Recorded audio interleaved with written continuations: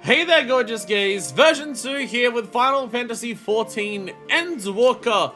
Today, the horrors come home! That's right, it is role quest time, and we are going back to Limsa for role quests. Oh dear God, the final days have come to Pirateville, my home. I'm terrified, you're terrified, everyone's terrified, everyone's pissing and shitting and farting. And as we all know, the thing that makes the final days overcome you is when you piss and shit and fart enough, you turn into a horrific demon. So we're gonna stop everyone from doing that. But unfortunately, they're all pirates and seafarers in Limsa, so they've all got really bad stomachs because of the water they have to drink on the really long voyages. So this is going to hit the place harder than anywhere else. Should I restart the episode? Should I restart? Do we want to take Limsa? Do we want to take the horrors a little more seriously than that? No. What I'm doing is making jokes. What I'm doing is I'm making jokes. I'm making jokes to bring some levity to the situation, so the horrors don't overwhelm us and turn us into horrific demons by focusing on all the tragedies. Is it working? Is it working? Oh right, the music here is somber. It stopped working. Oh right, the skies are dying here. Oh no, it stopped working. Oh no. We need a minion. The dragon buddy's been flying around with me for a bit. Though I gotta say, I've been quite liking the dragon that been flying around with me, just like doing other stuff. Mainly mock tomes at the moment. Cause the dragon comes up and rests on my shoulder. Like this! There we go! It's super cute to see this. A very pointy hat that the mage had over there. I believe it's a griffin one. Also, my nose is bad today, I do apologize. I have a drink, I'm gonna start drinking, and after I drink some of that, I'm gonna put some drops on my mouth. I think I'm having that classic middle of winter hay fever. You know, that classic thing that is a known thing that everyone knows about and is a very normal thing for people to have. I think I'm having one of those. So there's that.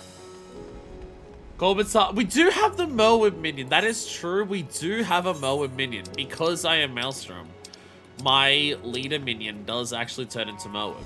That is true. That is true.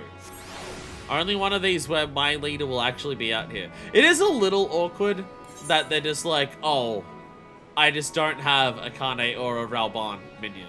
I mean, I do have a Ralban minion. I have this one. But there's no other Kane Center minion, so I just don't have a Kane Center minion. Which, I mean, to be fair, it's not the biggest tragedy in the world. It's not the biggest tragedy in the world. I'm so sorry. That's gonna be a constant today. I'm sorry. That's just how it's gonna be. Before we start, let me have my drink and do that. Today's stream is not sponsored, but is brought to you by me drinking Bundaberg ginger beer. It's while there are 3 separate all done mammoths. Bundaberg ginger beer. This is one of the few moments where I'm like patriotic about Australia. This is the best ginger drink ever. Fuck you, I'll fight you. So look, it's got the classic pull ring cap, which sometimes gets stuck on there. And then there we go. It's nice glass. You want to turn it upside down before it literally like says on there to flip it before you drink it. I thought the best ginger drink was Gra. So the thing is, there's a lot of ginger drinks out there. And a lot of them are basically just soda that has ginger flavoring. Ginger ale, as it's usually called. And that's like, it's okay. But this is Bundaberg, who also make an incredibly delicious rum. This is Bundaberg up in Queensland in Australia. This is their ginger beer. And this is a brewed drink. Craft brewed over 3 days. It is a properly brewed ginger drink. Which means that it is significantly better than everything else that I've ever had for ginger. And also comes in these fancy glass bottles.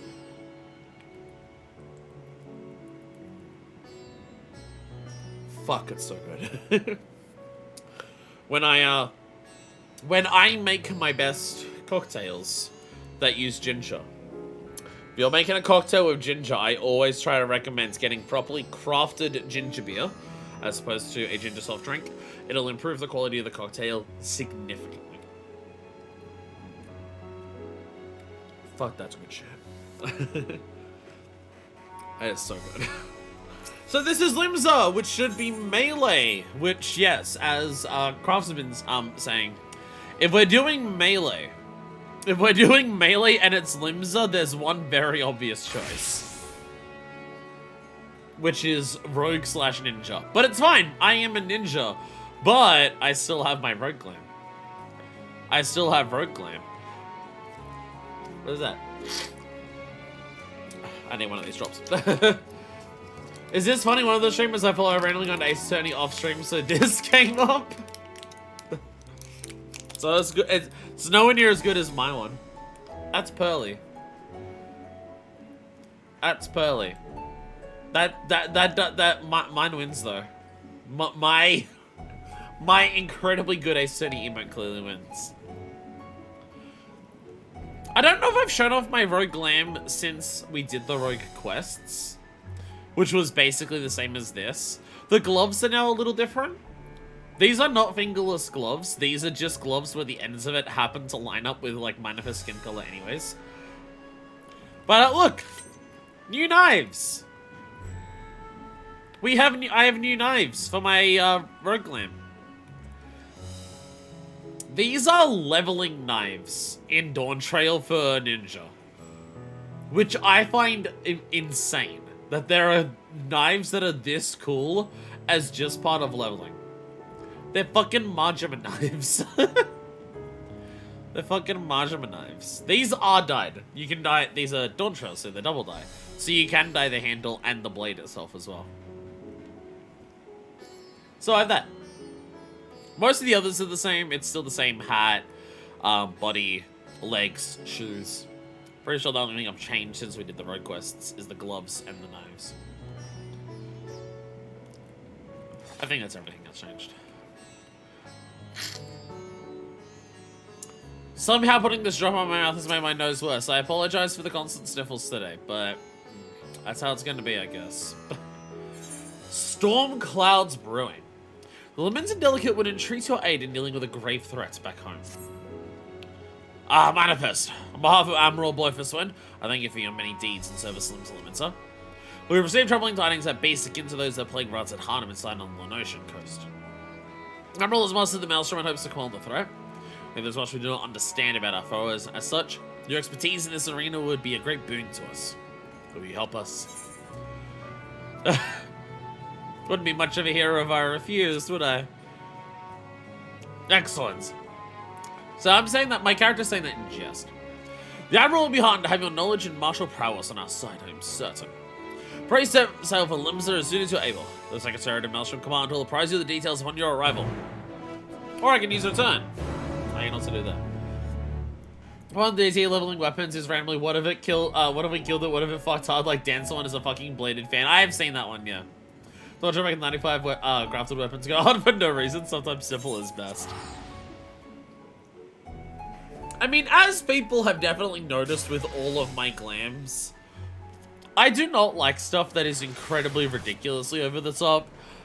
I don't like the weapons that are like super fantasy, sharp edged blades everywhere, giant glowing shit.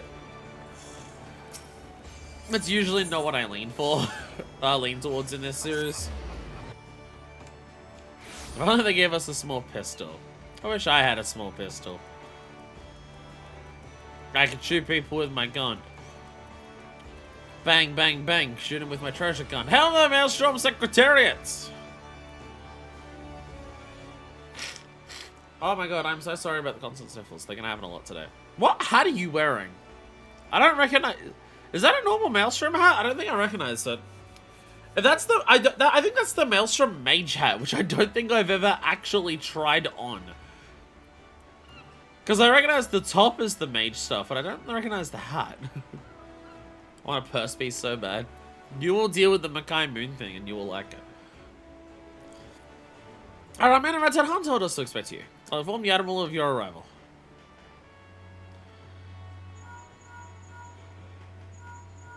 Wind Silk Hat. Okay. I was gonna say, I don't recognize that as a Maelstrom hat at all. One of those hats that probably wouldn't look good on other characters who aren't Makotes. Makotes really do get the advantage of a lot of their hats that they can wear because they have the ears as part of the hat end up looking better because it gives the hat some necessary shape that it is like desperately calling out for. So they look kind of silly on other races. Glad you could join us, Manifest. I only wish we were under better circumstances. Must be nice. Hey, 7.3's around the corner. You'll get some hats. The grave news from the bounty has not escaped our ears. I can scarce begin to imagine the horrors you have witnessed there. They've been bad. Pains me to say the self-same hell has come to Vilbrand. Fell beasts born of deepest despair have been sighted all throughout our island. All throughout? The other places I've been to have had like one notable one. With like maybe a couple near that. But all throughout? Jesus. Tell her what we know. First report came a few days ago from one of our men patrolling Skull Valley. He spoke of a fearsome creature unlike any native to our shores.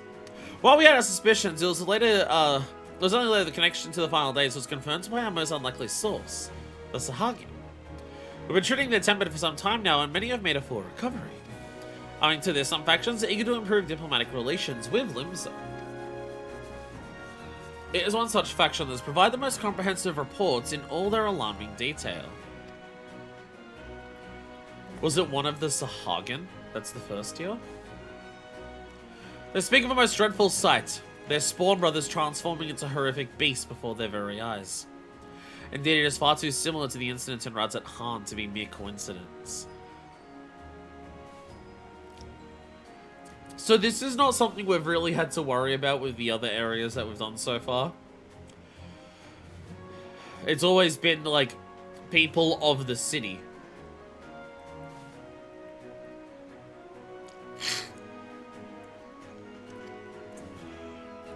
If our assumptions are correct, the first and most formidable of the beasts, a blasphemy, as it was decided we would call them, prowls our waters as we speak. Fortunately, there have been no sightings of the blasphemy within the city. Unless we spare our people the horror that befell Radzat Han, the fiend must be dealt with and quickly. Despite our investigative efforts, we very much remain in the dark as to the precise nature of the threat we face. Or we to recklessly dispatch large numbers of troops and run the risk of having our own men corrupted. You can well imagine the carnage that would ensue. As such, Admiral Blowfist would decide to keep those involved to a minimum and lead the investigation itself. And I would have you at my side. What say you? You have my thanks. We'll depart at once to meet with our Sahagin allies and gather what knowledge we can, and we might devise a proper plan of attack. They are due to arrive at South Tidegate soon. I'll go on ahead and wait for you there. You guys like muting the microphone. If I mute the microphone, maybe I can sniffle as much as I need to. Oh, hey, Artesia. Admiral has arranged for a meeting to take place with our Sahagin collaborators at South Tidegate. Pray join her there as soon as you're able. So, you're ready for a day at the beach. It's appropriate because we're on Beach Island. Crab. Crab de la crab. And Greener Gleaner. Good at hiding, but not cool enough. If any crab here, it would probably still be a crab. Crabs. Thank you. Yay. Yay. I met Artesia and she gave me crabs. Let's go.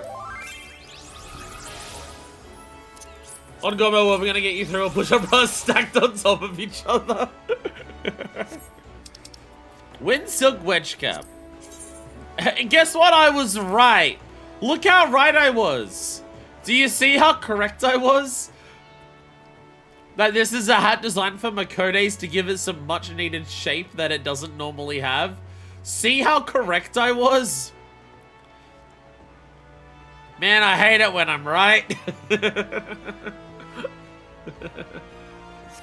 Damn. My nose is so bad today, holy shit. Which kind of looks like also anyone but flight attendants.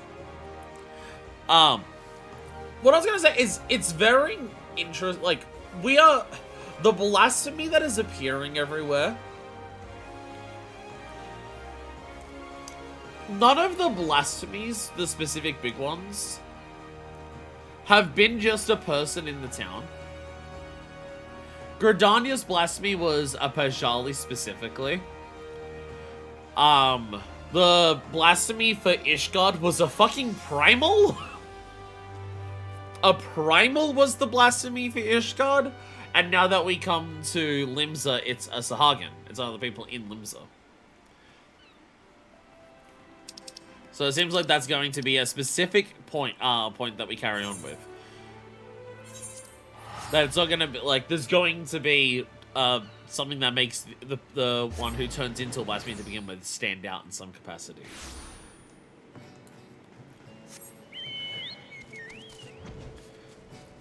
Seems to be a very specific point that they're doing.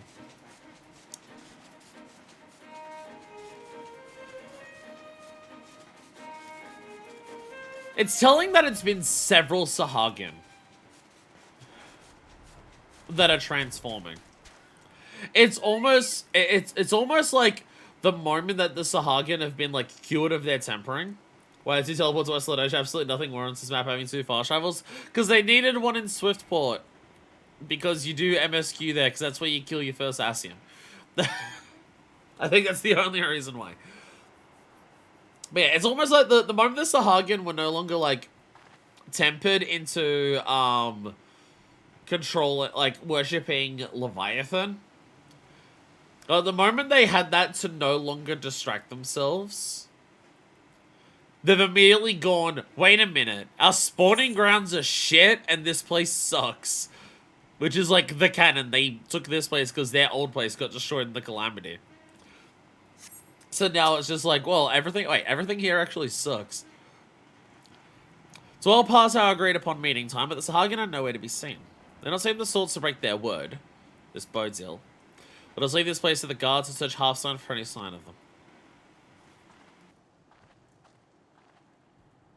I need a foot pedal to turn off my microphone today, I think. Twitch is saying it's your affiliate anniversary. Yo! Affiliate anniversary, Pog. Let's go. However many years of being an affiliate. I think it should be 4. Let's go. 4 years of me being able to convince my chat to give me money. Let's go. What is this thing?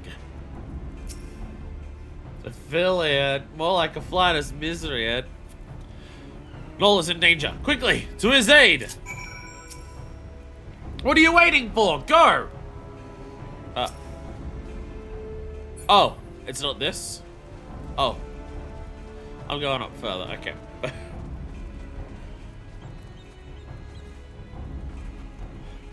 I'm going over that way, okay.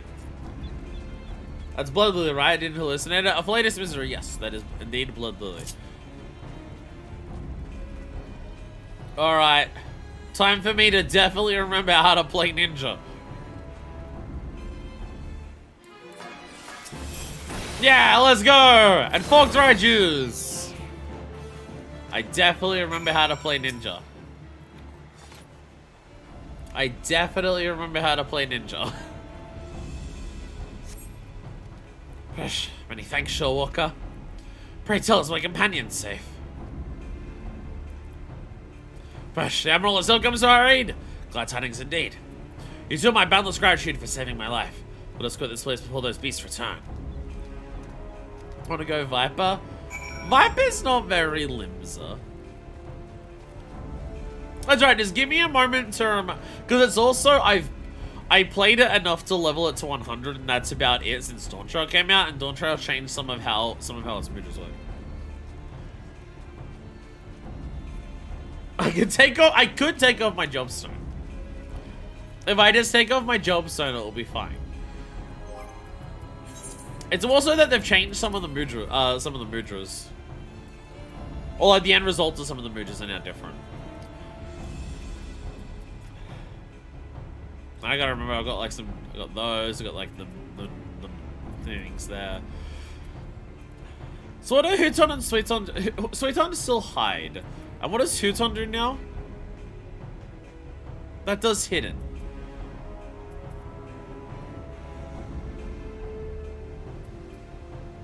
Do Hooton and Sweeton have a difference? Oh, Huton's AoE. Huton's AoE. Tenri, I don't even know what Tenri Jindo really is, or where that comes from. A lot of stuff here.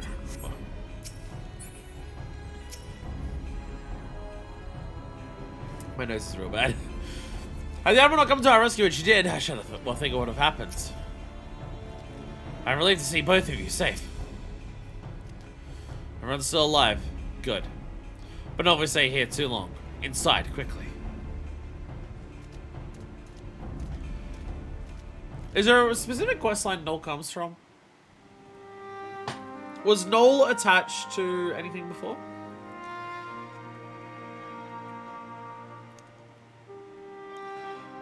This is scary, I don't know. No one knows what Tenshi Jin does. I know I got Segway, that's about it. Thank you, my friends. Those ghastly beasts would have made short work of us had you not intervened. Yet it brought me no joy to watch them die. For unbelievable as it may sound, until a short time ago, they were none other than my very own spawn brothers. At first we thought them merely cursed, but the talismans and magics availed us not. Aye, it was no curse. It was an evil like no other. Innocent souls transforming against their will into unholy beasts called blasphemies. Blasphemies? Tell us more.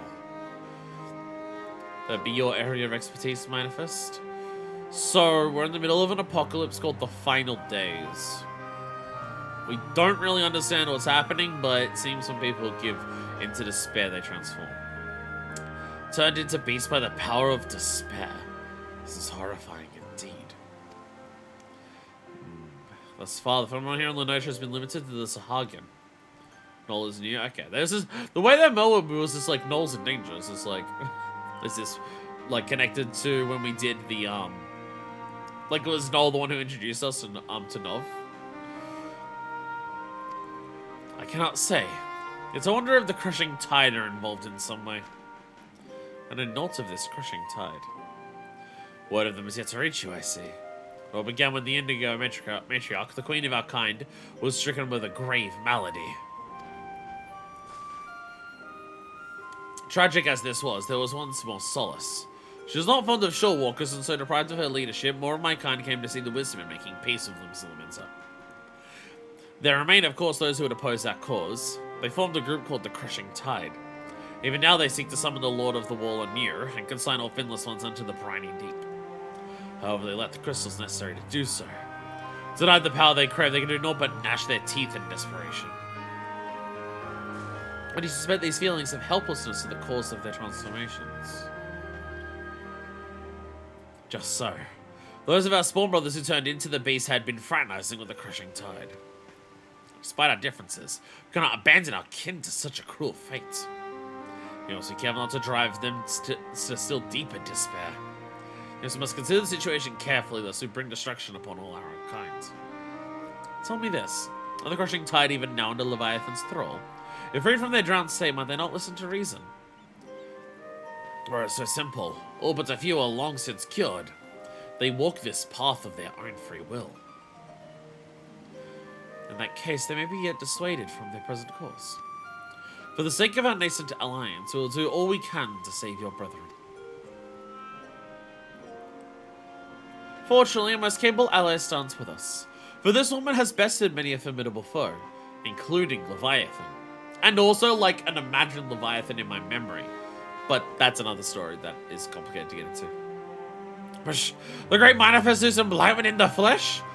Honored am I to stand in your presence. You don't know how many of your kind I've killed. I feel bad. Together we will weather this storm and usher in a new age of harmony. This I swear.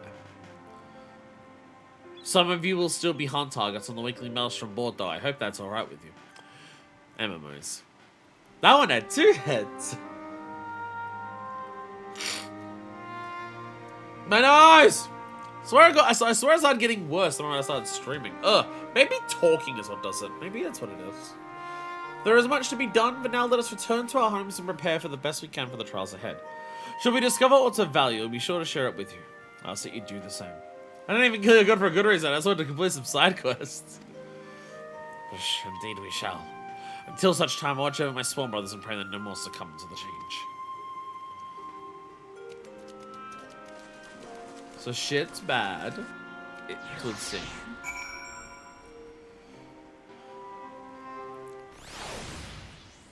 Mushroom command. Teleport.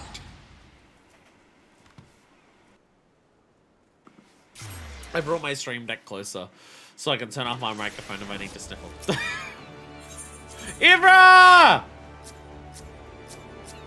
Yeah!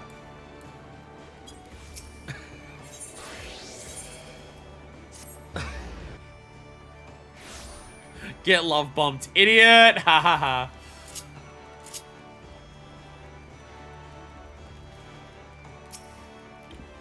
I'm just hiccuping. Admiral told me everything.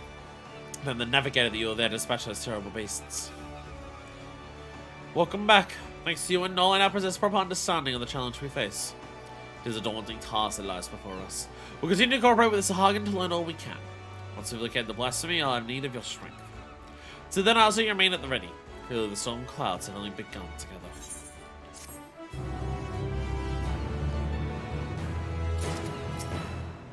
The crushing tide. The Secretariat has recent developments to share. The timing cannot be better. The Admiral is just this moment returned from the meeting with the Sahagin. I shall inform her of your arrival.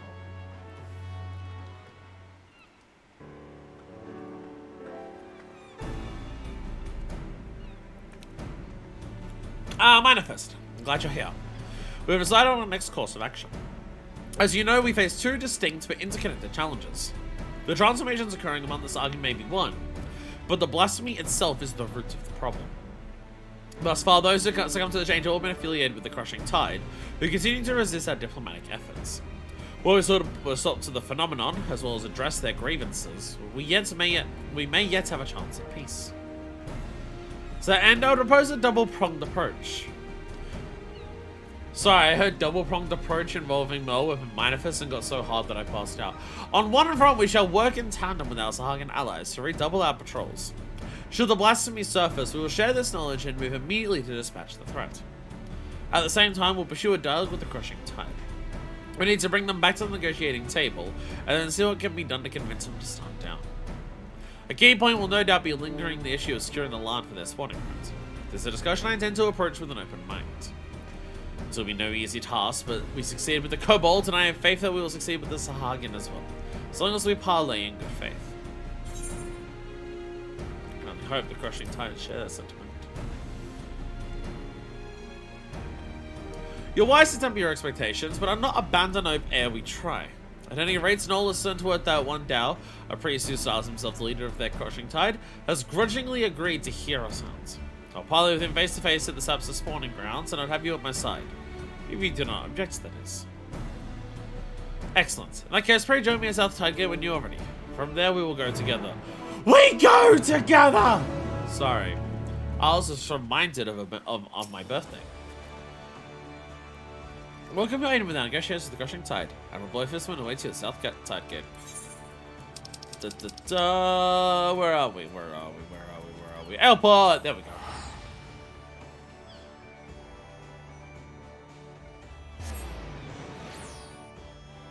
Ah! I'm sick of being sick. It wasn't that long ago I was sick either. Ugh.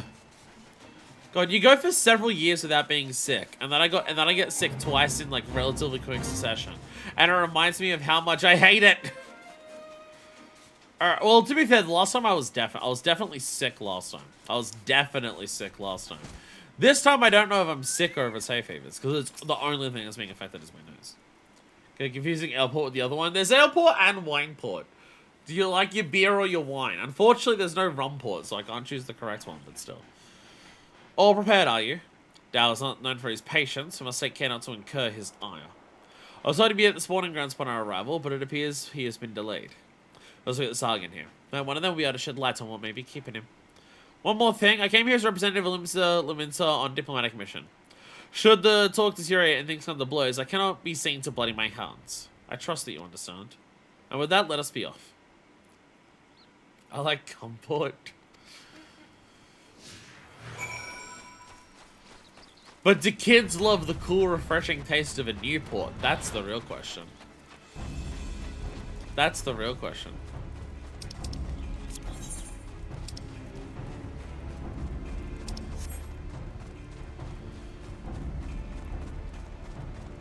What's up, buddy? Sorry. Squeeze through. They like vape port now. Kids these days can't even enjoy an honest, hard-working, beer-drinking, freedom-fearing cigarette these days. First, let us see if any of us are hugging here possessing any knowledge of our whereabouts. What is this? Since when are filthy shorewalkers free to intrude upon our sacred spawning grounds?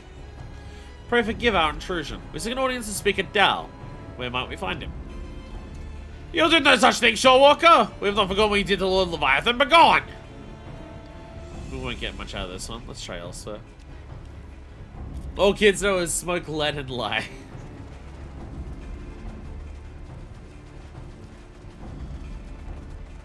Hello there, Stoic Sargon.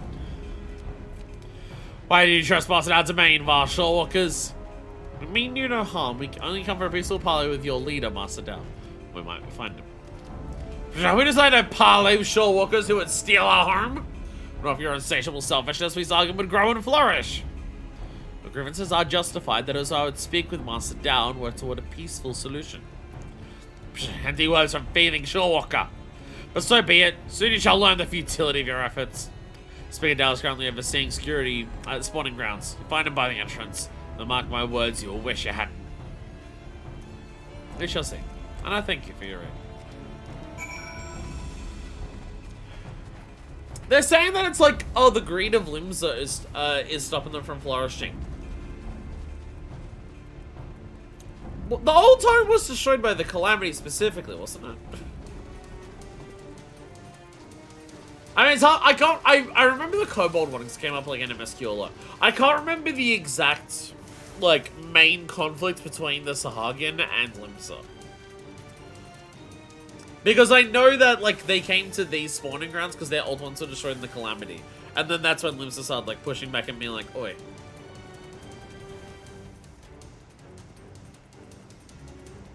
Oh, in my old age, when I'll see my piece of the lead paint stare again. Oh, no. Oh, no. Nah. Bush. Shorewalkers in our spawning grounds. Thought to be of the displeasure. Speaking Dao, I presume. Our apologies for entering into your home unannounced. I am Moa Blifiswin, Chief Admiral of Limsa, and this is Manifestus in Blowin. We come seeking a parley that we might strive for peace between our peoples. Parley, you passe. I think that was it. Climate showed the original spawning grounds. Yeah, that's what I'm thinking now. So, Sahagin not terribly interesting as far as societies go. Well, it's because all the MSQ ended up focusing on the kobolds for Vilrond. Prolonging this conflict any further will lead only to needless suffering. The menace both our peoples face is great indeed. Therefore, it's time to set aside differences and come together for the greater good. It is now. I invite you to join us Southside Cave for formal negotiations. Shorewalker and Sahagin coming together? What assurance do I have that you'll not slit our gills the moment we set foot within your territory? I can offer nor but my word. We open our gates to you and invite you into our home as a show of respect.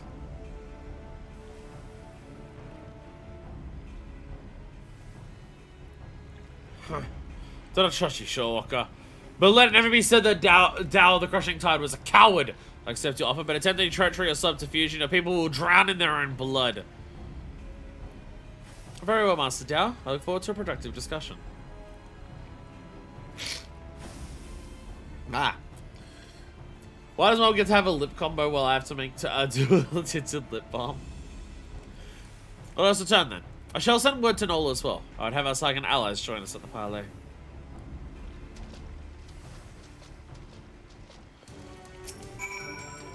No, there, Shorewalker. Come not because your words sway me, but to show my small brothers that Dao the Crushing Tide is not a coward. He's a doward.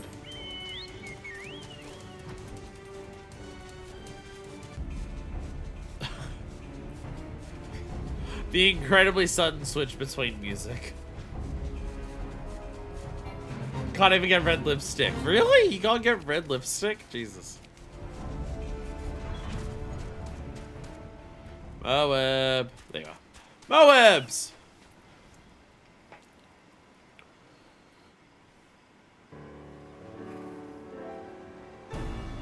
Stretch.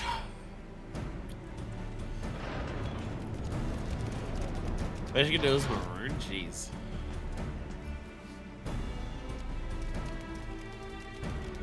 Ah.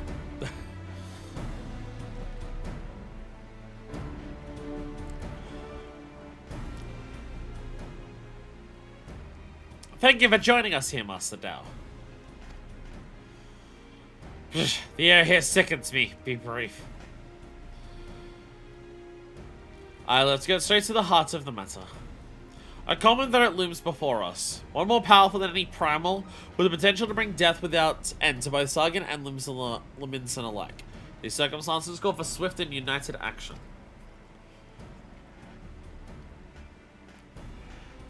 You doubt our intentions, but I remind you that we liberated many of your kin from Leviathan's enthrallment. They and countless other Sharalyan have joined us, of their own free will, that may ensure the survival of both our peoples. By their deeds have the Limsans proven themselves worthy of our trust. Master Dao, you and your crushing tide only want to secure a future for your people. I say to you, this can only be done by confronting this threat together. Threats? Threats? What is this threat you speak of? If it is unity you crave, then submit yourself to our command. Be as the Serpent Reavers. They are the only shore walkers I deign to call friend. You would ask us willing to surrender ourselves to your Lord of the Wall? I do, for that and that alone will ensure peace between us. Preposterous! Your proposal aligns with servitude. This way lies nothing but death for all Sharalyan. Do you hear this, my small brothers? Shorewalkers have stolen this one's mind. He decries Lord Leviathan and espouses the lunacy of our sworn foes. These treacherous wretches have abandoned our god and conspire to drive we faithful from our ancestral home. We must not let this stand. For shame. Oh no. Forsaken by our small brothers, they side with the finless ones and blaspheme our Lord Leviathan. They who steal our spawning grounds and slaughter our children. Our future! Our future!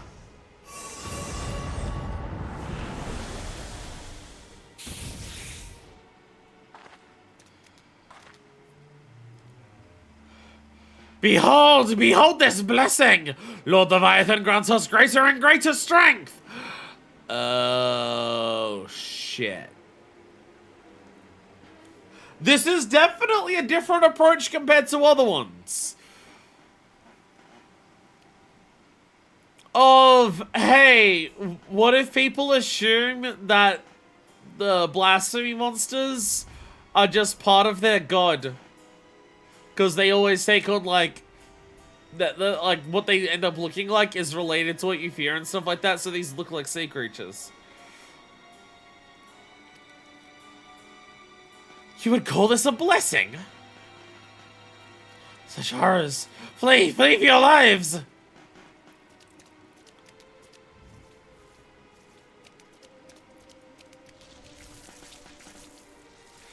The beast makes for Elport. I leave this place to you.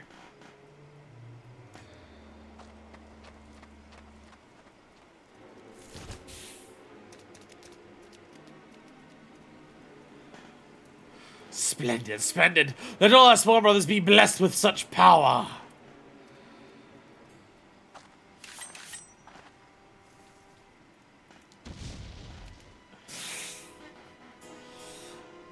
Yeah, seeing this. Oh fuck, that's fucked up. So last time I saw this model, it was a plant or something. These are also in the Tempest. That you fight these in the Tempest, like near the Yondo Cups. That's where I remember them from personally.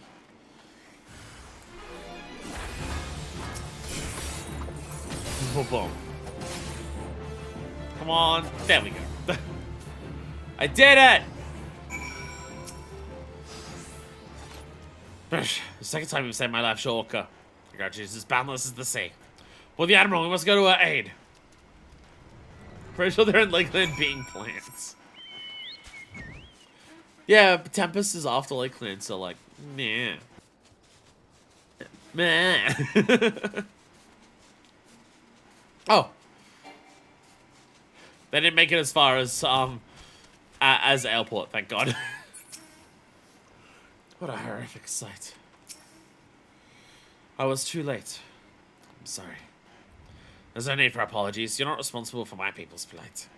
But I cannot find the Miss Tao's response. How please your diseased brothers become slavering beasts. Fool believes it is a blessing from Leviathan himself. Any hope for a peaceable solution will be lost should Downey's crushing tide manage to wield these transformations as a weapon against us.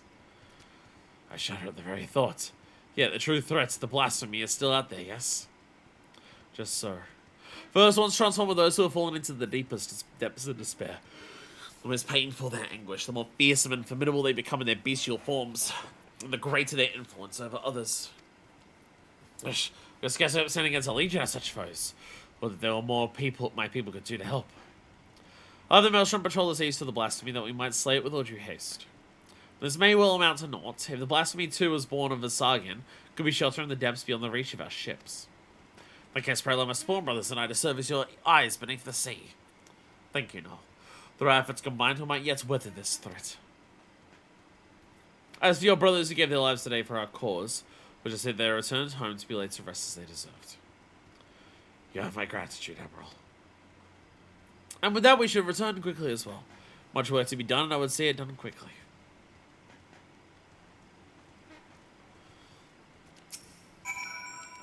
Must take my fallen brother home.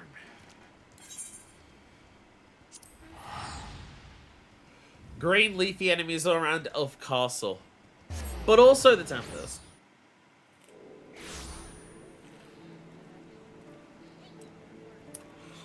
But also the Tempest.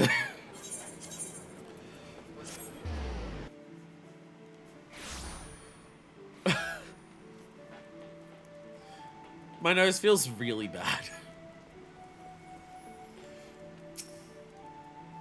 Oh, you returned! Admiral's just briefing me on the events at the spawning ground. Minor first. I was just sharing our findings.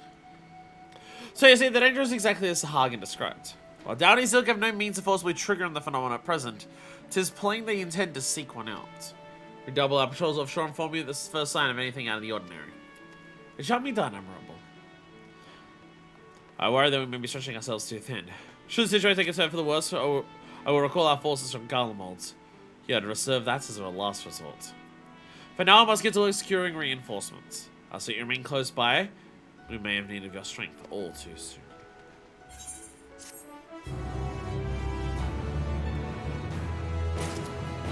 I'll be back in a second. I'm gonna get a tissue. My nose is bleh. I'll be back. We're back! In terms of today, we're finishing Limsa today. We are finishing Limsa today, and then we will come back middle of the week and make it all part of one episode of doing all the crafter role quests. My nose is really bad. I don't want to stream for like 9 hours today because my nose is getting worse the longer that I stream. But we will finish this. We will finish this. Old heroes never die. The Secretariat appears to have been waiting for you. Sorry, I was fixing my nose. Hey, YouTube, catch this. Oh shit, time starts. Oh, fuck, I'm already maxed on them. I'm not allowed to hold anymore. The Admiral left a message for you, and the news is not good. Appears that a limited merchant ship was assailed by a Hagen raiding party affiliated with the Crushing Tide. To further complicate matters, the vessel in question was carrying a shipment of crystals supplied to us by the kobolds of Agomor. Now, I'm supposed to doubt me to use planet crystals to summon Leviathan. She's gone to meet with Noel that we and our Sargon allies might take swift action. She bids you join her immediately should the worst come to worse. Your experience in combating primals may prove essential. Pray make for Southside Gate and rendezvous with Admiral Blowfist when it wants.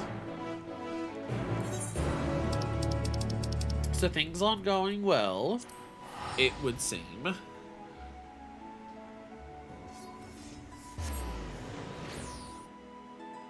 No, I'm out of ginger beer. I'm out of ginger beer.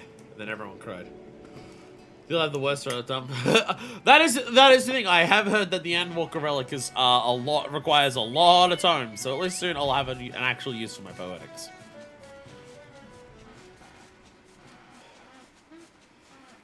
I was grooving to the Salt Spray music. I was grooving and vibing to it. It was my house music until I got Nail from the Heavens. And now Nail from the Heavens is my house music. Good to see you safe, friend. I gotta say, doing all of the role quests now is putting MSQ on pause quite a lot. But also the fact that all the role quests are basically just like, hey, you know what's happening in Falconer? That's kind of happening everywhere. So it does make the final days feel like a much more global issue. And a lot more like worlds threatening by seeing it everywhere. I have a feeling doing these role quests after beating Endwalker would feel very bizarre and awkward, though. I feel like it would feel really weird to do these post-Endwalker. Thank you for coming, Manifest. Situation is grim. Crushing Tide plundered one of our trading ships and seized a goodly stash of agglomerate crystals. I wonder what the fuck is going on in Mirror City. We'll find out one day, maybe. Though their aim is clear, it appears they yet let the quantity needed to perform the summoning. Dowlong, so the days and every Sargon cried out for Lord Leviathan's deliverance, and will stop at nothing to see them return. Cannot fathom what the crushing tide of thinking. What satisfaction, what happiness can be found in giving over their hearts and minds to a false god? And so we must thwart their designs, lest the bonds we have forged be forever broken. By the same token, we cannot ignore the blasphemy nor the transformations its presence may bring about. Battle on two fronts, neither of which we can commit to at the expense of the other. As we sail into the eye of the storm, I would hear your counsel. What course of action would you propose?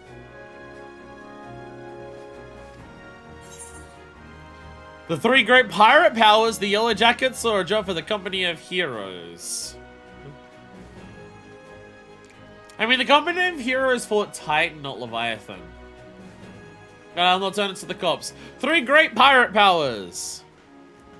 They did those fireworks at one time, it was cool. As it happens, I've already enlisted the Executioners, Krakens, and the Sirens to the cause. They have much fault to Maelstrom's efforts to scour the seas for the blasphemy. So if we're to seek reinforcements, we'll have to turn to elsewhere. But to whom? The Yellow Jackets, of course. The Yellow Jackets spread thin and keeping the coast safe from the crushing tide in their raids. We cannot afford to dilute their ranks any further. We must look for another party for assistance. I guess it sounds like a job for the Company of Heroes. The Company of Heroes is like 5 people. Good night. The Company of Heroes. Now that's a name I've not heard in some time. 'Tis true that they answered the call many a time. Indeed, other than you and yours, I argument I'm better suited to the task of primal slaying. They killed Titan. It's different. But they disbanded over 5 years ago. Neither hide nor hair has been seen of their commander since. I absent their leader, I expect they'll be reluctant to join our cause. Does that feel where I lost interest in the quest? Yeah, I think no better option. I'll contact Westgate, the erstwhile commander's right-hand man, and see if he'll not hear us out.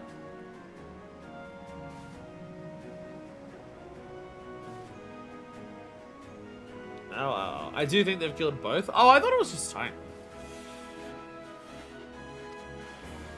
I'll ask him to meet us at the Drowning Witch, but let's hope he is receptive to our offer. Well, one of the Company of Heroes people came up during the Granada quest. We spoke to London for like a couple seconds. No, I trust you and your brothers to continue the search for the blasphemy in the meantime. You also more Company Heroes in the big year of 2021. They're like the Primal Slayers until we showed up. As long as Tracktown doesn't also show up with them, then I'm happy. But of course, Admiral. Should we discover anything, you'll be the first to know. They suck. Why? What are you going against? Why do you hate them so much? How can you hate Brayflux so much? What have you got against Brayflux? Have you not heard that Brayflux and how her stop is long?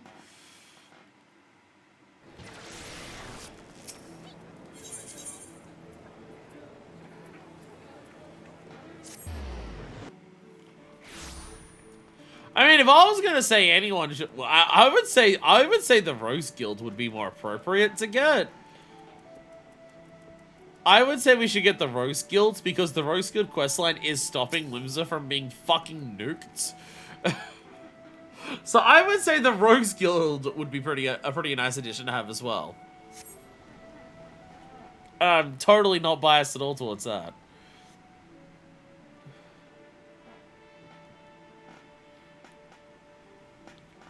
My apologies for the delay.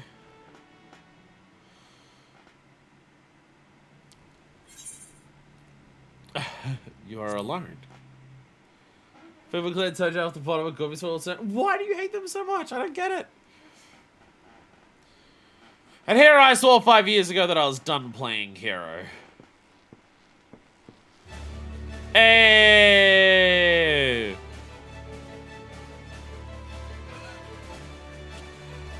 See, look! Landonel's in 2 of these! Brave locks! Can someone explain what this is all about? Believe it or not, I am a respectable man with responsible obligations these days. Take that pole, I'm out of your ass, old friends, and stop pretending you're still not a murderous bastard at heart. Trying to think, I feel like we did a quest line that involved, or didn't we do a bunch of quest lines for the U-Tribe? And like, the nun was actually involved in them at some point as well? Like outside of company hero stuff? Watch out, we get tongue healers, dude. Unless I skewer and prove you right. Nothing like a reunion with dear companions over a bottle of Wench's finest vintage. That is why we're here, right? See, we had Shamani Lamani because we did the freaking follow-up to the Evilist quest line lately, and he was involved in it quite a lot. Bashaka! Long time no I catch up, lenders. Brayflox is tummy tickled to see Gobi friends again. There was some MSQ with the guy. I thought it was like a yellow. I was thinking the yellow quest we did recently. I thought there were a yellow quest thing we did at some point. I thought he was involved in a yellow quest that we did over there. Thank you for assembling on such short notice. Spare us the pleasantries, Admiral. Why are we here? I make a simple request. Reform the governing heroes and let Limsa into your strength. Part of the pre-Garuda crystal bullshittery. So as again, I thought my brain was thinking of a yellow quest thing that I did more recently, but I guess I'm completely off on that. You have a reason, I'm sure. I'd hear it.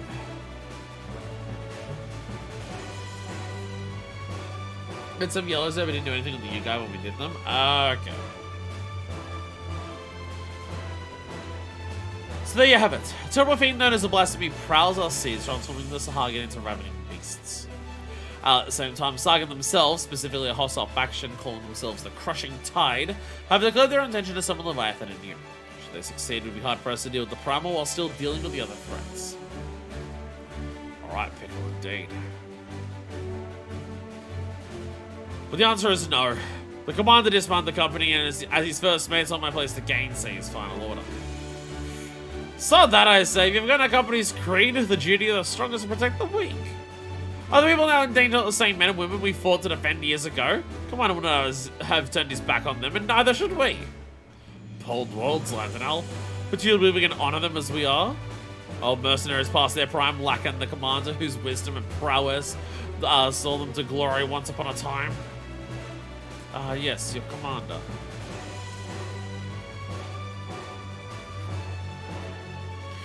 Would a man of us here were to lead you in his stead? Surely you'll not question her abilities. An intriguing proposition. I thought would not be adverse to serving under such a decorated hero. Shako, Gobi friend has goodly head for fighting think and good arms for thinky fight. I was an endorsement as any, but I'd hear from the woman herself. Do you believe you're capable of leading the company heroes into battle? Give you the stones to follow me. You gotta talk like him if you want to lead him.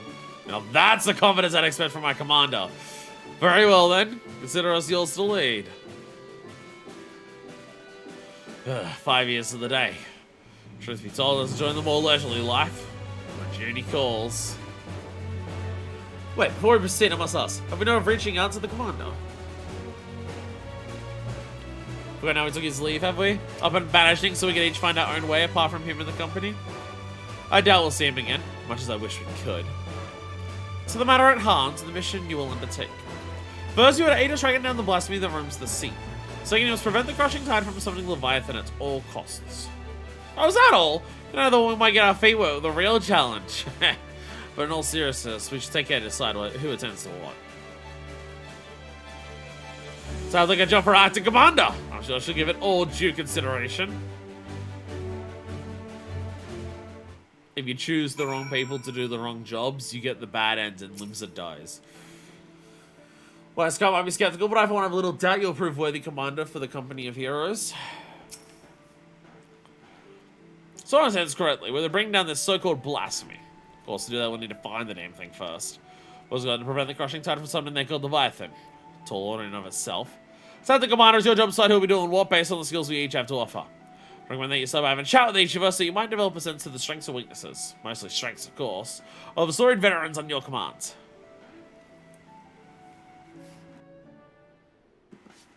Oh god, I was joking, but this may actually happen.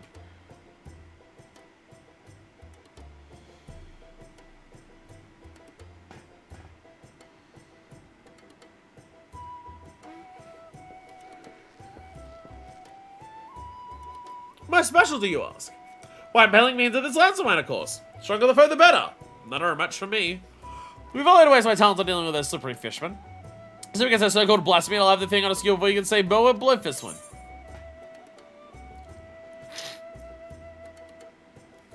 Pursuing and slaying the blasphemy, then you can go for that.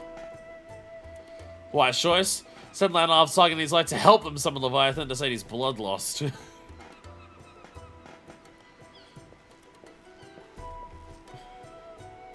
I'll speak plain, I'm not some battlecrazed barbarian like Lantanel. As much as the UI tribe of peerless hunters, I can have my fares with discipline and prudence. Such that I bet any that rush headlong into battle is really the best course of action. Otherwise, you to observe from afar and proceed with caution. This is why you prevent the primal summoning. Very astute if I do say so myself. You better sit to the task of averting this bloodshed than the famously circumspect Nun.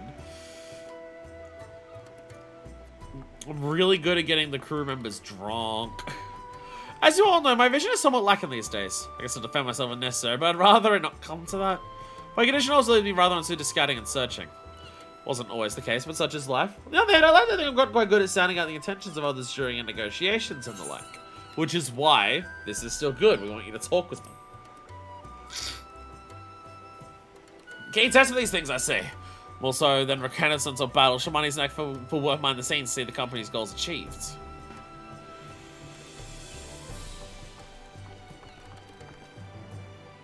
But Shoko, Bravelock's master remaker of Illuminati treasures, offer much hand-lending with ingenuity.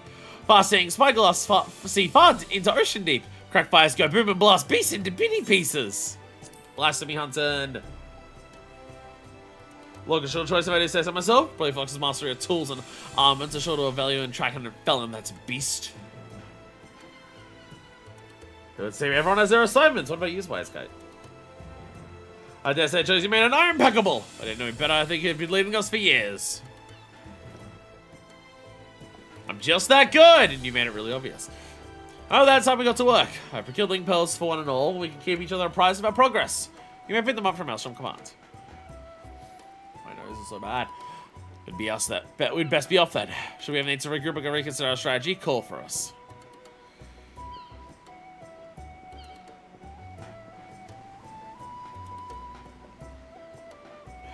I'll return to command and share these developments with the Secretary and our Sargon friends. Do join me if you can. Commander Manifest.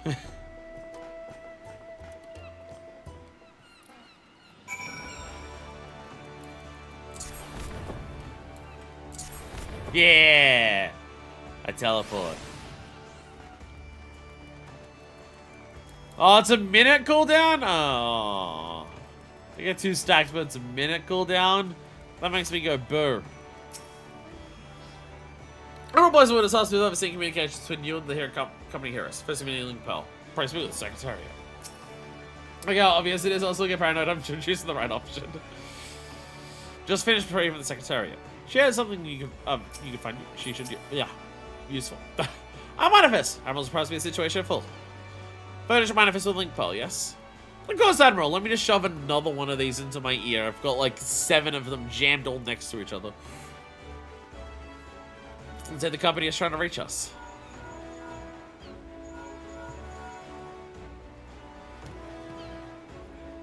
Oh there, Commander! Just give the word and I'll come running. Oh, your goddamn voice, will ya? Put your tongue, I'll track it down and rip yours out. Manifest just on Link Pearl. Can you two fuck already? And some are like more enemies, not companions.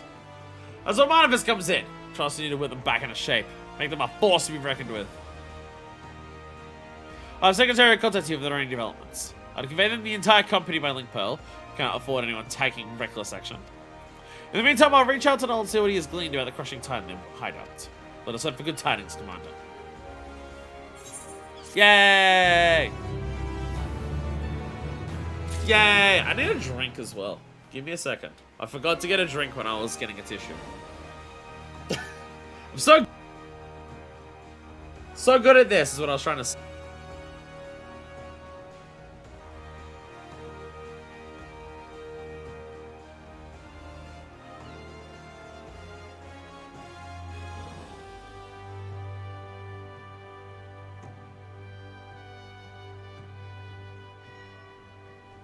Ah, my nose is so bad. So irritating. Ugh, Jesus.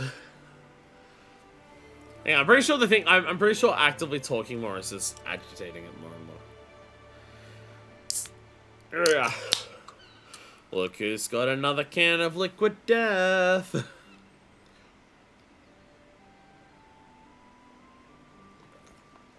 Lime one hasn't been in stock for ages. It's so annoying that liquid death is so expensive. I only buy it if I can get it on special. It's just like, it really is just like the best sparkling water that I've ever had. And it's so annoying that it is one of the most expensive drinks out there. Considering it's just water. A mother's suffering. Secretary has urgent news for you. Grave news, Manifest. We received word that Candlekeep Key is under attack. Said the crushing tide has struck again. And we'll ask you to deploy the company heroes at once. I mean, he'll act as your signal. Company heroes awaiting your orders.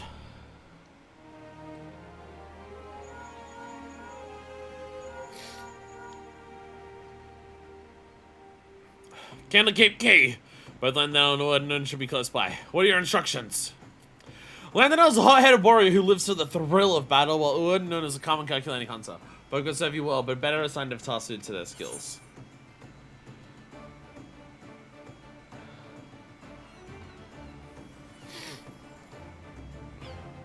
Oh, I was about to say, these both sound like they're meant for both. But no, this is the option for Lantanel. Drive the crushing tide away. Consider it done, Commander. And for Ordnance, see the residents can't keep key to safety. Understood. The rest of us will head there at once. Tell the Admiral and new company heroes on your way. Godspeed. Da-da-da.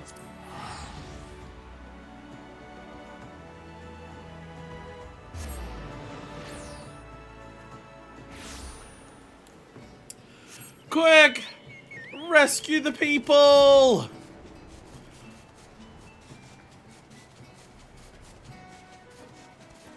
They say the residents. Do people live here? They say the residents. I'll be honest, I thought, like... I kind of figured that both of the buildings here were, like, offices.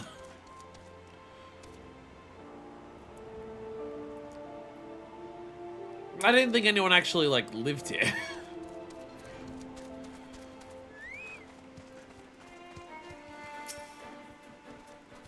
Bashoko! Brave Flux's treasures go boom! Blast fishy men to bitty bits! Consider my gullies haven't grown rusty in the years since we've disbanded. Is that all? Oh, it's just getting warmed up. Yeah, that was waiting long enough, Commander. Not complaining. More fishmen for me to skewer. I'm trying not to kill people. Worry not, tide is already empty, if you follow my meaning.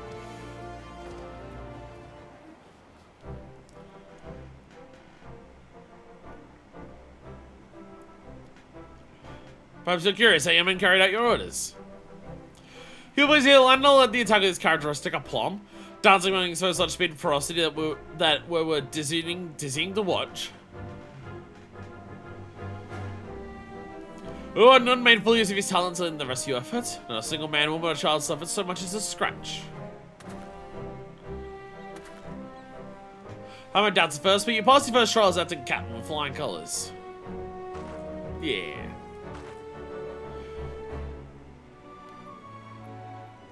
I mean, I don't think it overall affects the questline, but it is interesting that this one's about, like, making the right choices for people under your command. Battle is over, I see. Just good to see a company of heroes can still live up to its name. And mine answers. Why did you target Candlekeep Key? I spit on your questions, filthy Sharalyan. Some we might do this the easy way, but if you insist. So you torture us? You Sharalwalkers are all the same. Savage brutes, a lot of you. Torture? Please, we're not so uncivilized as that, my slippery friend. Shaka. Brave like shiny treasure like fishermen trading ton flax in no time. I'm going to explain. Shabani, Lavani, and Brayflox are all practiced in the art of interrogation. Shabani is sharp mind, I'm sure you've noticed, and an act for getting information out of uncooperative types to the minimum of fuss. Brayflox, on the other hand, her methods can be unconventional to say the least, but it's hard to argue with the results. Well, Commander, choice is yours to make. For this, I would say Shamani.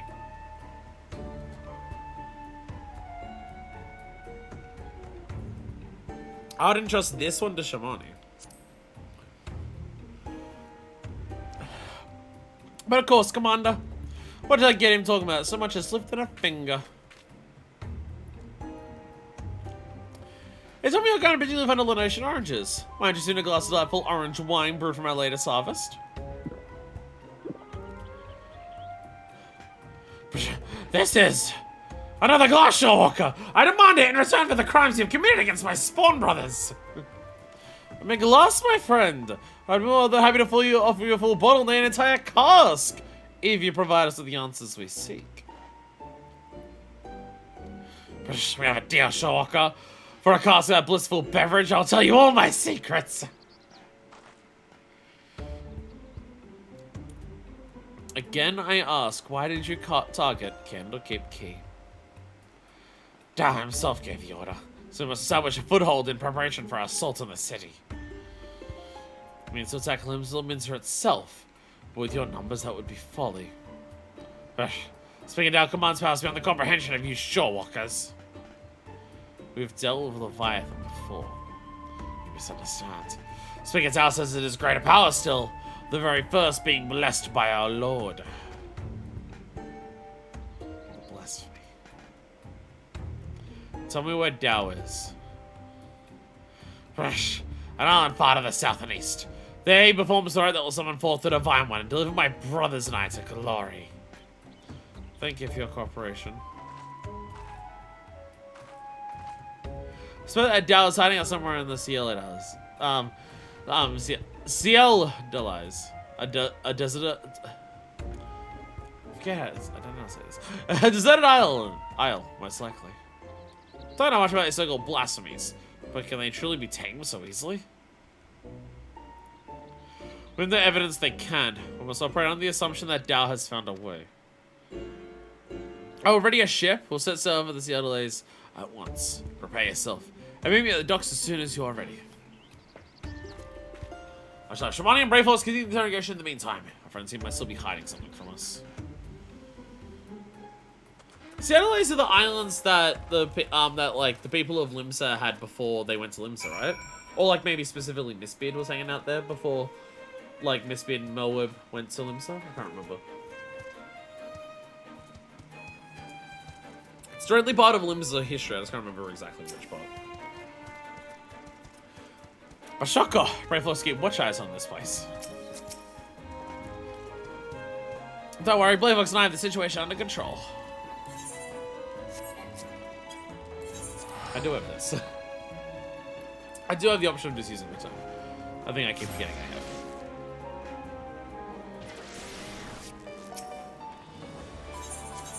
Fisher Guild? Fisher Guild. Don't worry, I'll catch the beast the brewers begin at some point while we're lager. At some point, I'm sure. The enemy stronghold. Never forget that they have the advantage. Don't know, blast me from a hole in the ground. All I know is that I'm ready to kill the bleeding thing. Zealous blasting me like my ice between its eyes. Everyone here? Good. Wait for the other settlers in search of Dao's hideout. Fred and I will be waiting for us there. Me too may be present. Be vigilant and keep your weapons at the ready. Commander, do you have any words for your men on the eve of battle? The duty of the strong is to protect the weak! It's the company of heroes thing.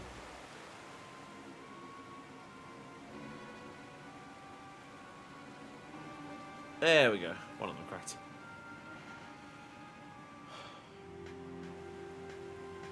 We meet again, Dao. Where is the blasphemy? Tell us now so that we may end this madness.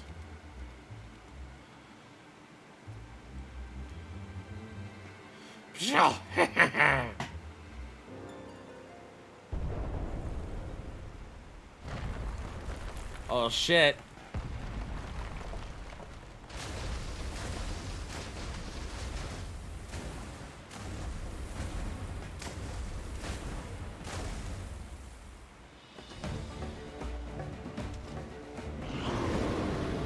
That's a big one. Speak of the bloody devil. There it is. The dread beast I saw beneath the waves.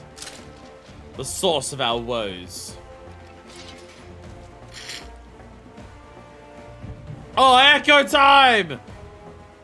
The echo of all the times!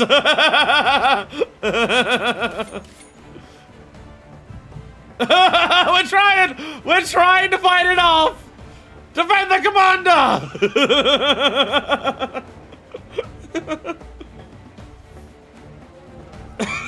That's the most I've seen the Warrior of Light try to just be like, stop the echo from happening. Hey, the Queen model, because we saw this in one of the Anadas. Academia? Is it Academia? I forget which Anada. Well, no, it was the one in the MSQ that we saw, but I forget whether the one in MSQ was Anamnesis or Academia. My brain is saying Academia. I bring great tidings, my queen. The wretched Shawwalkers poisoned the mind of our spawn brothers with false words and foul magics. Anamnesis, okay. Our poor beguiled threats renounce Lord Leviathan. Brethren, renounce Lord Leviathan and name him a false god. They treat Limsa and Limsa, and some even call for an alliance. We must summon him, that Lost might receive his blessing anew. This I would gladly do had our stock of crystals not run dry. She's the one who transformed into it, isn't she? Spawning time is nearly upon us. You fight and bicker amongst yourselves? How might to birth a new brood when my children groan, strand divided? Who dares enter the sacred chamber?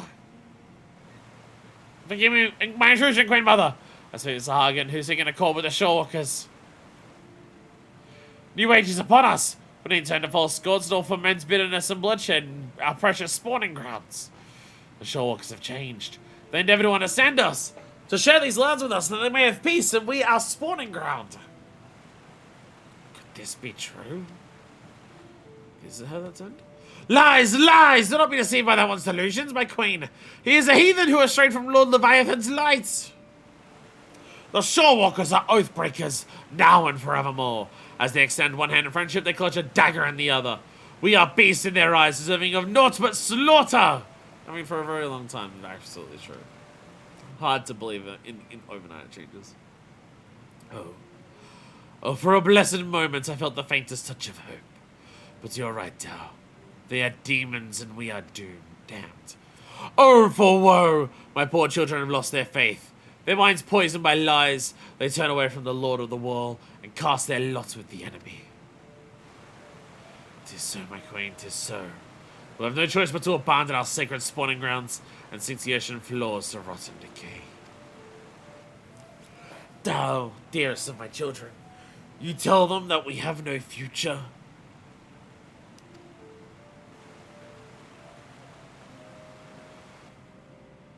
How can I bring new life into this world, knowing that my brood will have their hearts stolen and abandon me?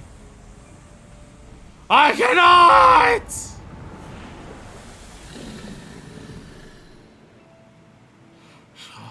What is happening?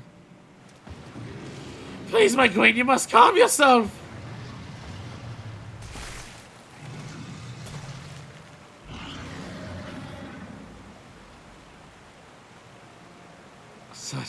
Such power! Such beauty! A blessing from Lord Leviathan himself!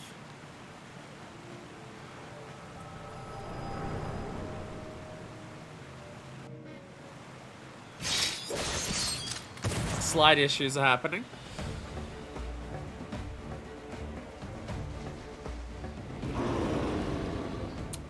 There's the blasphemy, eh?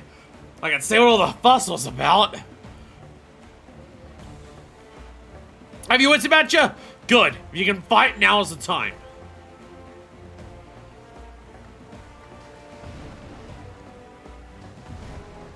Strike now, my queen! Send the shorewalkers and their honorless leader to their death!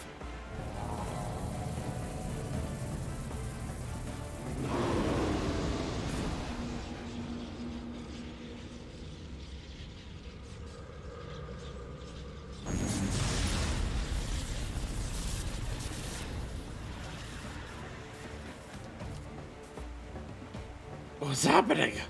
I can't feel my legs!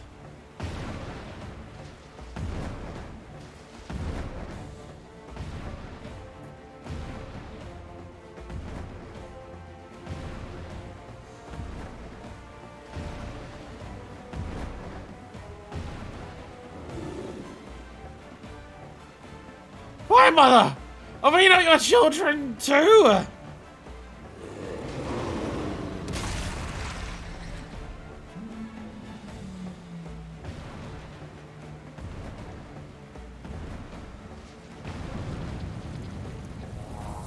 Oh no, charging up again.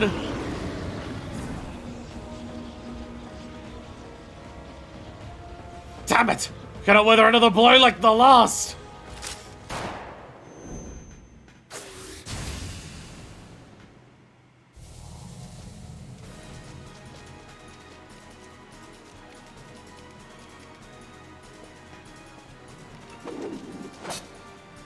So that all the 7 hells just happened, I'm damned if I'm going to go down without a fight.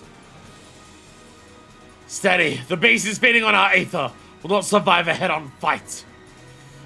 Landonella, Uod, remember the company strategy when faced with overwhelming odds.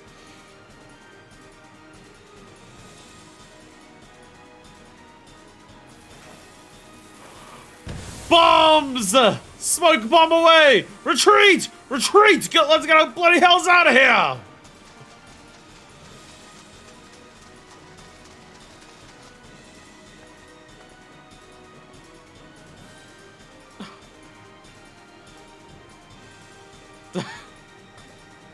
Someone sent off a shot.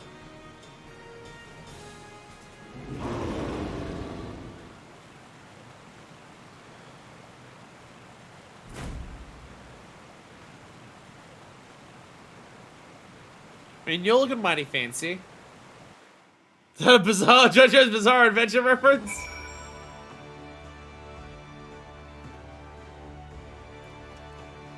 I was a machinist.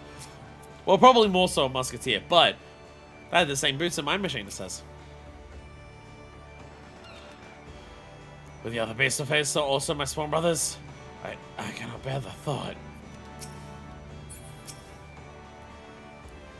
Sounds the blasphemy. Intriguing creature. For the first time in many summers, we find ourselves a worthy foe. Face to face with the down beast, and I can barely lift my spear. As I mark my words, that bastard fish is gonna pay. When a path to victory can be found, flee and fight another day. Might not be the kind of approach that makes a bard sing your praises, but it's better. But it's kept us alive, and that's enough.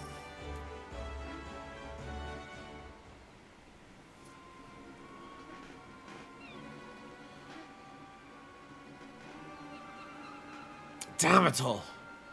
We'd have better luck holding back the tide. Because the friends is what I normally ask, but judging from the muttered cursing, I gather did not all go all that well. Barely scared to their lives. I think the damn beast had the power to stop us in our tracks, literally. What are the creature's origins? Was it once as hugged as you suspected? Perhaps the echo afforded Manifest some insight. It's not just a Sahagin, it's the Clutch Mother.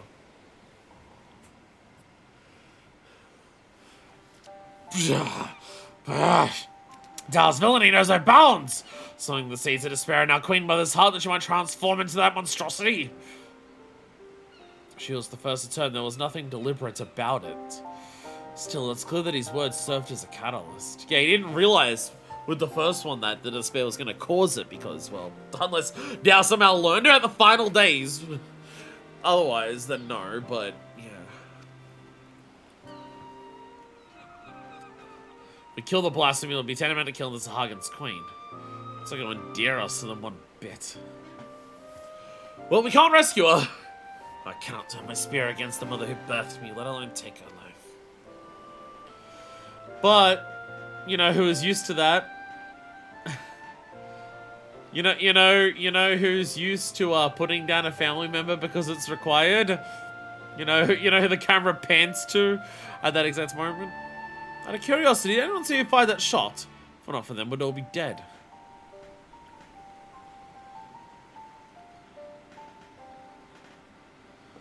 I know not, so we must formulate a plan, and quickly.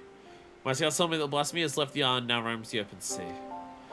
Lord will continue the search, in the meantime we must find a means to overcome the beast's formidable offense. Leave that to us. Time and again, we use our wits and experience to triumph over the longest odds. To defeat your enemy, first you must know your enemy.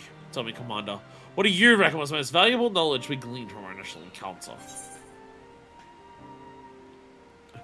The blasphemy has the power to absorb Aether. I concur. Then we know how the beast disables its foes, we can use its knowledge to devise a proper defense against it. That's not all we have learned. While blasphemy can maneuver through the water, it also frequents caves and the like. Best chance of defeating it would be in such a place. Our only chance, I dare say. I will send scouts to identify any no large caverns and coastal areas that could serve as shelter for a massive creature. To ensure the safety of our people and have any hope for peace with the Sahagan, there's a battle we must win. All your strength and wisdom will be needed in the days to come. Dismissed.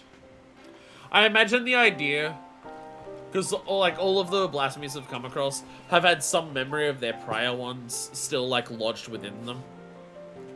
Like the Pajali still hated the elementals, justifiably so. I still wanted to like kill the big tree and everything like that. So this one, because it was the Clutch Mother on the verge of spawning, it's probably constantly drawn to caves and stuff like that because that's where the Clutch Mother would go to spawn. So it's probably returning to those because of that mental process. That it's the emotions that the Arkashar is like feeding on right before you turn to despair.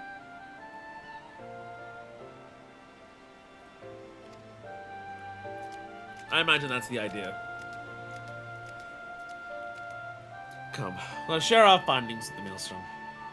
I mean, even the Ishgard one was about trying to protect Thordon. So the moment that we tricked it with Thordon, it did that. All of them seem to, because they're driven by emotion so intensely, that would make sense. And that's why it's going to caves.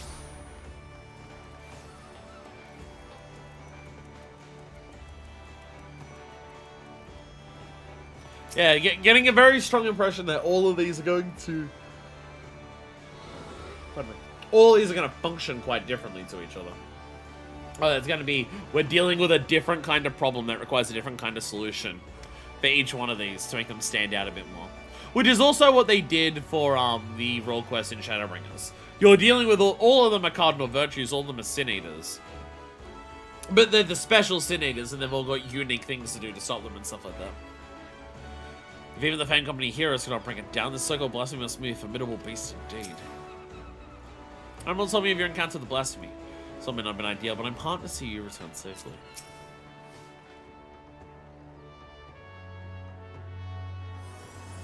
I feel great. Now that we have seen what the blasphemy is capable of, 'tis more plain to me than ever they must be slain. Reach out all trade ships entering and departing Limsa. If all know that any sightings of the blasphemy to be reported to Maelstrom Commander once. Understood. Given the base abilities, how do you intend to overcome it? Trust the company of heroes and manifest. Experienced primal slayers all will find a way. And yet, I'd leave no resource untapped. There's all more whose expertise I'd call upon if he would agree. Even Wise Guy may be at a loss film command's whereabouts, but my Banzar could offer some guidance. No doubtless, you are still fatigued from the battle of the blasphemy. Pray rest while you are able. When we are ready to take further action, you'll hear from me. Till then, take care.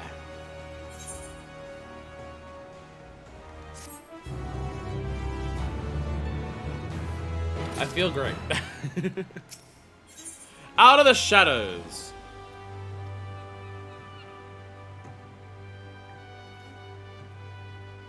The Secretariat's resigned expression speaks volumes.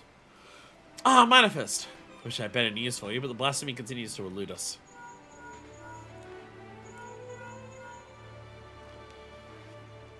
Enemy Commander, this is Westgate. I have an idea how we might be able to down the blasphemy. Meet me in Curse del Sol as soon as you're able. Yo, destroy Giga Reduce place, let's go. Well, that sounds promising. So that Admiral, you'll be away for a bit. Godspeed and stay safe out there.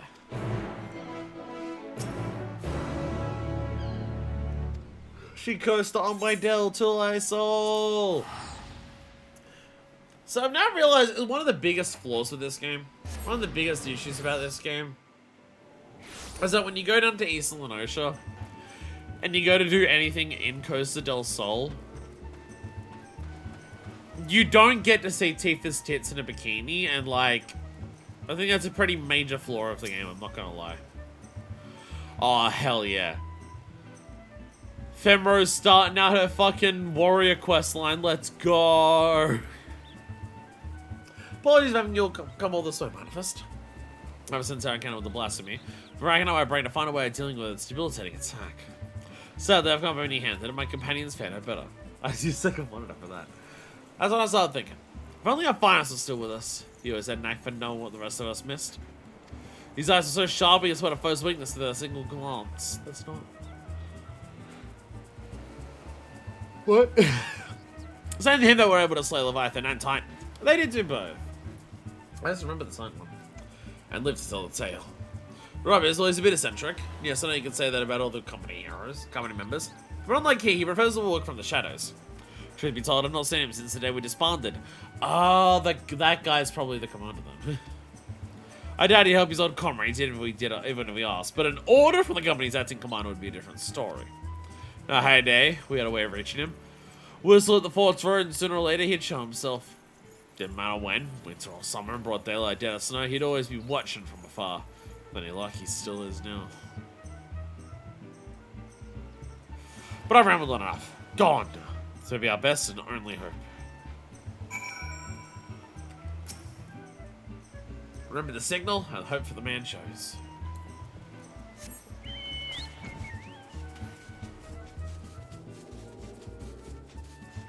I'm experiencing not just nose sniffles now, but a tired spell.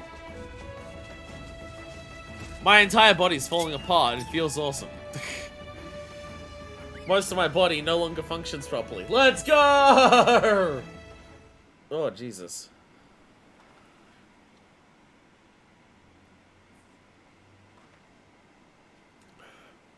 Here I was enjoying my retirement. Why'd you have to go and bloody whistle? Yep, you're the leader.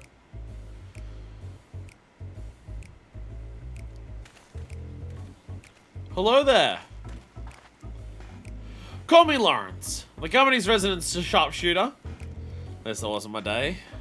No need to tell me who you are. I've been watching you for quite some time.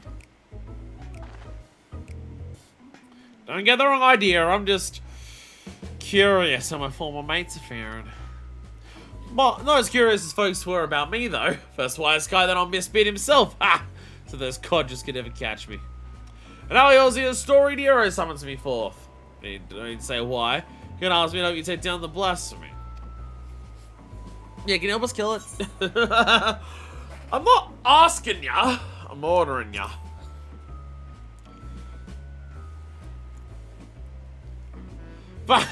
You drive a hard bargain. I like that. Who might have refused an order from the company's acting commander?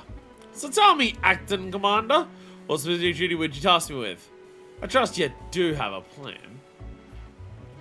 When it spawns electricity ball, shoot it with your gun. It was definitely you who did it. So anyway, neutralize the beast's most potent attack. you like an up-close person with your face. We've now got the first explanation why you need to be melee for this quest. So you've been doing support from a distance. Who do you suppose might be best suited to that role?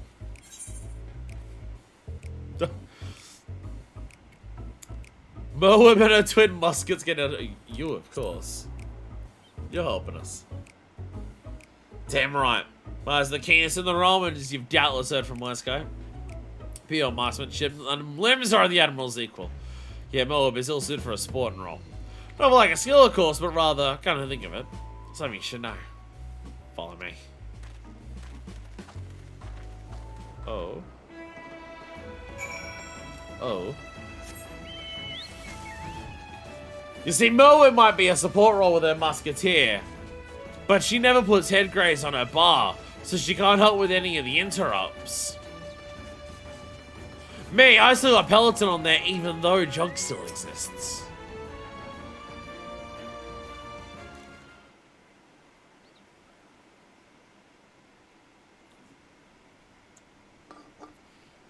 Quite a view, wouldn't you say?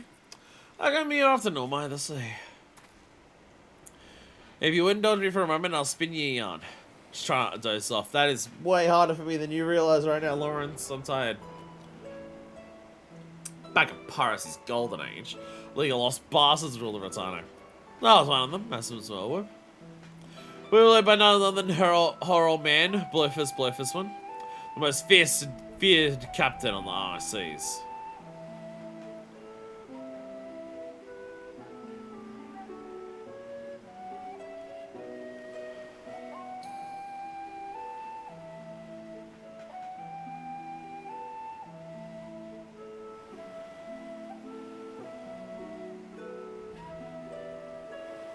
The name confuses me. Is his name Blowfist, son of Blowfist? Why is Blowfist in both parts? Was his dad also Blowfist?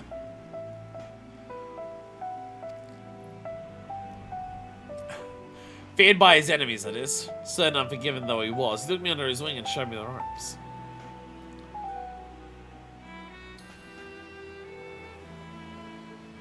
He was like a father to me, to us all. It was that fateful day.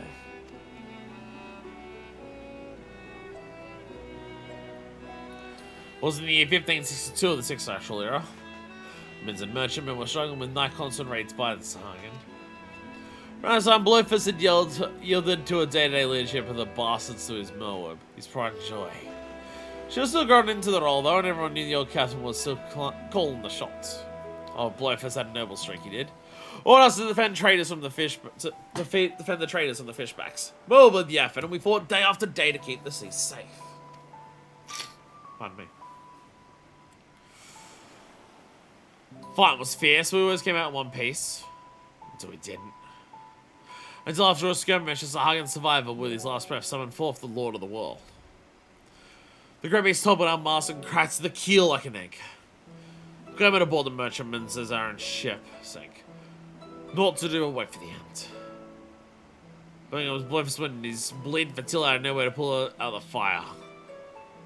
He did. Well, your lost bastards would never be the same. For even though we escaped with our lives, we'd soon discovered Captain Blowfist, our iron-willed, unwavering leader, had fallen under Leviathan's thrall.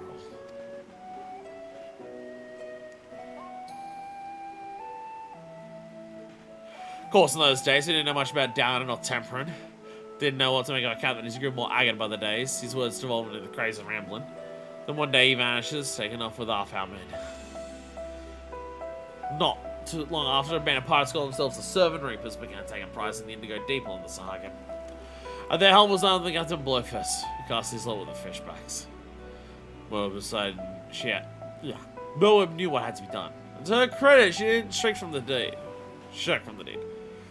Shouted quickly, sneaking off under cover and out with the skeleton crew without so much as telling me. Of course, I didn't stop me from stowing myself in the cargo and holding the joint, on the cargo and joining her on the voyage. She was not too happy to see me at first, wanted to leave me out of it, she said. But seeing as I made myself known when she was struggling to fend off a lot of reavers and fishbacks, wasn't too hard to win her over. Her twin muskets fell on one after the next, as my sharpshooter kept her safe from after. We cut a path to the center of the isle. was there we found Blueface, or rather the miserable wretch he'd been reduced to. All bones with skin shriveled and tangled matter white hair, eyes bulging from his head. Head like a fish as he prayed to the Lord of the Wall.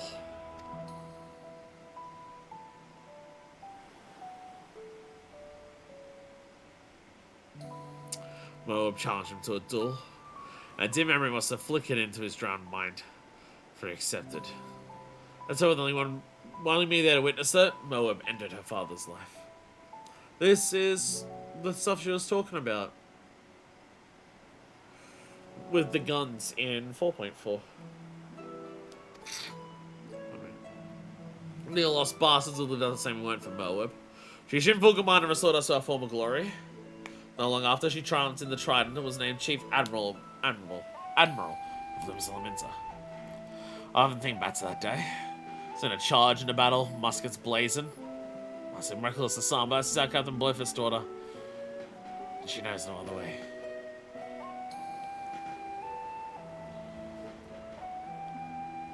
That's why I made my job to spoil her in the shadows. And it's all which I'll happily serve again. I've owed that much to old man. My only doubt was whether you, my friends, were worthy of commanding me. Whichever of ours answered that question. I otherwise kind the rest of my no-good companions that Lawrence stands with them.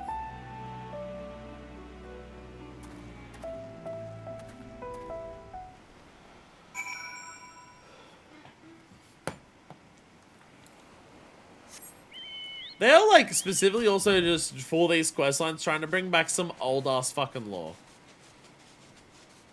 There is old ass lore coming back for a lot of the moments and the characters and places that we go to for a lot of these.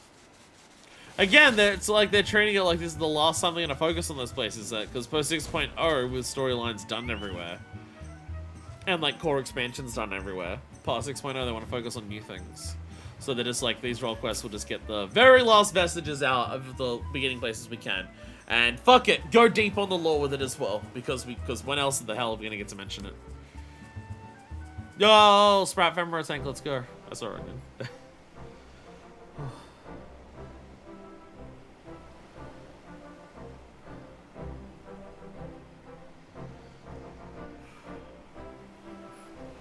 Tiredness is also hitting me. Did Lawrence show himself?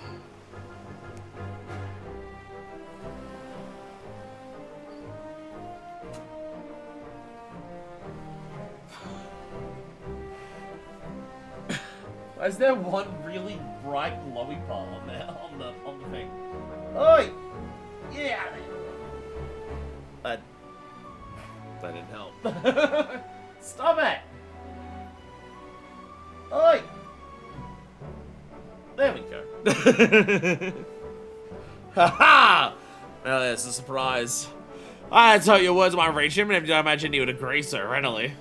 Like, you made a crack in reality, that's where the pollen's coming from. No, it's gonna lead to the orgy timeline. Shit. That's one thing, Manifest. Appreciate if you didn't mention Lauren's involvement to the company. That's not particular. They'll soon enough find out soon enough regardless. At any rate, this gives us new hope in our battle against the blasphemy. We'll remain set the snare and lure the beast into our clutches. Scouts on the lookout for the creatures as we speak. Latest reports have been believed. We are drawing ever closer. And with that, I best get back to it. Gonna try to report these latest developments in the Maelstrom. Then till we meet again, Commander.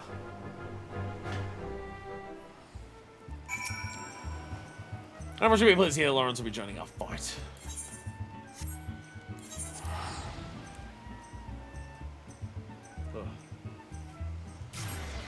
I feel like my health has been rapidly falling apart the last couple of weeks. Like, every last couple of the streams that we've done at 14, I've gotten to the end of the stream where I'm, like, drifting off and struggling to stay awake.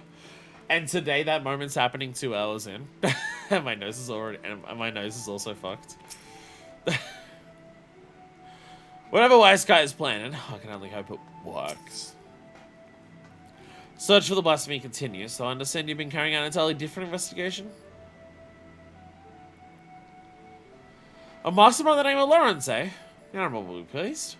Of course, we don't have much score for his skills till the blasphemy is found. Rest well and prepare yourself as necessary in the meantime. Lawrence, why does that ring a bell? Don't think about it too hard. Just hand over that coconut cod chowder and let's move on. Don't worry about it. To calmer seas. Secretary appears visibly dismayed. Despite our best efforts, Blasphemy continues to elude us. For the time being, we... Sorry, Driver, I haven't got my communication from VoiceKite.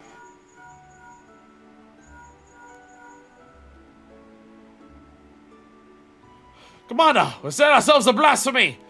With our erstwhile companion Rios thinks that, yo, Rios coming into it as well, let's go! Knowing that the creature was once the Sergeant Queen, he kept a close eye on the spawning grounds. Sure enough, he spied a massive black shadow looming beneath the water not long ago.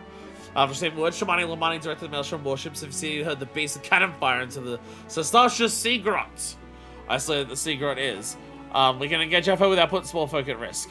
Any words for your men, Commander? The duty of the strong is to protect the weak! Don't tell me twice, I've been aching for a rematch. Rushing blindly and all goes poorly if you as it did the first time. Ha! Oh, yeah, I'll show you the shop, so I just see me deal the killing blow.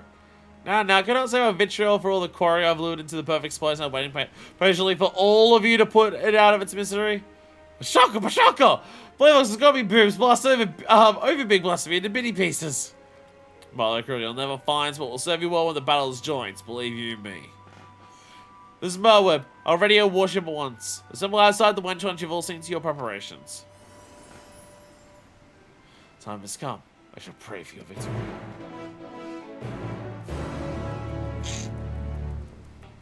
Ah, Jesus. We should get. I feel like we should be getting the company of heroes in on more of these blasphemy hunts. So much of it has just been trying to track down the people of the like the company of heroes to do this. Whereas for so many of the others, it was just like trying to find the damn thing in the first place has been proving a nightmare. Ugh.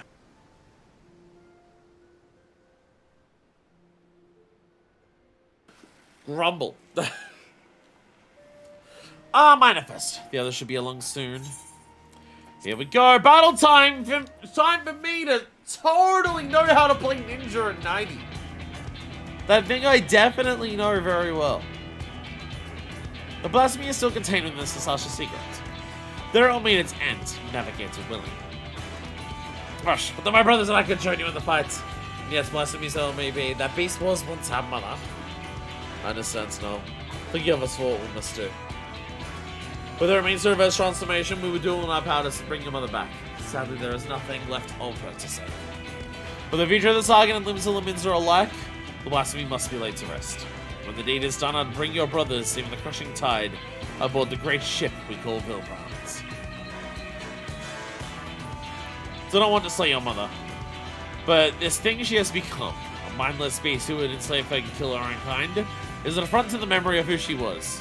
It is not her, it is not. Remember this. You must do it.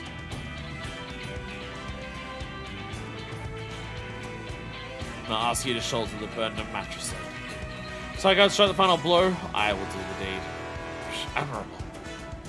All you say is true, and yet...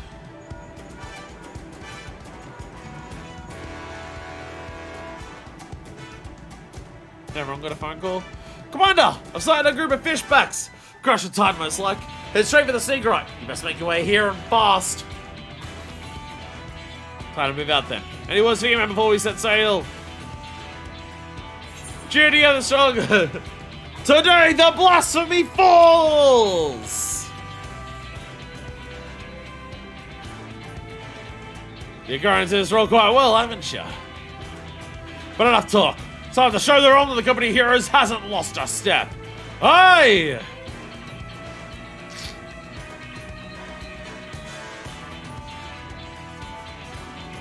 Guitar going for it. It's not a bad chance of splitting the Muscrusher title if we split up. Manifest and I'll go together while the rest of you take a different route. Let's book them further delay. To Sestasha! To the place where it all begins. Dungeon number 1. My queen! I beg of you! Pray show your loyal son mercy!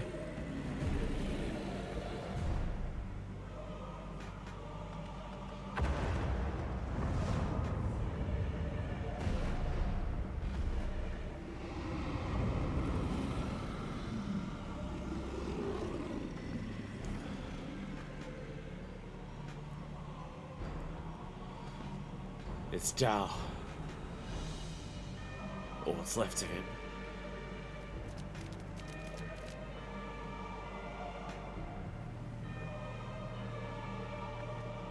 Some of the most blood we've seen, to be honest. Yeah, a giant pool of it. Speaker Dao! Why would our queen do such a thing? Please don't turn as well. It is as the Sharalyan say! What we thought was a blessing is in truth a terrible curse! The horror! We must away at once! I let the Sharalyan face our queen mother alone? No, I will stand with them! Here we go. You mustn't sully your hands with the blood of your mother. Go and be with your kin. Go! Forgive me. Now that Dao's died to it, they finally understands.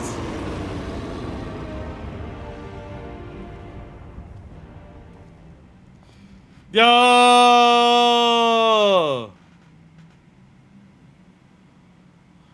Must be anything you wanted off a cliff, Lawrence. Let's just say it like that. I think myself as fashionably late.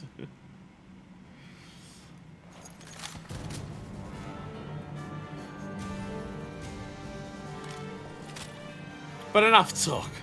It comes. I like how Lawrence is like clearly still machinist in pose and everything like that, but Moab is always keeping her unique musketeer stuff. She's gonna get to forever keep the unique one like that. Here we go! Here it comes! We're counting on you, Lawrence. Leave it to me. That's more than one. Enemy's weakness escapes my eyes.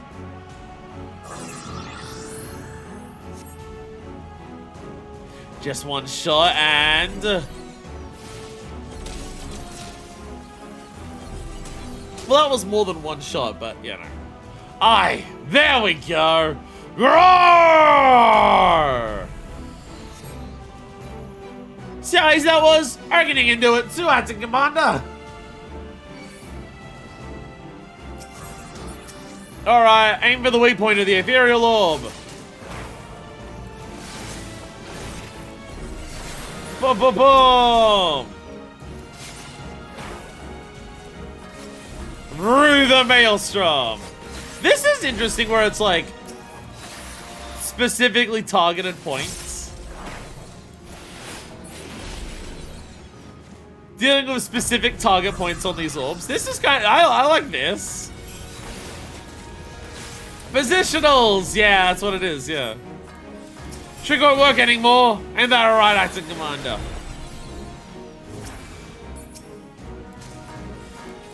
Bam! Oh, I could have gotten the bigger one if I did that. Is that all you've got? Time to put you out of your misery. Okay, ready? Up the boom! Boom! Boom!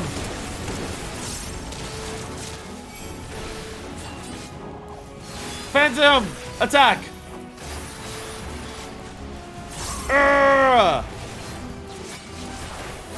Attacks! Of varieties!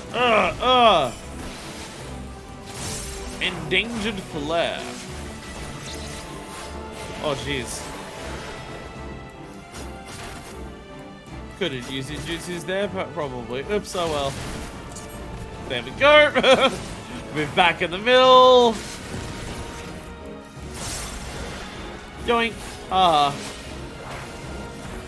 So I meant to do this earlier. Boom! There we go. And we do that, and then we go. Oh, sorry, wrong button. There we go.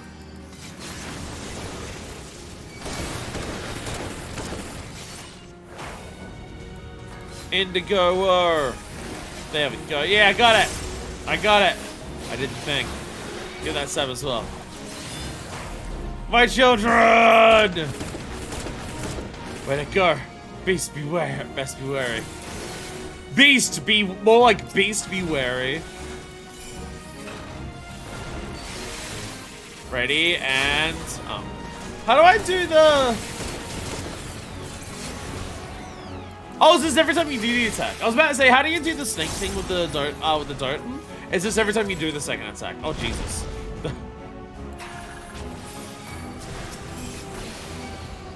Boom! Attack! Indigo! Oh, God. Oh, God, there's a lot going on. Let's finish the deed. Yo! The others are showing up. Let's go! Frogs! Let me do that again.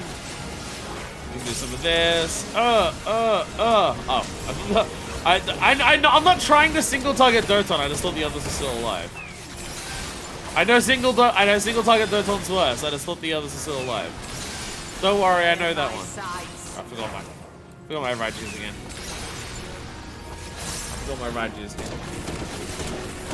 Hell yeah, look at her go! Badass. Why do I have enmity? I keep forgetting about Raijus.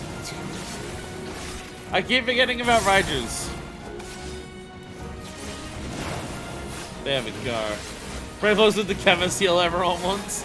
Oh, that's our healer. It's chemist healer. Okay. Look! Raiju! I remember I had a Raiju.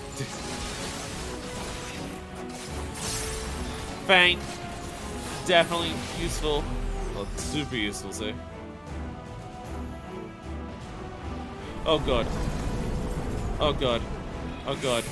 Okay, they're blowing up. We move around. I'm gonna do this. Be extra safe. Hey! Overall 0. Let's go.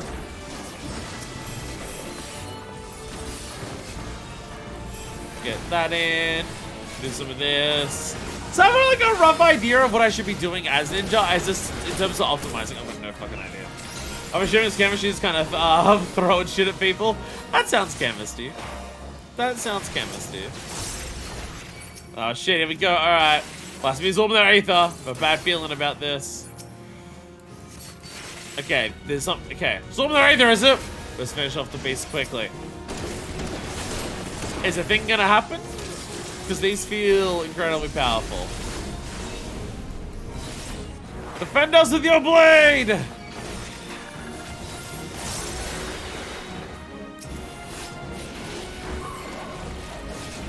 Okay, yeah, I was gonna get into it, yeah. Alright, yeah, we're just getting into it.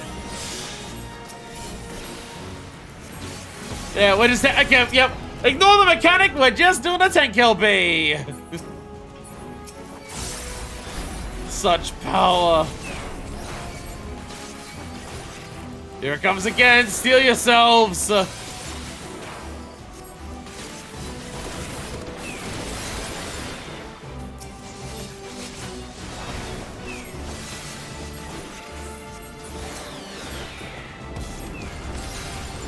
Oh, God!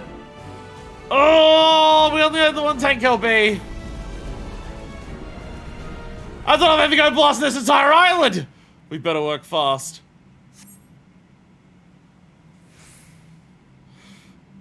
We stand with you. Yo! Yo! For the future of the Indigo Deep! Yo! Not the crushing tide! Let us stand as one of my friends. Yo!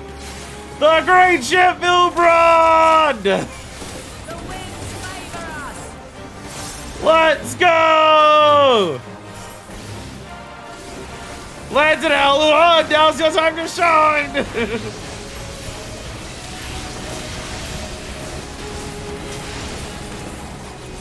Spend it all!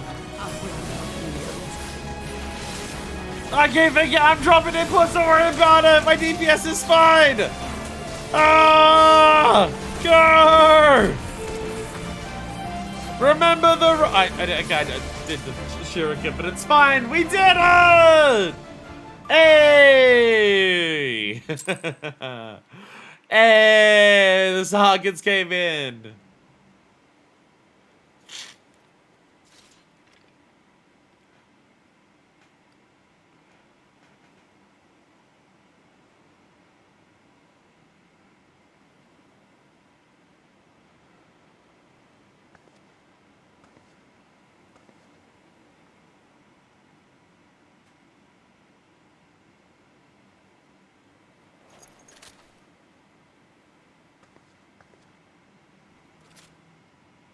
I'll not ask for your forgiveness. But this, I promise. You'll be remembered for the mother you were.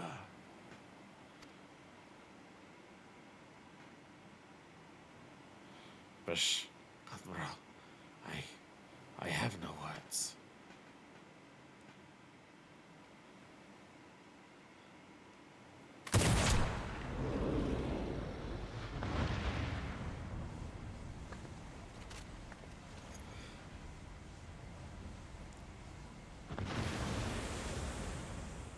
I assume that gun was death penalty.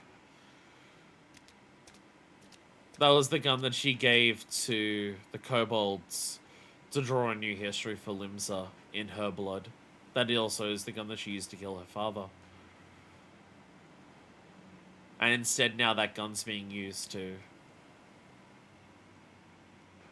forge a new path for Limsa in a different way.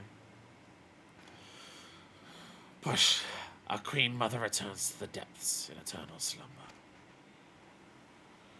With your strength, you could have crushed us easily. Why did you spare our lives?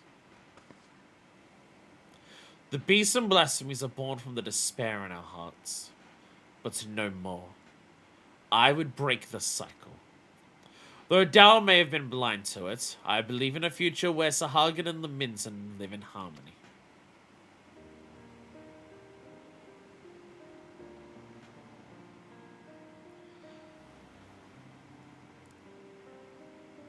Limsa head stay forever fucking winning. This questline was basically just a second go at 5.4, which was already something that Limsa got that the other places didn't get. Even after losing who she was, your queen made for your spawning grounds. And it is there she drew her last breath. When your next queen is crowned, know she will have a safe place to raise her young. Once you have selected a suitable location, Limsa the Minter will recognize and honor your claim. A promise for which we are grateful, Admiral. What of the other peoples of Vilbrand? The kobolds are open to the idea. The details will need to be negotiated, but I am confident we can reach an agreement. Sahagin, Kobold, and Leminzen alike yearn to abide in peace. We can make it so. Bish, I've never fought along shorewalkers before, but I must say, they felt good. We have fought our neighbors for generations. It has won us only suffering and tragedy. I beg of you, lay down your spears.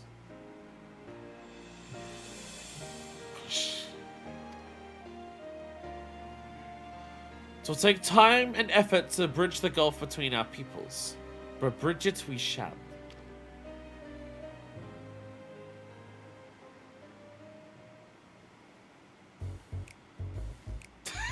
I'm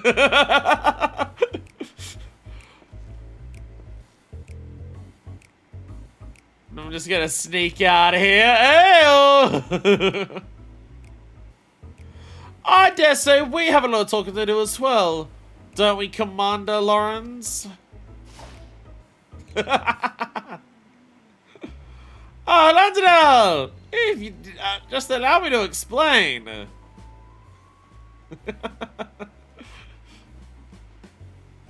They'll be fine.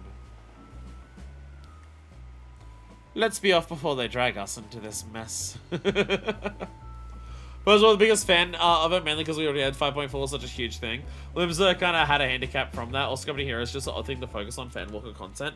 Oh, I think that the Company of Heroes, again, I'm assuming that their idea is we're going back to all the city-states for the role quests. As basically past Endwalker, we're never going to touch on these places again. For me, they're very much taking the idea of we're never going to touch on these places again. So, let's do whatever we want to with that. I would say it focuses too much on the Company of Heroes. Well, the Company of Heroes, I think, thematically makes some level of sense in terms of, like, oh, they're like the previous defenders of the realm and stuff like that, and that's the kind of energy that we need now and everything like that. Bringing them back as, like, if they were brought back as just, like, hey, in one of the quests, here they are now also helping out, I think that would be okay. The fact that, like, getting them together and finding their leader and giving them orders and commands and everything like that is the primary focus of the quest line. It's a bit too much. But I feel like they also did that because if we spent the entire time dealing purely with the Sahagin, it would be repeating 5.4 even more so. Like, I think doing the 5.4 thing with the Sahagin is fine, because the issues that the kobolds have with Limsa is a very different type of issue compared to the issues that the Sahagin have with Limsa. Like, it's a similar concept in terms of colonialism, imperialism, and Limsa taking everything from themselves and kicking everyone else out. It's a similar thing, but in terms of just like ratifying one doesn't ratify the other kind of thing. So, like, bringing that together, I can understand that. But maybe we're just like, oh, but we don't want to spend the entire time there trying to just do that, because otherwise it's just going to be the patch. So what else can we do in Limsa? Well, we haven't finished the Company Heroes, so let's just go do that. I don't dislike what we have here. The Ishgard one's definitely better. But also, I don't know what else you do for Limsa at this point, because 5.4, like, really covered a lot of ground. I don't know what else you do for Limsa, for one of these. Because if the idea is like, oh, we've got to go to all of these places and make sure Despair doesn't win out the day in all the previous areas that we've been to across the game. Oh, well, the idea of, hey, there's, like, a lot of issues with Despair in all these places in terms of the problems that haven't been fixed in all these areas. Like Gridania, which didn't address it at all, or Ishgard, the fact that they're still, like, rebuilding themselves and everything like that. You kind of did do all of that in 5.4 here. That's what I feel. Not bad, but I don't think they could get anything better than 5.4, yeah. Yeah, this isn't bad, it's just, like, the Company of Heroes has a bit too much focus, but also if you didn't focus so much on the Company of Heroes, you'd be focusing more on the Sahagin, which would just be more 5.4, but again. Oh my god, my nose. See, here's the interesting things. Here's the things, though. The next two places we're going are fucking what? Alamigo and Doma? Now, if we're talking about places that we're gonna go to go for role quests, in terms of Despair is the enemy because of the final days, so we need to address the underlying despair that could be caused by these places. Hoo boy! Do you have a lot of ways to possibly go about that in both Alamigo and Doma? Because you can go for the approach that they've had in terms of the issues that happens before their occupation that led to some of the problems that they then had during their occupation. Stuff like in Doma. Like, Doma had its issues before occupation. Like the sex trafficking and stuff like that. Alamigo obviously had a previous tyrannical ruler before their occupation. You could go for the idea of trying to mend the scars left by the occupation, in terms of there are still some people who now don't know how to, like, live life outside of that occupation, or people who benefited from that occupation in certain ways because they sucked up mortar or anything like that. Or you can go for the path of they're now rebuilding their nations, and you have a similar thing to Ishgard, where just the troubles of rebuilding your entire nation or anything like that. There's a lot of directions that you can go with both of those, and they're going to be the ones that we do next. So that is going to be interesting. Because I believe it's Alamigo and Doma, which also means that Uldar doesn't get one. But I think that's because if they made one for Uldar, the only logical way you can do that questline is you kill the Syndicate. And they're not going to do that. So I don't know, unless Uldars might be tied to, they might do Uldar and Alamigo somewhat together. That could happen. They might be just combining Uldar and Alamigo. Ho there! Good to see our acting commander Helen Hart here. And our actual commander. Oh, Jesus Christ. Don't mind this bloody bastard anyway! Dare I say the blasphemy was the most formidable foe our company has ever faced. I was further on my skills, lest the next enemy proved too tough for us to handle. Wonder where I was during the battle? I wasn't slacking off, if that's what you're implying. She was to protect the ship to ensure our safe return. Truly. Ah. Mashoko. Fighting with gummy friends give Brayflux good feels. At last it's over. We can take pride in the respite we've won. We'll never forget those who cannot be here with us to enjoy it. Forgive us what we have done, Great Mother. Why did we ever believe that monstrosity was a blessing? What fools we were. Oh, Jesus. I swear to God, if I feel like this when we get to, like, the final 3 MSQ streams of Endwalker, I'm gonna be mad pissed. I've gone for so long without, like, any form of sickness or any problems or anything like that. It's been super awesome. And then this is, like, the second, possibly third time I've had something wrong with me in the past, like, couple months, and it's really irritating. Perfect timing, I think, Commander. You must save me from this bloodthirsty bastard. Well, Lawrence, let's hear your excuse, and it better be a good one. Why does someone else be skulking about the shadows while we did all the dirty work? Ha! Well, you'll all be any happy if I show myself sooner. Getting your whinging now. What, you think we can handle this on our own? I'd be bloody furious regardless. Don't think I've forgotten what happened, or rather didn't happen on the day of our duel. Even though the future of the company hung on the balance, I waited and waited and waited some goddamn more, and you still never turned up. But I've got you now, and I will have satisfaction. Given Lauren's penchant for later rivals, I couldn't help but worry too. To say he cut it would have been an understatement. But not by choice as usual. I was out in Roman near coast del Sol not long ago. So my commander's woeful sense of direction has not improved in the least. I'm also surprised he never realized Lantanel.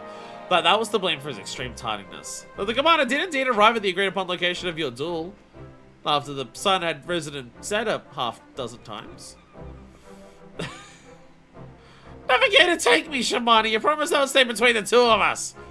Brayflux, you ever come with us if you're on commander, don't you? Shaka, Commander Lawrence commanded no more. New commander, friends to gummies everywhere. Does many sweat works for gummy kind.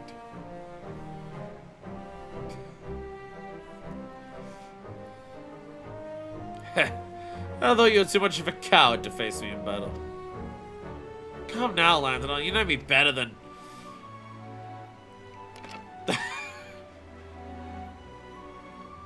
Then it's settled. We fight here and now. On your guard. Aye, Admiral's right here. Put that thing down, I say. You can hurt someone with that. Ow. Jesus. Hard to believe he was once the glue that held this married bond together. That's right. If you haven't yet realized obvious, Lawrence is our former commander. I was the one who found that out. Forgive me for not saying it plainly sooner. Don't want you to think we doubted your leadership. He's got his quirks, but as you saw, he's a force of nature on the battlefield. Anyhow, I think we'd all say your stint at commander has been aroused as a success. I reckon it's about time you gave your final order. Ashaka, company hero is band break once more? Brayflux never likes parting with gummy friends.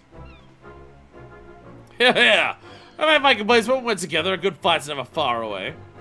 Don't you work for the Adders now, Landon? I only need a company or commander to get you that. And she lives there again being perilous and someone else from rising the occasion. Till then, you're all strong enough in your own right. Why not serve the weak in your own ways?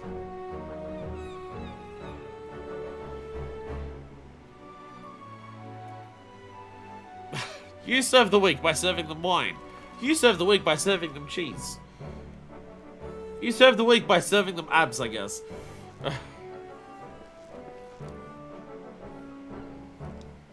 I don't think that the whole if you're poor you deserve it, whatever idea Alda has actually stopped anyone from becoming a blasphemy. Oh no. Oh no. Ah. Time for you to do what I once did. Give them their final orders and send them on their way. Meanwhile, these two are just over here being sad that their mum's dead. And I'm just like, go and drink, you merry bastards! Dismissed. Quite a turn of duty, but all good things must come to an end. Any final words before we go our separate ways? He'll serve the week. I'll just serve. Lawrence, probably. Give Ruchi my best. I will never say that. No, the company of horrors be disbanded. Heh, finally enjoy some semblance of peace again. Oh, as much peace man can enjoy waiting hand on foot on the Lord of Coast or Soul. Very been rough sailing at times, I'd rather enjoy 7 under you. Not to command a minor fist. Bye! Landonell! You got something to say? Let's hear it! Return to the whalers and keep the murdering to a minimum. Ha! So did you to tell me? Well, I enjoyed the diversion. I know as well as any of my true place in Gridania leading a respectable life. You may not have been the perfect commander. Yes, I was. I got none of the questions wrong. Fuck you. But 12 my witness, I hope I'd advise your side again. Farewell. I didn't get anything wrong, Landon. Oh, fuck you. I await your orders, Commander. So, orders. Look after the you, brave nun. I have responsibilities. Try to answer my guidance and protection. I cannot afford to tarry here much longer. Nevertheless, there was some regret that I take my leave. For all their faults, of which they have many, they are my companions, and I will miss them. Link pearls, you got each other's numbers now, it's fine. Shimani! Sorry, Shimani. Well, let's hear it, Commander. Over your bottle of your finest buckets.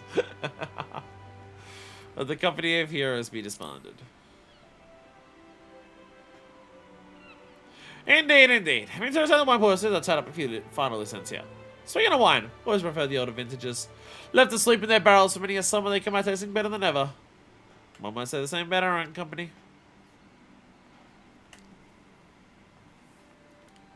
And Brayflux! Brayflux want busy work. Brayflux waits uplanders lip flaps. No more cheese wars, please. But shock off, Brayflux feels heavy heart, but accept Uplander's bossy words. Brayflux had good times and happy feels and go be friends. But good times will come again. When they do, new broomsticks will bring Blastington with much fastness. Just no fucking cheese wars. Lawrence!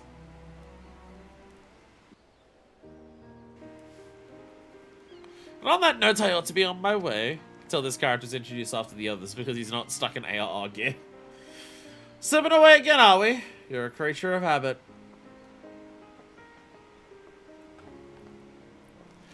I resented you for it at a time, you know. But I think I understand now. Better shut and pain will not serve as an example for glory seekers too eager to fight and too quick to die. Mine of us would have no experience of that. I don't know what you're talking about. Edda. What? Who said that name? You're overthinking it. I'm a creature of whimsy. A man who lets the tailwind carry him where it will. More importantly, this new age belongs to new blood. I've had my day in the sun. Why, I'm almost 19. I've had my time. I've had my share. If we exceed and break our pace in the basement, then we don't need to worry about primals. The company that can go into permanent retirement. And then I can say I did right by the old man. If you hadn't been there for us both, I don't know if I could have pulled the trigger.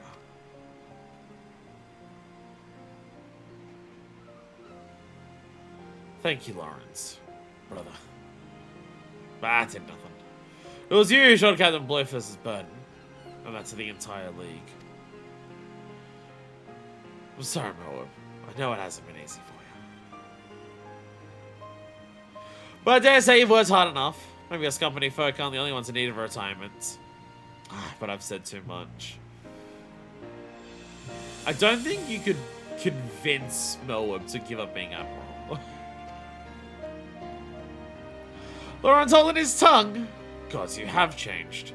But yes, my greatest test as Admiral still lies ahead, as we see the great ship Vilbrand towards a new future. Surely are your father's daughter.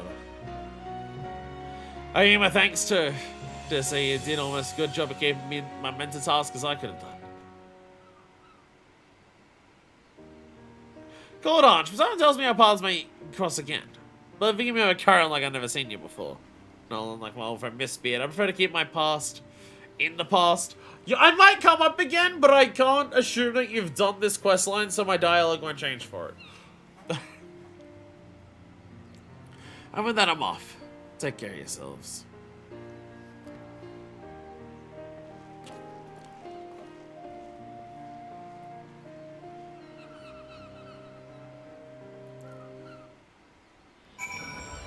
Oh yeah, also, yeah, your mum's dead. The blasphemy is no more, but we'll never know lasting peace, so the crushing tide agrees to lay down their arms. It'll be a daunting task, because these are on Sestasha, they're not beyond reason. I'll do all my power to see your efforts and the sacrifices of my brothers were not in vain. Forgive us. Even after being freed from Volskov's thrall, still we clung to our hateful beliefs. It was easy to hearken and speak a doubts every word and turn a blind eye to the harsh truth. Easier, cowardly. I'll return and speak with my brothers of the crushing tide. I'll tell them of our Queen Mother's sacrifice and the vision of hope you have shared with us. I also need that you give us time and trust us to make our own decision. You have my word. If you not be averse, let us return to the spawning grounds together. Adventurer, I have no words to express my gratitude to you, or repay you the only way I know how. By doing my part to usher in an age where Shorewalker and Sahagin stand as one. So Moab, how do you like my little doll that looks like you? That's weird? Cool. Chicks dig weird. Moab, you're also Femro. Why the fuck am I so much taller than you? Just us now, it would seem. Ever since we achieved a measure of peace with the kobolds, I prayed that this day would come. Though it is, of course, only a beginning.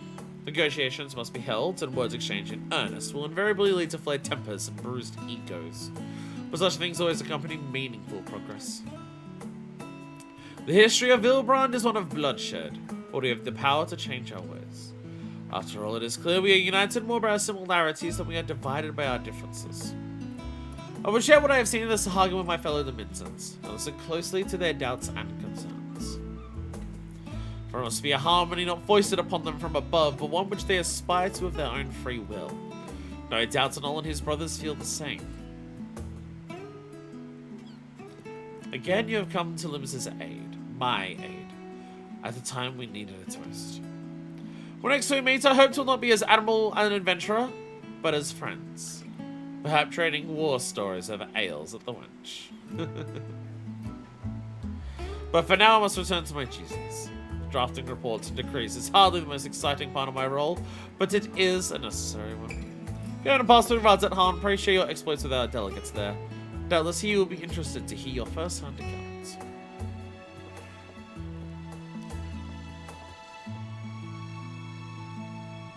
One day I will lay down these muskets of mine for good.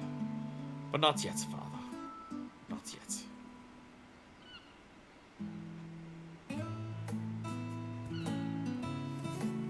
We're gonna be fully in the Age of Peace before that's, like, viable. Hey. Hey. Third role quest done. 2 more to go.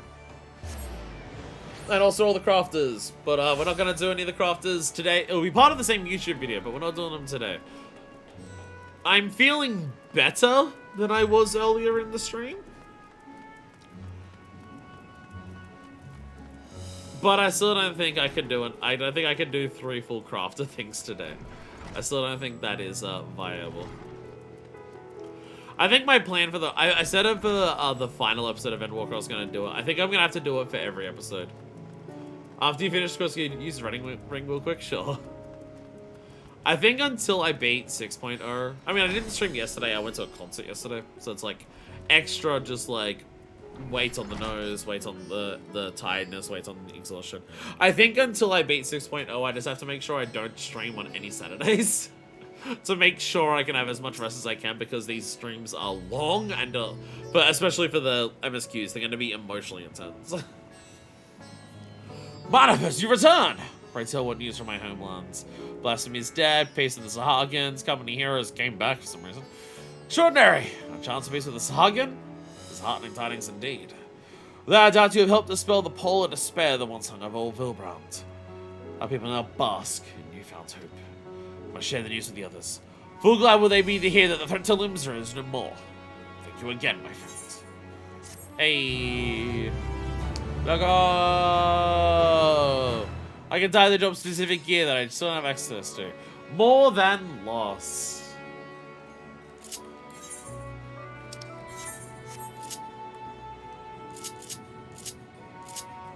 I thought I had the wedding ring on one of these things. Maybe it's... Where is it? There it is.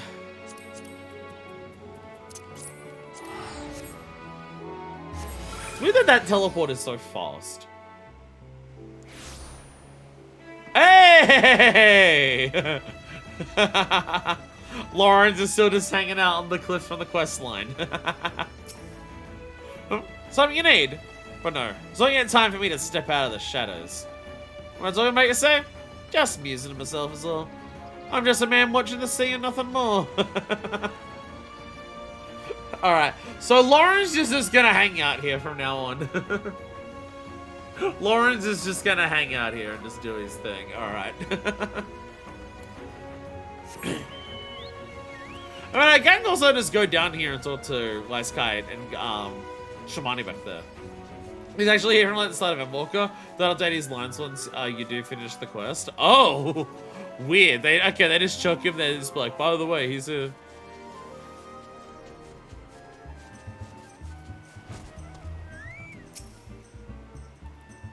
Kind of pull me into another mess, have you? But yes, if an old blasphemy shows its face, you know where to find me. An old misbeard, no, will have to drag you know who out of hiding as well.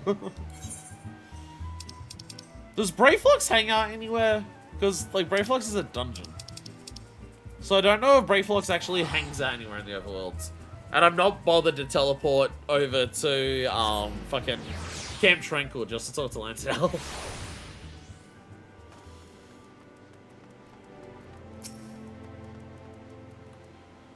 So we meet again! The rest of the company, Lantern World in particular, may live for the thrill of battle. Between you and me, I much prefer wine to blood.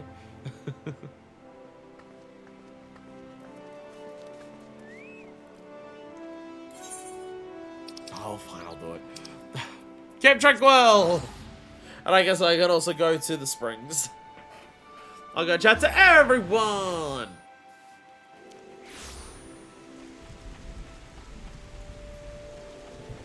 Where is he here? Oh no, there he is.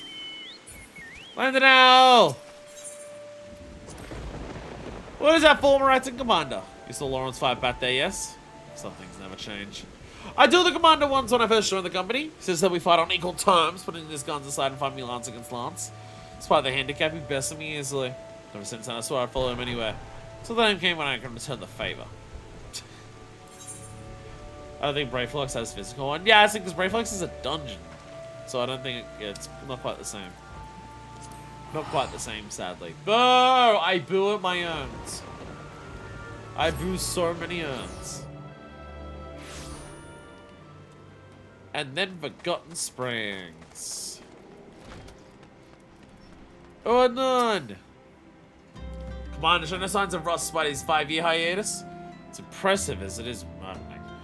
Oh, now there's an unexpected guest. Otherwise occupied. Perhaps you can train with me. There we go. They're all around the world. They're hanging out. They're hanging out. Anyways, to Sharalyan! We're not doing this stuff today because I do not feel well enough to commit to 3 lots of crafter quests a day. I do not feel well enough for that. I do not think that Actually, you know another reason why I can't do this today? Shit, I don't have the items ready in advance. I completely forgot about that. I also completely forgot that I need to actually get the items for these quests. I completely forgot that. I've also got to do that.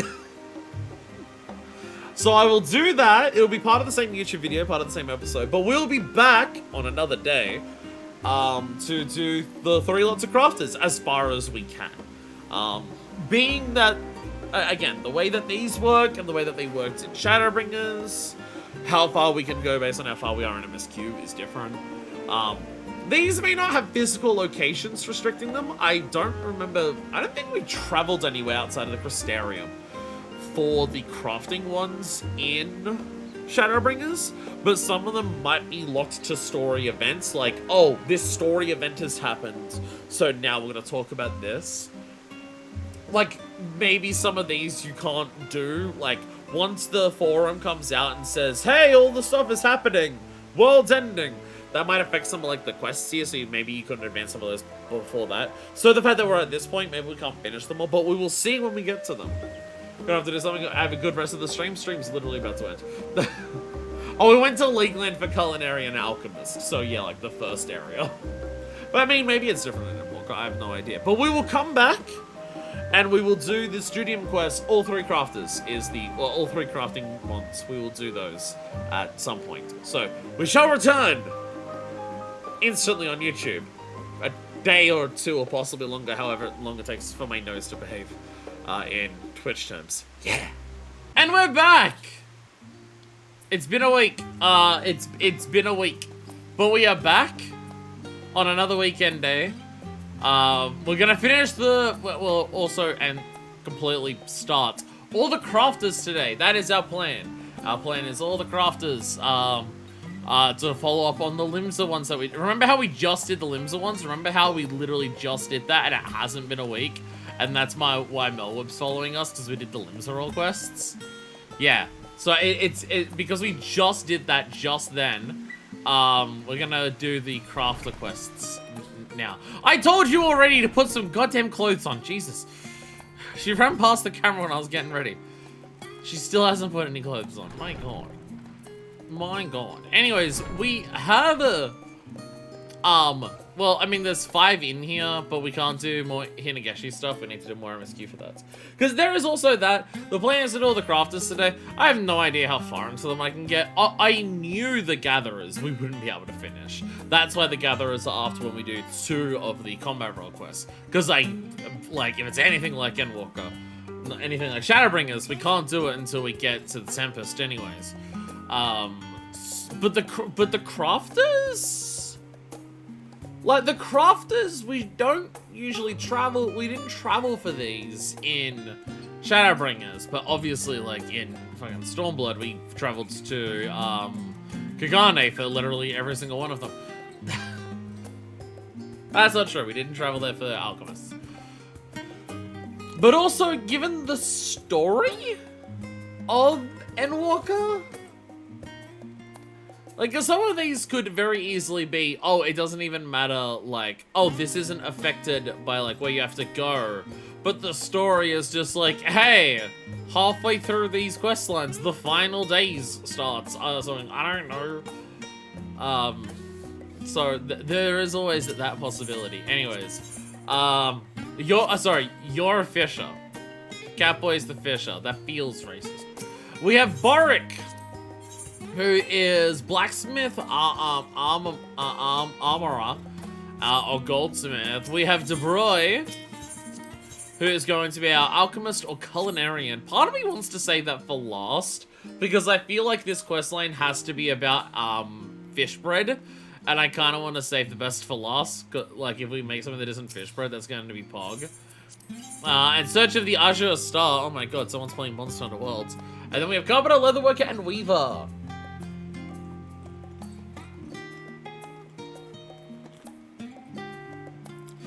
Does Deku have a preference? Which one we start with?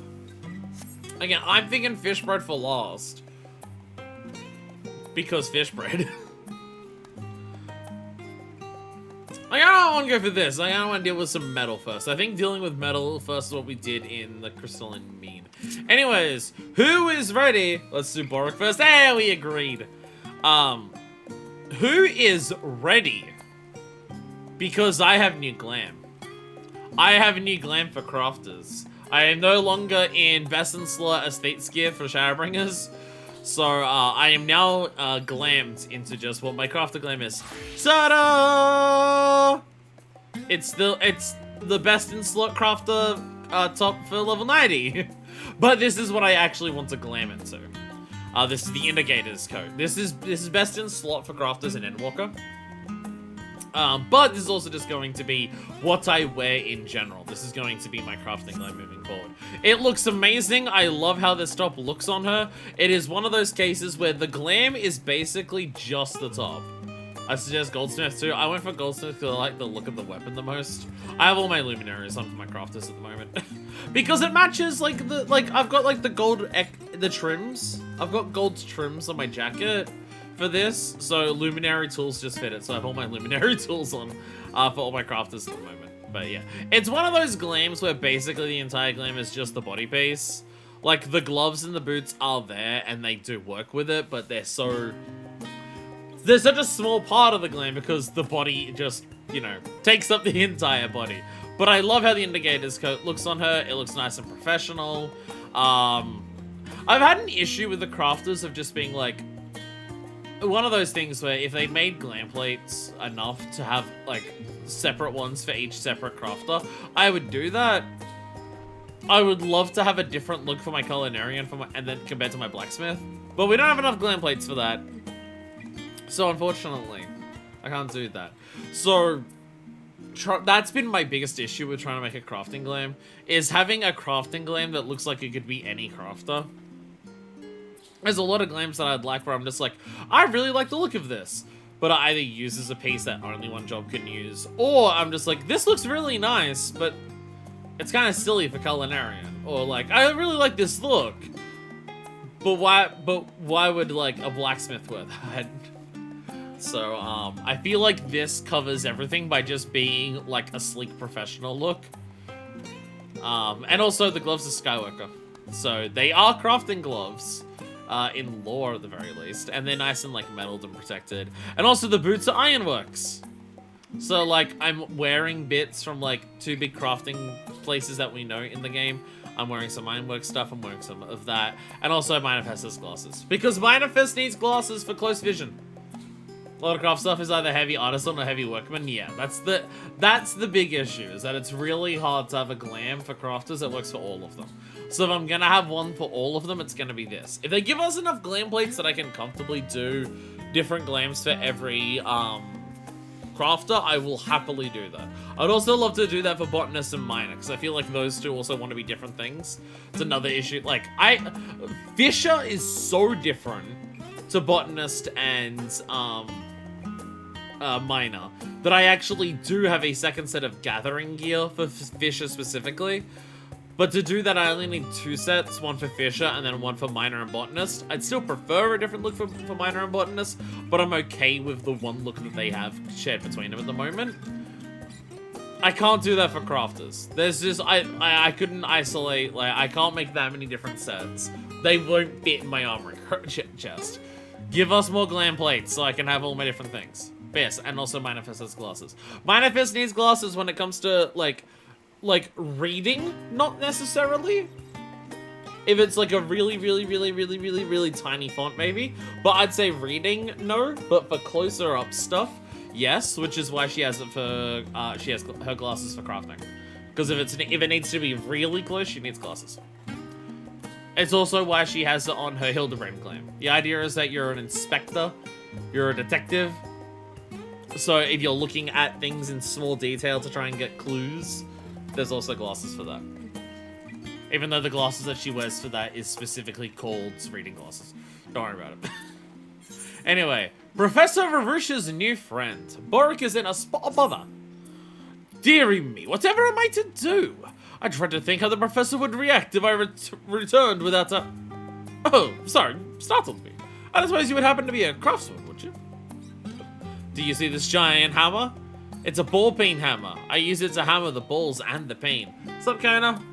Brilliant! Please, allow me to introduce myself. I am Barak, and I am under the employ of a professor at the studio. Professor Varusha, to be precise. She works in the field of archaeology and is deeply invested in the restoration of relics. I've been tasked with finding someone capable of helping her with her most recent project. Needless to say, I first asked our colleagues at the studio itself for their aids, but also in no uncertain terms that our so-called relic was mere refuse. Frankly, between the two of us, to my untrained eye, it appears to be little more than a shabby ornamental child's toy. The professor, meanwhile, is convinced that it is unique and of great value. And far be it from me to question her. Few archaeologists have had as much success as she. But I digress. Would you be willing to at least meet with the professor and hear more about our work? Let me have a look at that relic.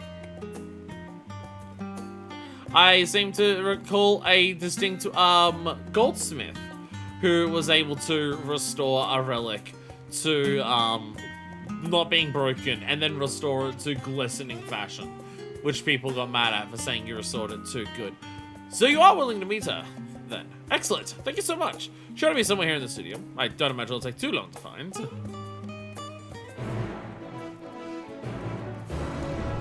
Ba ba ba ba ba ba ba.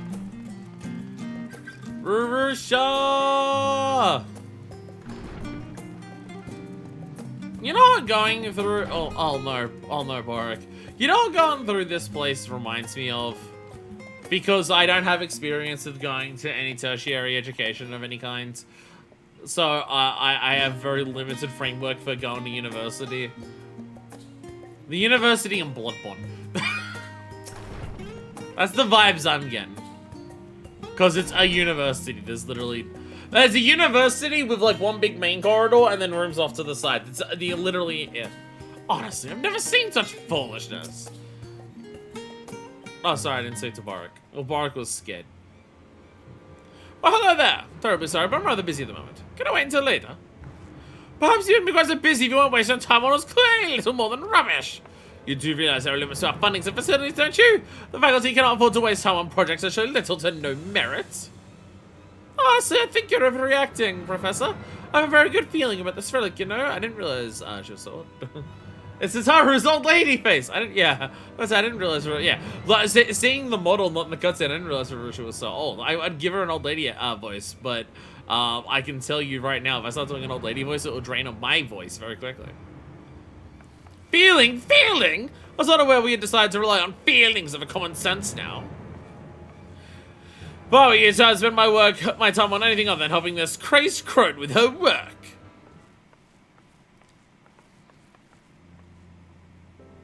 See, this is why I have the ball peen hammer. Because there are some people where I really need to hammer their balls and peen. Sorry about that. You must be wondering what you've walked into. It seems Professor Namino is having a rather bad day. Wait a minute. You don't happen to be an artisan, would you? She's indeed, Professor. What's more, she's kindly agreed to hear more about our work. Which is why I brought... What?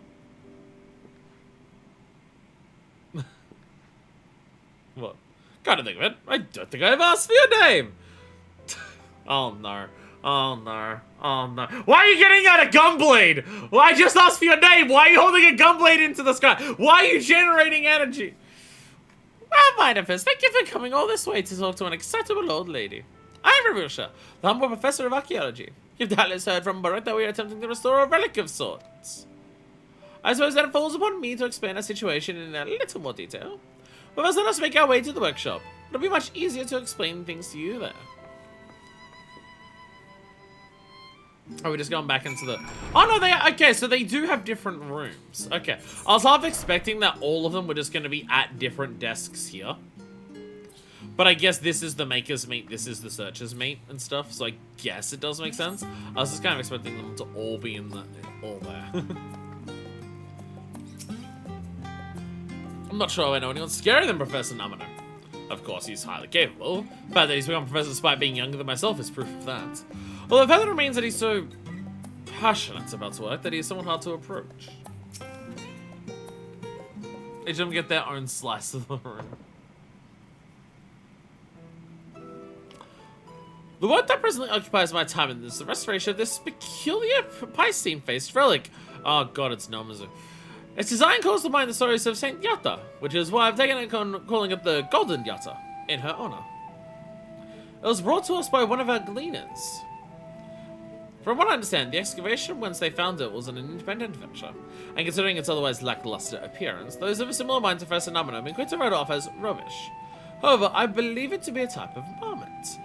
I mean, it's clearly more than rubbish. Like, it's still quite shiny, and it's clearly in the shape of a thing.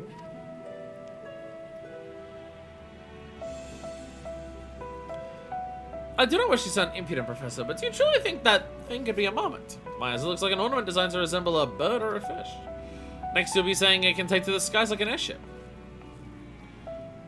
For all we know, might as well do that. Yes, I'm quite certain the golden diata is a marmot. Doesn't look much to your standard all-done marmot, I'll grant you that, but its innards are no less complex.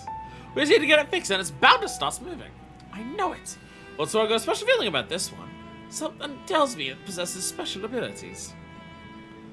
Ah, another one of your special feelings. Wonderful. In any case, this is where I need your help, Manifest. The relic might not seem in a bad state from its outer appearance, but its insides are a mess. I've got it! Get a gold ring, shove it inside of it. I've done this shit before, let's go. There appears to be little that can be salvaged, so it'll be your duty to create replica parts that match all the broken ones housed within. I would be forever grateful should you decide to help us. I'm just chomping at the bit to find what secrets lurk within this little old thing. Wonderful! I knew I could count on you the moment you arrived. You've made an older one very happy, Manifest. Yay! Manifest is very good at making old women happy. Let's get down to business. I'd like you to begin by working on its exterior. Though I see no signs of erosion, something, possibly one of the dislodged parts, has done considerable damage to its insides.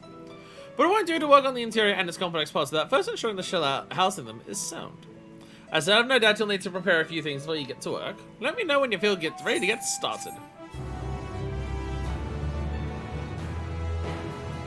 I'm gonna put in the funny situation where we're just going to train die literally everything. Faculty of Archaeology! Yay! So I got a job with the professor. Really, I'm still not sure this relic is worth restoring, but I can never bring myself to leave her to toil away with no aid. The dormant Yata. Sure is raring to get started. Hello again, Manifest. Are you ready to begin? Wonderful to hear. Let you start by crafting gold plating. You didn't worry about bidding into the relic, though. I'll handle that. Yay! We can deliver requested items to her. Items with high collectability result in greater rewards upon delivery. Speak to her for the custom delivery list. There's all of this. There'll be, yeah, go to special recipes, go class, go studio and deliveries and find them. So, this is, oh, I can't do it from here. Not allowed to do it from, what are my scripts at? Okay, I don't have any crafting scripts, already done. Okay, so here's the somewhat awkward thing. So until now, this didn't actually appear. This didn't appear until now. So I've looked up online, just like list of materials I need to craft everything for this. I've just had to look it up online, on FF14 consolegameswiki.com, of course. So hopefully I have everything, for all of these quests. This is, what I'm hoping is everything I need.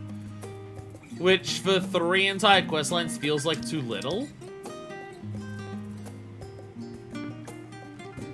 But I'm hoping it's okay. But I'm hoping it's okay. Been a while. So, Ricky! I have been incredibly tired and exhausted for no real reason for the entire last week. So let's just... Can I train die this? Will it work? Yay! Train die works. Let's go. So we're just gonna macro the shit out of all this. Because none of this appeared until we started this, you do have to watch me actually do all these crafts. So, this is why I wasn't sure how long this is gonna take. Because I went to... Because I realized, like, in the middle of the last thing that we did, of just... Oh, shit. I don't even have the materials to do this. I didn't even think about that. So that's another reason that I need to take a break, other than the fact that my nose is dying. And then Deku asked, do you need me to get a list of, like, the materials you need? And I'm just like, no, they should be in the crafting log, I'll be fine. And then I looked in the crafting log and realized that, oh, Studium's not appearing underneath class the way that Crystalline Mean was. Oh. Oh. I haven't started the quest, so therefore they're not in the log. But hopefully we should be okay. Hopefully we should be okay. And if we're not, then blame FF14 consolegameswiki.com. Even though I'd prefer if you didn't, because that website has come in very, very, very, very, very useful to me. I don't have the required materials. Oh, I've already got 6. I already have 6. There we go. And now we just deliver. There we go. Ta-da! So we get we will need to turn in script at some point during the middle of all of this. We will need to turn in script so we don't waste script. Great work! I see you're a fine craftsman indeed. Thank the gods for sending you our way. I've earned Marusha's trust. So she needs to deliver to improve your standing with the faculty. Yay!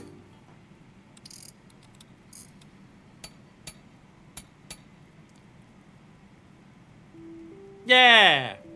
Truly splendid work. Our little friend is looking much better already. Oh, it feels like watching my own child growing up. That you're here to help me means more than you know. I'm glad to see you in such high spirits, Professor. Truly, I am. But is it really wise for us to use the entirety of our remaining budget on this project? Oh, Boric, lighten up. Have I ever steered you wrong in the past? Well, I suppose not. Even so, you must be feel uneasy seeing our coffers so thoroughly emptied. You paid me like a couple thousand gil. I've seen the building that you're in. I've seen the Levier estate. You've got the money. You're fine. Better than use that money is used left and gather dust, I say. Well, I do agree that being miserly serves little purpose. The opposite extreme may not be the best approach. Well, there's no need for you to fret, Manifest. I've set aside more than enough scripts to see you duly compensated for your efforts. Yeah, they're gonna cap me. I'm gonna need to turn it in. And I have 3 of these quest lines to do. I'm gonna have to turn in so much shit.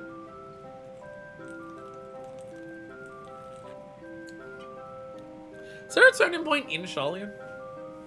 For scripts? Can I do it inside the studio? Because I don't want to go back to Fathernet. Well, I guess any script vendor now has everything available, so I can get, like, level 90 material. So I could go to Limsa. But enough talk of boring old financial matters. I believe it's time for us to start working on our little friend's insides. It's in the studio perfect. However, none of this will be an altogether more difficult process than reinforcing its exterior.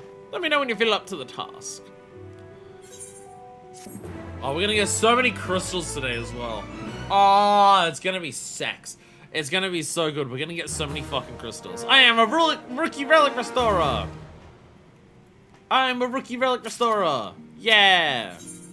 Gears of gold. Marusha has noticed the components are missing from the relic. Oh, hello there.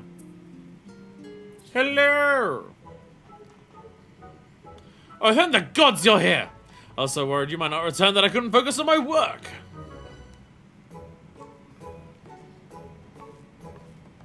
Honestly, Borok, show a little faith. Manifest doesn't strike me as someone who would go back on her word. No, I do every quest line and everything.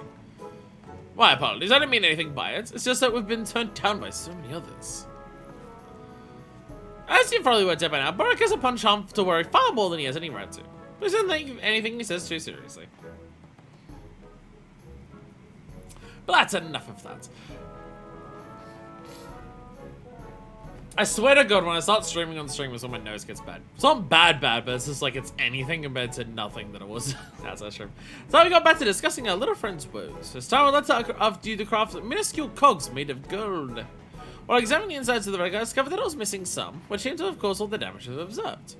Whatever you make will need to be as tough as a curl. Are you up to the task? Leave it to me. I will talk like you as well. That's not insulting at all. Oh, it's great to know I can always count on you, Manifest. Best of luck. You're correct, Deku. Definitely Goldsmith.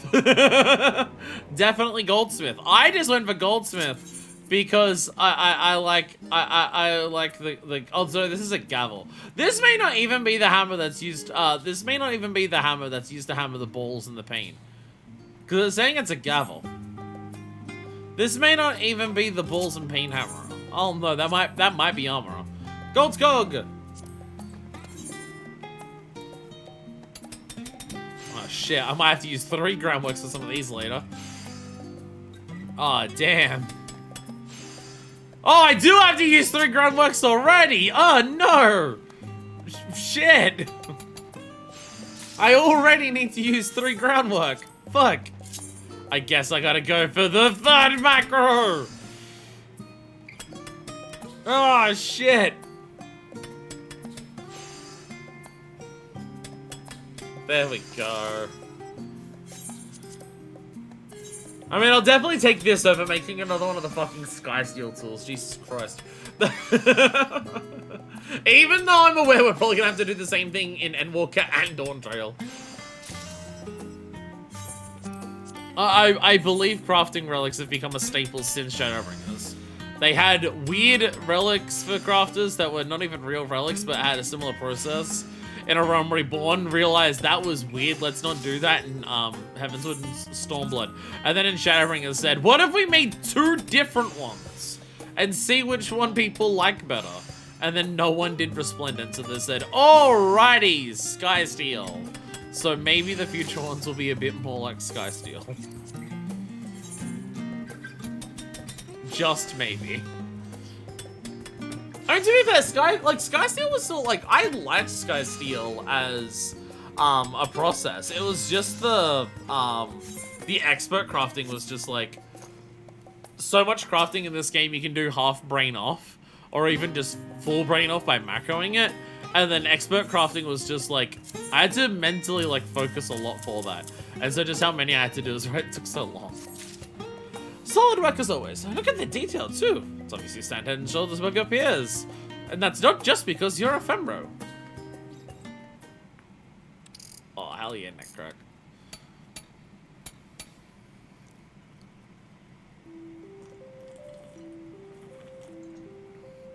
The cooks were a perfect fit.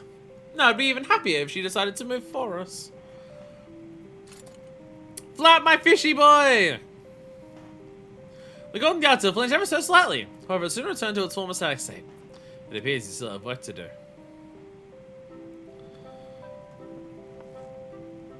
We're gonna get to the end of the questline, and it's just gonna be the equivalent of the bass that sits on the wall that just turns its head and sings at you. And like where it just goes, like it sits on the wall and like it tells Simon and goes, "You ain't nothing but a hound dog." And it's gonna be what it is. That's what it's gonna be. It's just gonna be a singing bass fish, which means this is gonna be the best questline in the game. Oh, well done, little one. I'll have you moving properly in no time. Don't worry. Well done. It merely flopped on the table like a dead fish. This is hardly cause for celebration. Growing gruesomely worried that this will all come to nothing and your reputation will end up in tatters. Oh, calm down, Boric. Lest you forget, the relic was found buried within the body of what appeared to be a mage, possibly of some repute. Their tomb also contained a range of tools used by those highly skilled in the arcane works. I'm positive that this marmot possesses great power. Well, we're discussing what it could be. I would say it could just as easily be a trinket or a charm they kept on their person. And let us not forget the shady stories we heard about the gleaner who sold it to you in the first place. How would you trust someone with a track record of peddling counterfeit wares? But at coming times have I told you not to hold others' past against them. Everyone is capable of change, and everyone remain convinced that this relic is worthy of study. It is true that a gleaner's livelihood depends on their ability to discern what is a forgery and what is the genuine article. But no one is without error, not even me. If our little friend here does turn out to be a fake, it simply means I've made one such error. Nothing more, nothing less.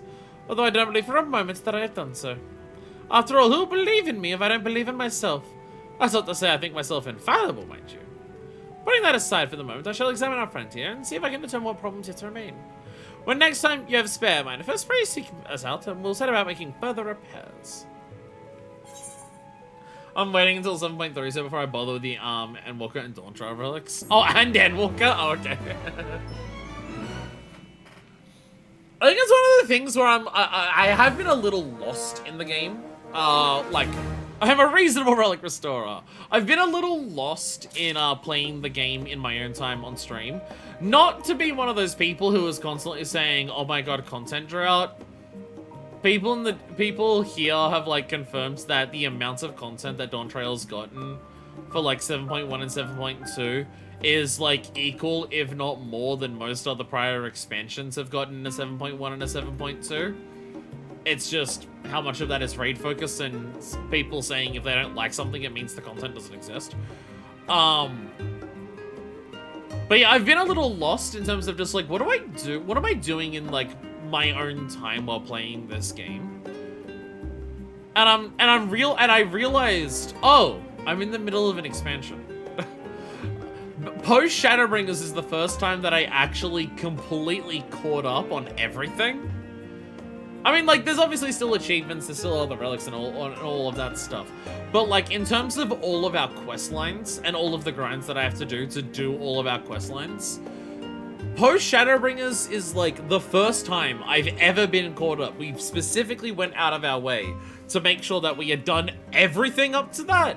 And so I've started Endwalker, and I've obviously not finished it. So I don't have any of this, like, the end game grinds from Endwalker yet to do. So I log into the game and I'm just like, what am I working on? What am I doing? And I'm just like, there's more stuff in the game. How do I feel like I've run out of stuff? And I'm just like, oh, it's because I'm literally still in the base expansion and I've done it and I did the stuff before though. Like, I could work on some of those previous grinds. It's more so just, I'm very much a person where I like spending a decent amount of time on one thing, and then once I burn out on that one thing, I want to move on to the next one. So I've finished everything up to this point. So I'm like semi-burned out on everything that's from before. So I want to do something very new, or something very fresh to work on before going back to some of the old stuff. And because I'm in the middle of an expansion, I don't really have that. Like, there's some stuff that's gonna be like, oh, working on the gathering log for Endwalker, but I'm not at the end of Endwalker yet, so I don't even have flight for all the zones. I can't even go to all Labyrinthos. So, like, I can't do something like that yet. There's obviously the relics and crafting relics and everything for here. There's societies and custom deliveries for Endwalker. I don't have any of that. So at this point, the only thing I have to work on is prior expansion stuff, because I'm in the middle of an expansion. The only other thing I can do is Shared Fate. Endwalker Shared Fate so far has been a fucking nightmare, I'm gonna be honest. Really, the only places that I can, like, do fates, I guess I could do them, I haven't tried them with Favnet. But the only places I can do, like, fate grinding realistically right now is Mario Larentorum and Garlemald. And look, I'm gonna be honest, doing fates in Mario Larentorum and Garlemald, they feel like some of the slowest to complete fates in the entire fucking game. Holy shit. They usually have too many enemies to bother with DPS. If I try to go DPS in any of those areas for fates, I just fucking die. But to go as tank in either of those areas for a fate, it feels like it takes 4 to 5 minutes per fate. And it's just like Shadowbringers was pretty consistently 2 minutes was like the slowest ones. So, yeah, the big thing that I can work on that's like an Endwalker thing that I have unlocked that I can work on in certain areas is Shared Fates, but Endwalker Fates seem rough. They seem way too overtuned in terms of just how much health shit has. It feels like that they really wanted to make the Shared Fate system in Endwalker way more of a shared fate system of the idea is that you complete all those fates by doing them with other people. But now people are doing that in Dawn Trail, not in Endwalker, so I'm a little bit behind the mark. Whereas Shadowbringers was obviously still faster if you had people, but doing Fates solo in Shadowbringers was still very much a reasonable thing to do. Like, the slowest zone was like Raktika, and that's mainly just because, again, it was a lot of groups of enemies, where the groups of enemies were just a bit too high for DPSs to realistically survive for a long time. So you'd have to tank for some of them. But, like, you get to the end of Shadowbringers, or even early basically any zone that isn't, fucking Raktika, and you can go in with the DPS and, like, pull everything, and it's fine. And it's, like, You can, like, you go to the Tempest or Kalusha and you can complete Fates in like a minute and a half with the DPS. It's so much better. Rubbish research. Revisher is in need of a particular part. Manifest, lovely to see you again.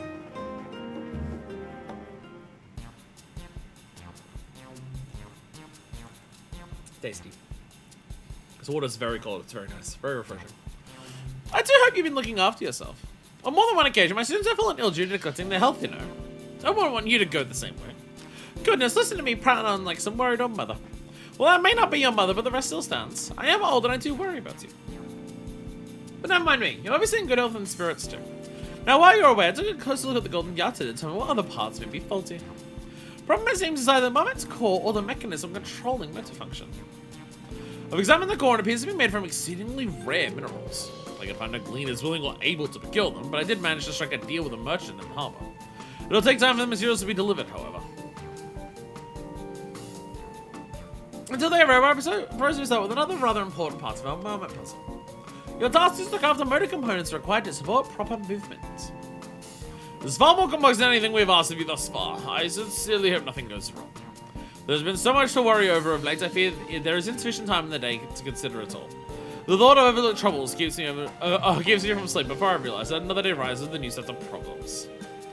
Goodness, Bark, that went to it all! Well, I suppose that's one more reason for you to do your best with us. I'm sure that would put Bark's mind at ease. Well, I'm gonna get max collectability in them all. So you're fucking golden! Diata, let's go! Hell yeah.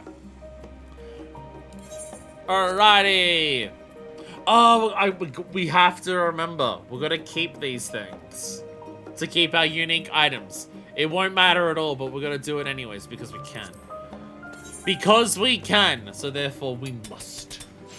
I'm worried at this point with how much the progress is going up on all these. We might get to a point where I need to use. Am I already at that point? I was about to say, are we getting to a point where I'm gonna need to use 4 groundworks? I guess I just use Veneration first. I guess Veneration would probably make more sense than another groundwork.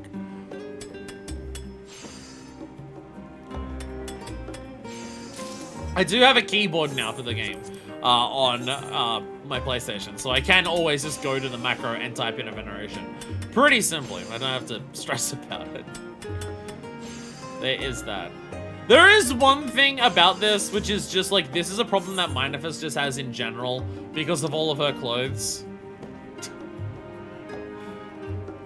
Look how wide out this, like, bottom spreads. Look how, like, it stretches out so far so we can get on our knees and craft. And also, my boot clips through the back of it. While I'm actually crafting, the glam does look a little silly. But that just happens with most things that Manifest wears because she loves her big coats. It's basically the same whenever like I'm in the Gunbreaker glam, like the Manifest glam. Getting on any mount, especially the Chocobo, and you just see the like, oh, the legs are on either side, so there's the giant coat just spread way the fuck out and clipping right through the Chocobo. But these are the prices that we pay for fashion. And also, it's clipping. Honestly, who cares?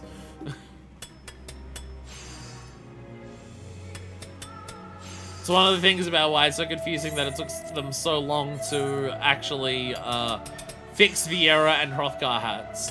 Because the solution they've gone for is just let the ears clip through the hat. Something that people have been yelling for a long time of just like, yeah, it really doesn't matter. It really doesn't matter. Just let the ears fucking clip through the hat and let us wear them. And it's taken until 7.3 for them to decide, alright, you know what we're gonna do? We're just gonna let the ears fucking clip through the hat. Here you go. And they're finally doing that. Let me know when you're finished. I feel poor Boric will struggle to sleep until the matter of this relic is resolved. Though I believe you don't have to have the ears clipped through if you don't want to. I believe you don't have to. I believe Viera and Hrothgar's are getting like a toggle. Where it's like, you can either have the hat clip, you can either have the ears clipped through the hat, or if on that particular hat you don't like it clipping through, you can just disable showing the ears. And just say that your character is somehow tucking the entire ear into the hat. I believe you can do that with what they're doing. Thank you. Fine work as always. The ship fits our little friends perfectly.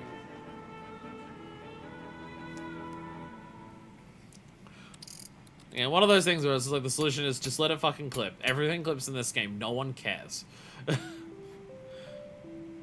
She's looking a lot better with that new parts in place. We've still no replacement for her core, but let's see if she is at least capable of rudimentary functions. Yeah, it's Flappy! Golden Delta moves a little more than before. You expect it'll be good as new once you replace its core.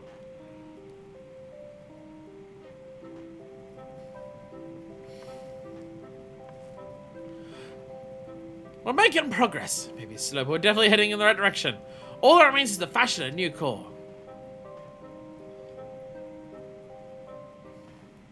I thought I told you to cease this ridiculous work of yours.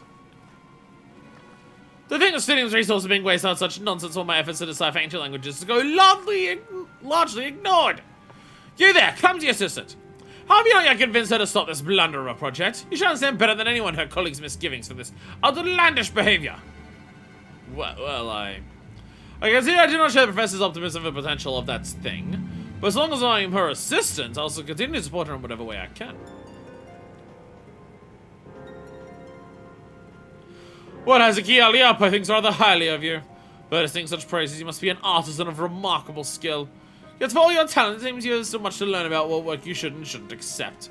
Your gifts are going to waste if you keep humoring this old bag. Say what you want, but I think it's a job worth doing. And I'm the artisan here. I'll fucking decide what I do. Honestly, what a merry bunch of fools you all are! Do not think you can continue wasting studium resources forever. Then I'll do it for free. Fuck you. So just me, did you seem to be in a rather good mood today? Well, hopefully that wasn't too distressing for you, Manifest. Lady, I thought God on the moon. That's nothing.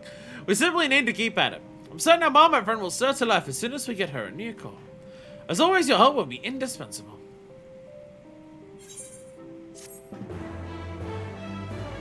I hope that wasn't too distressing for you. I just have come back from killing another blasphemy of the final days. I'm a rather good relic restorer. Yeah. Oh, also, we discussed this on the Discord. But in terms of role quests, I asked a question about role quests for future expansions, specifically Dawn Trail, because it's the only one that we know. People have informed me that in Dawn Trail, the role quests are completely disconnected from the MSQ. They're not an overlap whatsoever. It's not like Shadowbringers where you're literally required to finish one of them, and it's about the main character, and it's about the people who are like the party members of the main character, or like of one of the main characters of Ardbur. It's not like Endwalker where you're dealing with the final days in the role quests, which is something that happens like immediately before you unlock the role quest. From what I've been informed, Dawn Trail's role quests have nothing at all to do with the MSQ. So if you're wondering what happens there, the plan is in Dawn Trail, we're going to do all the role quests as post-MSQ. That'll be the plan. Which means I'm gonna get all of my job gear when I beat Dawn Trail, and then I'm not gonna be able to dye any of it until we finish the fucking role quest after we beat Dawn Trail. So I'm gonna go through Dawn Trail and get to the end of Dawn Trail and finally unlock so much of the glam that I want, because there's like 4 or 5 different jobs that have job gear in Dawn Trail that I really want, and I won't even be able to dye it for a couple weeks. It's bullshit. It is bullshit. Every turn I take, I am suffering. Borik's choice. Marusha has something to ask of you. It's mainly so we don't slow down MSQ. Because in this case, it's doing, it's part of the MS. It's basically part of the MSQ. It's dealing with the final days in all of the other areas, which is basically, it really does feel like to me, it's a way to give every area in the game one last hurrah, because their idea is post 6.0, we want to deal with only new shit. Like, we've done with everything up to 6.0. Like, we don't want storylines past 6.0 that go back to Limsa. We don't want ones that go back to Uldar. We don't want ones that go back to Doma. They're all done. They're all finished. So, it does feel like that's a last opportunity to get everything in Endwalker. happening, and also it's directly related to the final days. It makes the threat of the final days feel way more impactful, which, I mean, not that you need it to feel more impactful after fucking Fathernet, but it does, like, the idea that the entire star is at threat, because of how widespread it is, feels a lot more real when you actually have to do quests involving it, and you're seeing people in other places succumbing to it directly in front of you. But in Dawn Trail, it's not connected at all. So once we get to Dawn Trail, it'll be base MSQ non-stop until we finish it. There won't be interruptions of anything else. Welcome back, Manifest. So wonderful to see you again. And obviously, future expansions, it depends on the expansion. Which is going to be interesting, because the idea is I can hopefully start 8.0 when it comes out. The ultimate goal is that we are caught up by 8.0's release. So it'll be a bit interesting, because we'll go into 8.0, at some point unlock the role quests, and then not certain of that. But also, I'll be going through MSQ. Like, even if I can do 8.0 on release, I'm not gonna try and rush it. I'm not gonna be like, oh, we're streaming MSQ 4 times a week and to do it. I'm gonna be doing it at the same pace as what I'm doing it now, which is 1 stream per week, go achievement to achievement, except for at the beginning where each individual split at the beginning is its own stream. I'm gonna be doing 8.0 at the same pace that I've done every expansion, even if I can do it on release. So there will be people, maybe not specifically here, I'm not gonna ask anyone here to rush to get ahead, but I mean, honestly, also just when you unlock them, it'll probably be a lot more clear about, like, how connected it is. Because here, you're literally told it's about the final day, so it's very clear that you want to do this. Shadowbringers literally says one of them is required. We just received word of our delivery of core materials is coming to port. Brock was just leaving to go and fetch them, but now that you're here, might ask you to accompany him. Be certain of the quality of these goods, and I trust your discerning artisan type. Fantastic. Well, hurry along, you two. Let's be on our way then. The merchant said she'd be waiting for us in Scholar's Harbor.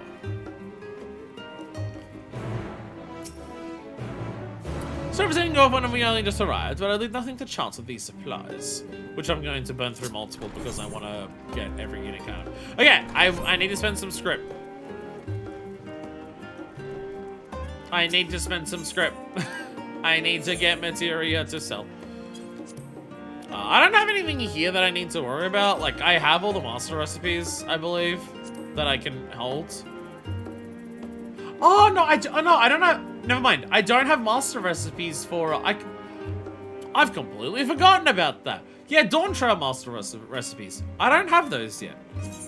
Well, let's work on getting those done. I've been turning all this shit in for materia for so long to sell. But okay, I completely forgot. Yeah, right. Dawn Trail master recipes. Well, I mean, I got all the 11 books. So now it's just the 1200 I need for each of these ones. We're gonna get a lot of scripts today, so might as well. I think I still have my custom deliveries for this week as well to do. Oh, there we go. I'm pretty sure, yeah. I still have custom deliveries to do this week. Working on the Cashier achievement. I have, for every other custom delivery that at least I have unlocked. Skull Summons. There's a blue quest here.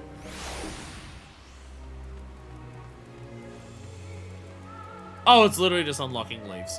Oh, actually, you know what I can do here? I can do this. I've maxed out my nuts. I can buy my vinegar rune. I completely forgot about that. Yeah, I can buy vinegar rune. I can buy the vinegar rune horn.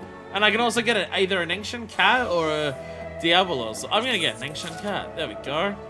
Now I need another 800 for this. And then however many 300 for the unbowed one. I want a lot of nuts when I enter Dawn Trail. Primarily because there's gonna be a lot of hunt gear that's gonna be available immediately entering Dawn Trail, and I want most of it. Vinegar and horn! Yeah. Ancient cat! There we go. Completely forgot about that. Cleaner! Though Genomas are adept at hiding among foliage, his young specimen couldn't escape retain his keen eyes. Due to predilection for smallness, Sharalyan has long bred the courage to keep under pest control. Decker. Oh yeah, how's it got the crab? Crab de la Crab. Native to Falcon, a street-dwelling crab became known to front scholars when Akasadara pointed them out on a visit in Korea. So exemplary crab-like were its features. It probably identified as such and given a name to match. Nangshan cat. In former times in Angsha, the breeding of this graceful and noble cat was permitted only to royalty and high priests. Yet it was not for these traits that it was coveted. Legend holds that his blue eyes can discern the aether of all beings, including departed souls. Bruh, why is the cat Emmett Silk? Why is this cat Emmett Silk? What the fuck? What the hell? Why does this one breed of cat have the ability of Emmett Silk and Hippolytus? What the fuck? Jesus. Talented fucking cat. Yo, that's a talented fucking cat. Ah, Manifest! This is the merchant I was telling you about.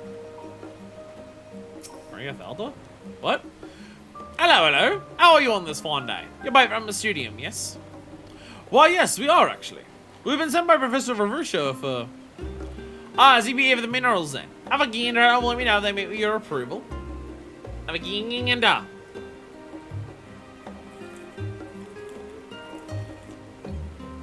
Well, they seem to do what we asked for. Any thoughts, Manifest? That was great to hear. What a relief.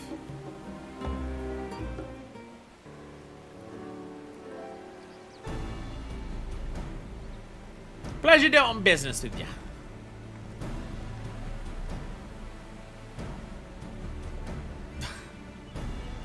Do you have the tome I recently ordered for the studio? The order was placed under Namoro Tayamono. Ah, Professor Namino! Always a pleasure. Of course I do.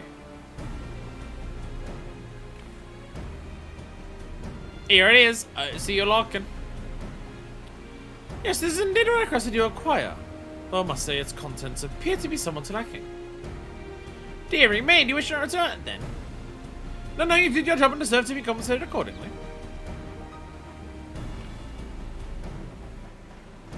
Thank you kindly, and then nothing else, I'll be on my way then. Cheerio, lads. Yeah, perhaps with this you'll learn something about what it constitutes worthwhile research.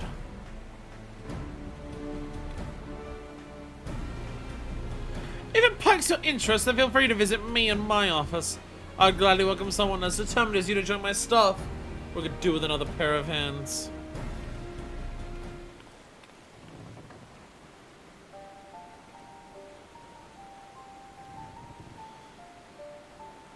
What you reading? A compendium of linguistic research. I fear its contents are beyond me. Archaeology has always been my preferred field of study. However, my master's school often left much to be desired. To even call me a second-rate researcher would be flattering. But that mattered little, Professor Verusha. She took me under her wing in spite of my shortcomings. My performance greatly improved thanks to her tutelage. So much so I was offered a position working at St. Cornac's Find after graduation. But I couldn't accept it. I owe a great debt to Professor for all she has done for me. So long as she has need, I will remain at her side. Alas, I don't feel I've been much help to her of late. Perhaps it would be the best if I took on a few jobs for Professor Namono. At least I would be contributing to the field in some way, however insignificant it may be.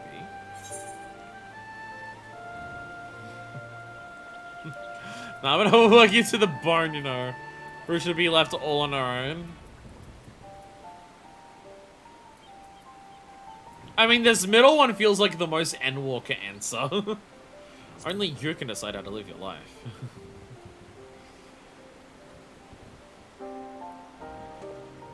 You're right. It's not a decision to be made lightly. Apologies for my jabbering. You don't come all this way to hear my lamentations. Come, let us return to the professor.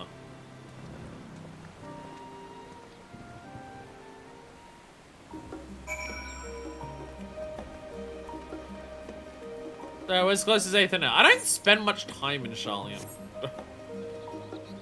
I feel like there's some city. I mean, again, it's probably one of those things where I'm not in post Endwalker. So coming to Sharalyan for the various things to do in Sharalyan is not something that I do yet because I don't have the stuff unlocked.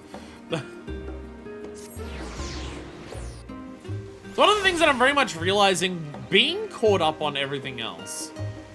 They really, like, especially as the expansions have gone on. Because some of the earlier expansions, they started unlocking more things as you went through it. But especially with Shadowbringers and Endwalker, they really do, outside of like role quests, they really do try to reserve most unlocks for beating the expansion. They're just like, while you're going through the story, we want you to focus on the story. But there's been exceptions in terms of unlocking little extras going through an MSQ of it, like Heavenswood had an optional dungeon for like Dusk Vigil. There was some stuff to do like that. You unlocked the deep dungeon in Stormblood partway through it with Heaven on High. But with Shadowbringers and definitely Endwalker, could very much feel the idea of just, they want you to embrace and enjoy MSQ while you're in it.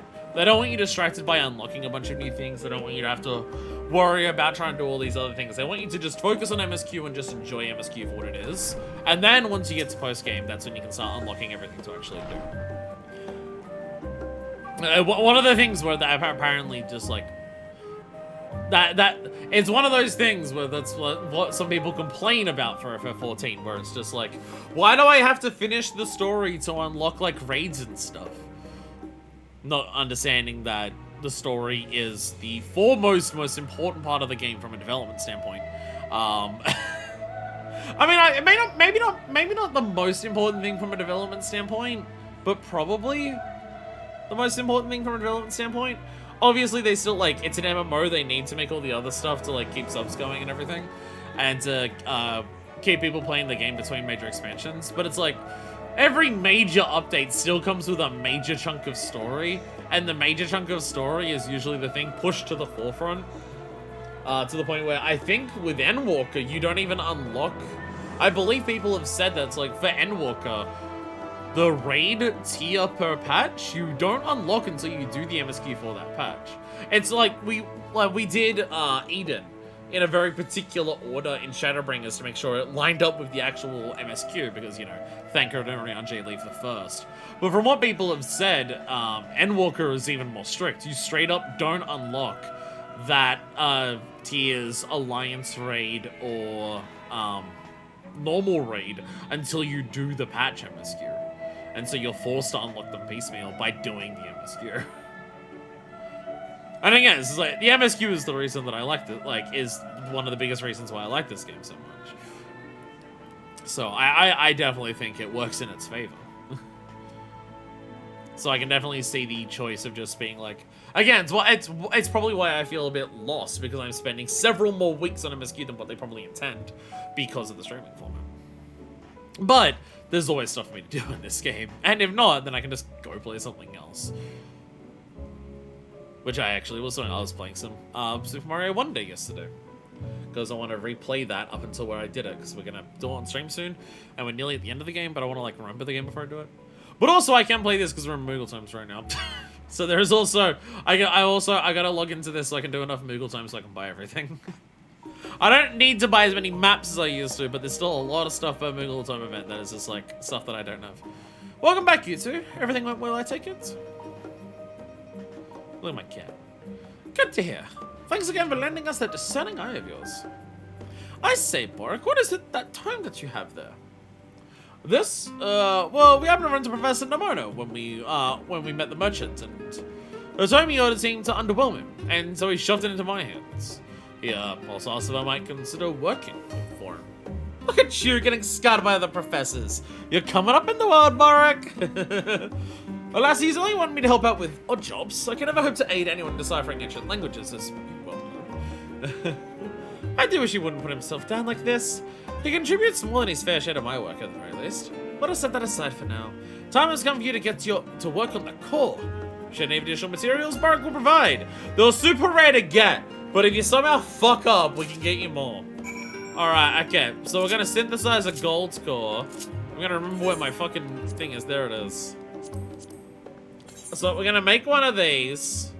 Unfortunately, I don't have to make it properly. I can cheat.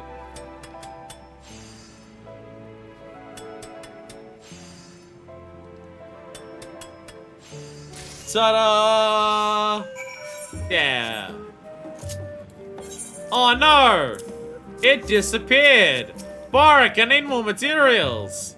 I made a point of ordering slightly more than we just in case something like this happened.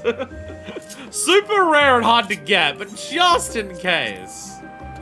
But just in case something like this happens. Just in case. Again, I know I've already fucked it because of the society quest. Damn you, Katari. Oh no! Don't lower the quality. Don't fucking check my back. Oh no, I lost it again! Barik! Wait, actually, no, Barik, it's fine. It turns out, no, Barik, it's actually okay. I found it. I found one. Why have I got these here? Why am I Neo Kingdom Kexer scouting in my saddlebag? Why did I do that? If I did that, I must have done it for a reason. Why did I do that? Why did I do that? I assume I have Kazali then. Yeah, I have Kazali. I do have Kazali scouting. Was it for glam reasons? Maybe that was it.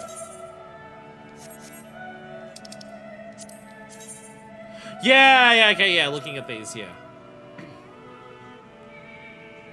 It's me being unsure if I want to use these for glam or not, me wanting to test it with pieces to see if it was useful for glam.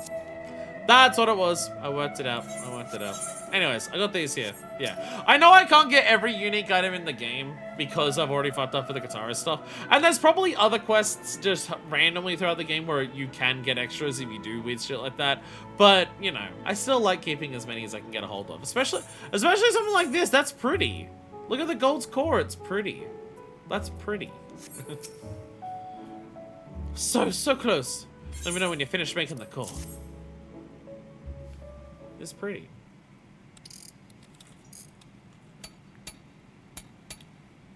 I'm thirsty today, it turns out. Jesus Christ.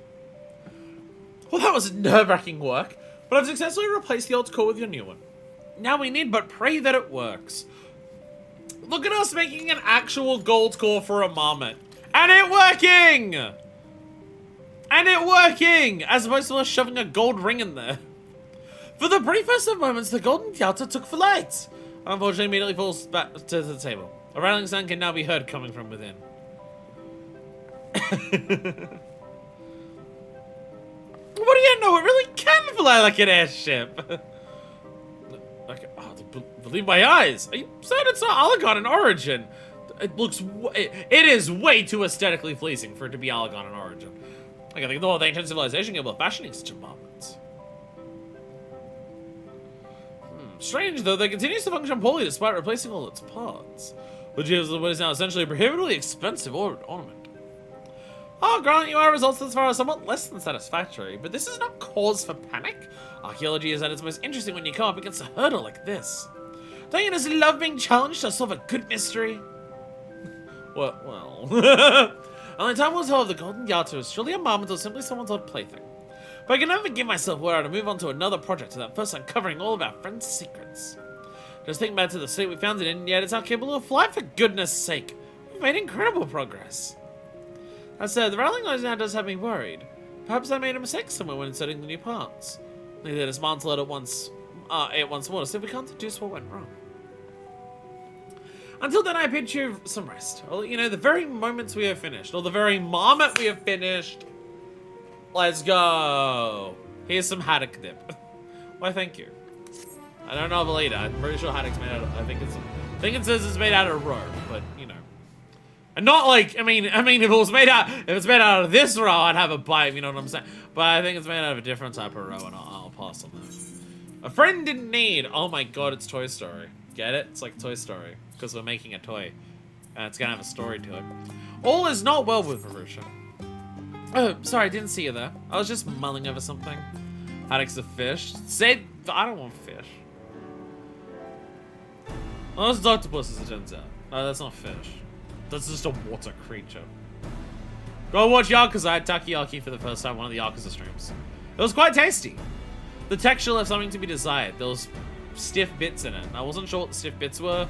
Whether it was like parts of the octopus that were just like, maybe it's the suction cups and I don't like the texture, or they're trying to bite into those, or whether it's something else they put into it. I don't know. But the taste was nice. And the texture of everything else was really nice. It was just, there's like 2 or 3 bits in each bit of takoyaki that were like really stiff and chewy. But like really contrasted to the soft creaminess of everything else, and that wasn't as nice. I dismantled the golden yacht after you left, and even tried oiling all the parts of lubricants graciously lent to me by the faculty of alchemy. But after reassembling it, nothing has changed. That said, I did make one new discovery. I found the small part within its mouth. It did seem to be an artificial voice box of sorts. Though this beast should have anything to do with its malfunctioning is highly unlikely, but it is damaged. Although it may be worth replacing. What do you think? It might help if we could communicate with it. Ask it if it knew what's wrong with it. Wait, you think the golden yachts may be capable of speech? Ha! Novel idea indeed. Well, she's capable of flight, so don't surprise me if she could talk as well. Perhaps then we could ask her what ails her. Can I try to make a golden mechanical voice box for our friend? Just imagine what interesting things she might share with us. Golden mechanical voice box! So you have the voice of an angel. Mechanical golden voice box, and you can sing really nice. And be like, oh! Golden mechanical voice box! With Phrygian gold. I don't even know what that means. But I've had to type in Phrygian gold into the, if you're wondering, all the materials for this, I bought every single material for this on the market board. None of this I gathered on my own. I bought all of it on the market board.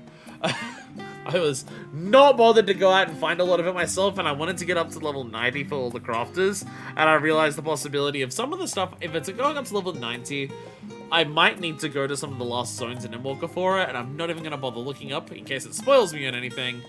Well, I don't want to, like, oh, to get Phrygian gold, go to the final zone of Endwalker. I don't want to do that, like, even look it up, like, where do I get it, just in case it spoiled me. So I just bought all of it on the market board. So, or is that? No, I'm gonna need veneration! This will absolutely require veneration. Because I'm only getting 800 each. No. Oh, no. The math's still maths.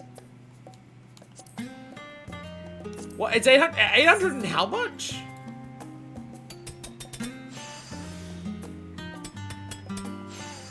Oh, 850. I thought it was 803. I'm gonna be like, no, that's gonna be like 70 short. No, okay. It's fine. Okay. Craft this one. Can this macro beat me getting a drink from the fridge? Run! Race! Race! Run! Oh, come on! Oh! I think it was a tie.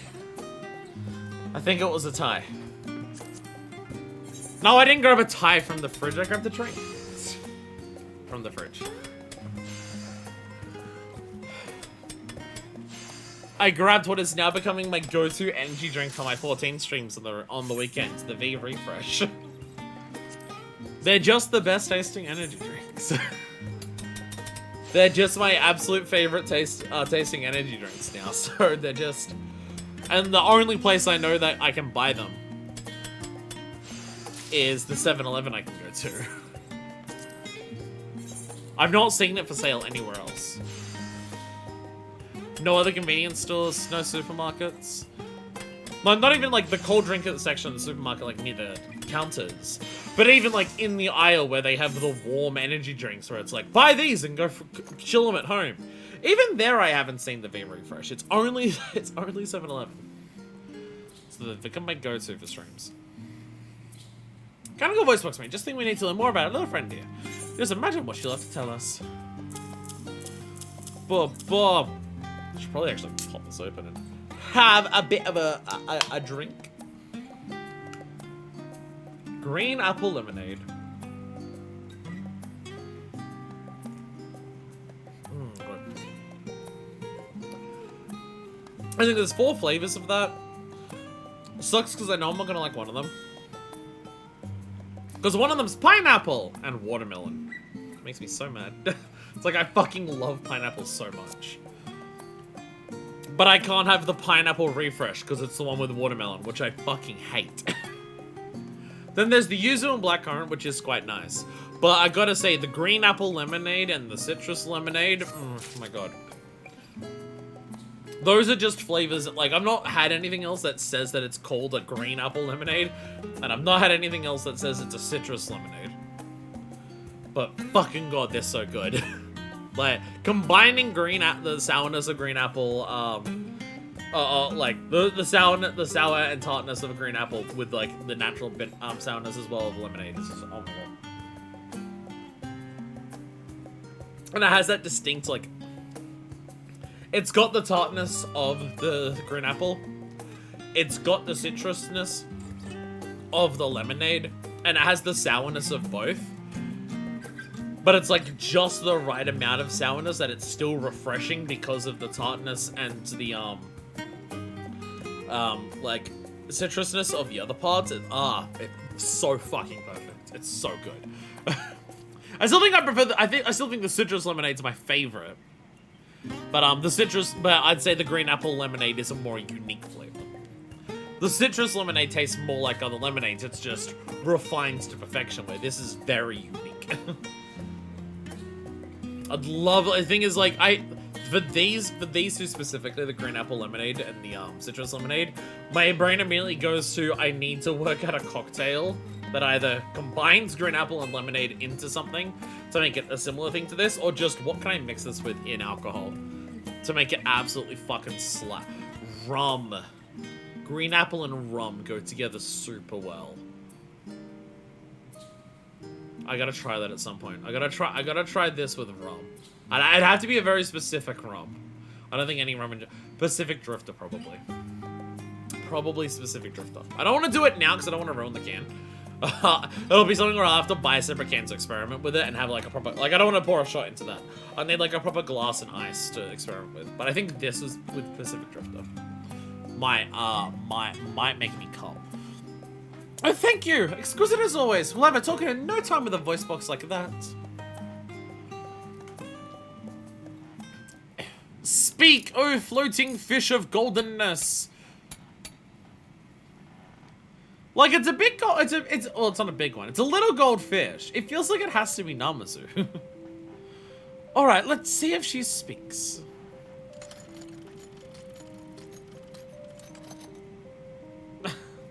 She speaks in wingdings! Let's go! She speaks in wingdings! The Golden Yalta says something! However, you haven't the foggiest idea what it's trying to tell you. I was about to say, don't we literally have the echo? How is it possible that something's talking and we don't understand it? We have the echo. Soul.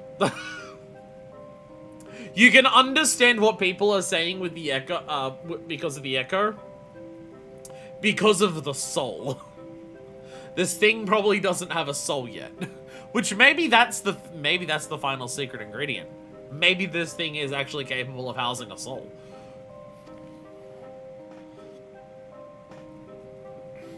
She definitely spoke. She speaks! I knew it!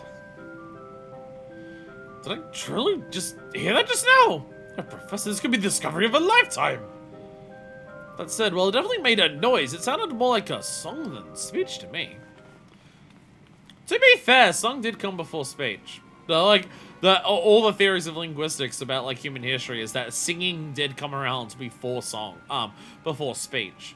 Because speech just requires way more complexity of both the voice boxes and the mental process compared to singing.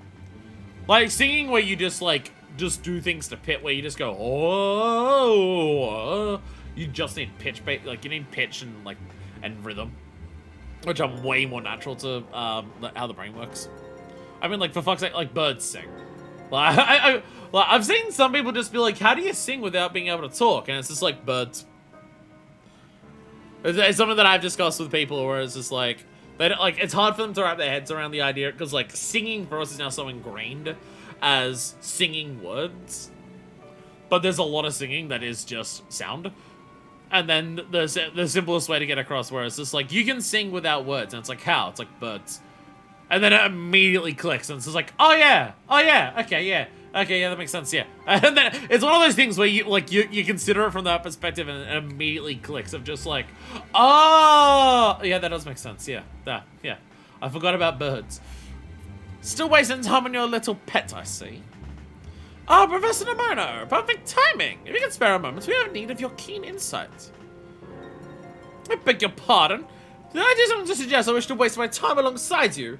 Don't tell me you've actually made progress. Oh, thanks to Manifest, yes. In fact, that recent discovery falls within your realm of expertise. Well, I say discovery, but it's more of a clue that may lead to one. A clue? Well, that's all very impressive. You know the time you've already wasted on this lark. Honestly, are you even listening to yourself? No, listen to the fish.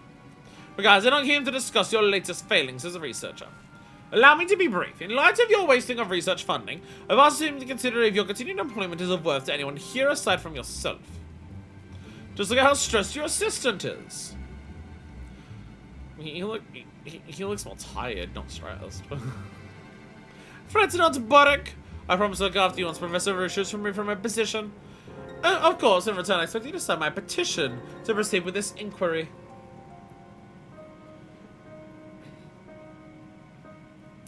How about instead of being a squabbling, dick-measuring prick, you help us? Well, that didn't go to plan, did it? Considering the linguistic nature of our problem, some Professor Nemono might be willing to assist us.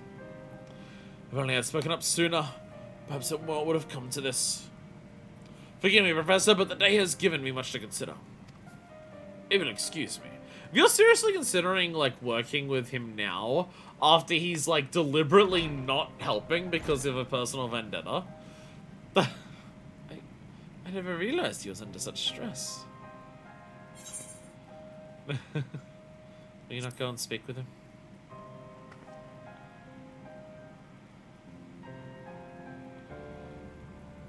This is the life we choose as researchers, my friends. Callous though it may sound, there are certain matters which we must work out for ourselves.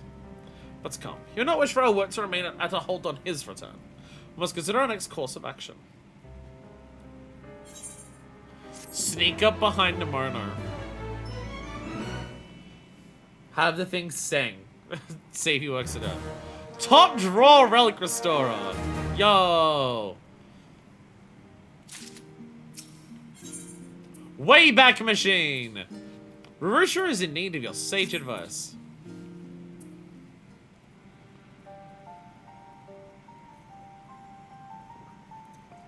Manifest, fortuitous timing as ever.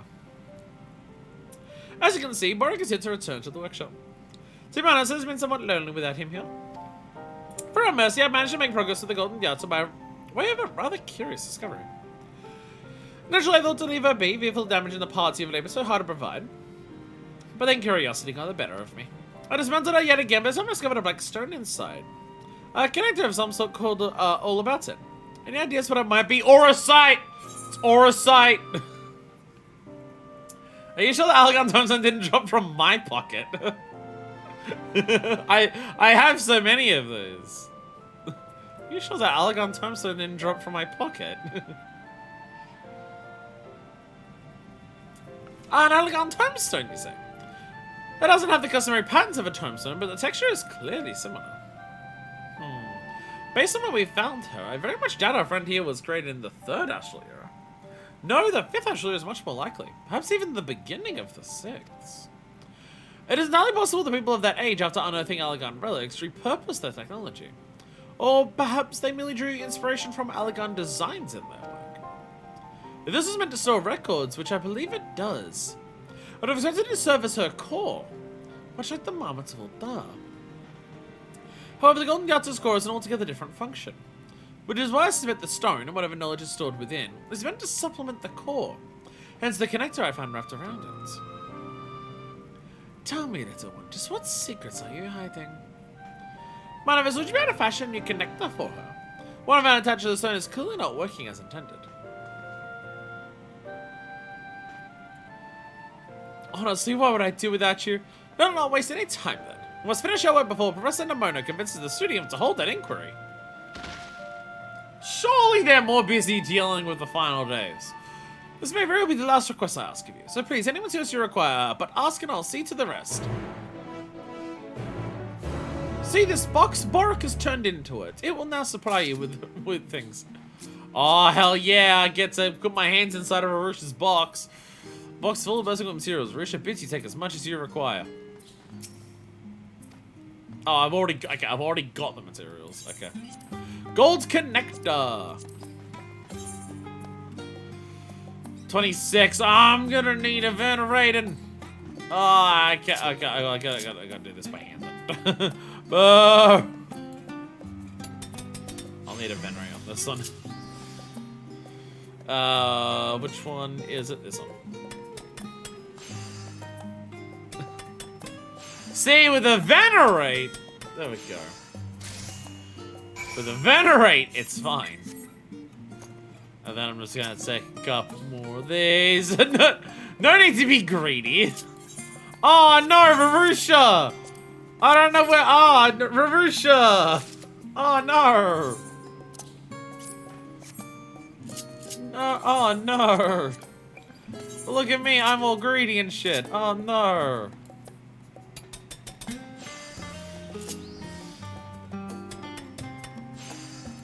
And now we just venerate, and we venerate, and we venerate some more. Oh no, Rarusha! I lost it again! Oh no, Rarusha! I found it again! So silly. so silly. Completely unnecessary, but it's fun to do. Pray made that gold connector as quickly as possible. Use it to fix the mysterious relic. Trying to get the nectar crack. Kinda then. Excellent. The connector is in place. Now we need but insert the stone and see how she responds. Professor Varusha! Oryx, so good to see you. You can apologize, don't. You're here now, and that's all that matters. No, that's not it. I mean, yes, I am sorry for being away for so long, but... Okay, to apologize, Professor, I signed the petition for your inquiry. Your research is leading you nowhere, Professor, and I thought it better you resign than tarnish your legacy with this final project. We just had it singing, bruh. So I sent the petition, and now Professor Namino has the signatures he needs to submit his petition. It was only after I signed that I realized my mistake. If that relic yet holds secrets of a bygone era, it's our duty to them. But now we may never have that chance. I take it you heard the good news. Professor Namo. The faculty are ready to hold their inquiry, Professor. I suggest you make your way to Learner's Meet as you miss the ending of your own career. You two members will come along too. The more the merrier, as they say. Bring along the sing and fish, because we just finished it. Always in a hurry, that's one. You really must learn how to relax. Borak, would you be a dear and do me a favor? I wish to finish filling this part to the Golden Yata. Once finished, I'm positive we'll learn all we need to know. But I need you to delay the inquiry, if only for a short time. Yeah! No need to worry, I suppose it won't be long before the old girl stirs to life this time. Go ahead with Borak and wait for me at Learner's Meet.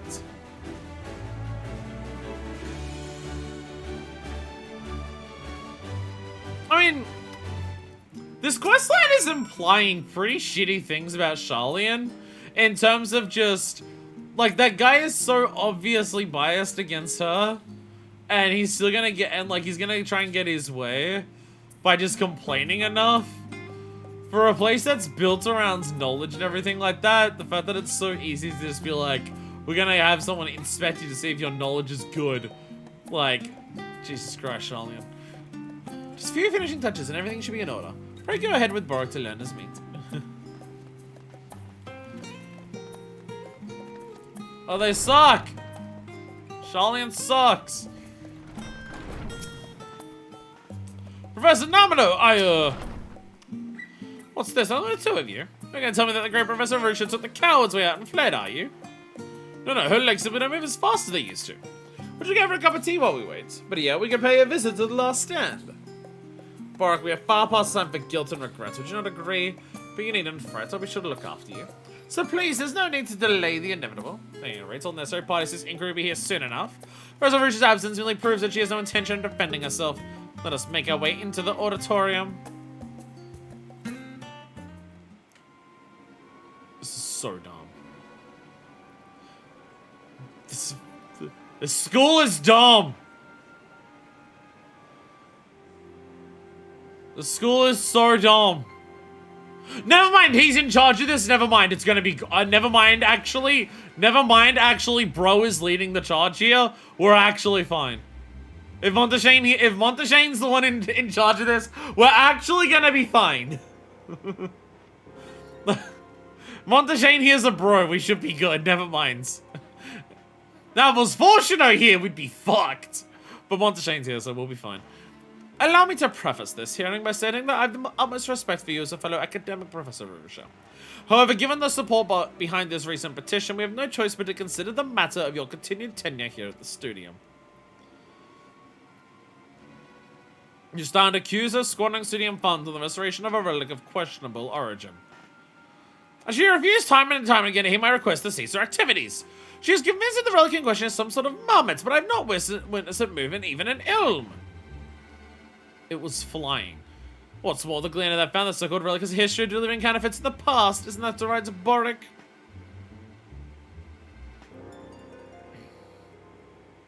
Come now, Professor Nomino. Nobody's perfect. And for the 100th time, that marmot is something special. You just need to be patient with her. Come now, little one. Show them.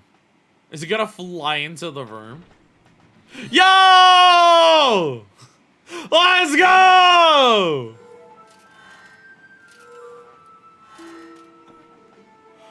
Am I seeing things? Yo! This proves nothing! How do you know you didn't ask this help reveals a contrived means for it to move on its own? Well, I suppose it will also be to confirm as much. Tell me, did you do as Professor Nomino suggests? I only made the parts required to restore it. I saw what inside was broken, and I fixed what was inside that was broken. Nothing more. She speaks the truth. Naturally, someone of her ability could doubtless make modifications out of rudimentary movements, but I don't think even the best in her field could achieve this.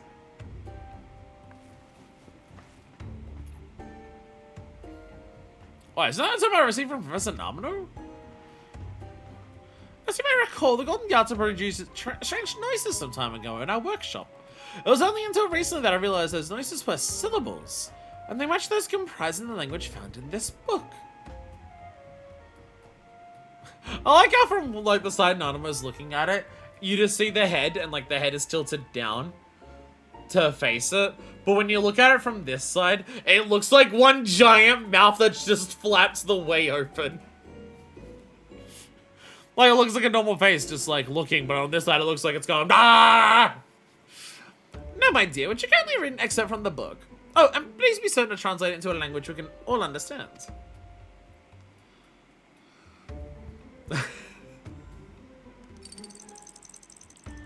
Rattle, the serpent that sleeps in the deep slowly sheds its skin of old.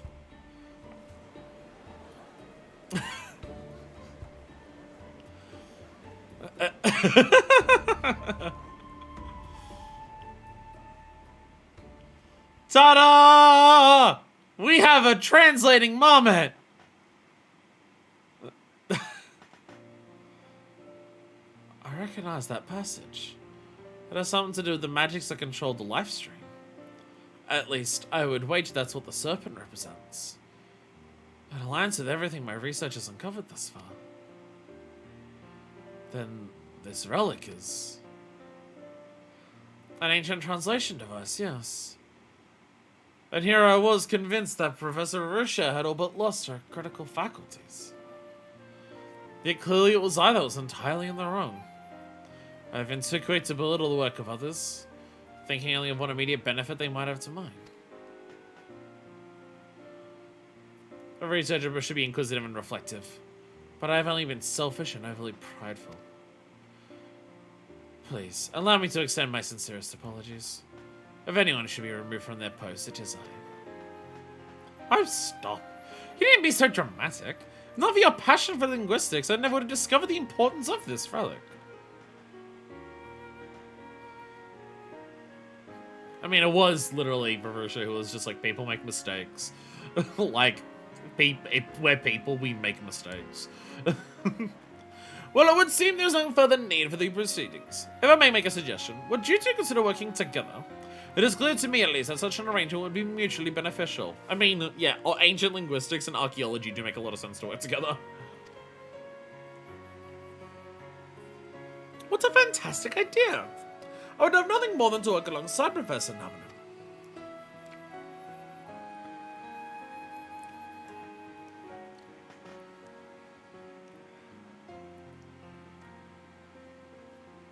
Yeah! Cowboy Lalafell has decided to not be a dick. Let's go! Pray allow me to think of helping Professor Verusha with her research. When it was your intervention, I feel we may have committed a grave error and sounds perfectly capable of researcher along with her work. Maybe next time you won't do that? Also, that ends, eh? Let's head back to Maker's meeting. I think I need to thank you properly for everything you've done.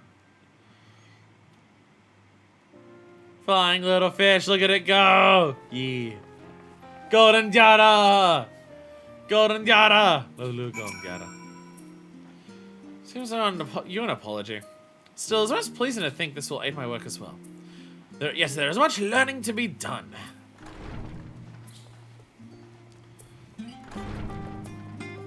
Hell yeah, Golden Yada! Golden Yada! There it is! Serpent that sleeps in the deep slowly sheds its skin of old. Eventually, the serpent devours its own tail and renders new flesh using its own. The pain felt will cause the earth to quake, the mountains to crumble, and the rivers to run dry. Thus, 7 wedges must be driven into its back.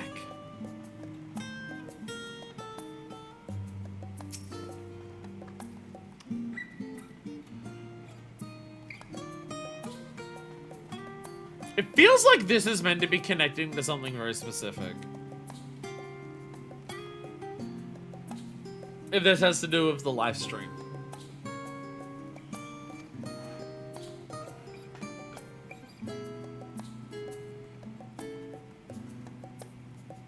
The serpent devours its own tail and renders new flesh using its own. The pain felt will cause the earth to quake, the mountains to crumble, and the rivers to run dry. Thus, 7 wedges must be driven into its... If the serpent's meant to represent the live stream here.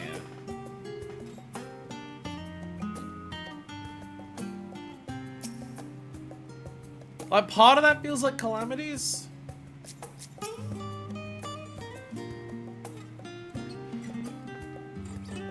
Like, the live stream is slowly shedding itself of, like, the unsundered worlds. And it's creating new life. Like, from the live stream. But that pain hurts the people of old, so they do the calamities that are elementally aligned with 7 of them. But, I mean, an 8th one did also happen. Oh, I'm so relieved.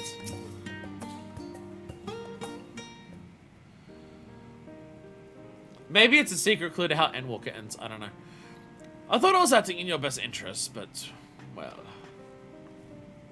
Professor, I'm more sorry than you'll ever know. Would you ever consider allowing me to work with you as your sister once more? I give you all the time you need to decide. Listen, Barak. You don't need to apologize to me because nothing's changed between us. You never stopped being my assistant. And please, do yourself a favor and stop being so hard on yourself all the time. I'm gonna ask for a better colleague. Though I suppose there's one thing you can do with learning. Patience. Our work often takes time to bear results after all. Are you ready to get back to work? Oh, Professor. Oh, what a surprise! You'd ask for our little friend's help? Something like that, yes. The book I gave your assistant was merely an abridged compilation of works in ancient languages.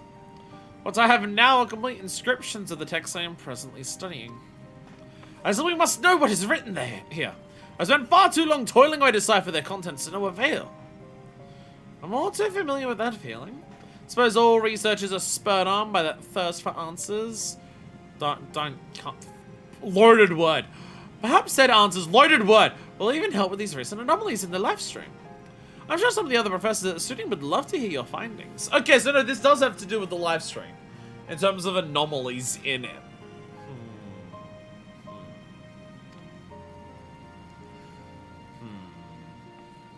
We two have certainly reconciled your differences quite quickly. But that I can relinquish my worries so easily. Thank you once again, Manifest. You hadn't stuck around to help as long as you did, I might have lost an irreplaceable assistant and countless colleagues. Now, to say nothing of the huge academic leap forward we're about to make thanks to all your hard work. A gift I hope to repay with hard work of my own. When next you visit, I'll be sure to have a number of fascinating discoveries to share with you. Aww. I hope you're prepared, Barak. You have 2 professors to attend to now, so no more moping, alright? Oh, I'm quite sure you have no time for that. As I no longer have the resources required to hire additional help, you're my one and only assistant now, Barak, so do try to keep your wits about you. Oh dear, what have I gotten myself into? Well, at least the subject matter is interesting. We did it! Look out! CP1, because CP1 always sells better. Look out! We did it! Yeah! Yawning! Let's go! Esteemed contributor! I'm a masterful relic restorer. Other people still need help though. Found in translation. Hey. Do we get titles for these ones? We do! Eurodite Smith. Okay. I'll do it 2 more times. Yeah, because we didn't get, yeah, for these ones. Same done the Kaishi delivers. Yeah, for the role quest ones, we didn't get, titles for those individually. But for these ones, we do.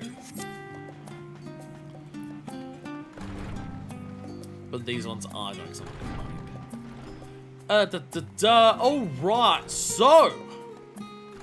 I'm thinking of saving Alchemist and Culinarian for last. So that would, could I be like, hey Jude. So we have Carpenter, Leatherworker, and Weaver. What's the recommendation on the table? I'm yawning a lot. I'm just always really tired now.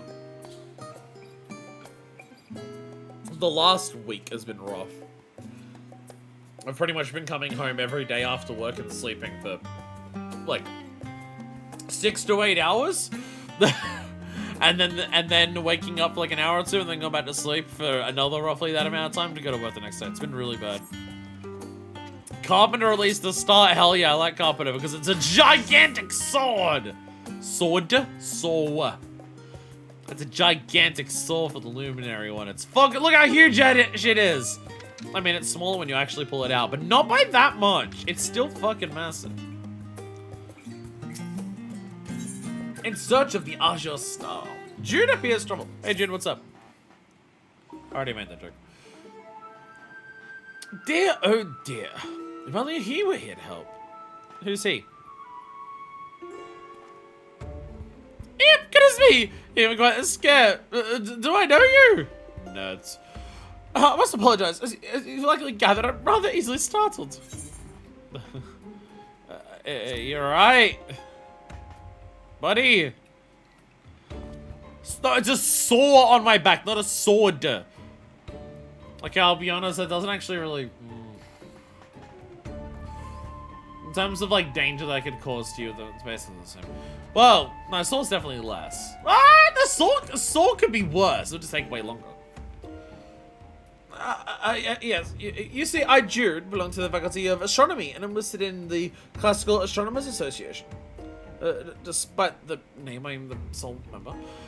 Until this last year, we were far more in number, but the other students graduated just as I joined, and the other astrologians were sent to the torture dungeons that we have. That we're not going to bring up at any point during these quest lines. Why remain a part of an association that, but for my efforts, is obsolete? You might ask. This is quite simple. I thought it would allow me free access to the telescope. Recently, however, the Faculty of Astronomy and all its constituents, the Classical Astronomers Association included, have managed by the forum to contribute to a national project. As a result, I'm able to use the telescope at my own discretion. If only my problems ended there! After I'd taken over the association's activities, I came to learn the telescope was not only old, but in a state of total disrepair. I have, of course, since attempted to have it repaired, but no craftsman is willing to accept my request. The impatience has led me to attempt to restore it myself, all I've accomplished to make the situation worse. Beyond recovery, even. Oh, my apologies, I've started a ramble. Zero craftsman is sent by Kialiapo. I'm terribly sorry. So having come all this way, there's no longer any telescope to restore. How about I build... Why not just make a new one? Whatever it is, made a new one. Indeed, the possibilities have even crossed my mind. Nerd. Oh, what I wouldn't give for one of those new lenses I've heard so much about. Their precision and clarity said to be without peer. But the funding required would be astronomical. Gonna be honest, I think Carpenter Leatherwork or Weaver is the most fitting for a fucking telescope. No, it's not! No, it's not! Goldsmith or Alchemist are the closest. And the only reason Alchemist works is because there are some glass things that you make for Alchemist. But everything else, it's Goldsmith. Because Goldsmith also deals with glass because it's small, tiny little things. Alright, so we've all got the latest and greatest in telescope components. The modest budget I've received from the association may suffice to make one. Let's get to work then. No doubt of a plethora of information on the subject of crafting telescopes. While having a huge fear of crowded places, my desire to look upon the stars is more than enough to see through the task. Oh, so I hope. Jude rushes up. His last words swimming in your head, you think of in the direction of the Numenon after him.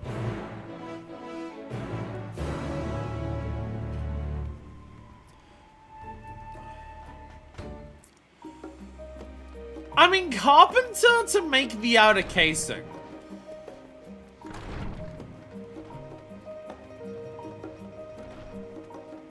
If the outer casing was made out of wood and not metal.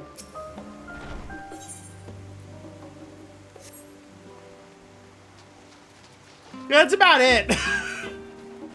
That's all the components of a telescope I can think of. Like, there's none. There's none. The outer casing is about all I can come up with.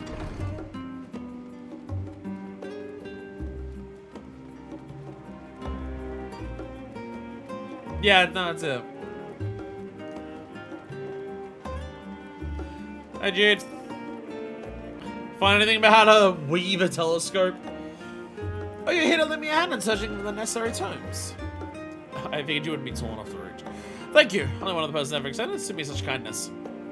87.96% of those began ever approached me, words dripped with honey, only can only take advantage of my purse strings. But enough about that. Someone on these tomes and documents deal here in the intricacies of telescopes. Let us split up and search for them. Please, should you find any relevant documents, bring them to me.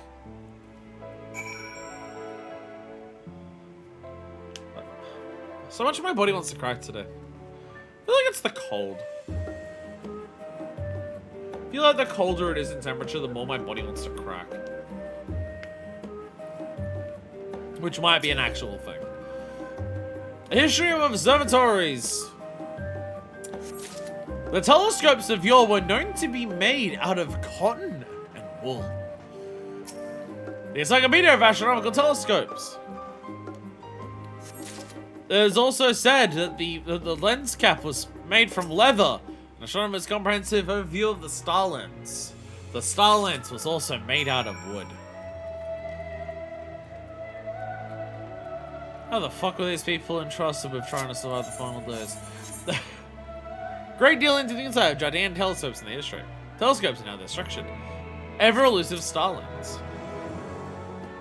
Did you stumble across any leads? I did! Not even 2 hours into the stream. Fire, stop yawning. I'm so tired lately. I have no idea how to fix it. The thing that you managed to find 3 whole tomes! I feel like 3's a low number. Just looking at the place. Excellent work. Let's have a look, shall we? A history of observatories. Appears to be all about observatories and the massive telescopes they boast. While the content contained within these pages is near perfect, creating the telescope today would require a budget on par with a national project. Let us now take a look at the Encyclopedia of Astronomical Telescopes. This is for a national project, so we don't have the budget. What a treasure of a tome! Now it's the entirety of our telescopes are made down to the smallest of details. You weave most of it, it turns out. Well, we only got to cover a fraction of the cost of the parts listed here. Cat's just running in and around this guy's legs. It's a real cat. Let's do this also on stuff. Astronomer's comprehensive overview of the starlands, huh? Starlands? I've never heard of such a thing. According to this, is an ancient tool used by astronomers to read the stars. It can be produced at a reasonable cost. What could such ancient tool accomplish today's world of astronomy and optics? Does it even use a lens? Then again, it is within my means. Why don't you to craft one for me? I can only offer you the meager stipend now association receives from the city in exchange. I'd hope you'd consider it. Yeah, my sincerest of thanks. And there's little time to waste. I've already requested use of the space, so let's make our way to the workshop. I'm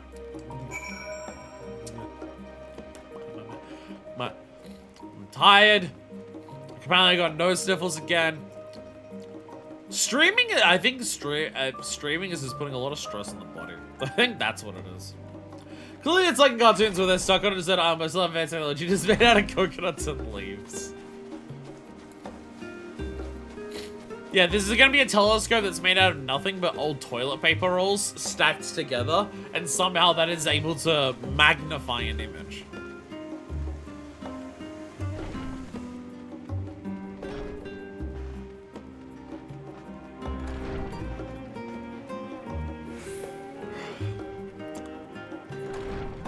I think it's the effort that streaming has. Maybe that's what it is. It might be the effort required to stream that is causing my body to fail. Maybe that's what it is. Or maybe it's my accursed beloved green apple lemonade. I did feel fine until I started drinking this. It's possible that caffeine is bad for the human body.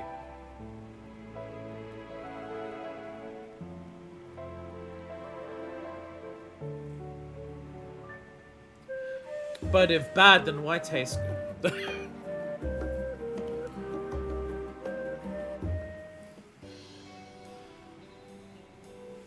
According to my calculations, we should have just enough in the way of funds to craft the Starlands. The question that remains, however, is will be powerful enough to aid me in my pursuit. If only he were here. Alright, you can quit talking about your boyfriends. Where is it? If it isn't Jude, you are looking gloomy as ever. Yeah, who's there?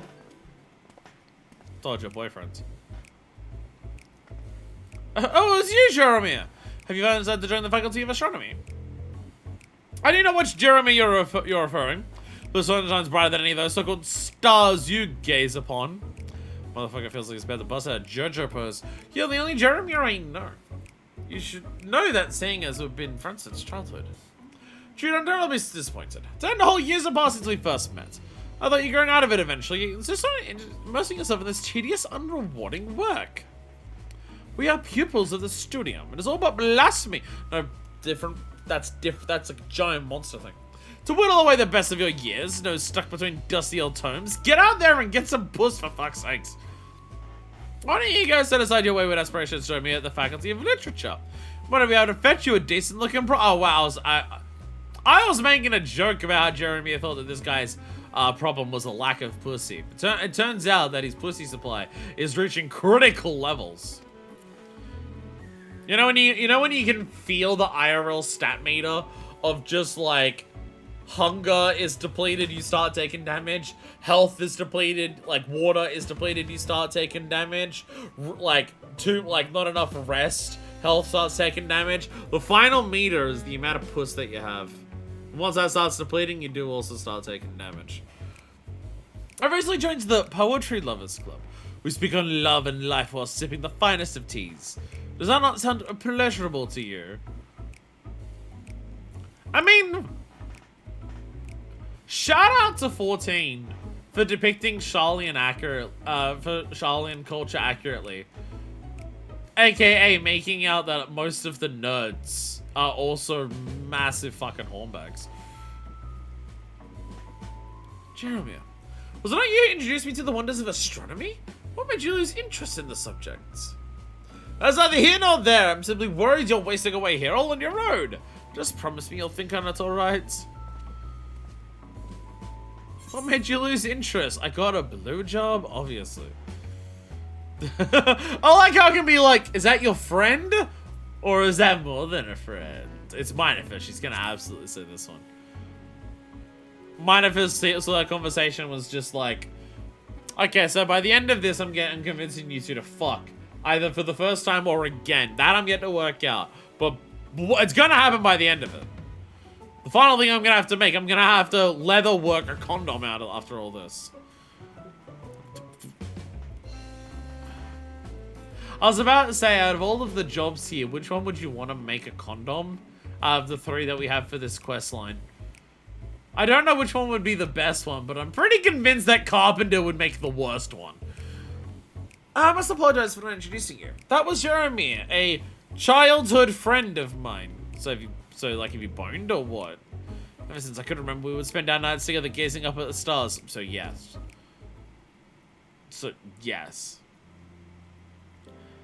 It was a decade ago when it happened. Two of us took part in an astronomer's workshop. One hour looking up at the night sky when we spotted mysterious blue lights. Okay, I didn't realize they were this young when they were looking at them.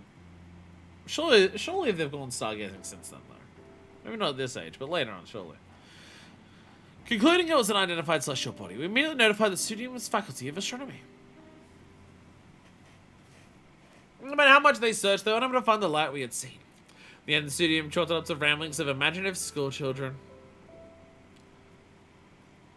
Sheer frustration, we decided to join the faculty of astronomy, vowing to one another would one day rediscover the azure body that we saw that day. But then Jeremy got interested in other types of azure bodies. He had a real big thing for moon cats. Jeremy, being a summer older than I, enrolled first. When I finally entered and saw we were just a different person. All vestiges of the old Jeremy and the promise we made to one another forgotten. I know this faculty hoping to fill our dream the decade prior. Even timid and easily cowed, I do not see how I'll accomplish this alone.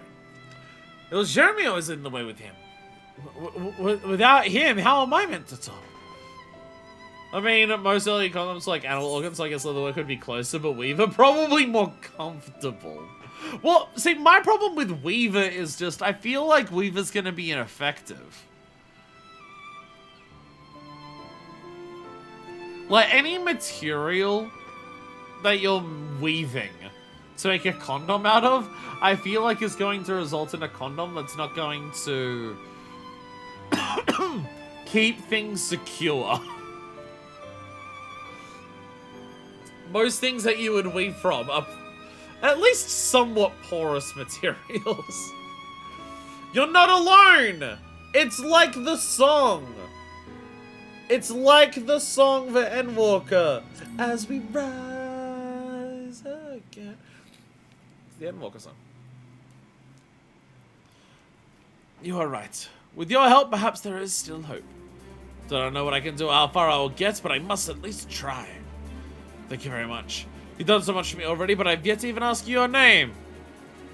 What the fuck are those orbs shooting out of you? Calm down, I just asked your name. Minifest, I'm looking forward to working with you.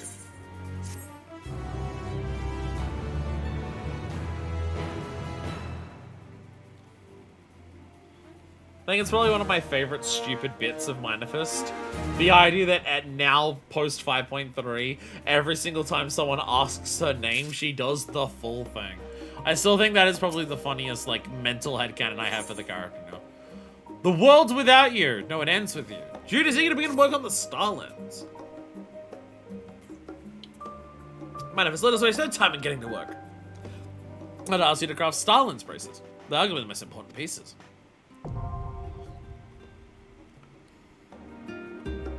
Braces.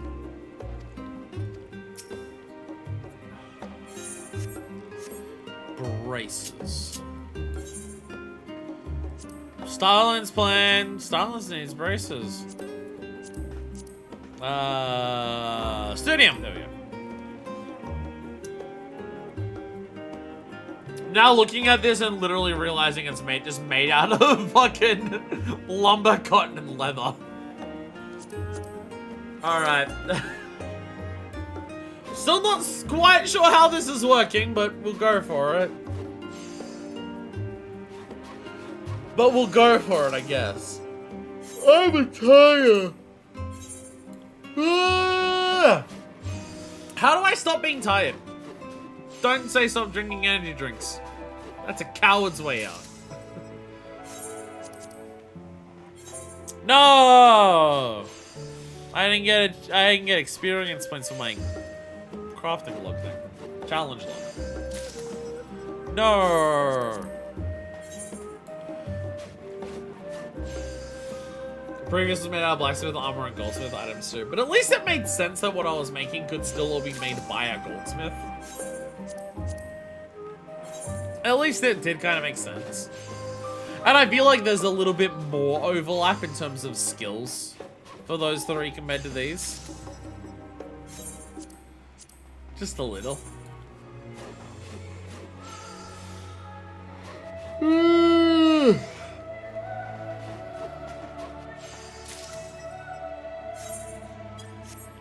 How do I not be tired?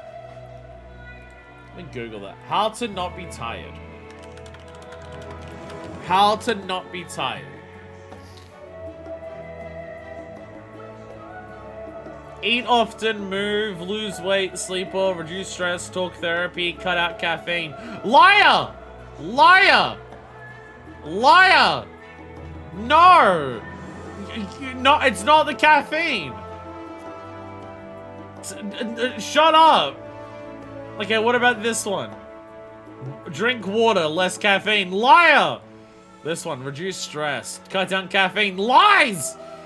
How to stop feeling tired. Balanced diet, regular exercise, drink water, cut out caffeine. Liar! Walk around the block and do push-ups. Well, this isn't telling. I'll take Harvard. They're not telling me to cut out caffeine. Prioritize sleep consistency. Soak up morning light. Get active. Check your diet. Try a midday nap. Bro, what? Bro, what?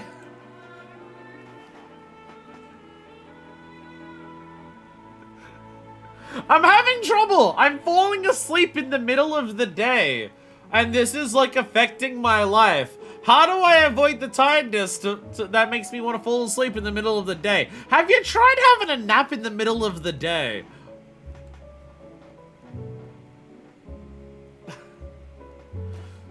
Exercise, get some sun. Well, I can't get the sun right now. It ruins the camera.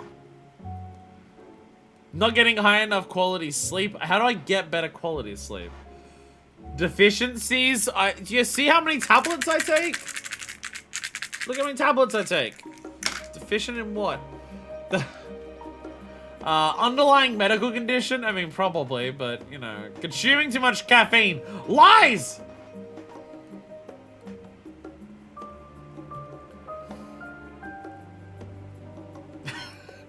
I like how this one just specifically says causes of fatigue.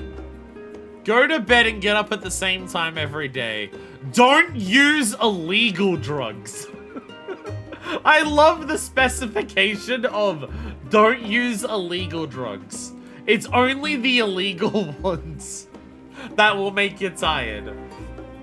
Turns out that the reason that certain narcotics are considered narcotics and are illegal is not because of any of the health ramifications or because of the racist history of how they've been enforced or anything like that. No, the only reason they're illegal is because those ones make you tired.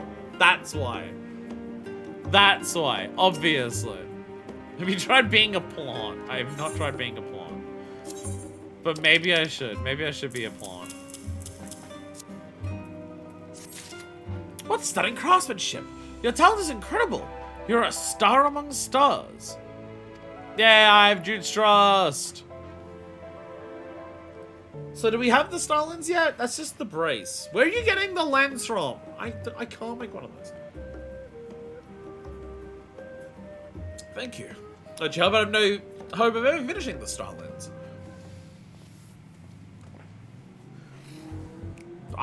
This is not you getting pussy.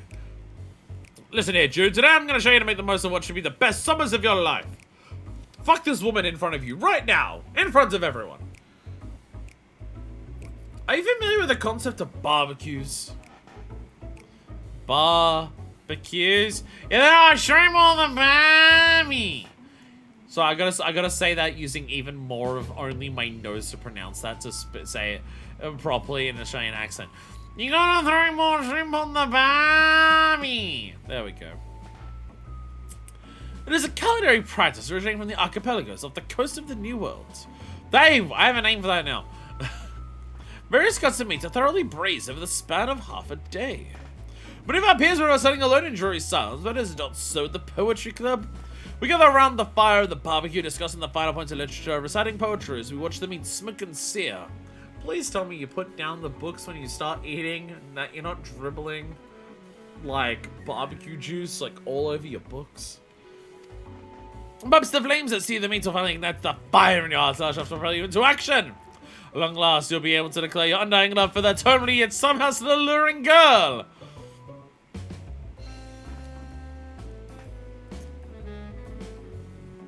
Come on, Jude. I bet if you eat this meat, you'll see that girl and be like, she's kind of ugly, but I'd still hit it, though. Come on. Come on, Jude. Honestly, I do not know why you'd come to me with such a proposal. I want some barbecue. Barbecue's nice. But I gotta be honest, eating barbecue... Like, I've never bitten into, like, a nicely barbecued steak. Or, like, a burger. Or anything like that. Like, my response has never been to cut into it, put it into my mouth, and go, damn, I could do with some mid-pussy right now. It's never, like, that's never happened for me. I don't know what this guy is talking about. Join our Poetry Club, Judah. Just have one taste and realize exactly what you're missing out on. Jeremy, you live boldly and elegantly. Unlike you, however, I'm a solitary creature. Just the thought of eating across from another is enough to send us chills down my spine. Nonsense, surely you at least take meals with your peers. You are my only friend. You jest. You think I'm your friend? I never learned how to make friends. They do not teach you that at school. You seriously consider me your friend? This is but further evidence you mustn't remain here alone and isolated. I'll continue to visit until I get that through that thick head of yours. I mean, I'm with Jeremy that, like, Jude should probably do some form of social activity. I still think his poetry club is full of bullshit if they're being like... If woman gets punished for working on a translation device because it's not, like, doing stuff immediately, surely the sit around reading poetry while eating barbecue group is, like, doing less work, right? So I still think the thing's a scam, but I kind of agree with he's phrasing it the wrong way because the only way he can seem to phrase it is, I bet you get your dick wet, which just isn't a very alluring promise to someone like Jude here.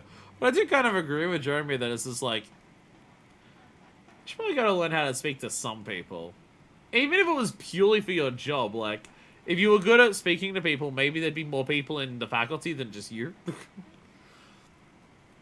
Jeremy never fails to impress me. He has so many friends who, unlike me, are all outgoing and full of cheer. Seems to be having so much fun. If only I could be more like him.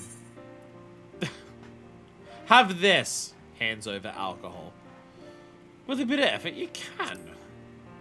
Why does he want all these hot women? Jude, I'm gay.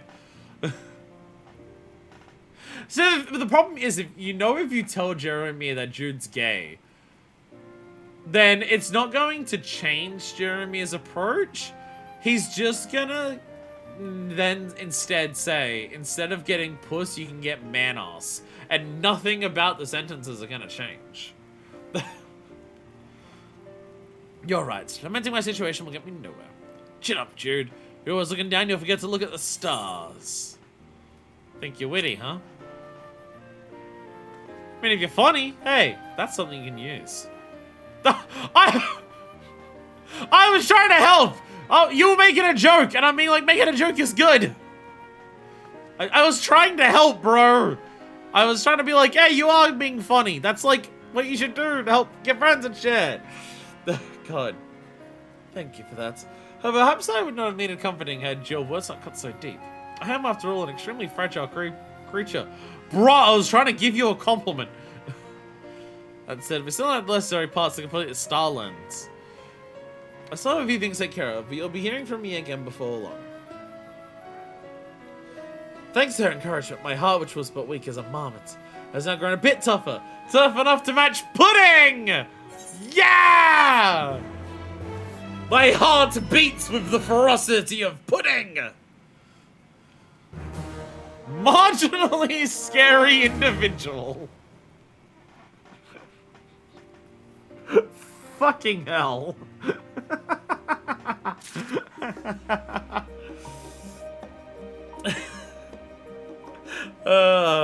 That they've used these titles for like everyone to just describe like how you're helping them.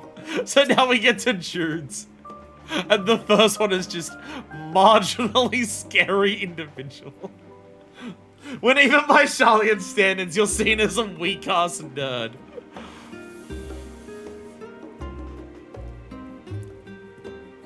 Like, motherfucker is just like, if there was a village nerd, and all of the village nerds from all the villages came together to create a village of nerds, in that village of nerds, Jude is the village nerd. Poetry recital! Jude appears eager to continue his work with you. Ah, Minifus, just the woman I wanted to see. You didn't shit yourself this time! We're improving! I have another request to make of you. Would you be up to the task? Are you up to the task of asking me about the task? Thank you. I need for you to craft what is to be the heart and soul of the Starlands. You see, an ordinary telescope picks up on starlight, whereas the Starlands captures ethereal flickers. What am I making that's gonna pick up the ethereal flickers? Like, this sounds like the Starlands is a type of, like, to compare it to our world. It sounds like the Starlands is a lens that's not, like, it's picking up radioactivity from stars, but not, like, light spectrum radioactivity. Like, I'm building some form of ultraviolet or infrared or X-ray form of, like, things to pick up those more than visible light spectrum. This requires what is known as an ethereal lens. Well, of course, materials of a high grade are important. It's craftsmanship that determines quality. To which I turn to you. How am I making a lens with these jobs? Literally how? I really thought the lens would be something I don't actually make and you ordered in or something. Allows the star lens to capture ethereal flickers. Bro, how? How am I making a lens with this shit? How am I making a lens with palm tree wood, toad leather, and the Almasty Serge? What's the Almasty Serge? Oh, it's the fur from an Almasty. Don't mind if it's lens. Lenses should not be made of opaque materials. How is this a lens? How is this a lens? Ah, I'm already. I forgot. I forgot. Yeah, the level 83. I need to do 3. I forgot. Hey, man, shit is the ethereal lens. Well, I made one. Sorry, I made 1. I forgot. So blown away by the absurdity of this that I forgot that I had to make 6 of the bastards. How am I making a lens out of these materials? Pray tell, Jude. What are we doing here? So when you say, like, is that the point? Is it opaque materials? Is that what we're doing? Are we building, like, a lens by having, like, a large flat disc where like the wood as the backing, or maybe the brace holds it in, and the combination of like the fur and the leather are like this. Is it like ethereal flickers in terms of like the lens like at the ends focuses it by like a wood shape, like a conical shape? Is it like burning the leather and the fur in like certain ways? Is that what it is? Is that what this lens is? What do we... How it... I'm looking up... I'm looking up lens made of wood. Is this a thing?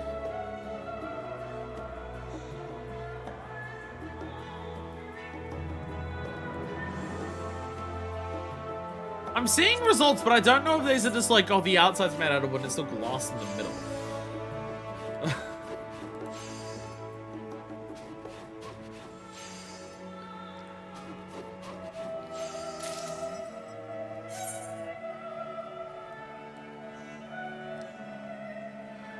I mean, I'm seeing something here.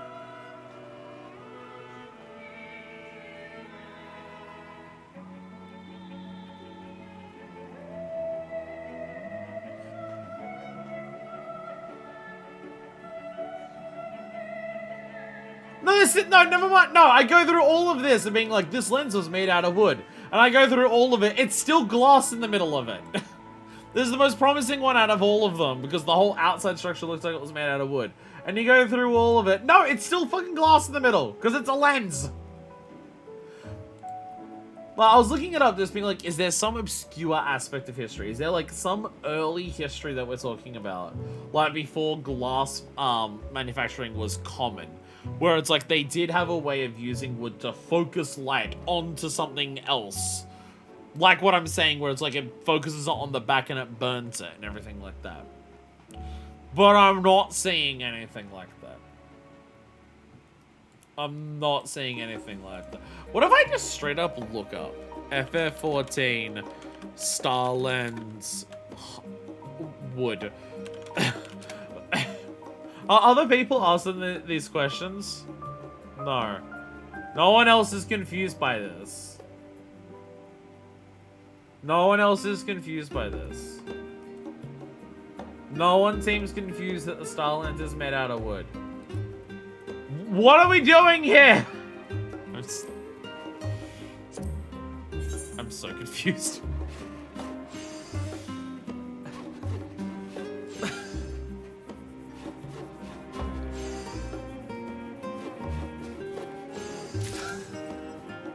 Because you can tell they don't, like, I don't even think the developers know. Because they cheat for this item because the item for the ethereal lens is just a treasure chest to show you generic item. It doesn't even use a picture of what the rest of the lenses in this game look like, which is glass!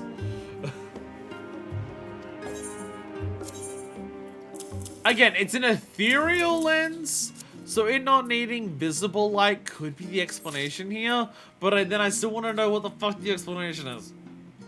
Magnificent! Even to the untrained eyes, you see the craftsmanship is second to none. With this ethereal lens, we can detect even the most distant of ethereal bodies. How? Once again, I'm indebted to you. We're still in the early stages of our journey, but I hope we can continue to press forward with the same amount of fervor.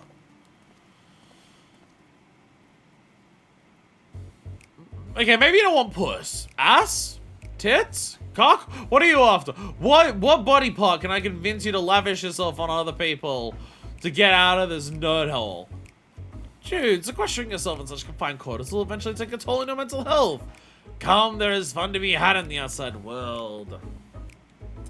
And what exactly does this fun you speak of entail? Allow me to illustrate. I began this morning with a splendid cup of freshly brewed coffee from the last stand. Shortly thereafter, we all gathered at Orc's Landing to perform a public poetry recital. I have no poems to recite. 'Tis the spirit that counts. Poetry will help you learn to express yourself more fully, Jude. But why don't you give it a try right now? Make sure you really put your feelings into it. Slam poetry, impromptu, off, let's go. I suppose I can give it a try if it means I can become a bit more like you. Yo, yo, yo, my name is Jude, and I think all you are rude. A soul shrouded by the dark abyss, the tears that pour forth as blood-stricken rain, solidify the poison that nestles in my heart.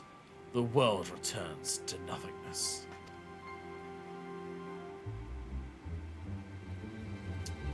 Well, you'd pull the goth chicks at least. I regress. Perhaps you need not delve so deeply into your feelings. That aside, now that you've had a taste of what our sessions entail and what it is to like live every day to the fullest, with your grades and range-ending faculty should be fairly straightforward. By expert, you'll have joined the Faculty of Literature in our Poetry Club. You know, they were talking about, like, oh, do we want to still give Varusha funding for her faculty? Because she's so terrible at it. Jude's literally the only person in this faculty. How is he getting any funding? Oh no, Jeremy, you're intense. Well, finding my studies in pursuit of literature would mean relinquishing my dreams of locating the Azure Star. If your resolve is so weak, maybe you should continue moving. Get a hold of yourself.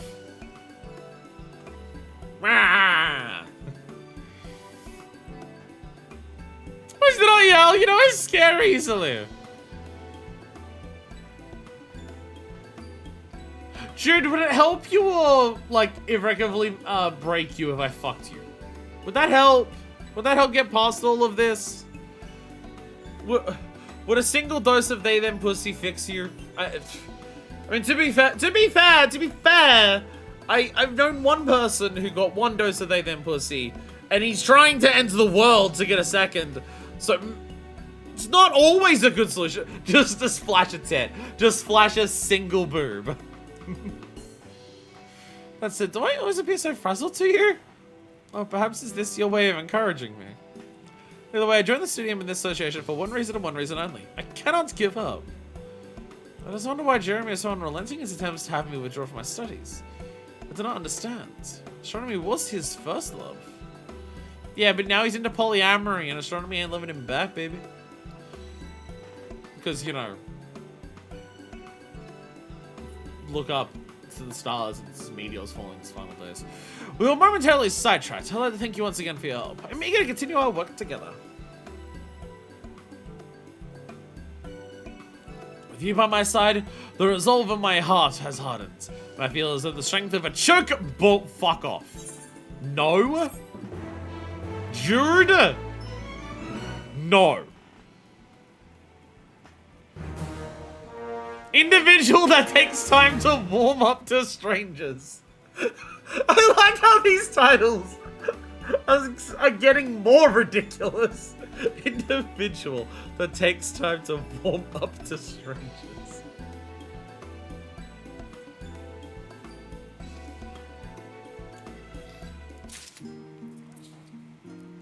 I can bring a chocobo into battle and it will kick monstrosities next to me. Jude, you were not chocobo level. One step forward. Jude eagerly awaits you. At some point, Manifest is gonna flash a tit to this guy during this questline. And I think he might actually have a heart attack and die. Manifest, let us jump straight into the next part of the process. Might actually kill him. Also, you would craft another vital part of the Starlands. You see, the operation of this particular type of telescope requires highly specialized magic. Can we get next one? Can we, please, I swear to God. By the end of this questline, I better understand how the fuck this Starlands works. Because right now, maybe it's the word lens that is throwing me off. But at this stage, I don't understand how it works. Well, I understand the mechanics behind this magic. The sheer volume required far surpasses that at my disposal. My use of guidance to craft ethereal amplifiers for me. There are no words to express how thankful I am, Manifest. Not only are you assisting with producing the Starlands, but you continue to encourage me every step of the way.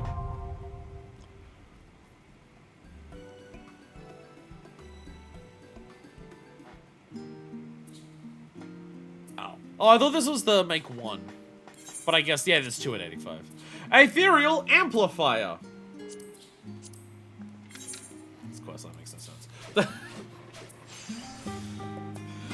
I really do not understand how this thing works. It doesn't make sense to me still. It still isn't making sense to me.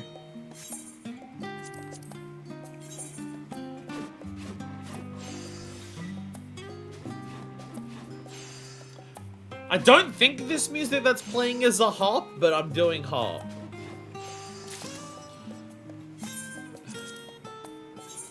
This is not quite the sound that a harp makes, but to me it's harp.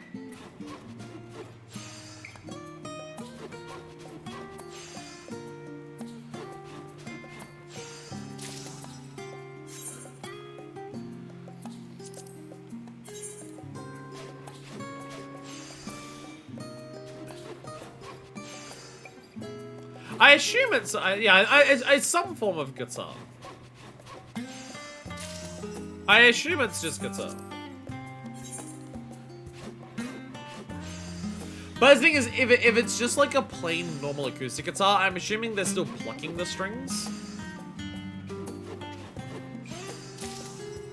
I'm assuming if it's a guitar, it's still the strings are being plucked, not strummed.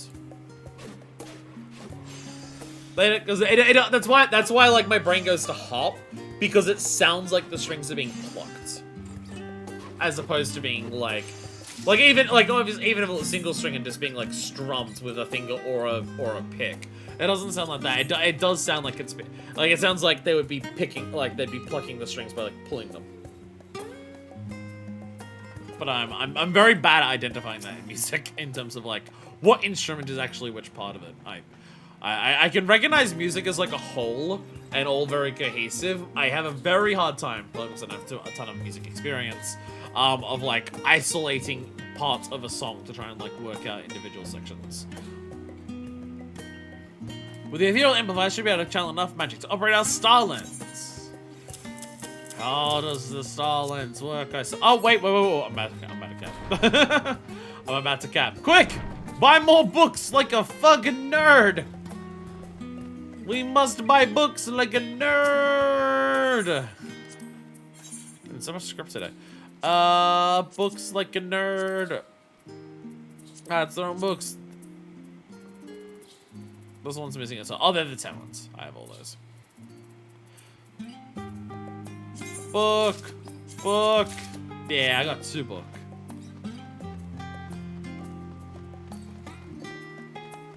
It's kind of funny how easy it is to get the master recipes in every expansion past A Realm Reborn. Like, they make you fucking work for it properly in A Realm Reborn to get the master recipes, and then in the future ones, they're just like, fuck it. It's script. It's not even expensive script. It's the basic one. Like, it's not like, oh, I'm buying old expansion ones, so of course I'm getting them, like, on the cheap. No, I'm fucking, oh. Oh.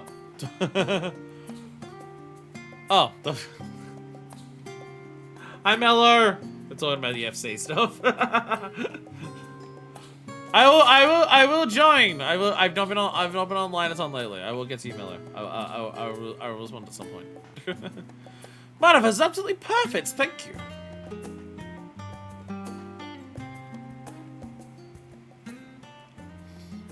I just finished looking over the last delivery. You're so close to having all the parts necessary to begin assembly. Look! These people are willing to, like, throw you a free pity fuck, dude. You can even choose which style you want. Come on, just one. Jude, today must be your lucky day. The ever-busy Jeremy has decided to grace you with his presence.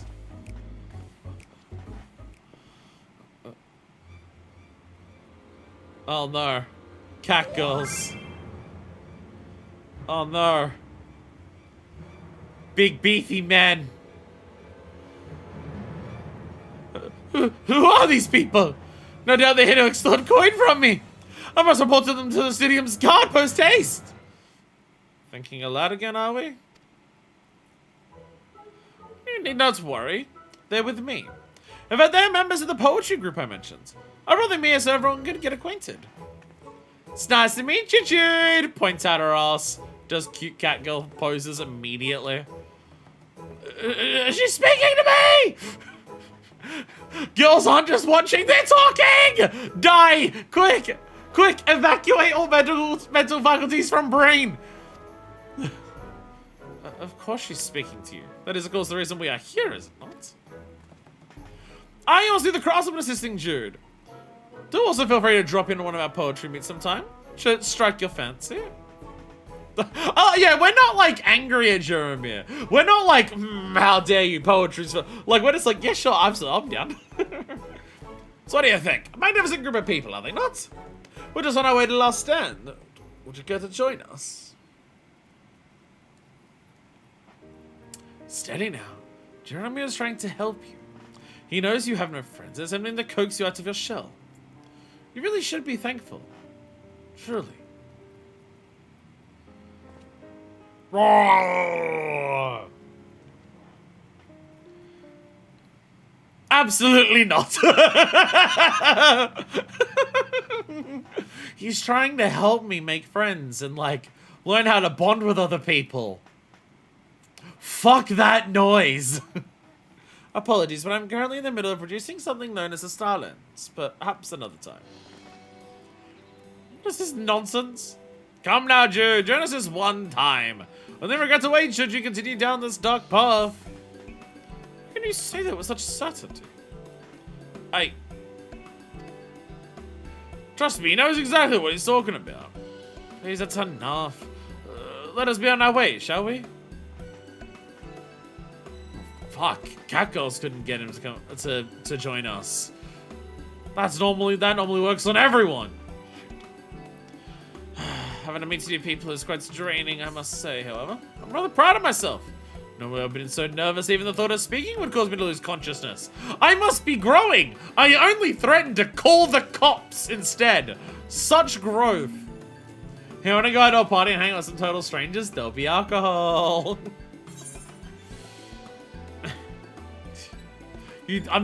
Fuck, no, he did not do well. Get a hold of yourself! Yell at him. You're improving. I'm not saying you did well, because you didn't. It is you I have to thank, Manifest. Your continued support has allowed me to really blossom. Is this... I need to show him a tit at some point, this sort of thing. Now enough about me, we're so close to the finish line. With just a bit more work, the Starlands will be complete. Before we proceed, however, there is one thing I must confirm. Please come back to see me when you next find the time.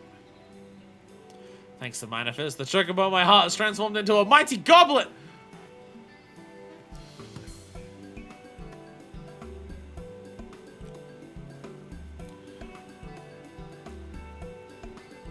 Realizing just how little Jude gets out, I don't think this guy knows anything about the animals that he's or like other people that he's talking about.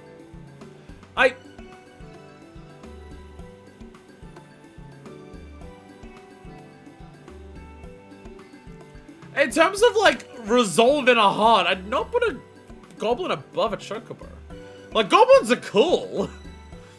Goblins are cool. They build shit and all, and like they blow stuff up. But like, goblins are too smart to be as headstrong as what chocobos are. Chocobos in this world are honey badgers. Chocobos in this world do not get, like, there are chocobos who march into the middle of active war zones to be like, lol, I'm going to drop meteors on you and kick you. Chocobos give no fucks. In terms of, like, resolve, the goblin is not above the chocobo. They're too smart for that. This guy might be racist. What's our new name? Good-natured individual! We're a good-natured individual. We're getting there, let's go! Let's go! Manifest, wait there for a second. I'm just gonna respond to Mello. So just be like, yeah, I'll join. I'm just in the middle.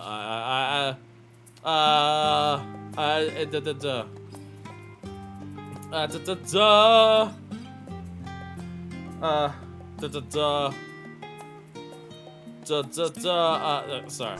Let us do this now.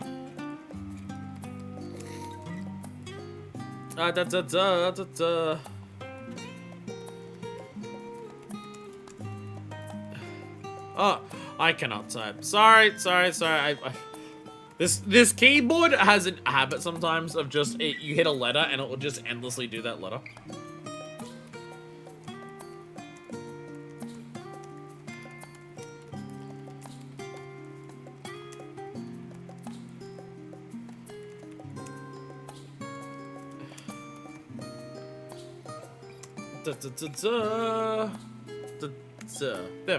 There we go. I might get more responses from Millis. I'll leave the Minifist there for the time being. Y'all just you're gonna have a second Minifist face on your screen for a bit. A 10-year promise. Judith is very determined. So even in like loading screens. I guess in a cutscene I can get rid of it. Last we met, I mentioned there was something I needed to confirm before proceeding. This something concerns Jeremy. Since joining the studio, I've not had the chance to have a proper discussion with him. There's so much I'd like to ask him, such as why he refuses to speak of our vow from 10 years ago. Why insists so fervently that I drop my studies? For the longest time, I was too scared to confront him. I thought if he had truly lost interest in astronomy, maybe we wouldn't have had anything in common anymore. Never mind. That is no longer relevant. Thanks to you and our Starland's journey, I've become confident enough to face my fears head on. Were you both just being like, if we're still single in 10 years, we're gonna get married? Because I don't think Jeremy is single anymore. I think that train's gone, bro. I plan to meet Jeremy and ask him what happened to the promise we made at the exact spot when we encountered the Azure Star in Tranquility. But I'm positive that if I ask him to come, Jeremy will find another clever excuse to avoid me. Please, Manifest, would you be so kind as to ask him in my stead? Thank you. You'll only find him at Ox Landing reciting poetry with his friends. In the meantime, I'll make my way to Tranquility and wait for you and Jeremy are there. Oh, I'm joining as well. I'm joining as well. Boom! There we go. Oh! Ugh. Duh. Hiccups. Hiccups. Oh, I have the free company invite. I have the free company invite. Ta-da! There we go. I'm part of Nova Eternal. There we go. Where is Orcs Landing? It's kind of Orcs to get there from memory. Oh, it's outside the Livia. Oh, it's that thing. It's the fuck. Yeah. I remember. It's the little fountain too. The little fountain. Yeah. It is this. Sorry, I just said that Emilion is in there. What? Who said that? Hi there, obsequious student. How are you today? Who are you? What do you want from us? Hi there, cocksure student. How pulls out ball peen hammer. How sure are you of that, cock? You there! You're the craftswoman helping out the faculty of astronomy. I take it you're not here to recite poetry? I'd love to, but not right now, no. Something for Jeremy. Sure, I can point you in this direction, but you have to do something for me first. See, there's this girl. She spent my advances a few days ago. Is it the cat girl there, or is it a different girl? I can see you also flabbergasted and she rejected a dashing young man such as myself. So what do you need me to do? We snappy. I chose the non-snappy option. Thank you very much. Well, I don't just think they'll elevate me from the simply charming to outstanding. A set of classy writing utensils. I want you to craft them for me. Well, of course, if you're furnished with everything you need, after all such consideration is the defining quality of a gentleman. Ah, shit, sorry, I lost them. I just handed it to me. I lost them already. There's this boy right next to me for materials. Still owes me a rather large sum of gold, and I'll say that all your expenses are covered. Oh, sorry, and get this over with. I'm not standing and dead to him for a moment longer. Writing utensils. This almost makes a bit more sense. This makes slightly more sense to be able to make out of what we have compared to a fucking lens. Slightly more. Slightly more. go down to... Has the... Because I joined the FC, did people start chatting to me in the FC? No, okay. Oh, no! I lost the writing utensils. I should have found a way to return Gil to him sooner. I forgot I can do this. Does that work for the other ones? No, because they're not quests. They're just deliveries. But for this, I can do this at the very least. For this, I can do this, and for that, I can do that.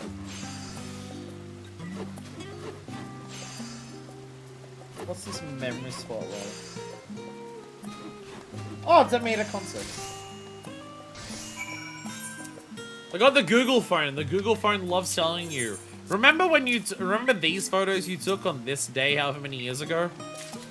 Basically, I get those all the fucking time. And that one's of a concert, a really big concert. Based on the size of the concert and the venue, possibly Guns N' Roses. Once you describe me your utensils, you can deliver them directly to me.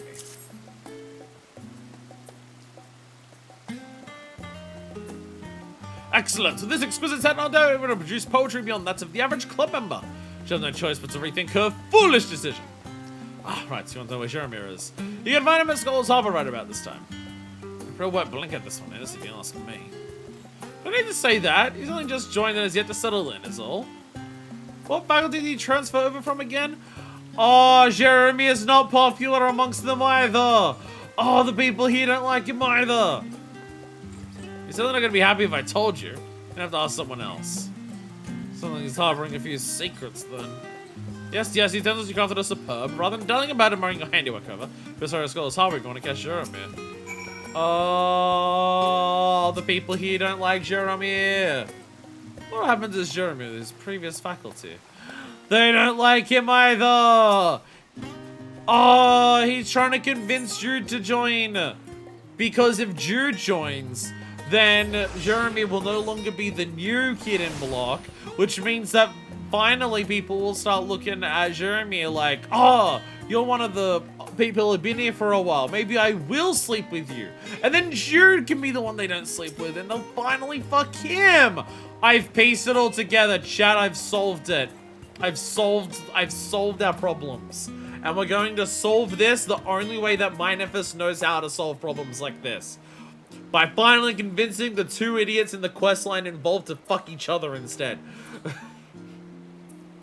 Oh, it's you. The Crossman, welcome at you. What can I do for you? I want to talk to you. I want to talk to you about Jude. Have you considered fucking each other? You want to speak with me regarding Jude? Very well, I suppose I can spare a few moments if it concerns our dear friend Jude. Shall we talk here, or do we should speak in private somewhere else? Oh, well, we should go to the Tranquility. Oh, tricked him! I tricked him. Let's go! Badass in Annex? Badass in Annex. And I don't know my way around Sharalyan. It's not a complicated place. It's nothing like it's not like it's all Dara or anything where I've got no idea where the fuck to go at any given moment. I just don't spend a lot of time here, so I don't immediately remember it.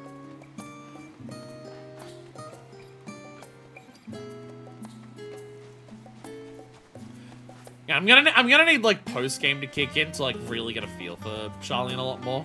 But I've got more things to do here. When I'm coming back here more frequently, like for the weekly, like, oh, this is where I'll turn in like poetics. Although I probably won't be turning poetics for gear because I've got most of my gear is already at poetics, is already at tome gear for Endwalker, if not Dawn Trail. So I probably don't need much poetics gear from here. But like coming here for like, oh, the hunts that I get from the board there to get nuts and stuff like that.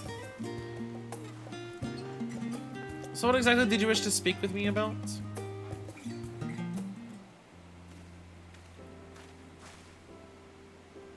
I see. I suspected as much. Of course I should have known you'd be suspicious. You've always been 2 steps ahead of me. Even so, you still came. And I have words for you that have been left unsaid for far too long. Jeremy, why did you quit the Faculty of Astronomy? So you know I once presided there. It'd be odd if I didn't. Surely even you knew you wouldn't be able to feign ignorance for long. I'll ask you again, why did you quit the Faculty of Astronomy? I got no puss there. 10 years ago, we made a vow at this very spot. We swore together we'd search for and find the Argel Star together. Why would you renege on our promise now? Have you come to hate astronomy? Me hate astronomy? Ha! Please do not be silly. Finding that star meant the world to me. You'll also be forced to face the truth one day, just as I have. Allow me to warn you before it's too late.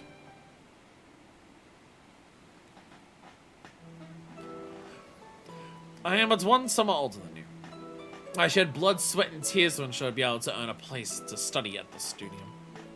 I kept silent about which faculty I was to enter because I'd hoped to make some progress toward our goals and surprise you with it once you joined.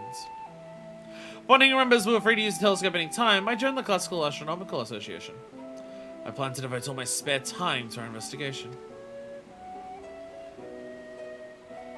For several months, day in and day out, I took that telescope and observed every last corner of the sky without fail.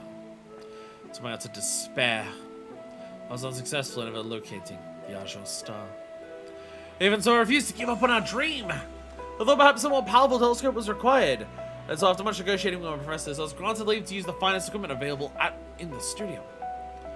Yet for all my efforts or my planning, I cannot so much find as a glimmer of that bloody star in the night sky. I grew more weary by the day. I was eventually forced to come to a harrowing realization.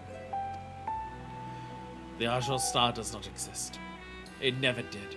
Just as scholars at the studium told us back then, we imagined it.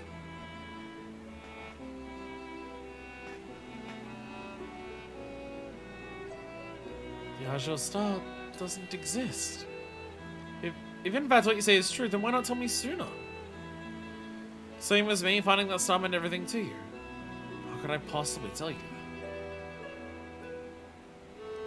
The Argel Star doesn't exist. Then what have I even been working towards this entire time? I understand your feelings better than you know. Forgetting about it will take time, but it can be done. It's gonna turn out that the reason we couldn't find it is because normal telescopes can't find it, but the star lens will. Because it's gonna be a type of radioactivity that is not perceptible to eyes, which is what that does. But the star lens will pick up other ethereal shit, and they can only see it like that one particular day because like maybe it let out a pulse of that type of light that they could see that one time. Promise me, however, you won't forget this, Jude. I am and always will be your friend and ally.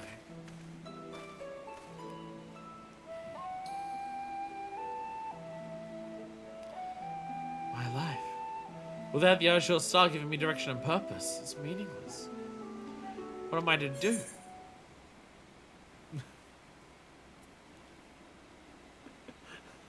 We're just gonna go full on Endwalker on all of these. You're the only one who can give your life purpose.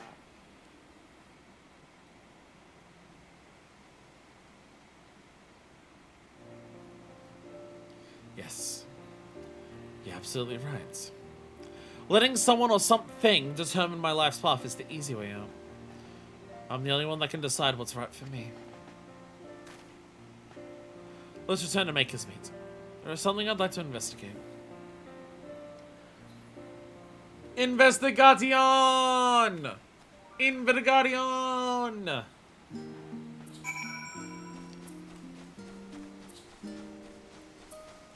Hell yeah, Jug. Hell yeah, Jug! I love Jug. I love having permanent Peloton. It is, as the kids say, fucking Eshe's cunt. Don't think that's what the kids say. Not anymore.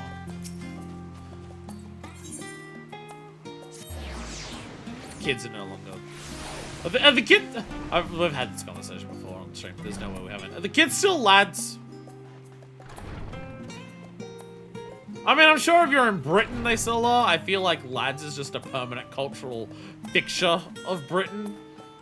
But in Australia, I don't know. A lot of kids were lads when I was like in high school, and I don't know of high school kids these days. Oh, I don't have. Okay, we don't need to know about Freya having a shower. I'm now in an FC. I'm now in an FC. I gotta mute that during stream. We don't need to worry about the Hrothgal having a shower midstream. Mainly because we can't follow her. Because otherwise we'd get banned from Twitch. Even Jeremy wasn't able to find it. There's a good chance the Argyle Star truly does not exist. There's however one other possibility. There's a chance it is out there, just not observable with the tools that were at his disposal. The journey we're about to embark is about as dark and uncertain as a flight through a starless night sky. The lads all transitions, now they're dames. Ah, gotcha. What if it turns out that the Argyle Star, for whatever reason, is a star that's spitting out Arkasha? And not fucking Aether? So Arkasha just gets brought up again. And the reason they were able to see it is because, like, their emotions together was able to transform the Arkasha that they saw coming from the Argyle Star into blue. And now they can't see it. It could happen! It could happen! Arkasha is now a part of this world building. It is... Dark matter now exists, but dark matter is controlled by emotions. So it could happen. It could happen. Regardless, I shall not give up. This is a dream I pursued for... Well, Starlands is ethereal stuff, so it may not be Arkasha, but... Because it would also explain, like, why no one has been able to find it with aetherology, because the concept of Arkasha doesn't exist in Sharalyan studies. Yashola made a very explicit point that Arkasha doesn't exist in Sharalyan studies. Anything that that could be described as Arkasha just gets described as another form of aether. Which, if it's a fundamentally different thing, then would explain why they can't find it. I should not give up. It's a dream I've pursued for a decade. Cannot walk away without a fight. Alone, I don't hope of continuing Jeremy's work. But with you by my side, perhaps I can accomplish which even he has not. Manifest. May I count on your continued assistance? I will see through your adventure. Answer says that you need to find your own answer. And you can't let other people determine that answer for you. But Answers also says that you can only find that answer with other people. It sounds contradictory, but the perfect thing is that it's not. Because I'm telling you it's not. Shut up. I knew I could count on you. Thank you, Manifest. Once I have everything sorted, let us begin production post-haste. Continued encouragement has really lit a fire in my heart. I feel as fierce as a bomb. I mean, fierceness is incorrect. That's more than a goblin. It's just if you feel like a bomb, I feel like you also need help in some capacity. Juniper is anxious to continue with the production of the Starlands. What do you say we pick up where we left off, Manifest? Where traditional telescopes gather light to predict an image, the Starlands captures etheric glimmers and casts it onto the surface of water, hence making stargazing possible.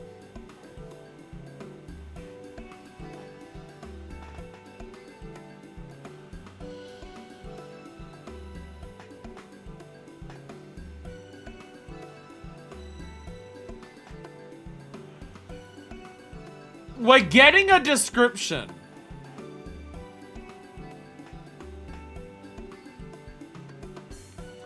I'm just still not certain how this works with wood and leather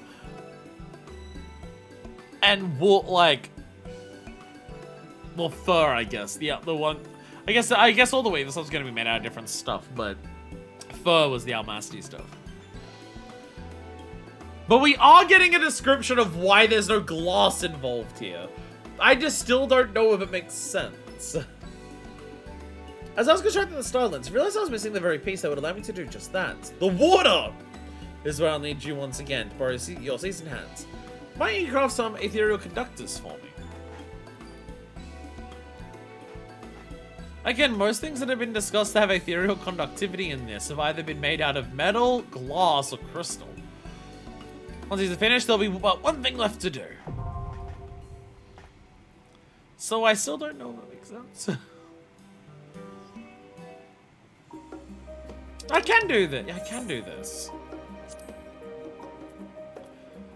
Like...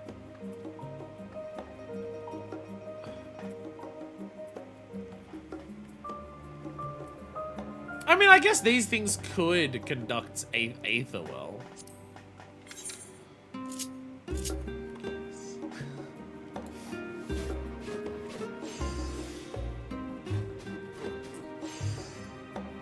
My X is still being pressed at least a little bit to now.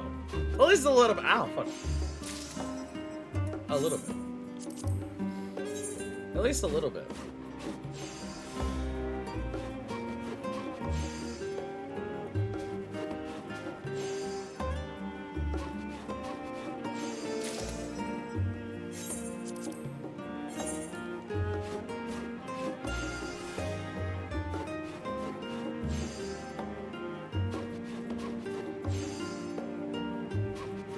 The awesome part about all the crafting that we're doing here, I do get to just vibe to Sharalyan music, like overlord music, city music. Overlord music would be Labyrinth also.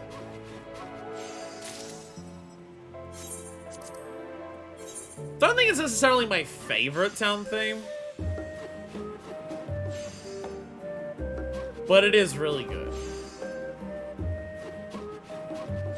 But it is really good.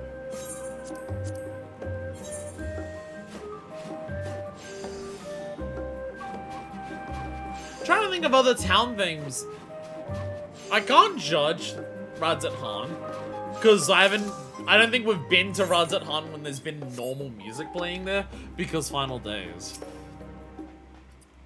But comparing it to other places, it might only be the Crystarium that might beat out Sharalyan music. It may only be that. If I could understand these vocals, that might help. Because I can at least understand the vocals for the Crystarium music a bit more.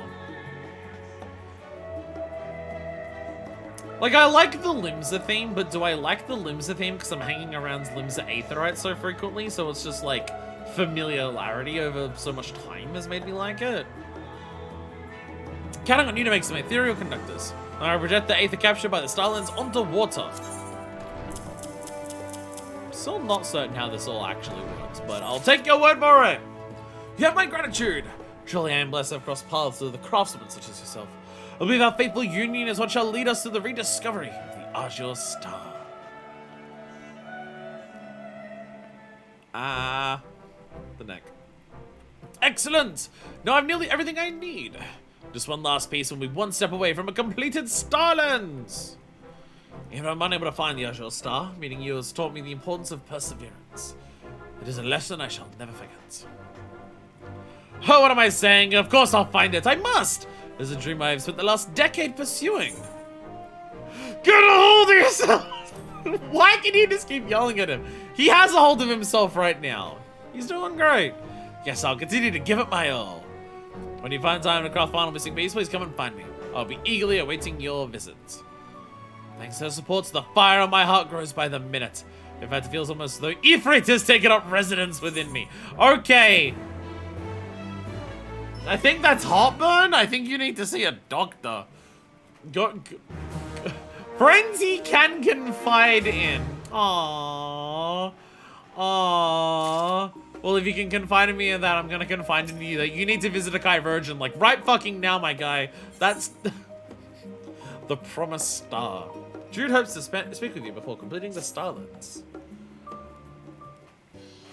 Here I was thinking, oh yeah, I'll be able to knock, like, just this half of the stream after the Limsa stuff is like a midweek stream. It's gonna be 5 hours long still, for just this. Though that being said, this is our second one we're completing. So I wasn't expecting to be able to complete, well, to be fair, I still don't know if I can complete all of them. But I wasn't expecting to be able to complete, like, this much of these. So we are getting further in these than I was expecting to. Thanks to you, the completion of the Starlands is in sight. That you by my side, I've no doubt given up before the journey even began. I was able to just find the Azure Star, but also confronting Jeremy as to why he quit astronomy. Words are not enough to express my gratitude. Now here we stand at the finish line. I have one last request to make of you. Channeling magic into silence requires a wand. Would you please craft one for me? Now that I can do! You have finally found the one thing in this questline that makes sense to actually craft with wood. Using wood to craft wands is very, very, very, very, very, very common. Do remind yourself short on materials. Be help yourself to what is in the trunk. I guess when it comes to ethereal conductivity, wood is said not multiple times to be a good conductor of ethereal conductivity for aether, but like specifically earth and winds, because it's a fucking tree. It's just when you're picking up like ethereal glimmers from space. What type of aether is that going to be? I feel like it's going to be so faint that it won't have an aspect to it. Borok became a crane again. We brought Borok all the way over here just to turn him into another fucking box.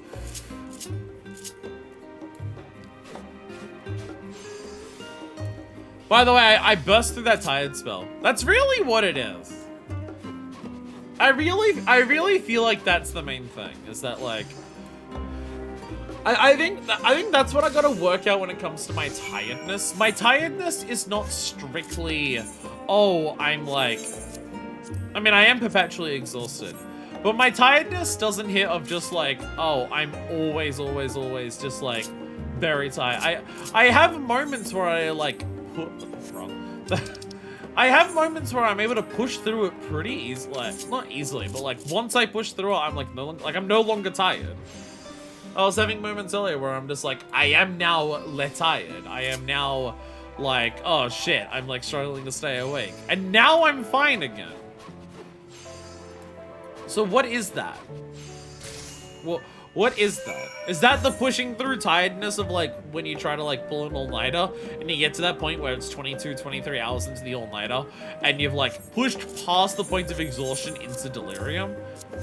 Is that what's happening? It's just my like staying awake for so long that I push past tiredness and enter delirium for me is set to roughly 5 hours.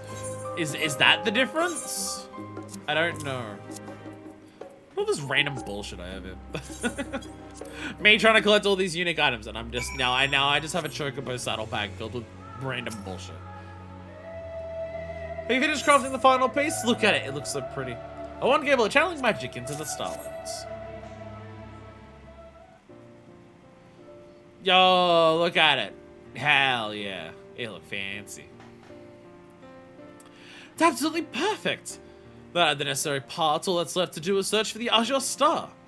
When that time comes, might I be so bold to ask you to join me? There's also one other individual I wish could be there. That being said, there's no guarantee the Azure Star even exists, so I do not wish to disappoint them again. Them? Jeremy, non-binary, let's go. Even so, I'd like to search the skies again. Once again with Jeremy. After all, it's a dream we've shared for a decade. Not at least would be asking a form of betrayal in itself. Given time, he... Well, could still be non-binary. He was most likely at Orc's Landing reciting poetry with his friends. As soon as I put finishing touches together, I'll go straight there. Please wait with Jeremy and for me at Orc's Landing. I'll head right over as soon as I finish assembling everything. Please wait for me at Orc's Landing. It's gonna be when I walk over there, and it's gonna be orcs when I walk there and Druid's landing on his... I'm trying really hard here. Okay, I'm not. I'm giving it my entire 30%, but still. There we go. Alright, 4 more books! And then I'm gonna have all the books, and then I'm gonna have to just once again burn all of my crafting script on material to sell. Part of me feels like the script grind in this game is really easy, but also I've never been at a point where I'm at endgame actively trying to work on like crafting a lot of the same things to sell or like endgame stuff. Because I've never been at a point where the higher level of script is something I've actually needed to spend. So it does make me wonder, what is the end game script farm like? I mean, I know what you do. You obviously, yeah, your end game scripts from your weekly turn-ins for your custom deliveries. But there is also just like creating the rarefied stuff and just like mass crafting rarefied stuff or mass gathering rarefied stuff. To just turn that in as like the basic way that you do it. I have no idea what that's like in terms of like how much do you need to do that to get your higher level colored script to get like to do a lot of endgame crafting. That there's a lot of elements of the game where it's just like because they replace systems. So only the end game has that. Like end game has the unique tomes as well. So like, oh, if I want better gear, so like it's for an end game of an expansion, I'm just always on that poetics grind, which you get from basically doing everything. So I have no idea what the grind feels like of getting like these 2 levels, especially considering you got like the weekly cap there. I have no idea what it's like to gear in terms of like doing like normal raids or alliance raids, and those having their weekly things like that. And so once I get to once 8.0 comes out, because I can hopefully do 8.0 when it comes out, it's gonna be a completely different fucking experience for me compared to any previous expansion. So yeah, it's gonna be very interesting to just see how, like, because I'm aware of a lot of it, how it changes. I'm aware how like that a number of parts do change because of that. But how will it feel to actively go through a current expansion with current expansion? I mean, even in terms of like upgrading your gear, I'm pretty sure there's a whole system of like, even when you buy tome gear with this, like if I have a look at my tome gear that I have here, honestly, it hasn't been the worst, but I'm not doing this grind on, like doing those grinds for like week 1 savages is a completely different thing, and I'm not going to be doing week 1 savages ever. So there is that. But like, if you have a look at this, like even something like as simple as this, it's like, I've got the Quetzali visor of striking, right?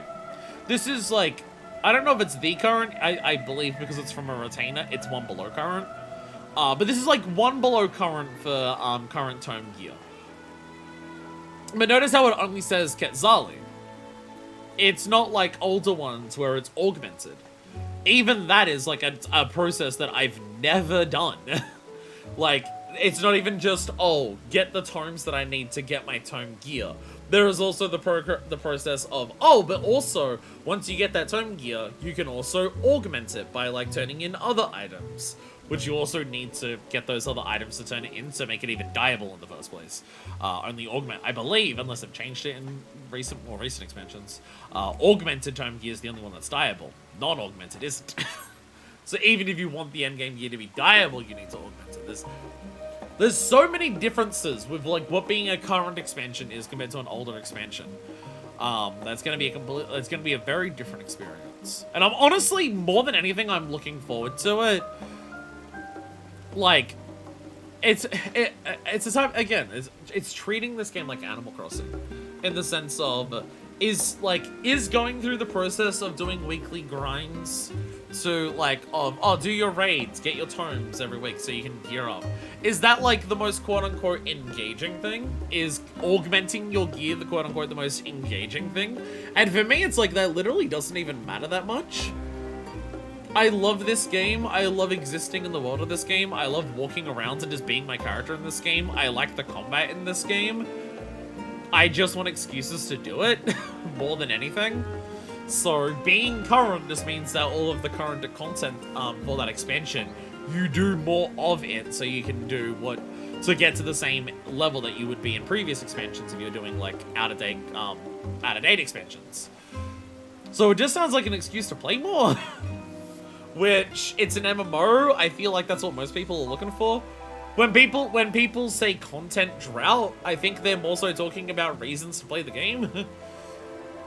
Like, people say, oh, the game's a content drought, give us a new Bosnia. And Bosnia is just like, you get to a point where you're repeating the same thing over and over again. But it's fun to do that, and it's fun to see number go up, it's fun to get new things from it. It's fun to do the fun combat in the game, so it's just like, it doesn't even matter. It's similar to Monster Hunter. Like, you play one, like, you have goals in Monster Hunter, so you have a reason to hunt the monsters.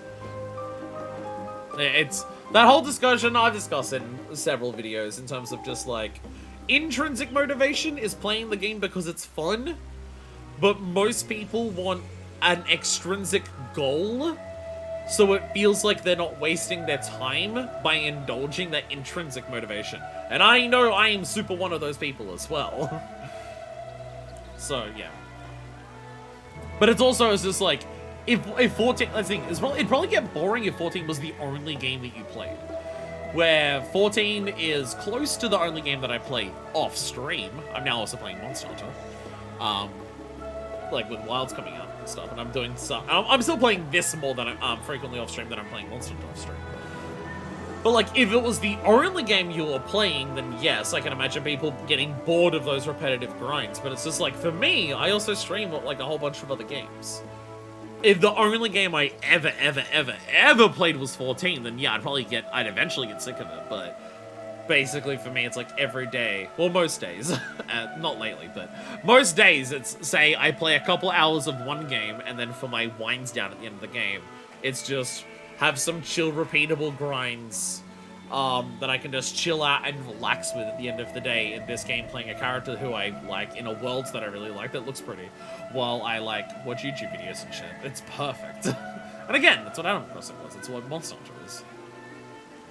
The item for augmenting tome gear is from Savage at the start, but later on they let you get it from Hunt and Alliance raids, so the more casual players can still get them. Oh, okay. Okay.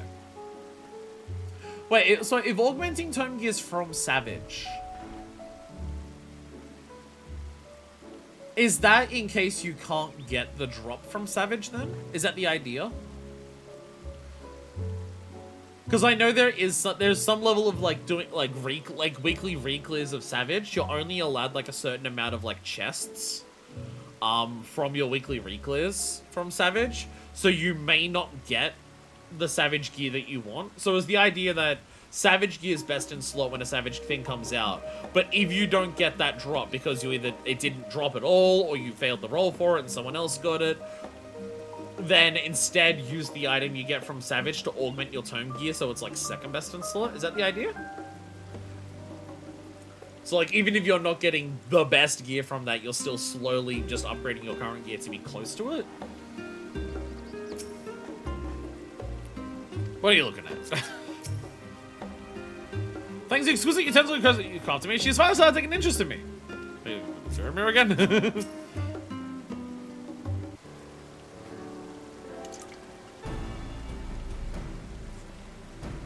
I'm out of green apple lemonade.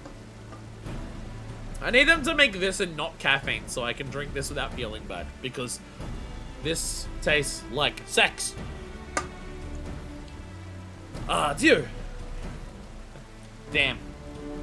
Her pussy's so good it'd be carbonated. What? Maybe that's what Iris means by carbonated love. It means her pussy's carbonated. It means it has great mouthfeel. What am I talking about? Oh, it's you again! I apologize. I also apologize to Iris. But we have nothing more to discuss. You may have nothing more to say, but I have plenty. Why are you question marking it? Of course it's Jude. Hey, Jude. Jude. The silence that Manifest and I have been working on is now complete. It would mean the world to me if you came to watch me begin my search for the Azure Star. I'm sorry, Jude. I'm afraid that is something I cannot do. What do you mean you cannot? He's a childhood friend we're talking about. You should go with him. The Azure Star truly doesn't exist. Isn't your duty by his side when he learns the truth? You don't understand. I searched for a decade for that star. It is nowhere to be found. A decade? Surely jest. Bro, you looked for a year. You looked for a year. What an absolute waste of time that was! What? Did that one guy in the back seems like a dick? Ha! I think you this close to throwing out all the best years of your life, chasing a figment of your imagination. Such a thing existed. The top academics of the faculty of astronomy would have already found it. They don't even take that into consideration. By the gods, he must have been dumber than a sack of rocks. Why is this one guy in the poetry club a dick? The others aren't, and they're even giving him the stink eye. You. How dare you speak such atrocities? Yo! The man has grown a sack! Huh? Are you talking to me? You nor anyone else has the right to ridicule us. Threaten and laugh at me all you like, but you will not strip me of my dream. Then maybe what you need is some sense knocked into you. I swear to God, you will die if you try. You hair-copying prick.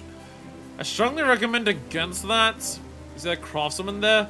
She's an adventurer from overseas and certainly not someone you want to pick a fight with. Even you don't stand a chance. I like how they're just like, no, seriously, like, you're gonna die. Like, bruh, you're a poetry nerd. If you try to stance up, like, No one's finding you. Not because I tried, but because I would obliterate you to nothingness without trying. You best watch your back.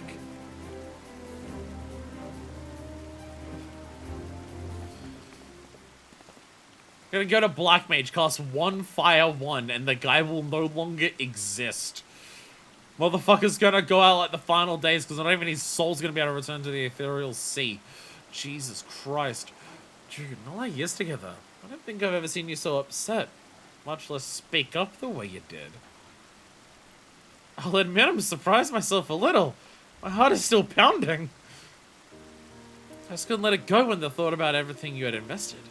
The audacity he has to utter such words. I live, ate and breathed that dream. When I discovered there was no hope of fulfilling it, the despair that overcame me was beyond words. I felt worthless. Ooh, maybe we shouldn't let him. Maybe we shouldn't let Jude look for it. Maybe at this exact specific moment in time, maybe we should ask Jude to hold off on using the Star Lens for this exact moment in time. Just in case. Just in case. Can we wait a little bit until I solve the apocalypse? I promise. You can try after that. That is why I could say nothing earlier. Even some of the members of the poetry club are a little rough around the edges. This is the only place I have. When we were children, I was crying because I did not fit in with the others. You invited me to join you in stargazing. You gave me a place to belong in this world. And now I'm asking you to join me in that place once more, gazing up at the skies. Very well. But this will be it for me, Jude. Let us make our way to Scholar's Hollow. Let's first return to the workshop and retrieve the Star Lens, so I'll meet the two of you there. I think that Jude has changed so drastically in such a short span of time.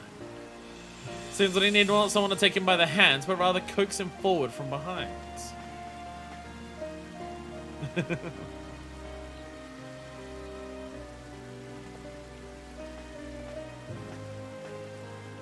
I do like that. It's not like, I like that it's like Jeremiah wasn't a bad guy. Jeremiah wasn't like a villain trying to like make him stop caring about like what was important or anything. But it's more so Jude, Jeremiah was trying to help Jude. He just wasn't going about it in the best way.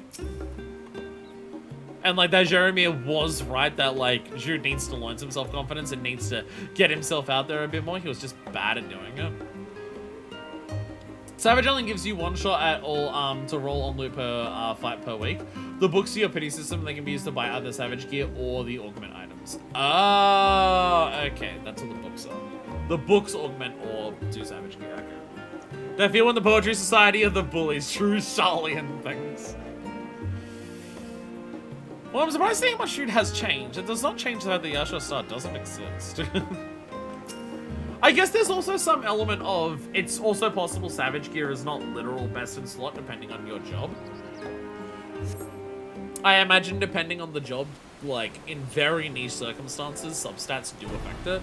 So it might be like, oh, Savage gear isn't good for this because the substats that this job wants are actually better on the augmented stuff, or possibly even on crafted stuff with material. I imagine it's like general rule of thumb, Savage is best in slot, but for certain jobs, for certain gear, I imagine it's probably a little different. Like, I crafted literally 1 wand. Everything else I crafted 6 of. I crafted 1 wand. Where the fuck? What is a Star Lens?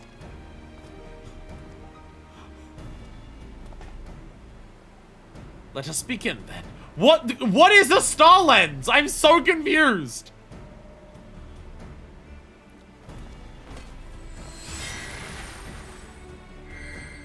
So the Star Lens is nothing like a telescope whatsoever then.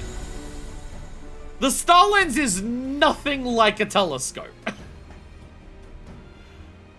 The Star Lens is a bunch of rods in the water that cast a projection of space. This, okay. I feel like they deliberately don't explain what the fuck the star lens is, and it's deliberately confusing how a telescope is what you make out of wood and everything.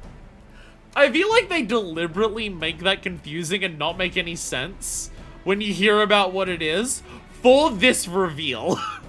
It feels like it's meant to be deliberately confusing what you're even doing.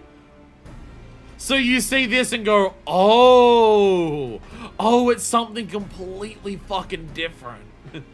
This is the star lens. Doesn't look like, bro, the space is in the water. That looks really pretty. Really convenient. All harbors are all circular around here. I mean, that if star lens is older technology, then that's probably more deliberate. It's probably more deliberate that the harbors are indeed circles if the star lens is an older form of technology compared to modern telescopes. So how do you navigate the sky? Like, how do you choose which part it reflects onto the sky? Like, you move the telescope around to focus on different parts. How do you move this? Do you move the focus of, like, your thing? No, my headphones! God damn it. They warned me like 20 minutes ago and I just completely forgot about it. But they only warned me once. Most time best thoughts a mixture of Savage and Augmented. Rarely you might want something like Crafted Ring of Substats on the other. Yes, suck enough. Okay. I mean, trying to get best in slot is probably not something I'm going to worry about too much. Like, gearing everything so everything has tone gear, yeah. But like, best in slot requires Savage on content and no. No. So what I will say is, like, I'm probably happy to join, like, to try and join, like, prog parties for extremes on content. I think extremes on content. Though that being said, before I did extremes on content, I would still want to go and do all the prior extremes. I don't want to start doing new extremes unless I've done all of the ones leading up to it. Just because I have heard people talk about how some later extremes do, like, evolve on mechanics from prior extremes, or like, oh, this extreme introduces this mechanic and this mechanic gets used a lot in later ones, so if you haven't seen it in those ones, and also just seeing the evolution of it, like going back to, like, I've done like one Stormblood extreme at this point, which wasn't on stream, and which I'd be happy to do again on stream, but it's like definitely simpler. It's Susano. Like, I've done Susano and it was like synced. I'm talking about like synced extremes, not mid-eye level. But I done synced Susano extreme. I was just helping out the FC one day with that. Ah, Jesus. And that was definitely possible. That was definitely possible to prog with a group of people who had never cleared it before. And it wasn't like frustratingly hard or anything. But compared to basically everything that wasn't Shiva or Ramu, it was definitely harder than the Realm Reborn extremes.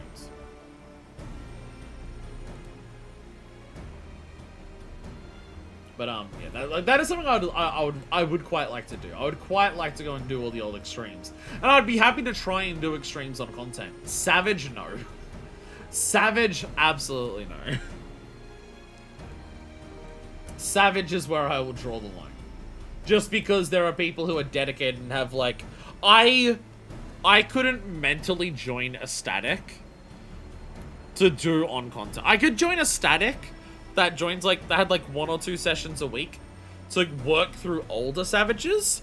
I could not join a static to do new savages where you try and prog a savage for like 2 months straight. I hear about people both from the FC and just like randomly online who are still trying to prog the raid tier from 7.2. Like, they still haven't cleared the tier yet. And I'm just like, no. Extremes I'm more fine with. I'll try it out current content, but I don't know if I have the time for it. Maybe some of the other old ones first. I need to do Endwalker Savage extremes, even though those are unsynced, though. Yeah, the thing is, like, in terms of, like, I would love to do Savages. In terms of just, like, I think I would enjoy it. But it's a time perspective of, like, when the fuck will I have time for that? I am also, like, a big time streamer. I stream a shitload. When would I have time to do that?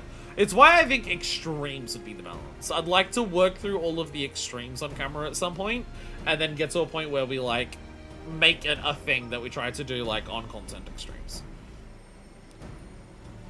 Or even if, like, I don't have enough people here in stream to just, like, oh, a new extreme has come out as part of, like, this patch. Let's do a stream of joining prog parties, like, in there. Because extremes are meant to be significantly more repeatable and grindable. Because you need all the totems to get the mount, if the mount doesn't drop. Like, those ones are meant to be, you repeat those constantly to try and get the drop on content. And if not, you get the totems to eventually buy it after a bit. So they're very much meant to be significantly simpler to first unclear. And I think I would enjoy that. But I still wouldn't want to do current ones without doing all the ones first. And that's just a case of, that's hard to find. Unless I was more popular as a streamer. To get enough people to do that. 10 years ago on that fateful day, we were attempting to observe the constellations aligning with the 5th Heaven's Gate. I'll begin by positioning the starlines in the same manner. Hey! They're actually straight up referencing Sharalyan astrologians. That is specifically, you learn about that in Astrologian, about the Heaven's Gates. Streams are the entry-level endgame content? Yeah. Which is why it's like what I'd be fine to do on stream and to do it on content.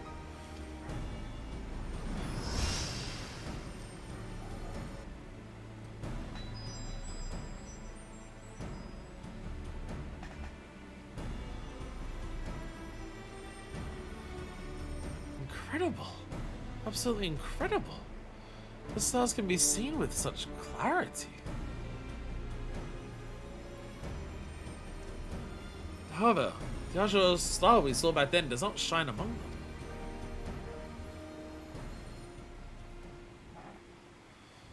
Not that I expected anything different. After all, one cannot say, even with the state-of-the-art technology, that which does not exist.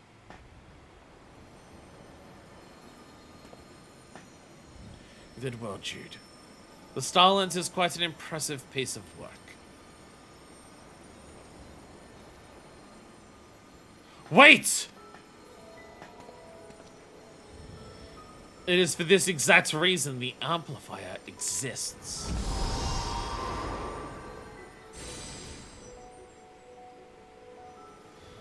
Or do we need more? Yeah! You know how many times this doesn't happen in MSQ? When someone needs Aether and the Warrior of Light doesn't lend any? But the fucking crafting role quest does! Let's go!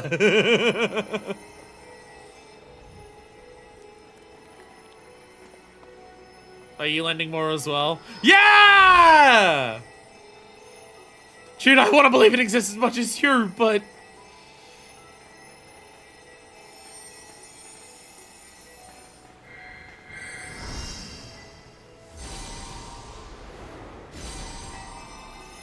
It exists. It's there somewhere right before our very eyes.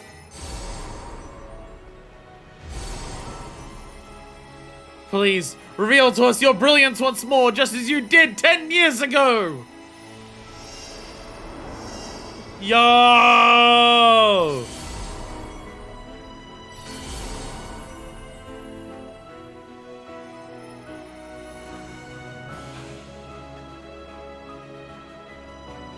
Jeremy, look! It's real! It truly does exist! We didn't imagine it.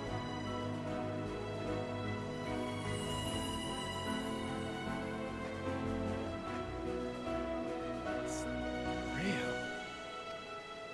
Why did I give up so easily? Jude, you are extraordinary.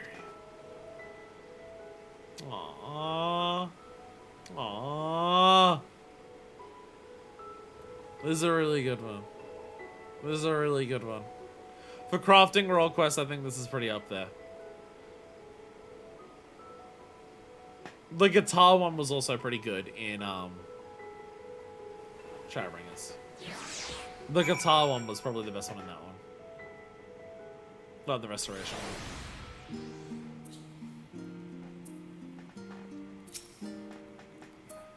We did it!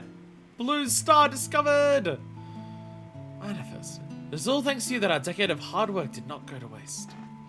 Which reminds me, did you see where Sharalyan wandered off to? He was with us when we entered the stadium grounds. Ah, yes. This feels much better. Hey! Now that's more like the Jeremy I know. Manifest, wouldn't you agree this style suits him better? I mean, he's not as hot, but he does look scholarly. Yeah, that looks good. You look like a nerd. Thank you. Finally come to realize it's only transforming my appearance, not change who I am on the inside. But it's neither here nor there. What we're talking about is Yasha's star. There's something about it that has been niggling at the back of my mind. How is it that you succeed with an ancient lens made of water where the latest, most advanced equipment of the studium failed? Well, I mean, if all of the most modern forms of it are just telescopes, they don't have a method of just, like...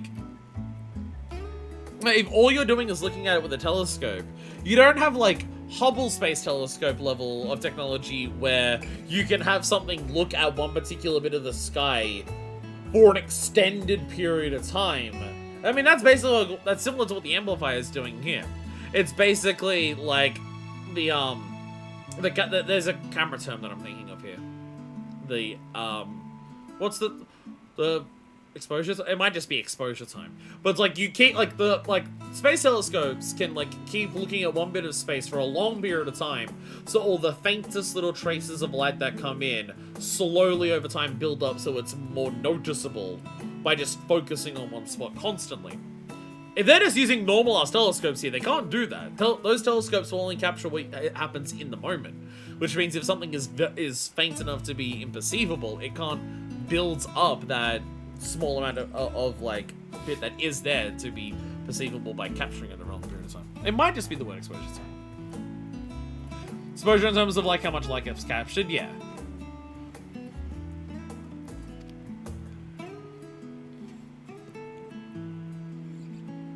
Ah, of course. The star lens allows us to see by capturing not the light of stars, but their aether, correct? Yeah, and telescopes are, yeah. There is also that. This is like, again, if we compare, as what I was saying before, if you compare it to real life, the telescopes they're using only capture the light spectrum, not the rest of the radioactive spectrum. I see. Do you believe that due to how far away the Yasha star resides from us, the traditional telescope would have had trouble capturing the light it emits? The star lens, meanwhile, can capture an image of its aether, the very life force of the star. I scarcely imagine how much further our technology must advance our telescopes to perceive such distant celestial bodies. Strange, then, that we were able to see the Yasha star all these years ago. How do you suppose we accomplished such a feat? At the time, we were using a toy crafted for children. The lens, contrary to proper telescopes, was made from low-quality crystal. The aether of that crystal lens is likely what allowed us to pick up on the star's glow. But after we reported what we saw, the faculty of astronomy conducted its own observations under similar, if not identical, conditions and found nothing. What if the intensity of its ethereal emissions is prone to periodic fluctuations? An ethereal cycle, if you will. Yeah, they happen to, like, by chance, using like a rudimentary tool that happened to use crystal, happened to align with one of the bursts that it had.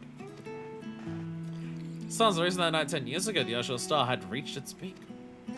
A brief, miraculous window wherein the star's aether was such that we could catch a glimpse with our crystal lens telescope. Incredible as always, Sharalyan. You've always been very sharp. Sharp but not my abilities pale in comparison to your sheer drive, Jude. Thanks to said drive, we have rediscovered an alternate means of viewing stars in the night sky. If your theory is correct, then that means there are far more stars out there than we ever even suspected, waiting to be discovered. I mean, this is like, yeah, you found one star. This is on the level of, we have now, like, well, rediscovered, I guess, an entirely new way of looking at the skies. It would certainly seem that way. This may well very revitalize and revolutionize the field of astronomy.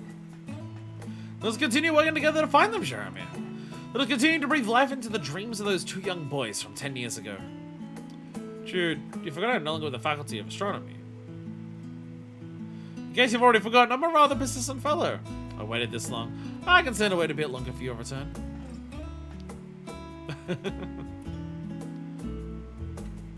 Cannot argue with that. Nerds, let's go! Never did I think when we began this journey, though, it would come to such a spectacular end. Thank you once again, Manifest. While time together was short, it was incredibly fruitful. Very fruitful. You two fruits are here. I am devastated to have said goodbye. We, however, shall continue to reside under the same stars. When I want to remember our time together, I will simply look to the skies. I pray we will meet again. You shall always remain a treasured and true friend of mine. I am no longer a scary individual.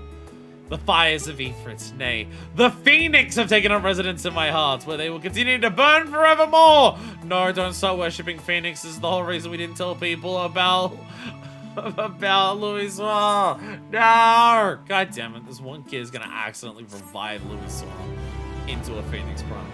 That's the final boss of it. Esteemed contributor! Treasured and trusted friend. Let's go! We did it! Ba ba ba ba ba ba ba ba ba. Starry Night. Starry Night. Eurodite Artisan. They're all gonna have Eurodite in the title, so probably not any that I'm gonna actively use. Alright! One more to go. 3.5 hours. I was right. It is gonna take more than 5 hours to do all these.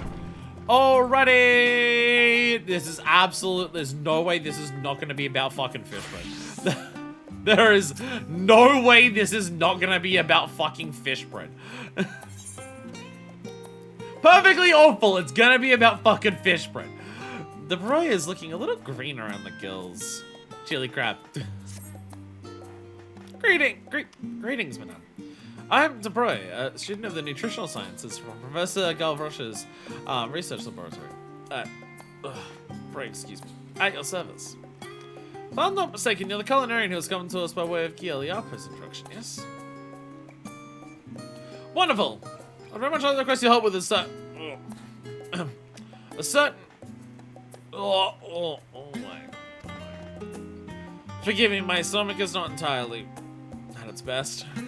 Professor Gavroche bid me try a sample of a newly created comestible, you see. The taste was... well, and the texture... Perhaps you just experienced it firsthand. One mouthful is worth 1,000 words and all that. Pray join me and make this means I can initiate in the wonders of experimental foodstuffs.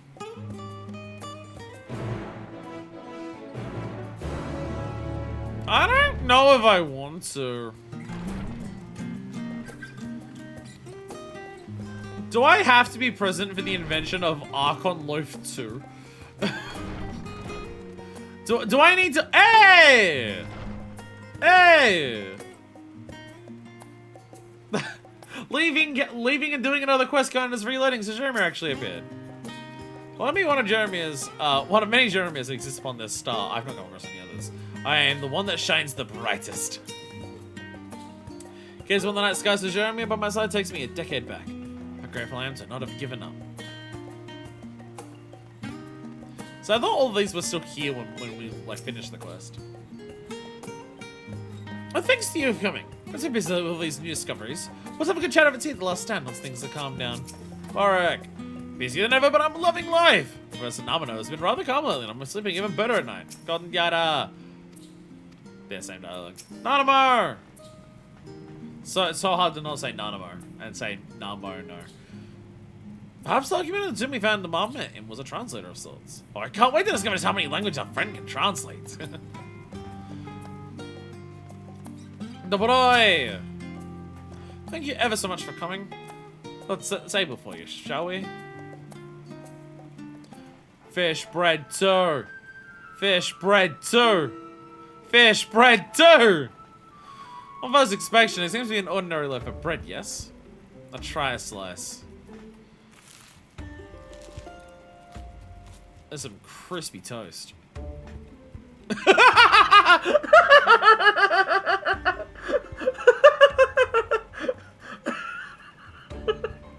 I didn't realize my character could make that fucking face. The initial flavor is akin to mushy grain filling your mouth, which gradually transitions into a disturbingly solid mass of congealed blandness. It is quite possibly the worst thing you have ever eaten. Look, I gotta be honest. I would agree. The idea that something's like bad taste aside, I feel like if something tasted like nothing, but just had the worst texture possible, I do think that is probably the worst that food could be. Because at least if something tastes bad, I feel like the texture wouldn't rub you the wrong way anywhere near as much. Or at least you could be like, it's a taste for someone, but it's not a taste for me. But if something tastes like absolutely nothing, but has the worst texture ever, that does sound like the worst that food could exist as. So I love the fucking face that she has here. I gotta print screen that. That is so good. Just, I didn't realize it was a face my character could make. I was gonna print screen that and just save it over there. Jesus Christ. Jesus Christ. Doesn't it taste awful? When it comes to the perfect meal, flavor's irrelevant. Lies. Where's the gold rush? I wasn't. By the very concept of gourmet cuisine, it's all manner of unhealthy excess. Too much salt, too much sugar, entirely too much fatty content is good. Employ the pursuit of satisfying this obsession with taste. The panel that we are laboring so hard to produce will contain everything necessary to send an adult's body in one efficient, evenly consumed serving. As I said, the perfect meal. It's literally Archon Loaf too. Professor, if I might introduce my Thaliac, all this time wasted on idle chatter. For ever to attain true perfection, every spare moments must be spent upon our research. The task was to improve the panel of digestibility, was it not? Then let us be getting on with it. Swift, sure, efficient.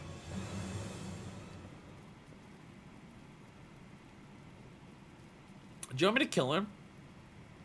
I've seen people be killed with frying pans. I can do it. I've learned from Julian. I can do it. You must excuse the professor's brusque manner. It's alright. I'm thinking about burning down Sharalyan if they're gonna. Look. If I have a choice between Archon Loaf 2 being spread to the world or Sharalyan existing, it's not gonna be a hard decision. I know he seems eccentric, but the field of nutritional science is practically built upon the foundation of that man's research. Surely you've heard the infamous Archon Loaf? It was Professor Garvosh who proposed the recipe. I'm not surprised, given that he's making a second one. Nankis, I do apologize for serving you such a foul-tasting creation, but I need you to understand the gravity of the situation. Come to the last stand, I shall offer you something to cleanse your palate while I more fully explain the issue at hand.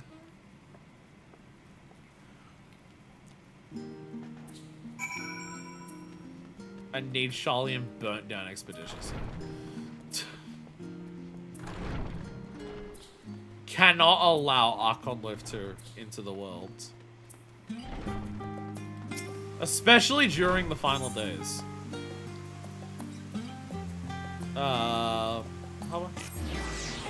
Like, if we have that bread exposed to the world en masse. Artesia!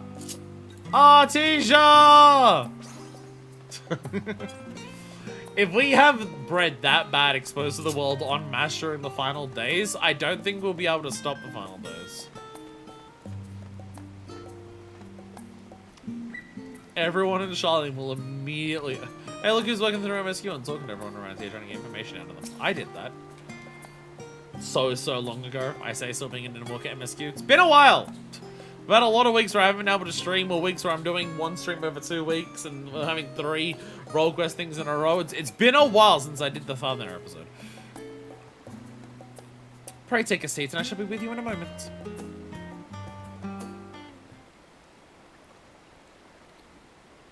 I hope you still have an appetite. Hey! I am now a server. Yo! Lobster! Or is that meant to be a crab? It looks more like a lobster. Because of the tail. When I'm studying, I actually work here in the kitchens. And that one there is a dish I devised myself, using all the knowledge I've acquired about food and flavor. Boner upon tit! I'm gonna get a face comparison here. Just comparing it to... As if my tongue has been purified by some divine nectar.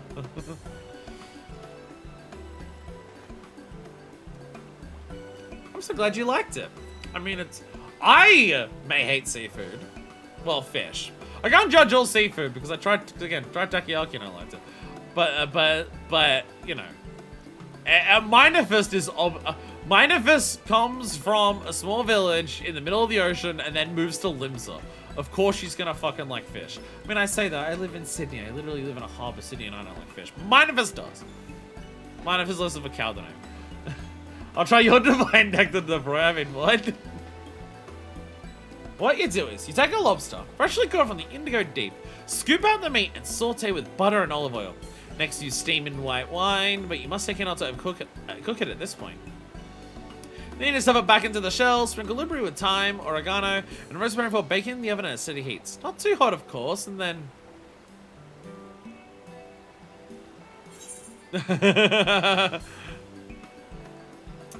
Yes, thank you, I'll take your word. Whatever you did, it was delicious. Now, mine of us would be interested in this. I'm literally playing Culinarian right now. I'm literally playing Culinarian right now. Oh my god, it's snowing. My apologies. As you may have noticed, cooking is something of a passion of mine. Which brings me to my present problem, and the reason I so desperately require your assistance. Gavroshka's way cooking will no longer exist in the world. To help become my agent to the forum, contacted Professor Gavrosh, seeking to draw upon his wisdom and the nutritional expertise of his research facility. Their request was simple. They wish him to invent a singular meal that could provide all the daily nutrients a person needs to survive. I wonder why the forum wanted this. I wonder if it has anything to do with the final days. They expressed their intent to develop a food supply for emergencies, and thus the only condition imposed was that it would be possible to prepare this miracle dish from ingredients readily available in Labyrinthos. For his part, the professor threw himself into the work with routine intensity, using Archon Loaf as a base to devise a new type of bread, the most recent batch of which I inflicted upon you earlier. Archon Loaf was never praised for its flavor to begin with, and it seems the more nutrients you pack into the mix, the more revolting it becomes. Some volunteers have been known to retch up the contents of their bellies after choking down a sample. Supposing that difficulty with digestion was to blame, Professor Gavrosh asked that I would work on making our meal easy to stomach. But the fact is, it simply tastes terrible. Can you imagine if there was truly some emergency we were forced to live on paddle loaf alone? People would survive, of course, but gods, they would they wish they hadn't. Archon Loaf, ensure you eat, just to make sure you get all your nutrients. Okay, but Archon Loaf, as all you have in a full-on emergency. Yeah. That's the thing is, like, Archon Loaf is meant to be, while you're busy researching, if you don't have time to eat. It's like, yeah, it's not designed to be the only thing you live on. It's, if you need to eat and you don't have time, here's Archon Loaf. Which it just, you know, because it's Sharalyan, ended up being something that was overly relied on until the last stand existed. To make matters worse, the professor sees gourmet cooking as a wasteful abomination. The farm adopts his recipe, there's a very real chance he might champion Panaloaf not only as a candidate for emergency supplies, but as a new nationwide food staple. By and large, Sharalyan's perfect meals that are easily prepared and easily consumed over more flavorful but less time-efficient culinary efforts. Scholars with their research will settle for sandwiches more often than not. And that ambivalent attitude towards food is exactly why I fear this horrible bread might actually be accepted into our everyday diets. As a Sharalyan myself, I never had much interest in fine dining. Then I tried a dish at the last stand, and it was as if an entirely new world had opened up before me. I soon discovered that a course in nutritional science would grant access to a vast repository of information on recipes and ingredients, so I enrolled as a student at the Studium's Faculty of Medicine. But their approach to food preparation was purely academic, utilitarian. A reason that if I was to learn anything about gourmet cooking, then finding employment here would be the shortest route. I was on the brink of abandoning my formal studies altogether when this request came in from the forum. As a lover of fine foods, and as a person with a functional tongue, I'm compelled to prevent this crime against cuisine from entering society in its current form. Fortunately, I have the opportunity to improve the Panaloaf's flavor under the guise of carrying out the professor's instructions. It will, however, be exceedingly difficult to enhance the taste without sacrificing any nutritional value, especially considering my lack of practical expertise. My theory is sound, but when it comes to technical expertise... And that, my dear culinarian, is why I need you If you do decide to help them, please, I beg you, come and see me at Maker's Meet. This is the most important out of all of them.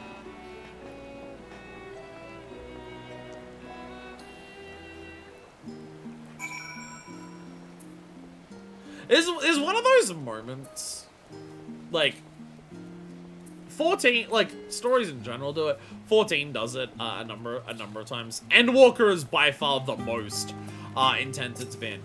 It's one of those moments where,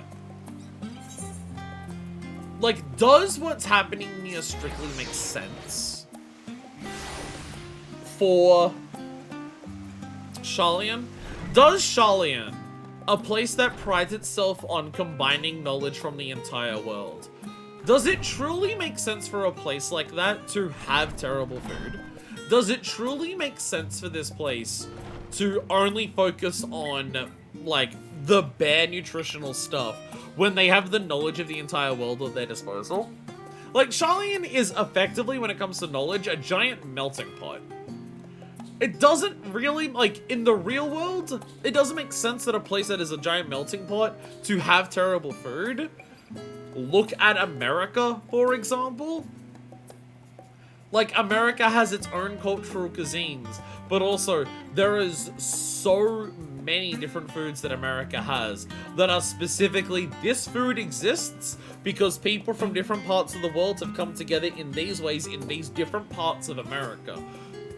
That it's like, there are unique combinations of food that are distinctly, like, from these parts of America because of the history of the people who come there and everything like that. So wouldn't Sharalyan be the same? But it's one of those things where, as Zabori was saying, it's just like, that doesn't make that, like, what the story is trying to do is say that Sharalyan is utilitarian to a fault. That seems to be their issue with handling the final days as well. The whole concept of Archon Loaf, of being utilitarian to a fault, is emblematic of how they're handling the final days. The handling of the final days is utilitarian to a fault. Of not focusing on the human aspect of it enough. On assuming that they know better than everyone else.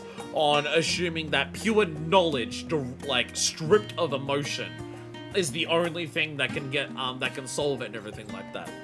And that's what they're failing on when it comes to, like, any of their, like, anytime they, like, it's like, here are how the Sharalyan's end in the final days. It's just like,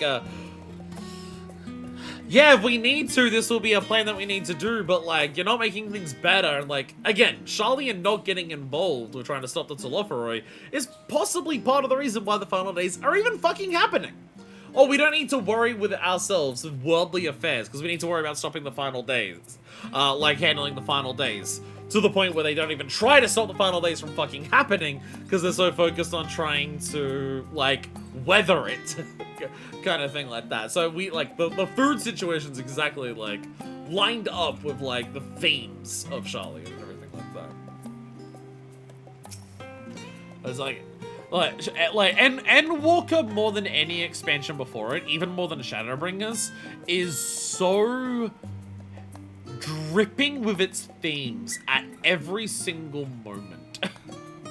Like, it's just that it is hard to have a cutscene in Endwalker where it is just like themes are at the utmost forefront of everything that's happening here, and everything else is put to the side. And honestly, I kind of love that for Endwalker. I think with how, like, deep the lore and politics of so much of the game has been, for so much of it, the fact that by getting to the end of, like, the big final story, we're leaning into themes above everything else, I think is really good. And it's not to say that the game's abandoning its politics, it's not to say that the game is abandoning its lore or its world building. We're literally getting new parts of all of that in this as well. But they are, everything in Endwalker has been, more than prior expansions, themes first. And I think that's really awesome.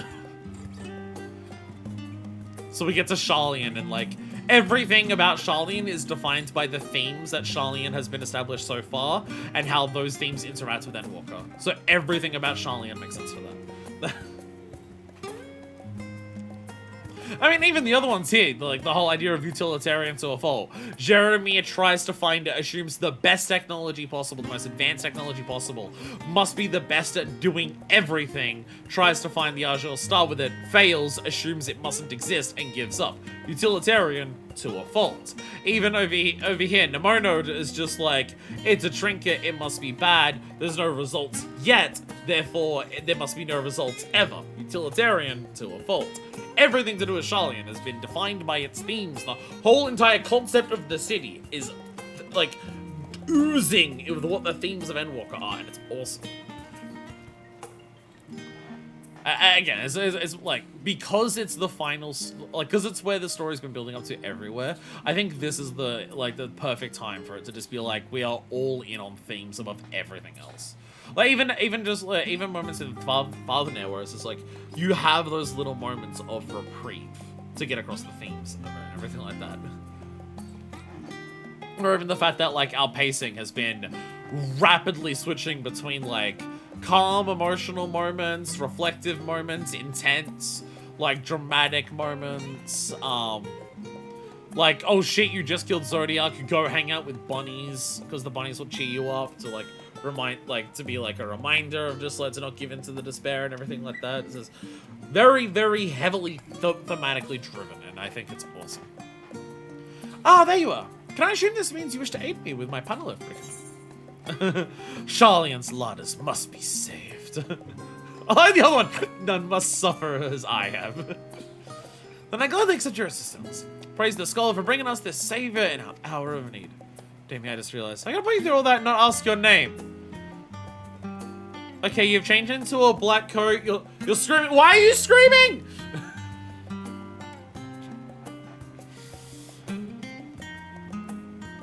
Well then, Minefish, she who dedicates their all to their love for these worlds and its peoples. I guess you're the perfect person to help me with my fish bread problem. I look forward to working with you.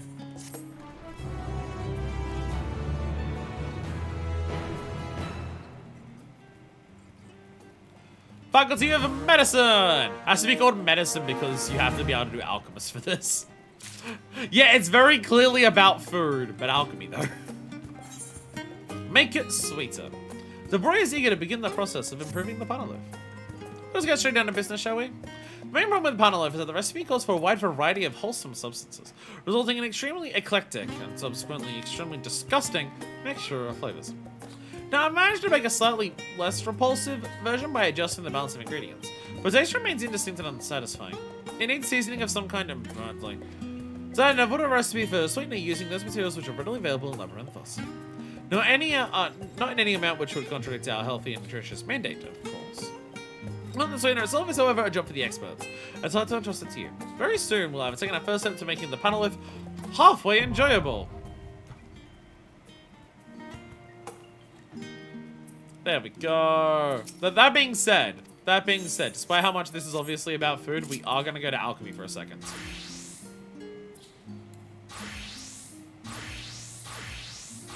Never mind, it was leatherworker. I knew I had one job still at 99. It was leatherworker. I also meant to turn in some of the deliveries for the last quest. I thought I had alchemist at 99. It was leatherworker. That's fine. This is also why I made sure I still had custom deliveries this week. Spoiler alert, we're gonna get every job to 100 today. I have one job outside of Blue Mage, don't be a pedant. I have one job. I have one job left to get to 100. Somebody in Alchemist had a leather made it taste better. I mean, you're not wrong. You are definitely not wrong in that it would be an improvement.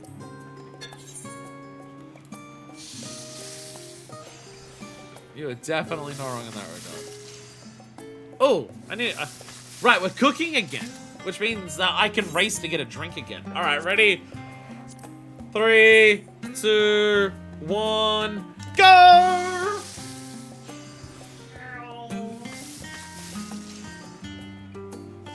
Oh, this was only a 2-step one. No! Ah, fuck. Ah, I lost. That one only had 2 groundwork, not 3 groundwork. Ah, I lost.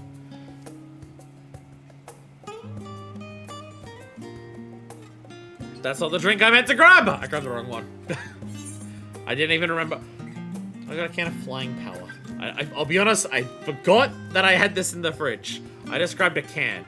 I forgot I had flying power in the fridge. Why do I have that? When did I buy that? 3, 2, 1, go! Get the other one! I want the citrus lemonade. There it is.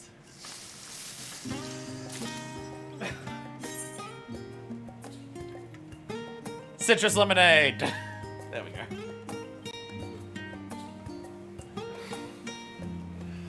Again, I know citrus lemonade doesn't make sense because lemon is already citrus. But this does have a very intense citrus flavor to it, which I fucking love the taste of citrus. Citrus juice and like citrus sugar. Not a big fan of citrus oil. For whatever reason, citrus oil comes across as a very, very oily taste to me. There's some alcohol that you do. Like, I want to try an old-fashioned properly, but I also don't know if I'd like it with the way they do it. But there's some alcohols, where you get, like, the rind of an orange peel and then squeeze it. And that has liquid come out, and the liquid that comes out of the orange rind is very much, oil. But also, when you're making your own spiced rum,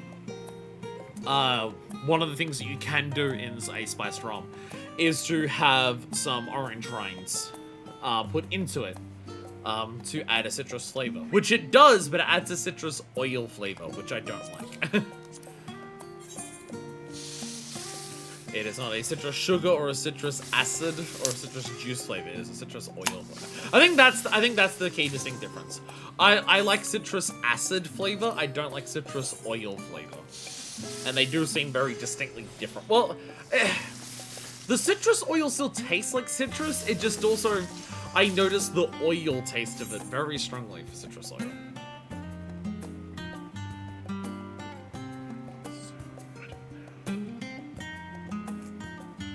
You know what I need?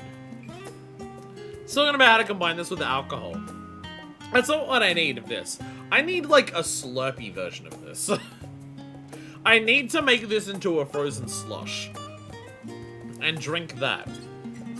I think turning a citrus lemonade into a frozen slushy drink would possibly be the most refreshing thing that could exist on the planet. The sweetener isn't giving you trouble, I hope. I tried to make it out of leather to start with, and then I realized I was doing something wrong, so we're okay at this point. Thank you, Manifest. After trying a little taste, I can say you've managed to hit the sweet spot. Not overly mild and not overly rich. Yay! We did it! I made sugar. With your sweet added to the mix, I went ahead and baked a second test batch of panaloaf. As a result, well, I took some samples over to the last stand for the customers to try. And they said the taste was possible! With a significant improvement over the nausea-inducing wretchedness of the original recipe. As I'd hoped, the little sweetness was instrumental in tying the myriad flavors together. The key here being a little sweetness. We won't endanger a nutritional balance of our perfect meal. I'm told one of our regulars is at his table today, and he's a man with a decidedly particular palate. Went over there and asked for his impression of our second batch.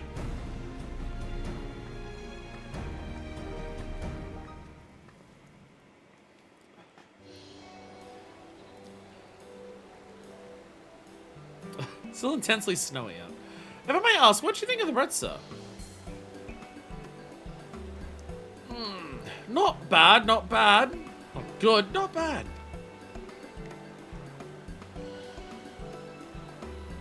I give the flavor a passing grade. It's just a very slight sweet bread, it's fine. The texture, however, needs some attention. The texture. This is not overly noticeable with a bite-sized sample, but after 1 or 2 full slices, I fear I might begin to struggle with the somewhat dry and powdery consistency. How do you make bread powdery? How the fuck have you done that? It's fucking bread. Dry, I get. You can make dry bread real fucking easy. Like, if you just fuck up cooking it. How the fuck do you make it powdery? I had not considered that. Thank you for your most valuable insight, sir. We'll certainly keep that in mind for future batches. It's fucking bread. How do you make it powdery? Well, that was a much needed reminder. Or to enhance flavor and neglected to account for changes in the texture. Introducing the sweetener must affect the consistency of the dough. Nothing is ever simple, is it? I mean, the texture sounded pretty bad before. How the fuck do you add a sweetener and make it powdery? Proving the texture will be our next task then. Get the problems and thoughts and we can work on creating a solution.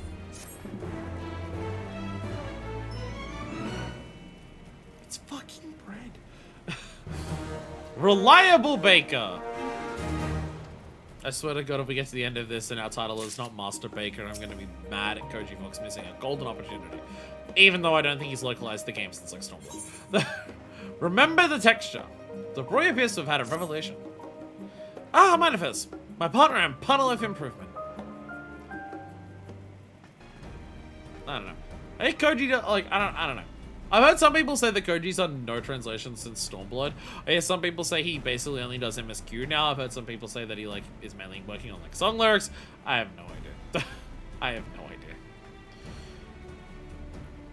I feel like the dev team is probably pretty open about who does what, and you can look at credits and really find out who does what a bit easier.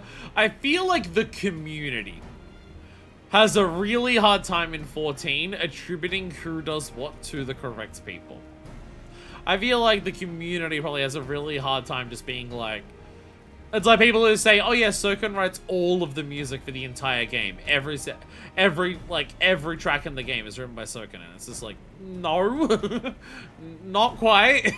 I mean, and don't get me wrong, I'm absolutely also guilty of this myself. It's the auteur problem. The whole thing of just like that one guy in the article is just like, people have a really bad, have a strong habit of attributing games being made by one person, said Warren Spector, creator of Thief. I think it was Warren Spector, where they said that, and it's just like, yep, there it is, right there. And it's more obvious that 14 isn't made by one person, because there are multiple, like, known people, but then it's basically those, but like, the known people who work on 14, like, do everything. Like Yoshi P directs the entire game, every single aspect of the game. Ishikawa writes every single aspect of the game. Koji translates the entire game, and Sokun does all of the music. There we go. There are 4 people working on this game. There we go. I've been researching subject detection. I think I found the cause of our powdery problem. I'm curious to hear this, because how the fuck do you make bread powdery? The answer lies in the yeast. It seems the sugar content of the sweetener weaken its usual effects, preventing the dough from being fully leavened. It's a bit powdery. Which means if we can create a yeast more properly suited to sweeten dough, then our bread will be as moist as we care to make it. Knowing, however, it's not quite the same as doing. While understanding the basics, formulating yeast from scratch is rather beyond my current abilities. Once more, I must call upon you to rise to the occasion. Sorry. Rise with me, rise with me, rise with me, rise up. Surely, like, unfitting, like, 14 fitting music playing of a video clip. Surely there's, like, one where it's, like, a loaf of bread or a souffle or something that has that edited over it. Surely that exists. Banana loaf yeast. For some reason, it requires flowers from cactuars on the moon to make. No wonder you couldn't make it, DeBroy. It is a little bit beyond your ability. Because you can't go to the fucking moon. Oh, that's the Alchemist one. Oh, I have high quality palm sugar. Sorry. I thought I lowered the quality of everything so I wouldn't run into that problem. Whoops. I was wrong. Oh, do I need to... God damn it. I forgot. I forgot it was the second one that I needed to do 3. Level 83 is I'm already at the point where I need to do 3 notebooks.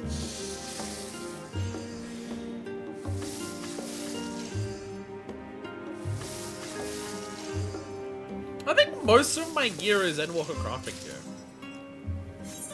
I might still have some aesthetes on. But I think most of my gear is Endwalker crafting gear.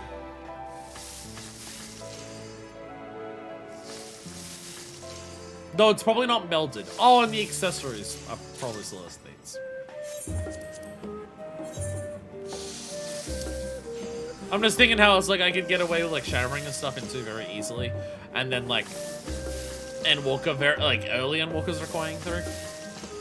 But I think it's because what is my gear situation? That's probably what it is. Yeah. It's yeah. Okay, so all of my gear. Yeah, my left side of my gear is all indicator, but yeah, the tools and all the accessories are on the aesthetes. That would be why. That would be why we're not, and also, like, none of this is also none of this is melted. But yeah, the tools being both level 80, that would be a big part of why it's, like, requiring 3 so early. That would be why. That would be why. Like, less than half of my gear is level 90. Or, another way of phrasing it, over half of my gear is level 80. And I am making stuff here that requires, like, I mean, this is level 83, but still.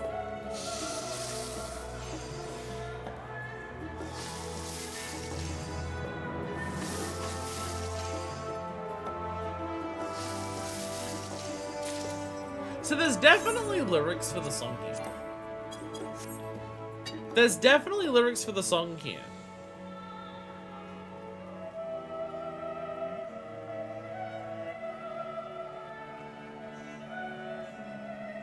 Sun, I think, was part of that.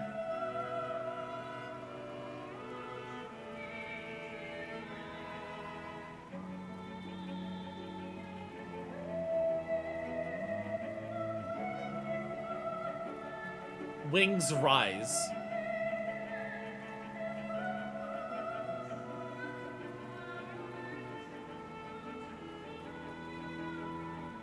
Well, that's tomorrow. It ends there with tomorrow. I'm afraid our brain will never be all they can be. We cannot solve the yeastly dilemma. It's one of those things where I can definitely tell there's lyrics here, and I'm curious what the lyrics are. But part of me is also just like, I feel like I should not look that up until I finish 6.0 for some reason. I have a funny feeling that looking up extra information about Endwalker and before I beat it will not be a wise idea. Now there's some potent looking yeast. Trust me, after the hours I spent staring at such things during my studies, the quality is obvious.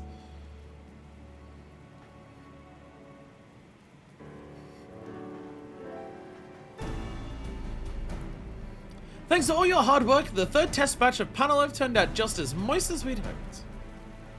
And with all without compromising the original integrity of its nutritional content. It was well received by the clientele at the last stand, and even our difficult to please regular gave it his seal of approval. I would have liked to hear the opinion of, to my knowledge, foremost gourmand and Sharalyan. I speak of Master Dickon, the owner of the last stand. Everything I know about gourmet cooking I owe to that man. Come, why don't we see what he has to say? We spoke to him before, I believe.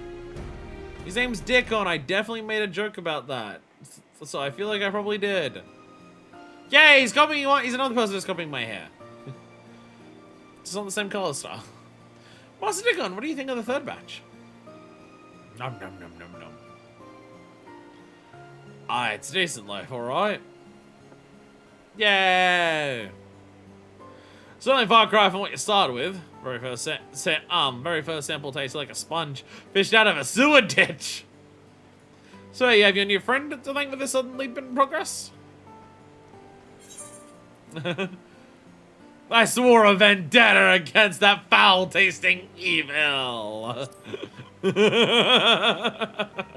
I have to say that. Oh, my dear Manifest, you're a gourmet after my own heart. A crusader for culinary quality. Be that as it may, you yet have work to do. You won't wonders of the taste and texture, but there's no aroma.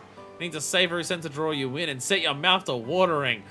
Bruh, we're making a bread that you can eat for everything else. The fact that you can eat it and not throw it up, I think we've achieved a fucking miracle as it is.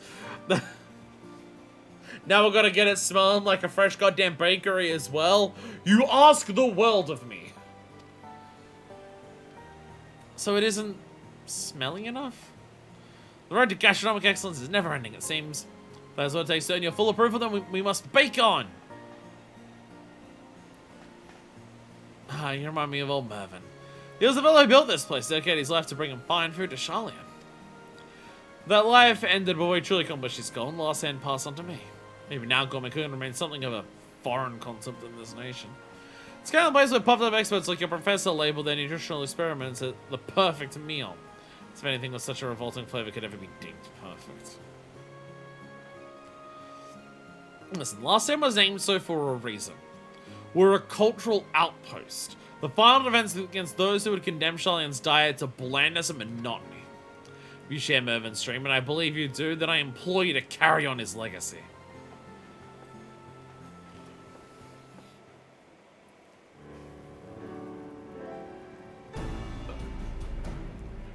After hearing what Sting has to say, I'm more determined ever to make a truly perfected panelif. As well, allow me some time to cogitate on the problem, then we can see about adding a tantalizing aroma to the next batch of bread.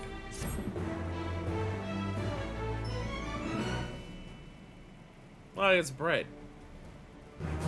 Indispensable baker. Oh, it's bread.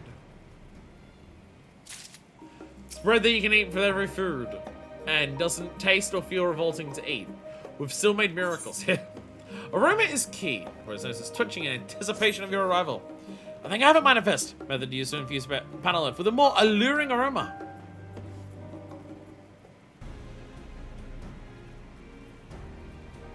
The key is to blend a more fragrant oil into the dough, which will not only lend our bread a lovely scent, but also improve its savory flavor.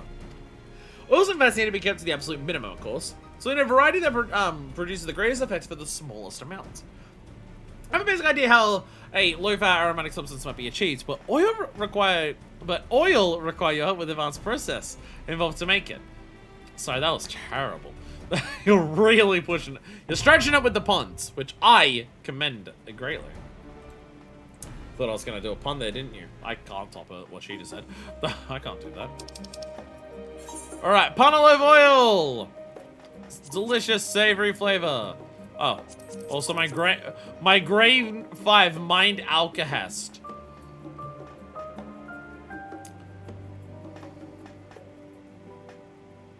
Am I putting this into food you're eating? When applied to items such as battle gear, this experimental alchemical liquid will dissolve away minute amounts of aether aspects into elements detrimental to mind, and by doing so, better attune the item and its wear of the remaining beneficial elements. This is how we make them smarter, by eating this.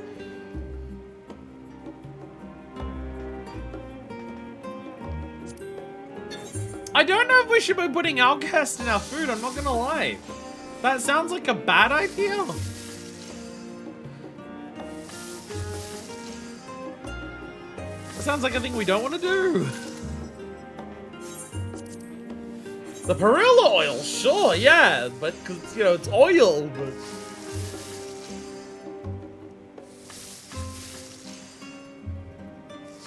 I've worked out a way to perfect our fish bread. We're gonna put bleach in it as well. We're gonna get the ammonia from the fish, we're gonna get the chlorine from the bleach, and we're gonna combine that into bread. When people eat it, they're gonna gas themselves to death. That's what they get for eating panelif. Ta-da, we've solved it.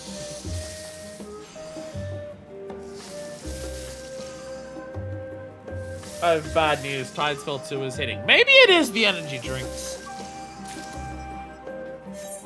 I started the second can and a second Tide Spell has hit the towers.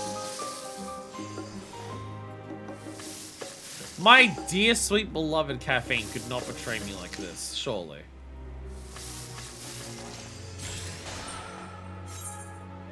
Fuck was that sound?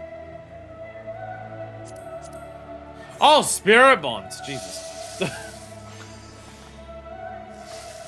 What the fuck was that, spirit bond? Spirit bond happens so infrequently with my crafting. Cause I'm usually several levels ahead. Like, cause none of this is getting spirit bound. Because it's all 1%, because this gear is too high a level for what I'm crafting.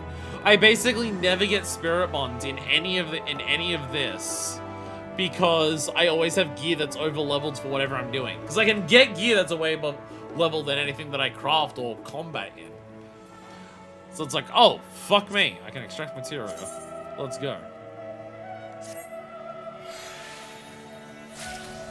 It does also help that all of this has, is pentamelted. Did you know the more material you have melted onto your gear, the faster it gains spirit bond? There are achievements for, like, spirit bonding, like, getting materia from spirit bonding for, like, fucking 10,000 times. Which sounds like the worst ever. And it sounds like the worst ever to try and get, those achievements. Just full of spirit bonding. That sounds god-awful. Fragrant oil! That'll be a secret ingredient in our 4th and hopefully final test batch. Why is this level 85 quest? Don't worry about it, kid. Okay, yay! Gracious me, that smells incredible. Actually, trolling. Once we work that aroma into the bread, people will be lining up to try a slice. They're copying Subway! They're copying Subway where they have the vents that put out the air from the oven for all the baked bread, so you walk past the Subway and you can smell the Italian herb and cheese bread in there, and you're just like, damn, I could go for Italian herb and cheese sub. Subway's not like my favorite takeaway, but there are moments where I crave Subway immensely, and having Subway in the moments when I'm craving Subway immensely, that particular experience is some of my favorite, like, fast food experience. There's not much fast food where my craving for it, if I have one, is as intense as Subway specifically. If you're wondering what I get from Subway, it's the same thing every time. I like other things there, but it's just I found one combination that I just love more than everything else. I get a foot-long pizza sub on Italian herb and cheese with whatever the strongest cheese they have, because they've been changing cheeses lately, so they don't always have, like, the old English cheese they used to have. Make sure they put the marinara sauce on there. Make sure the marinara sauce is on there when they bake it. And add lettuce and jalapeno, salt and pepper, and chipotle sauce. That is my Subway order. So very, very, very, very, very, very tasty. I like other things they have there, but it's just the particular combination of the two different types of like salami slash pepperoni slash whatever they put on a pizza sub. You combine that with cheese and the two different types of sauces together, the marinara and chipotle combo. Nothing slaps like that does. Nothing slaps like that does. Not always in the mood for it. Even talking about it now isn't making me crave it. It's a craving that'll hit like twice a year max. But when I crave it, it's all I can fucking think about until I have it. And then when I have it, I'm just like, God, that hit the spot so much. And then I get the macadamia cookie with it, because I fucking love macadamia, and I fucking love macadamia cookies. Don't know how much that exists outside of Australia. I think macadamia is an Australian nut. If you're in other countries and you have macadamias, eat macadamias. They're really tasty. If you're in other countries and you don't have macadamias, see if you can get macadamias from Australia and eat them. They're really fucking tasty. They're really good. If you can get chocolate-coated macadamias, even better. If they're white chocolate-coated macadamias, then you will reach nirvana. So, you know, I'd recommend. We've done it, Manifest. The aromatic temptation of our 4th batch has proven irresistible. Last stand patrons even started placing orders for us to bake more. Macadamia is pretty worldwide now. Okay. It's in a lot of, like, foods that advertise themselves as being as Australiana kind of foods.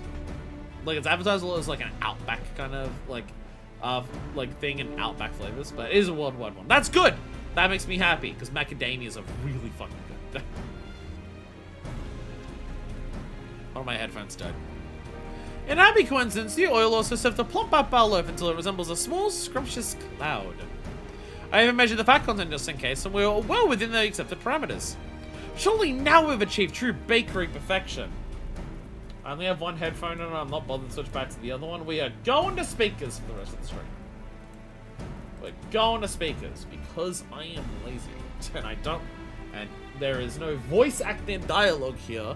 It is just machinations playing 16 times in a row, baby. So if that echoes, well, oh well. So I will not bother with headphones for the rest of this round. I will not bother. I will be late. I suppose there's only one way to find out. Let's head over to the cafe and ask for Master Dickon's verdict. I'm honestly surprised that Gavroche has not shown up at any point during this quest after the first one. Probably too busy trying to kill the French king or something. I'm almost positive I made that same joke for the first time I heard his name. Like when we were told about the quests. Yeah. Please, Master Dickon, don't leave us in suspense.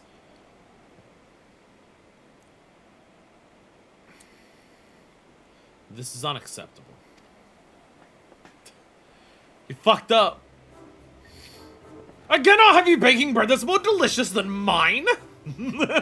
You've outdone yourselves this time. Full marks. Yay!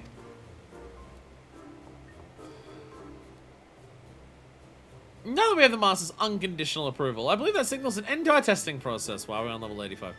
We make a wonderful team, Manifest. How disappointing to find you frittering away the hours like this, and here of all places. Gavroche! You set aside my assignment on digestive issues to pursue the trivial arts of gourmet cooking? This is about the Panaloaf. What the fuck are you talking about? I'll not deny it. That's exactly what I've been doing. And let me tell you why. The problem with the Panaloaf was never a difficulty with digestion. It was the awful taste that was making people feel ill. Lest you believe our efforts in vain, then I ask that you try a sample of our 4th test batch. I think you'll find the flavor much improved. Nay, I have no interest in your mundane concerns over flavor. The very subject sickens me. How does that sicken you, but not the taste of the thing that made Manifest do the face before? What I will do, however, is analyze the nutritional value of your much improved Panaloaf. We'll see if it even meets the criteria for a proper meal substitute. Wasn't she testing that the entire way? Hasn't that been explicitly what she's been doing? She's been testing to make sure it still is in those parameters. I must inform you that your 4th test batch is a failure. It is sorely lacking in ascorbic acid, a vital nutrient which any prospective meal replacement must contain. Deficient levels of ascorbic acid lead to outbreaks of scurvy. This is an illness which often afflicts sailors on long-sea voyages. It can also be prevalent in times of famine and hardship. Citrus fruits are an effective measure to combat scurvy. One cannot always rely on a fresh supply of oranges or lemons. As such, the perfect meal of choice is one which readily fulfills that role. I already succeeded in adding this in nutrient to my original Panaloaf, and I'm prepared to make my submission to the forum. But the ass... How did you... Is man reveal my techniques to one who so blatantly disregarded my instructions? I'm sorry, Mr. Broy. We are hereby relieved from your current duty. Surely the people on the... Surely Monteshane, at the very least, is going to eat that on the forum and say people literally can't eat this. So be it. I'll perfect our version of Panaloaf without your assistance and submit the recipe as a contender to your own. Magic absorbic acid testing spell. A contest then. And may the best bread win. However, in the event that your recipe fails to garner the forum's favor, I will see you disciplined for the misuse of research funding. Your punishment will be expulsion from my research facility. Nay, from the studium itself. Professor Gavroche, if you're so intent on ruining my employee's future, then I think I'm entitled to a question or two. From what old Mervyn told me, the two of you were once classmates. More than that, you were good friends. So I don't understand, why do you hold so much hate for the things he held dear?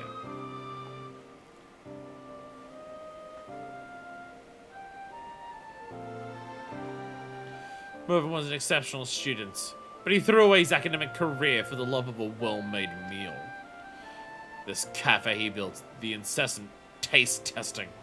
Naught more than excuses to indulge in course after course of gourmet food and drink. It was reckless pursuit of that passion which sent him to an early grave. Your fine dining is a curse. It befuddled the mind of a brilliant young man. Slew him as surely as any slow-acting poison. I have nothing further to say. I must return to my research.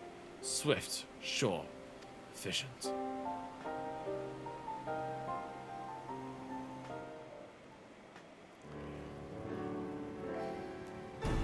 Is this guy familiar with the monocrop problem? I'm going to assume no. But I'm going to assume that Galrosh is not familiar with... Well, I mean, monocrop is a different... monocrop is a specifically different thing in terms of, like, how you grow shit. That's a specifically different problem. But, like, is Galrosh familiar with the problem of the human body needs to be able to digest multiple different things, otherwise it doesn't digest things properly? Is he familiar with this? Is he familiar with this at all? In terms of why a single meal replacement cannot work because the human body does not want to only digest one type of thing forever. You lose digestive functions when you do that. I had no idea the professor and Mervyn were ever acquainted, let alone classmates and friends. Because I understand why my actions upset him so. We cannot give up. For the sake of Sharalyan's bellies, you must help me win the forum's minds. Our crusade for culinary quality continues. A serious matter to Manifest out of all of this. Thank you, Manifest. I should figure out this issue with ascorbic acid, and then we can start fresh on test batch number 5. Hello. I think it's time we had a proper name for our Panaloaf. I nominate Mervyn Bread in honor of the last Stand's founder. Mervyn Bread! Hell yeah! Let's get the oven heated up and show the professor what we and our loaves are made of. Oh yeah, literally the only issue with the bread is that it can't, the only problem the guy can find with our bread is that our bread can't prevent scurvy.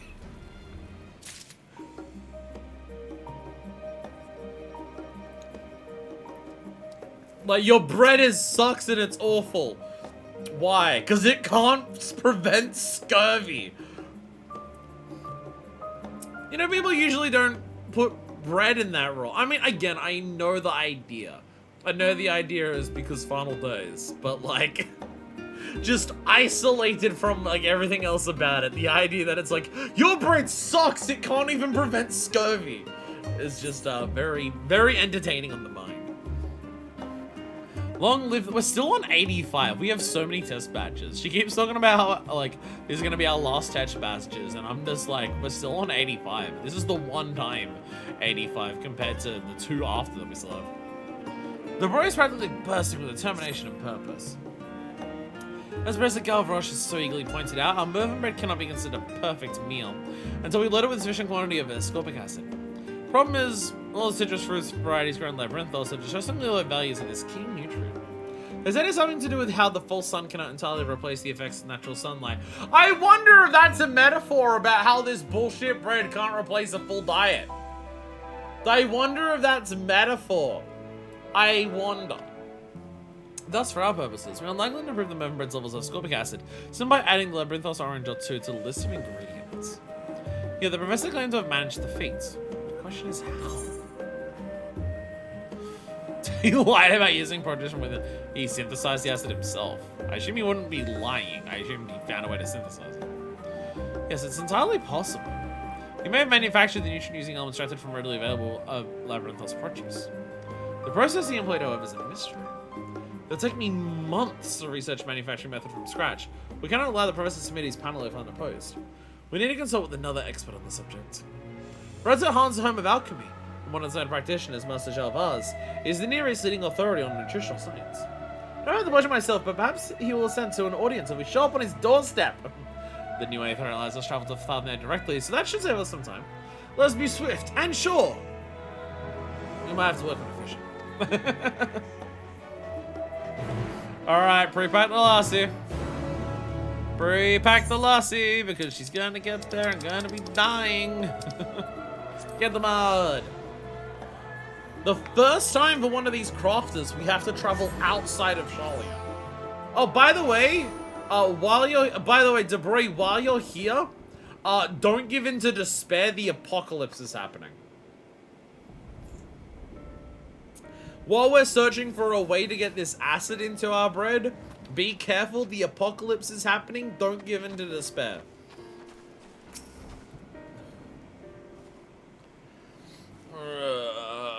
Yep, there it is. There it is. Feels sick to my stomach. But it's nothing compared to the nausea I suffer after one bite of the professor's panaloaf. Come on, find Master Shalvaz in the city proper.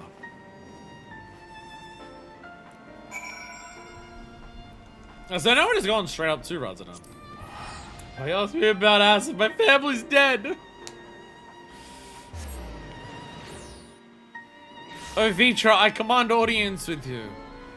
What is it? I need to know how to make oil. Bruh, art thou serious? Look at the skies. Oh, hi friends. Hi,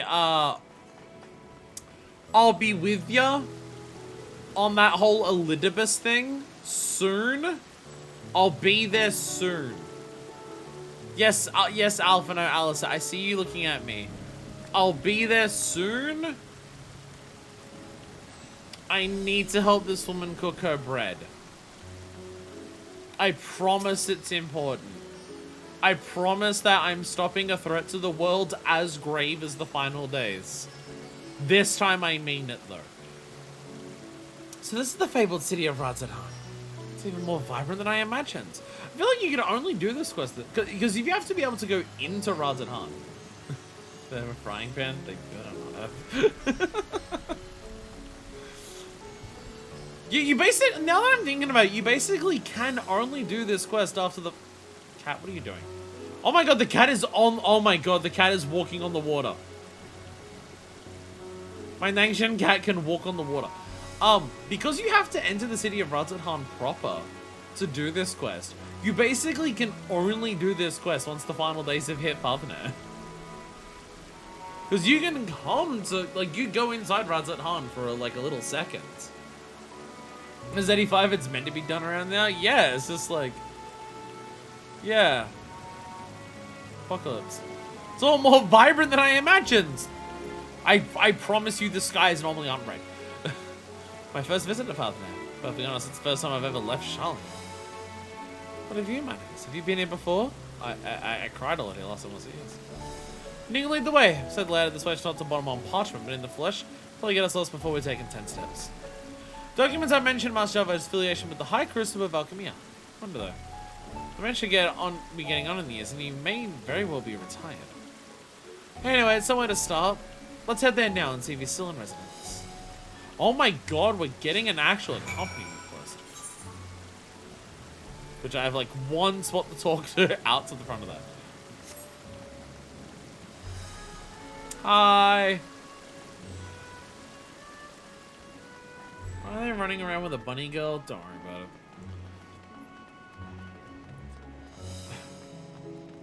See, it's a good thing we saved the Culinarian quest for out of all of these for last. This is the only one that requires us to leave Sharalyan at any point, and it's the only one that has the obligatory Endwalker. Hey, NPCs can now follow you, so we're gonna make NPCs follow you for this quest line. They worked out how to make NPCs walk and follow the player in this expansion, and they're really proud of it. So they need to make sure that you do it roughly 10 times per location.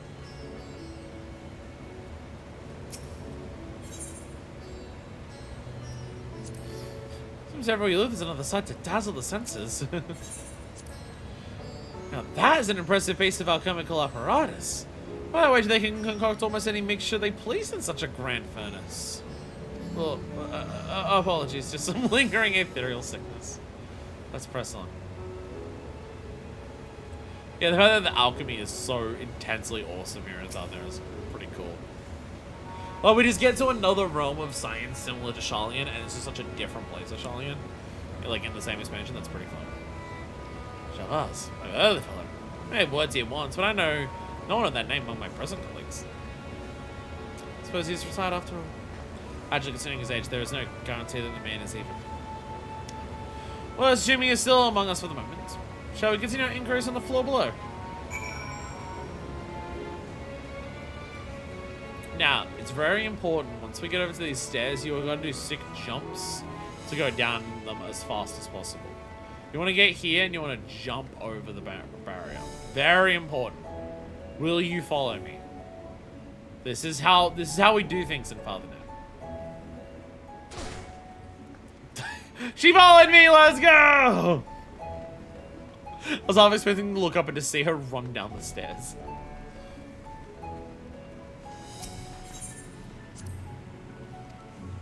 Wonder that new dialogue. Discuss alchemy. There's been no expense on this facility. When it comes to field of alchemy, it's in that Radzahan is mom's out of everyone else. Even the learned professor's a Sharalyan. That is true.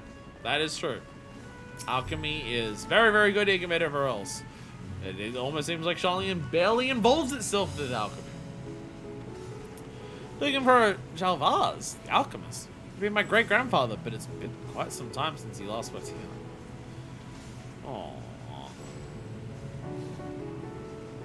Your great-grandfather. Yeah, he was a great man.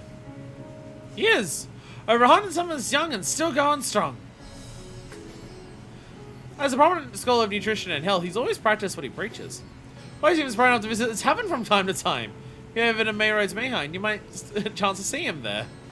It's wonderful news, thank you. I'm very eager to meet him. Dude's over 100 and still imbibing in the drink. But he knows how to take care of your health. That's the man we need to fucking talk to. Evil fish bread versus man who's still hitting up the pub and at a century old. I know who I'm trusting with my health habits. They have a manifest. Next donation is met. Oh dear. Hey, Thor Travel did not agree with me. Anyway, deep breaths. And away to Mayroad's behind we go.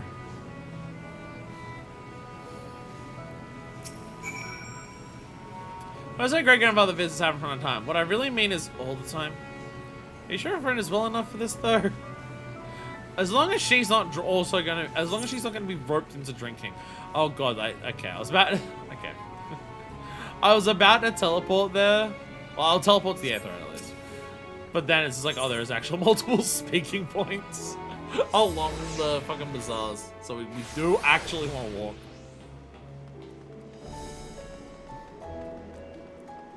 It's interesting that none of the others. Here's up for Lona. I'm trying to sleep with her. Hasn't worked yet. It's interesting that, like, none of the other crafting ones. We finished them and we never left Sharalyan. And this one has, like, oh, here's an extended quest of multiple, like, unique talk-to interactions in a new place. Oh, my authentic Harnish curries. Spicy aromas to die for. But as much as I'd love to sample all the foods on offer, my gourmet research will have to wait. I do like anytime Indian food comes up anywhere, or in this case, like fantasy Indian food, it is always the case of just like curry is like praised as the best fucking food on the planet anytime Indian food comes up. And rightfully so, because it's fucking curry, it is the best food on the planet. But I appreciate the consistency of it. So much alchemical equipment. Over the time I've spent at the Faculty of Medicine, I've never seen even half of these devices. Perhaps I should spend some time studying here in Fathernet. The fucking shirt that I was wearing for the Fathernet Final Days episode, the Bloodywood one, that the design for that, the elephant, it's like lower down here, so you may not be able to see it. And I probably did mention on stream, like, so I like mentioned the show when Nidana was giving us tea, I believe. But that shirt is for the song Tadka, which is literally a song about how good Indian food is. there's that one class, it goes viral. It's one of those like always in a state of semi-virality, where like every couple of months it gets resent around again. That one American guy who just like tries different food, and he's just going to like an Indian kitchen to try curry for the first time, and he gets like the butter chicken, the garlic naan, and he's trying them for the first time, and you just see how blown away he is. And then as he has that moment that everyone's waiting for of just like, is he gonna dip the naan into the curry, into the butter chicken? And he does, and then he just like, he has it, and he's just like, my taste buds have been violated. How does something taste this good? And it's just like, that's what Indian food is. That is what Indian food is.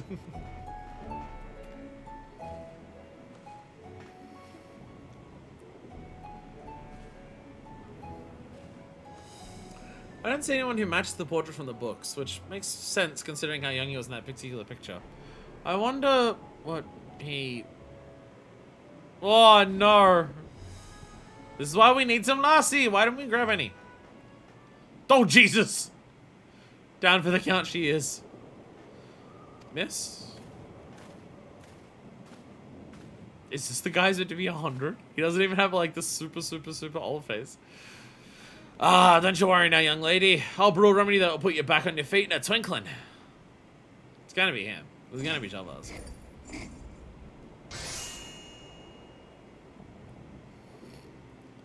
Thank you, sir. I feel so much better. Never heard of a bout of ethereal sickness lasting this long.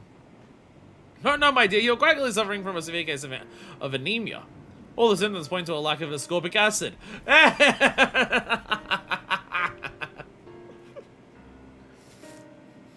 Well, she's only been eating her own fucking panalo for so long that she's not had the ascorbic acid.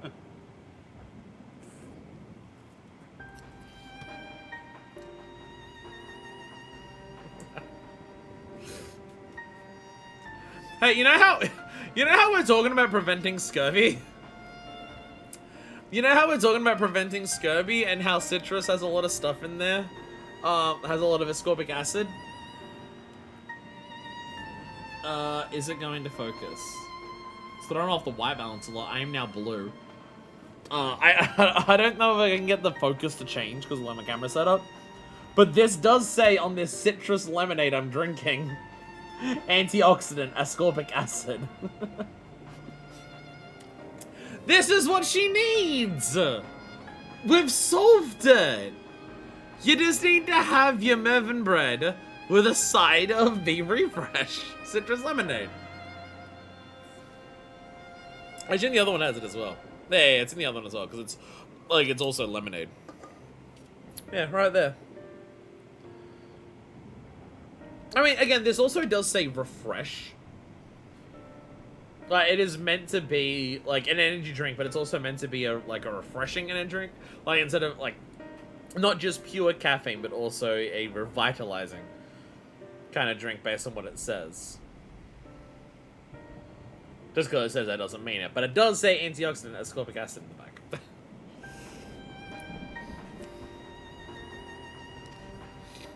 the back. So that's an issue Minervis will never have. Minervis will never have an issue with scurvy. She'll never have an issue with her ascorbic acid, considering the only thing she fucking drinks when she's walking around being an adventurer is a goddamn endless pouch of orange juice. Without that nutrient, your body has trouble absorbing iron, which in turn leads to thinning blood, a disturbing pallor, and extreme fatigue. The medicine I gave you will remedy the immediate issues, but I strongly suggest you rethink your dietary habits. Want your youthful promise stolen by a fatal case of scurvy now, would we? Now that I think on it, I've been eating nothing but Panalev samples since we started all this. Sounds the reason that a yet to be perfected meal would leave me low on ascorbic acid. FFXIV almost made the same mistake as Mervyn. Yeah, you're making the same mistake as Mervyn because, like, the ascorbic acid was something that fucking Galvarosh only recently fixed. His Panalev before didn't have the issue. Your knowledge of the nutritional sciences is most impressive, Master. Oh, just plain old Galvaz these days, my dear. I'm retired now. But I've learned a thing or two about healthy eating and longevity over the years. So you are Galvaz! I knew it! My name is Sabroy, and I study nutrition at the studium in Sharalyan. I come seeking wisdom from the foremost expert in the field, that being you, of course. If you know of a viable laboratory method for manufacturing ascorbic acid, then I'm requesting you instruct me in the process. Well, isn't this a coincidence? It was long ago that a professor from your studium approached me looking to solve the exact same dilemma. Fucking, oh my god. Okay, fucking Galvarosh doing the exact same shit of just being like, I don't know how to do this, I'm just gonna go to Father and ask.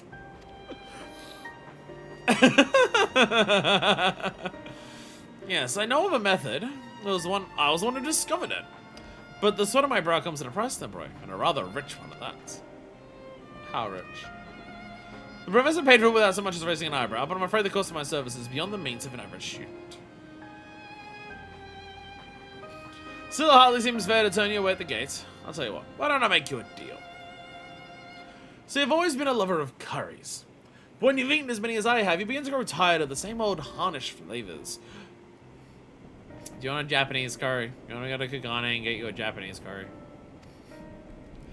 Then I recently came to learn of an Eorzean style curry plate that I'm desperate. No, you don't want to try. No, what? No, don't fucking. Out of all of the non-Indian curries you want to try, you don't want to go for the Japanese one. You want to go for the British curry. No, come on, man. I've taken the recipe from a trader. I've even gone so far as to gather ingredients so the cook here can take a stab at preparing the dish. But how does he seem to fit the drop a pair of Western travelers in my lap? No better to make Western cuisine than the natives of those lands, eh? So here's my offer. You prepare the curry and I teach you the method. Provided my palate is properly tickled. This is unfair! You're asking me to make British curry! No, I can't. I cannot make you a British curry that will appeal to someone who has lived in India their entire fucking life. That is impossible. That is impossible. We accept. I promise you will make the most delicious curry you've ever tasted. Yes, it was almost certainly Professor Gavroche. The James process he learned is one which can be followed using resources from Labyrinthos. And what's more, using curry is one of the last Set's most famous dishes. I've made it many times. First, you caramelize the onions to bring out their sweetness. Add the bouillon. Dice your choice of meat and stew until tender. Oh, and be sure to skim the floaty bits from the water, of course, and then... So, bro, save it for the kitchen.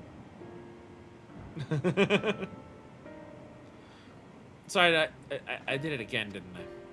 Anyway, yes, I know all the steps. Aside from mixing the golden spice, Stickin was always the one to prepare that ingredient. If you take care of that part, we're more than happy to handle everything else. Yeah, doesn't I'll be honest, sounds more like you're making a stew more than a curry based on your description so far. As I said, I have all the ingredients you need more besides. Cook away and let me know if you're running low on anything. Oh, my mouth is watering already. Again, impress Indian guy with non-Indian curry is impossible. Remember the spice for you? Take whatever you need to complete that curry and don't spare me the sting. Golden spice. Standard curry dishes transformed into a flavorful culinary masterpiece. I feel like this is the entire reason why. I feel like the only reason that this curry could compare is because of this golden spice. I feel like that's the only thing that'll come even close. Like, you're making... Does your Eorzean curry even use coconut? Like... You didn't mention coconut in that. You mentioned caramelizing onions, bouillon, and, like, diced chunk. Are you even using coconut in your curry? I mean, that means... I was about to say, because I don't actually know. Would there be Indian curries that don't use coconut?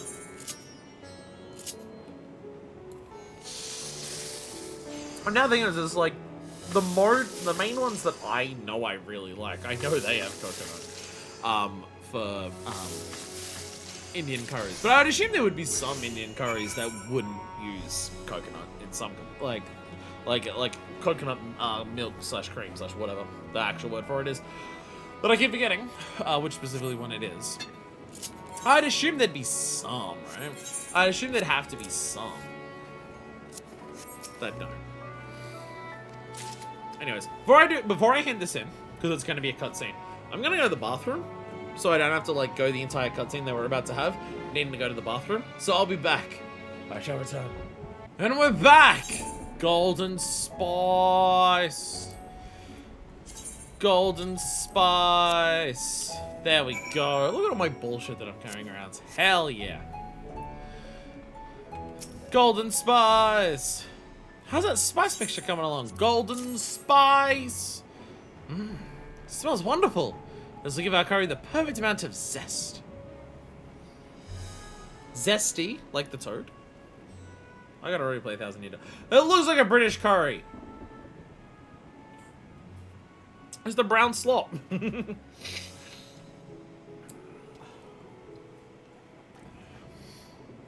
Again, this looks like a British curry. Okay, it looks so similar to a fucking stew. This is what a Eorzean curry looks like. The colors, the aroma, it's so different to what we serve here. Now for the all-important taste.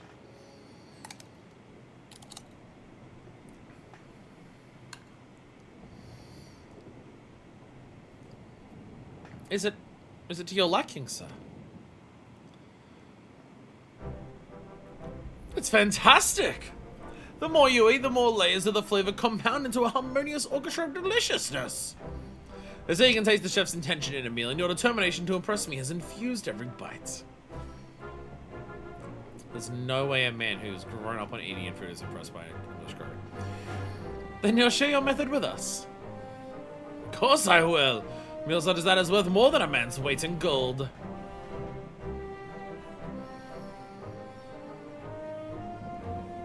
So, coconut milk is the key. To the curry? Yeah, add that to the eels and curry, it'd probably be better.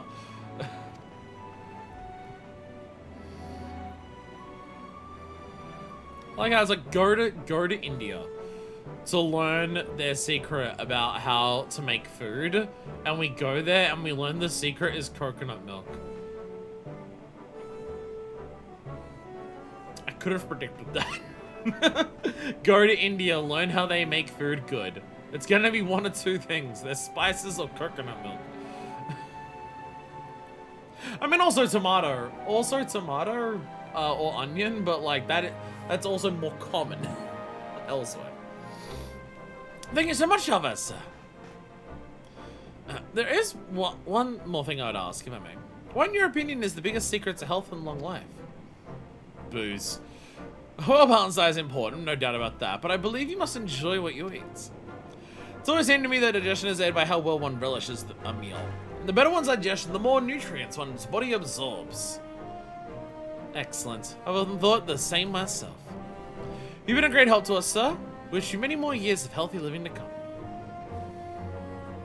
And although I'd love to more thoroughly explore Radzat Han's gourmet delights, we must hurry back to Sharalyan. Perhaps another time.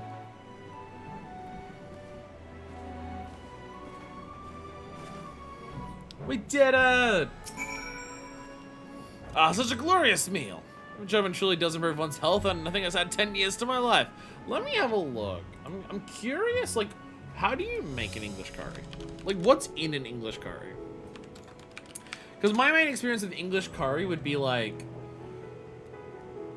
the most basic, like, English curry that you'd get, like, pre-packaged. So in terms of, like, restaurant made, I'd have no idea. I'd have no idea. I'd have no idea. The classic British curry. This doesn't have a list of ingredients.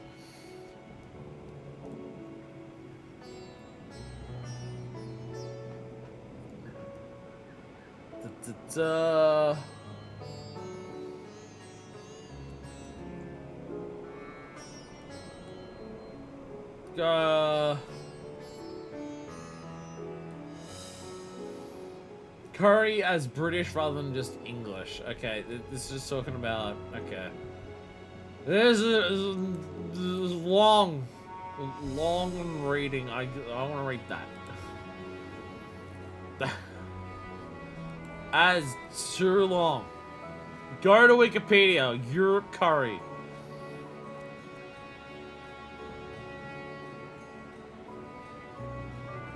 Okay, it's okay. Okay, when they're talking about Europe curry here, the picture they're showing is chicken tikka masala. that is showing chicken tikka masala, which I know is like one step removed from butter chicken, so it is very much a white person curry, but it is delicious.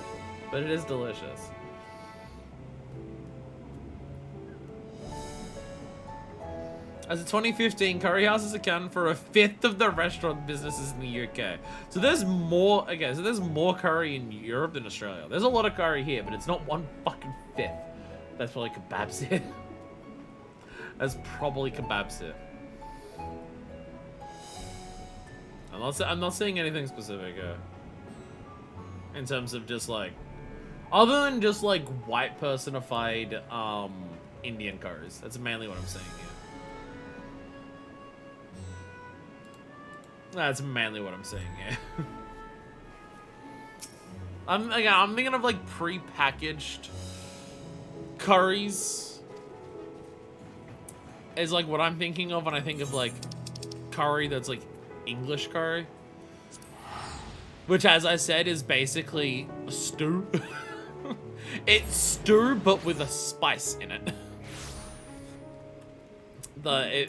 From what I've seen of like curries that get called Europe style or like British style, it's basically make a savory stew, but add a spice to it. There, it is now called a curry. So maybe that's just like because like if I see pre-packaged like pre-made Indian curry sauces, they're very much trying to replicate like what I'd get if I went to a restaurant, for an Indian restaurant. So I figured the Europe, like the British ones would be very similar. Like I think of curry sausages, and curry sausages are very similar to just like the sauce that's in the curry surrounds a curry sausage in terms of like, oh, here is a sauce that you buy for curry sausages. They're very similar to just, it's a stew. It's a savory stew, but with a spice in it. So maybe it's Australia. Maybe I'm not, maybe their Yorzian curry is good because it's just a white personified Indian curry.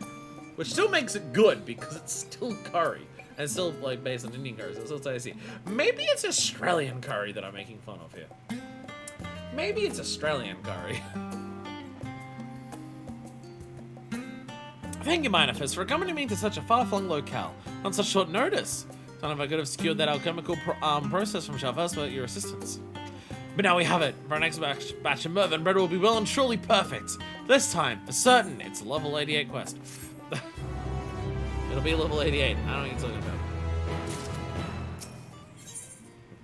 Perfectly delectable.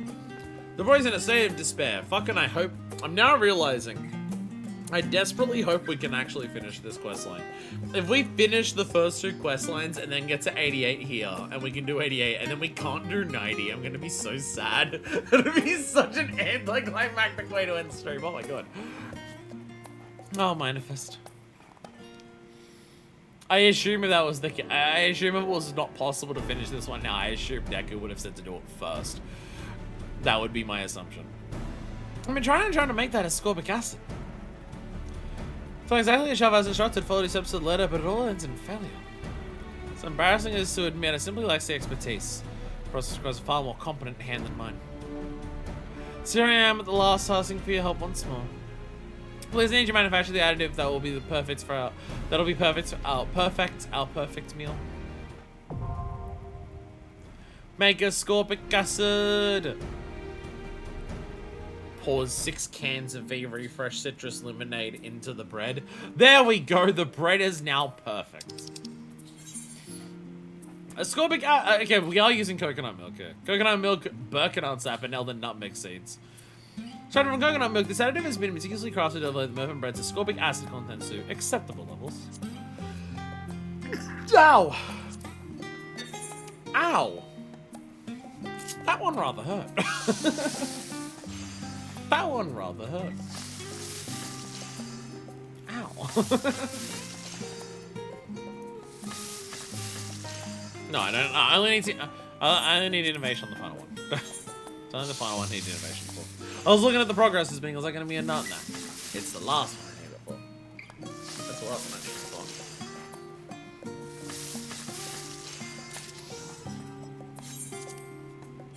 for. I do very much enjoy the Crafting Gathering role quests. It's definitely, they're a major improvement over most of the individual job quests that we had up to Stormblood. Again, it's the people talk about how they still want job quests. At the very least, I don't remember any of the classes having weird MSQ requirements like the Gatherers do. I feel like the only one would be this. I feel like this is the only one that would have a requirement of being able to go to Radzahan. Which, hey, is the last thing we did for MSQ, so we're fine. So this should be the only one.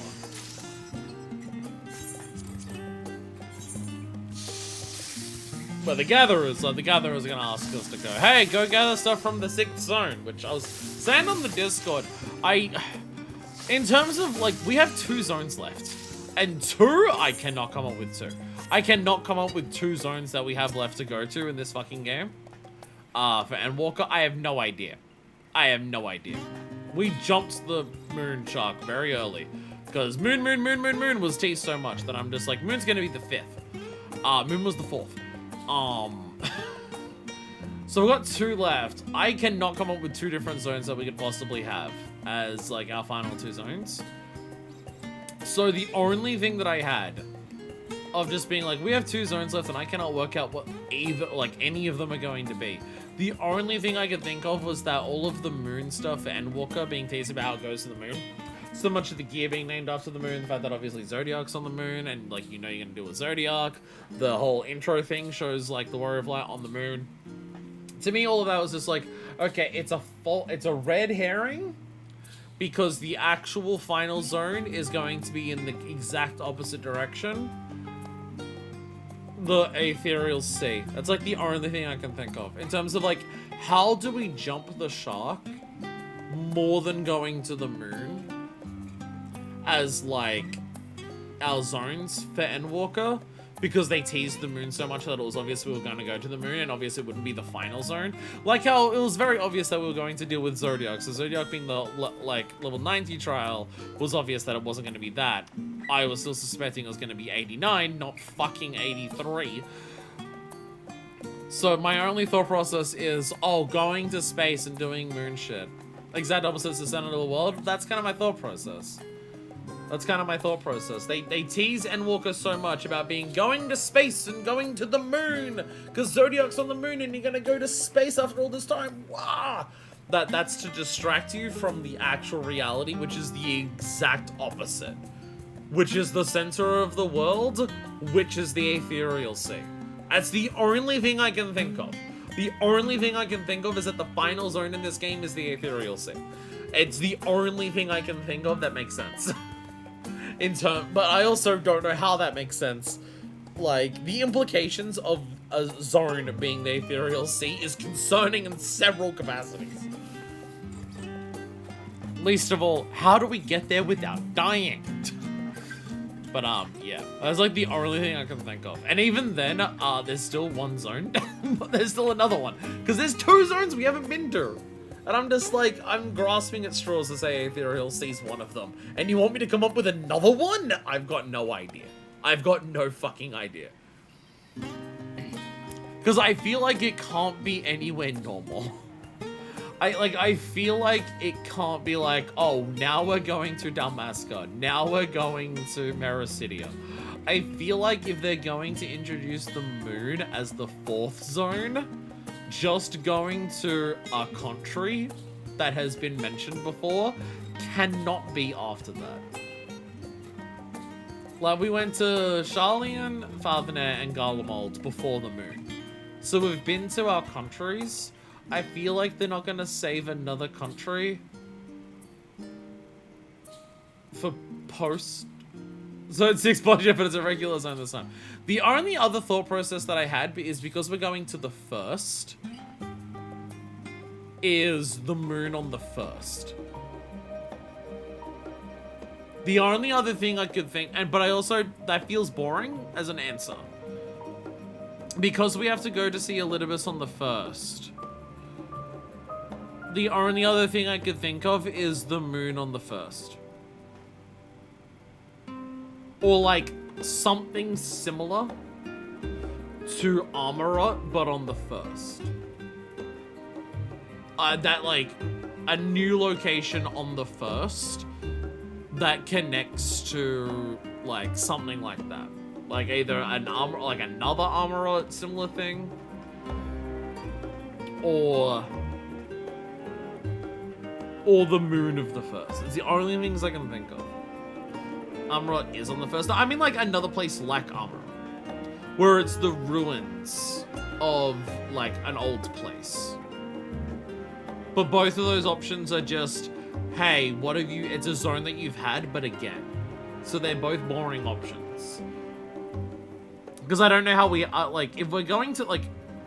When we go to the 1st, are we just popping in and then coming back? Or is the new zone going to be on the 1st? Because I mentioned it before how it's like Endwalker wants to revisit everything from every prior expansion. But it doesn't have the time to do that. That's why the role quests cover basically A Realm Reborn, Heavensward, and Stormblood. The role quests cover all of the prior major cities, so Endwalker can revisit everywhere. And Endwalker is going to the biggest places that have been teased so far in the game that we haven't been to, which is Sharalyan, Garlemald, and Farthernair. You go to the moon because Zodiac's there and everything like that. We're now got an MSQ reason to go back to the first. It's going everywhere. It's going everywhere. So, what are we doing on the first? Are we going to have a big journey on the first? Which kind of, to me, says we may have another zone on the first that we're going to. That's our 5th one. I don't know. I don't know. And we won't find out for another 2 weeks, because next week is still more role quests. All our Mervyn bread needs is a viable ascorbic additive. I may have found that endeavor, but I have faith you will succeed. Here we go. Ascorbic additives. It's even yellow. Like the can of base citrus lemonade. Oh shit! I'm capped on script again. How many fucking scripts am I getting during this? Jesus, I'm capped again. I'm capped again. Sorry, I need to go buy more nerd books for nerd shit. Give me a second. My god. I'm now realizing how long this episode's going to be. Because I'm streaming today like I'm just streaming today. Like, oh yeah, it's just a normal 14 stream. Oh my god, I'm going to actually get every book to do. I'm just I'm streaming and just like mentally thinking about just being like, oh yeah, it's a normal 14 weekend stream, and I've got to like keep in my mind, oh yeah, I'm combining this with the Limsa role quests. I don't think we're gonna go over, like, we're not gonna go over capacity. We're not gonna have the issue that we almost had in the Garlemald episode of, is this VOD gonna be too long for YouTube? Which we did have for one of the, which there was something in Shadowbringers we had that, for. Which one? Was it one of the raid tiers? No. The Blue Mage episode. The Blue Mage episode. The Blue Mage episode was actually too long for YouTube.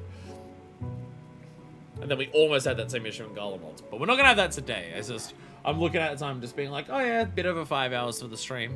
That's a relatively, oh right, I'm adding on like an extra 3 hours or so from Limsa.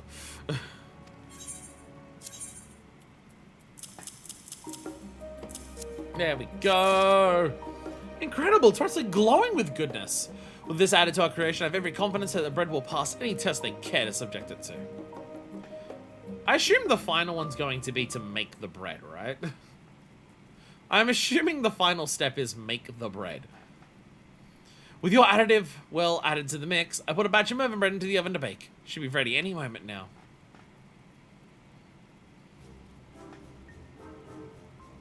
Why does it look like meal?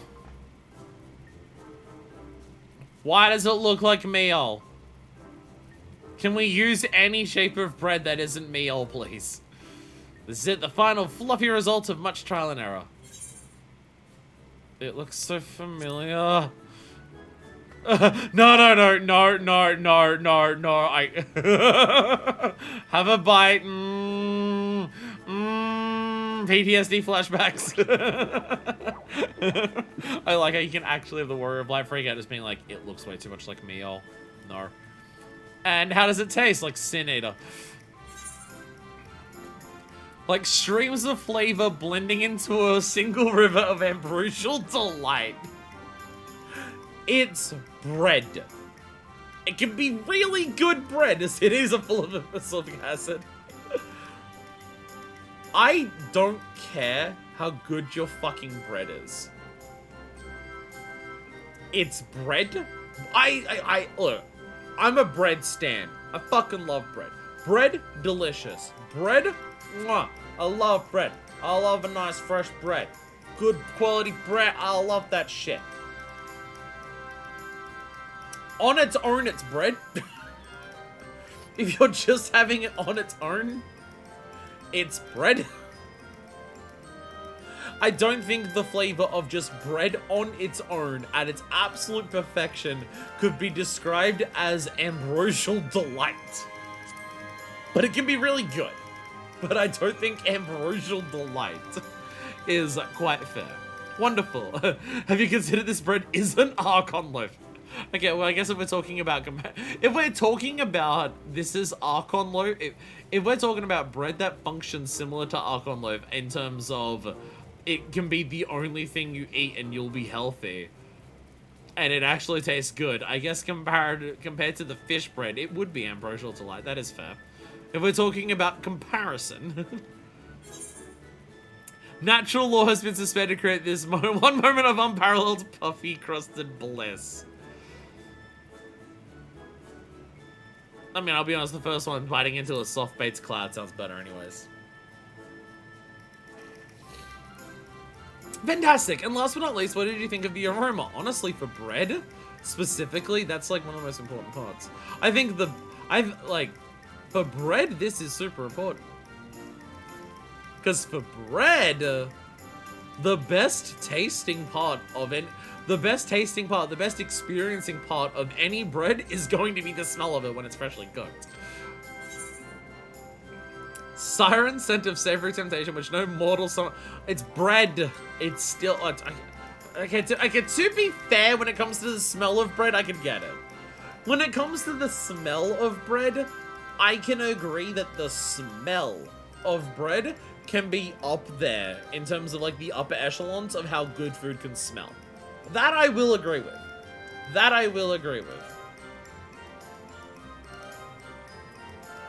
But I'm still just gonna say, luscious savory smells to die for. Exactly what I thought. And how about the preventing of the scurvy? How does your body feel about it preventing you from getting scurvy?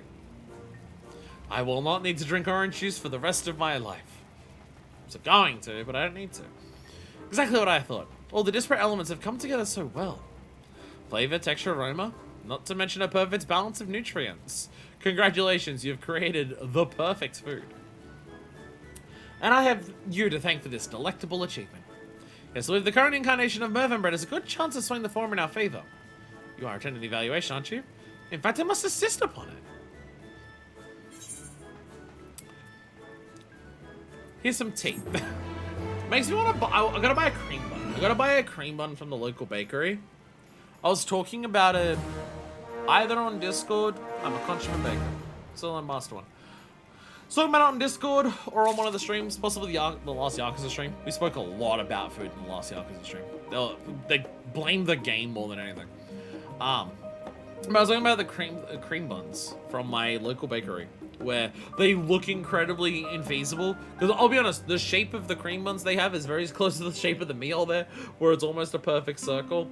So it's almost a perfect circle of a bun with just the middle cut, and then inside that like the two layers of the circle, like well, in between the two halves of the sphere is just jam and cream there, and how it looks incredibly inedible. But the bread itself is some of the softest bread that I've ever held. So you can just like squeeze the bun together into an edible amount, and the bread is so soft it doesn't even squeeze out too much of the cream. Now that we've had bread here, I gotta buy one of those and like at least share pictures on the Discord of just like how much this bread squishes. But that's where I went to breakfast this morning. If the stream doesn't start at the super early hours, the earliest I ever start 14 streams is the same time the bakery opens, so I can't go there. So for like the MSQ streams of Endwalker, it's been too late. Today I started stream an hour later because I just woke up late. So I can go to my bakery. It's always my like pre-14 breakfast now. Is I go to the local bakery and I pick up some pies or some sweets. I got a spinach and ricotta roll this morning, and oh my god, they melted like some form of cheese. I can't tell what type of cheese. I think it's a mozzarella. They melted mozzarella cheese into the pastry on top of the spinach and ricotta, and oh god, I want to come. Because I was speaking about the cream buns recently, I wanted to buy that and it was sold out. And then I'm just like, okay, I'll get a French vanilla slice instead. And then they were sold out of that too. And so I'm just like, I didn't get any sweets this morning. I was in my spinach ricotta roll and my curry pie, because I love my curry pies. Sharalyan Kazim. The brewery is brimming with confidence. This is it, Manifest. Forum is ready to begin the evaluation process. We're tirelessly preventing our submission. I have every confidence that Mervyn Bro will be the winning candidate. Come, let's make our way to the rostrum, shall we? I really expected us to be like... Unless we make it once we get there. Unless the idea is we have to cook it in front of them. To be like, you need to prove that your bread is good. You need to cook it in front of us right now to show us the entire process of how you make it.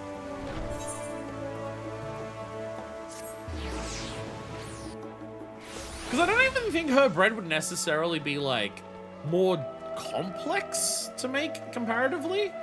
Just because, like, the most complex part of her bread is going to be the ascorbic acid, which is literally using the same method as the other panna loaf.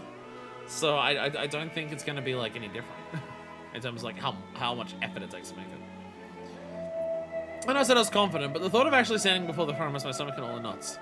Courage, bro. Courage.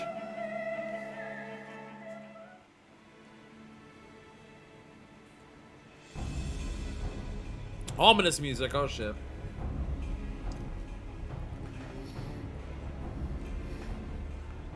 Oh, I see not all 99 people are important for this one because there's some empty spots. The bread is not as important as deciding what to do with the scions because they were snooping around. Esteemed colleagues, we've convened today to evaluate a suitable candidate for our proposed meal substitute. Someone walks in with a protein shake and wins. Ah, shit, we didn't even think of that. As previously discussed, this meal substitute will serve as an emergency provision, such as when our usual sources of food are restricted or otherwise unreliable, aka the final dose. Being said viable, a submission must satisfy our stipulated conditions.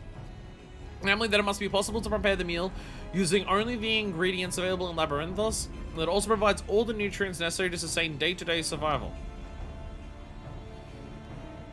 Our first of two candidates is the Pana Loaf, submitted by Professor Galvroche, with whom I assume you are all familiar. The second is Mervyn Bread, submitted by one Mr. Broy, a student at the Faculty of Medicine. Members of the Council of Culinary Assurance will select one of these candidates following a thorough nutritional analysis and trial consumption of the samples provided. Like, they're gonna eat the Pana Loaf and throw it up.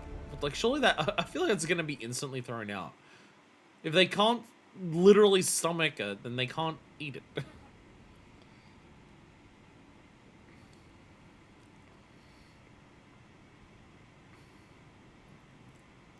Our analysis has determined that both submissions meet the basic nutritional requirements to qualify as meal replacements. And they share the same nutritional value. The only consideration left is to judge them upon taste. Even being generous, it would be difficult to describe the flavor of Pana Loaf as pleasing. Mervyn Bread, on the other hand, is a culinary delight. On the grounds of this assessment, Mervyn Bread is clearly the superior choice. I beg to differ. Yes, I admit that Pana Loaf has little to offer in the way of gastronomic enjoyment. They're the same in every other way. But have you considered the matter from the viewpoint of efficiency? Mervyn Bread's flavor requires the addition of specific sweeteners and oils, not to mention a particular variety of yeast, an involved process which demands excessive time and exertion. Not that much more. Your ascorbic acid is literally the same method as ours. Like, it's not that much extra to do sweeteners and oils and yeast. And it's all stuff you can still do in Labyrinthos. We will be very careful of that. The recipe for Pana Loaf was devised with simplicity in mind, allowing one to manufacture the same quantity of food with but a fraction of the effort. I implore you to reconsider your decision. After all, this is an emergency comestible we're discussing here, not some gourmet menu item.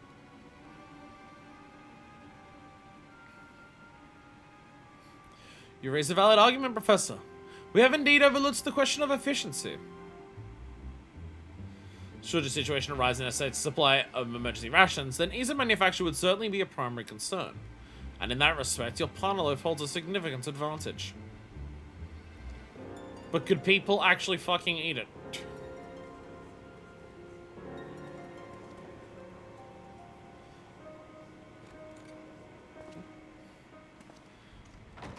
If I might offer an opinion, Monteshane to the rescue again! Monteshane to the rescue again? No. Never mind. We already have him in one of the other role quests. We can't have him again in this one.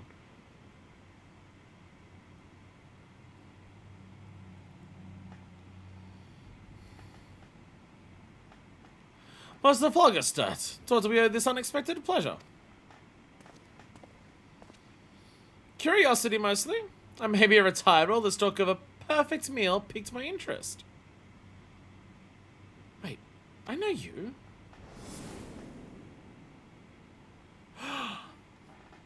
Oh, shit! He's retired! And I know your delicious Mervyn bread. There's an unfortunate fact that fine food is oft regarded with contempt here in Sharalyan. Many see the pursuit of gourmet cuisine as trivial distraction, an inefficient use of one's precious time. Yet when a tired researcher craves a refreshing cup of sweet tea, is it a question of simple desire? Or is it the body's way of signaling the lack of a certain nutrient? And what are the comfort afforded by those inefficient tastes and flavors? Surely we've all experienced the calm and reassurance provided by a hearty dish.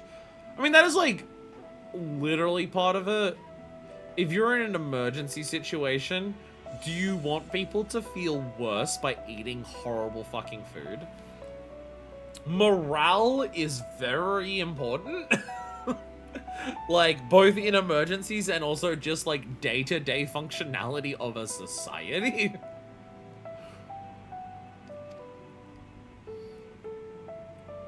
The same principle can be observed with the soothing familiarity of home-cooked favorites. While when my academic cogitations are frustrated by some intractable problem, it is for that very soothing effect that I visit my beloved last stand. As such, I submit that taste plays a far greater role in our well-being than simple enjoyment. Imagine, if you will, a prolonged crisis, and then tell me which of these foods you would prefer to consume, day after day after day. Oh, this isn't even, like... Again, this is the whole idea of utilitarianism to a fault. The ignoring of emotions. Like, it's a great deal of difference to look at a problem and not let your emotions, like, bias you towards an outcome, and working on a solution to a problem and pretending that people don't have emotions. Wide gulf between those things. And that's exactly, like, him addressing emotion, the emotional aspect of it is logical, because guess what? People have emotions. Emotions affects people and stuff like that. It's the whole fucking Star Trek Vulcan versus human things of just like how many times the Vulcans are just shown to like be wrong on an issue because they don't consider that people will feel emotions about something. I don't know. That doesn't happen with shitloads of frequency, at least in Star Trek, but it does come up. Sorry, this is immediately like where my brain went to. Faced with a struggle to survive, which of these meals would best serve to bolster your mental and emotional fortitude?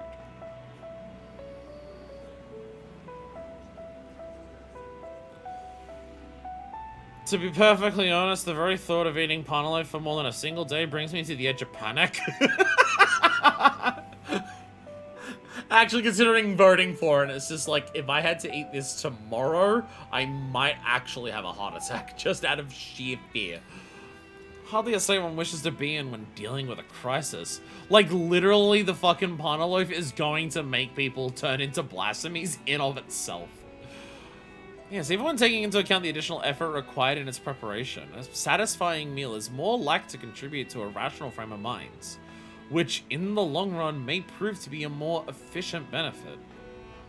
There's also just the idea of just like people spending that extra effort on something they know is going to give them joy won't feel like extra effort anywhere near as much. Like, people enjoy the process of cooking because they know that the reward of cooking is either they themselves or someone they care about, or even just strangers getting to have a satisfying meal. People are happy to put in additional effort if they know that the outcome is going to be something positive for them or someone else. So the extra effort required also is kind of negated by that anyways.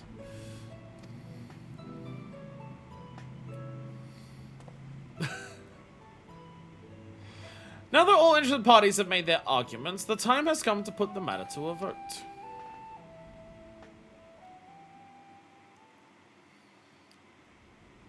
You know, we only got 6 people here instead of all 99, so it's not that important. The results speak for themselves. Is it unanimous? I can see it not being unanimous.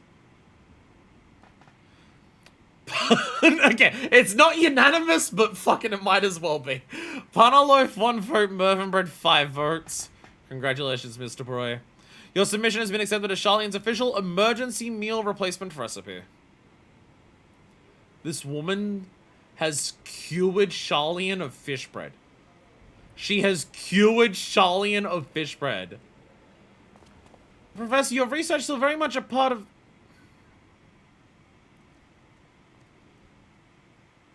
I mean, he was the one who was able to get the bread, like... Making bread that tasty is one thing. The fact that it is actually able to be a meal replacement is still a massive accomplishment. Well, that was a near thing. At least until our last stand, supporter chimed in. I never knew he was a former member of the forum.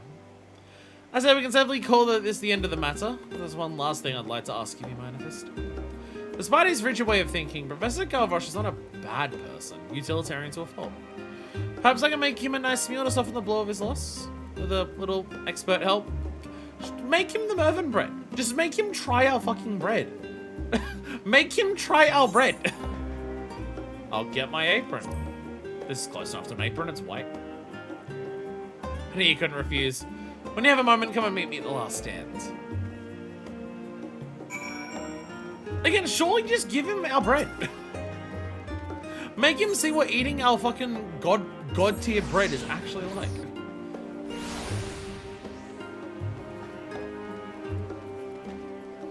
We have fish bread that has all of the nutritional values of the horrendous fish bread, but it tastes amazing. Now, as far as Professor's meal, I thought we might make him serve him of fish cakes, one of our local specialties. Makes sense, you are next to the ocean. Going to my Sticken, Mervin and Galvarosh used to eat them all the time during their student years. Ah, we're going for the approach of the home-cooked meal, the nostalgia.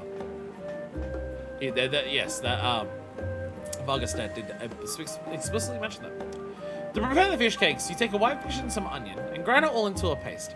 Add milk and pepper and knead well, and sprinkle into flour before rolling the mixture in oval shapes and frying them in boiling hot oil. You don't need the entire recipe. While you prepare the all-important fish paste. The rest of the dish you can leave to me. Find yourself liking ingredients, Master Dickon has graciously agreed to provide us with whatever we need. Ask and you shall receive! I'd pay to see you at the front of that sour-faced grump. I want to make Mervin bread. It's like how we eventually actually got Archon loaf. I want to actually earn a bit of Mervin bread. I was hoping I'd get Mervin bread for this. Fish cake! Fish cake supply. We need to do this one manually. Because I need my venerate. Venerate. I guess I could use the macro and just do 4 groundworks, but I gotta flex. And by flex, I mean still use trained eye, and this is absolutely not correct. Alright, Dickon! I somehow lost it. Our pantry's yours, because you can do that bread, you might have to sample the next dish as well. There we go. Alrighty, where's our... There it is. I forget which things are on which hotbar so easily. Boom. Boom. Boom. No good quality, so I can do this, but... Dickon! Dickon! Never mind, actually, Dickon, it was fine.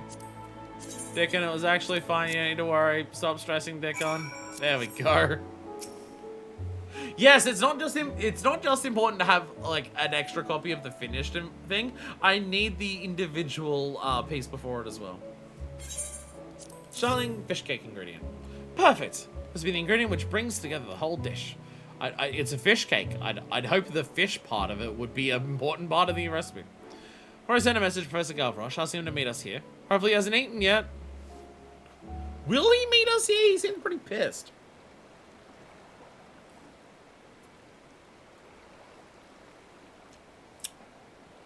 Why does that look like the fucking fruitcake from the fucking Breath of the Wild cooking episode of Unraveled?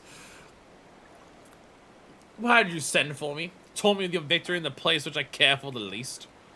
Of course not, sir. I want to offer you this meal as a gesture of goodwill. Please eat. Enjoy. Have you forgot what enjoying food is like? To be fair, Mervyn bread might be in some of the expert recipes. Because the roll quest would be base 6.0, so maybe some of the master recipes actually have Mervyn bread.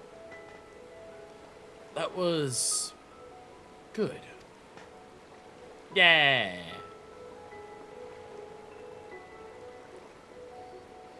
They may be simple dishes, but Sharalyan does have its own local specialties. The art of quality cuisine was never wholly absent from our culture, despite what people think. No. If you want to go to a place that is wholly absent of quality cuisine from its culture, you don't go to Sharalyan, you go to Australia. I never argue the importance of nutrition, but I believe what Master Jalvaz says is true. Enjoyment of a meal tends to encourage digestion, and thus a more efficient intake of nutrients. When I first proposed a recipe for Archon Loaf, I did so with Mervyn in mind.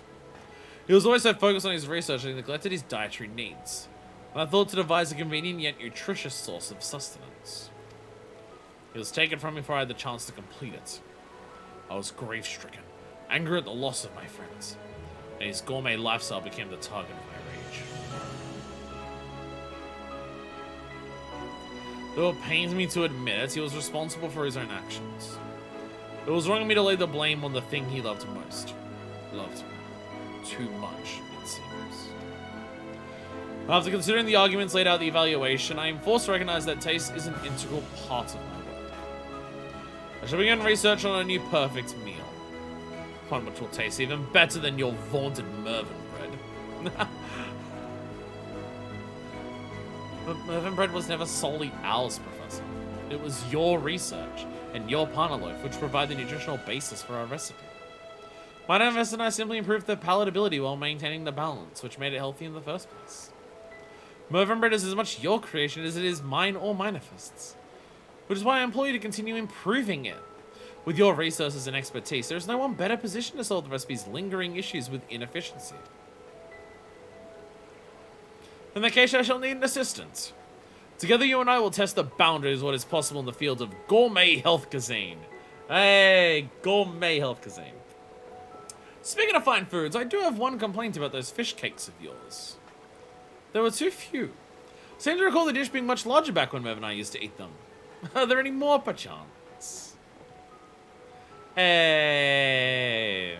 I mean, there is. I literally made extra. But I'm gonna keep those with my retainer for all eternity instead of give them to you. I'm sorry. I'm sorry. It's very important that I keep them forever, even when they're absolutely no longer edible. I do believe that was the first time I've seen the professor smile. Glad our fish cake special had the desired effect. But my work about the studium and the last end has just begun. I have an entire city to convince of the benefits of fine dining. Can we at least swap the fish bread for Mervyn bread? For the time being? Fortunately, it seems the professor is on our side now.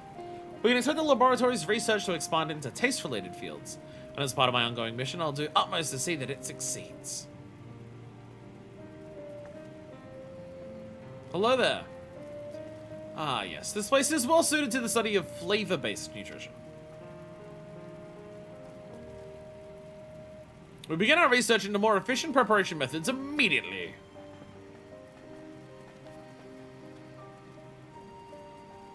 And here I thought my days of frantic baking were over. I better wash out my mixing bowl. Thank you for your help, Manifest. Could not have asked for a more perfect kitchen mate. You'll be definitely better than him. Please do come and visit me from time to time, both at the studium and as a valued patron of the Last Stand. Keep the fish in my pockets for the rest of time. Let's go! We did all three! We actually started and finished all three. Yo! We're a virtuoso baker! That's basically the same as Master. Go buy the last book. Book! I can buy books! Gib and I have others at the studio who need help. It's just, the Gatherers. Winning bread! And also the fishing one, because I haven't started the fishing one. That'll be next time. Erudite Apothecary. Feels weird to get that title after cooking so much, but alright. What have you heard? Parsley Medicine has acknowledged the contribution of gourmet foods to our culture. Has commissioned research into recipes from across the world. As for Last Stand, we're seeing more customers than ever. It's like the beginning of a revolution for Sharalyan cuisine. I'll be doing my part to make sure we keep this momentum going. I love that the fucking fish bread that came up as just a random part of 5.3. Like, they brought up fish bread as a random part of the best patch in the game. And the fucking fish bread became integral to one of the role quests at Endwalker. I love that.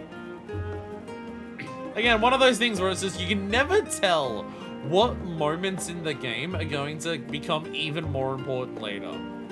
Like, seeing the fucking Tataru who's trying to remake fish bread, and Kral and Rambo are both just like, this is awful, it's perfect. Never expected that to be like, oh, by the way, that's gonna be like the primary focus of one of the role quests in Endwalker. Infusing the dish with a rich, savory flavor will require isolating the relevant property in cheese. And then, maybe a more efficient method can be found with kelp. If you're going for efficiency in a time of crisis, wild guess, using cheese is gonna be a bad idea. Isn't cheese relatively not efficient? At least time-wise, you gotta wait for it to mature. Surely cheese cannot be the pinnacle of efficiency. Fuck! Books, books, books, books, books, books, books, books, books, books, books, books, books, books, where the fuck are do I have these, by the way? I do have those, yes. Books! Master recipes, there it is. Books! Not sure what can have cheese or kelp used interchangeably. The horrors of fish bread, you'll never know. You will never know, unfortunately, thanks to the horrors that are fish bread. So we have all these books. So I have all these books here. But we have an issue with these books here. I can't read all these books here. Don't worry about it. Don't worry about me. I can't read all of these books. Well, I can read most of them. But the issue is that I can't read every single book that I have.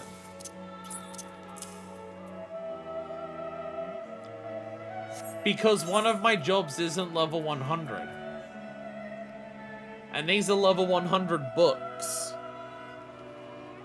So I think we need to go and fix that. I remembered it was Leatherworker, not Alchemist. I could have fixed it during this. But they changed that in 7.2. It don't matter, we're gonna you more. I try to avoid going to prior places during Endwalker MSQ, but this is gonna be the fastest and easiest way. We're going here in next MSQ anyway. More music. We're here for one. Kaishi has crafting up this week, let's go! Kaishi is actually the bonus this week for Beehive souvenir materials. Sup, Kona? How am I feeling? I'm feeling, you know how I'm feeling, Kona? I'm feeling refreshed. I've had 2 tired spells during this stream, and I've been able to brute force past both of them, so I'm feeling invincible. Beehive souvenir materials. As anyone who's had the dubious pleasure of visiting a seaside tourist trap can attest, the majority of the souvenirs sold are made from cheap and readily available materials, often found washed up on the shore along with the driftwood and dead jellyfish. The contents of this bag are, as is tradition, of similar ilk, clearly indicated by the dry seaweed with which most of the items are covered.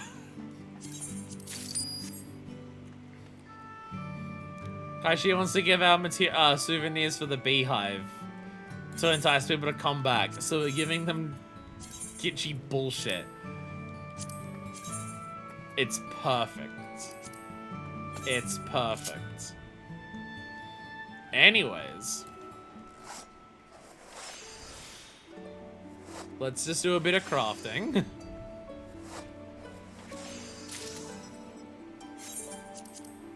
Now you may notice that I got to like level. It's amazing how much slower I am upgrading my crafters. I got all of the combat jobs up to level 100 on stream pretty quickly. I mean, to be fair, I also like went into the first stream of Dawn Trail with most of my combat jobs at level 99 because I had time where I couldn't stream after Dawn Trail came out. But that being said, I've been working on leveling up my jobs for crafters up to 100 from the release of Dawn Trail as well. It's just, you know, when I can run roulettes all day, every day to get jobs up to 99 pretty easily. And the only way that I'm leveling up my crafters and my gatherers is custom deliveries. It's a little slower. It's a little slower. You can definitely like once again when 8.0 comes out, if I succeed, fingers crossed, if I succeed at actually being caught up by the time 8.0 comes out. I'll be able to get up my crafters and gatherers much faster because I'll be able to do leaf quests. We'll actually be able to do on-level leaf quests. With 8.0, we go to the first area, or like the first city, we'll get our leaf quests, and I'll be able to actually start using my leaf quest allowances on leveling and that, so I get 6 of those turn-ins per day. And from my understanding, on-content leaf quests since like Shadowbringers have been pretty good for leveling, or at least like worthwhile doing at the very least for leveling purposes. So that'll happen there because combat, like if you're behind and like if your levels are overtuned for what your content level is, like I've only got combat like up to like 85. 85 is my highest thing as Vanis Party. But it doesn't matter, because the roulettes scale to your level no matter what, and you have several roulettes available. It doesn't matter if all of the content that I can do is lower level. I can spam roulettes to still level up stuff. I don't get the bonus of, apparently, running dungeons is actually worthwhile XP if you're close to it. Like, I heard that people were, when Dawn Trail came out, it was worth it to, even if you didn't get the roulette bonus, to just spam do Endwalker dungeons, because that was still an efficient leveling method. Because just the experience for completing the dungeon, even without the roulette bonus, was useful for leveling. So I don't get that, but the amount of experience you do get from all your roulettes, considering how many you get per day, it's still very easy to like over-level your combat jobs. Over-leveling crafters and gatherers is way the fuck harder, because it's basically just custom deliveries. Because leaf quests can only be as far as the cities that you've reached, so you really can't use that to over-level. Because if you're above the level required, you get 1,000 experience for doing a leaf quest. It's not useful at all. And then beyond that, you can possibly do like turn in scripts, collectibles. I mean, but even then, you're limited to how far in the story you've gotten. I can't turn in like. It's like you're very limited, and even then, because you're not up to there, you'd have to buy materials on the market board. You're very limited. Roulettes once per day, then highest level dungeon. You have that isn't an old level cap? Yeah, pretty much. A pleasant evening to you, madame. That sounds. Trying to brush up on my manners. Gotta make a good impression, you know. Beehive souvenir. These delightful trinkets serve as perfect conversation pieces. The designs vary significantly depending on what random odds happen to be available at the time of creation. When scratching my head, I better come with a decent souvenir for the folks from the Crystarium. But you got an eye for quality, so I trust your judgment more than my own. Oh, look at that! It's almost a shame to give it away for free, though. Maybe we can start flogging these on the side, eh?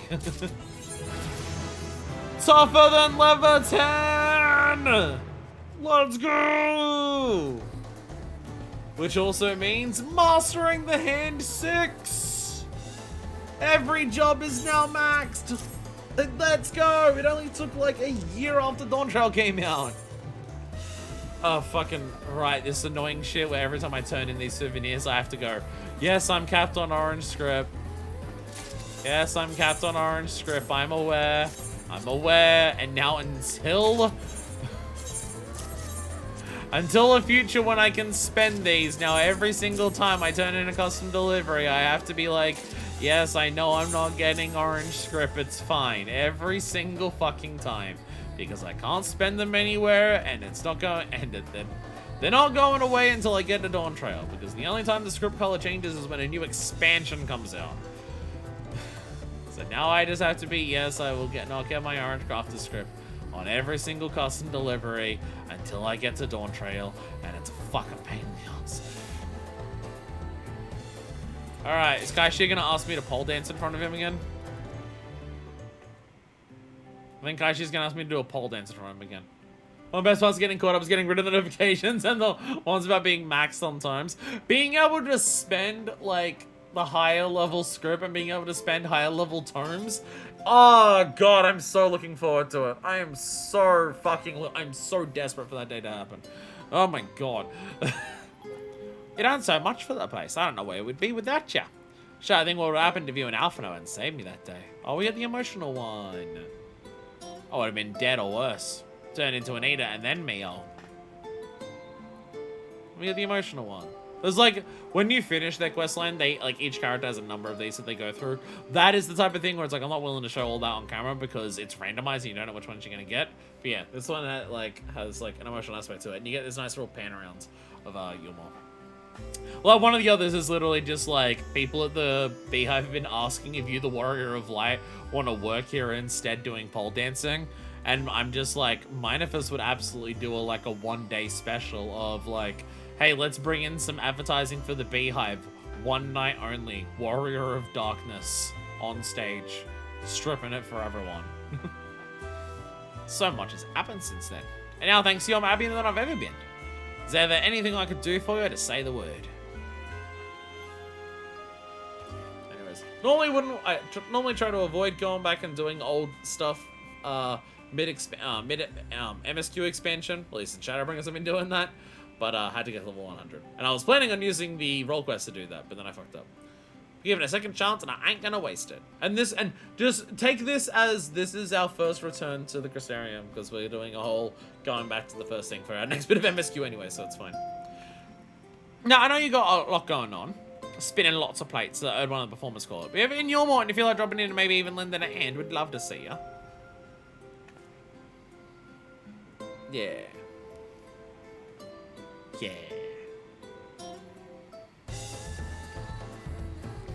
Oh, hell yeah, Moogle Treasure Trove accomplished. Right, that was one of the bonuses this week, wasn't it?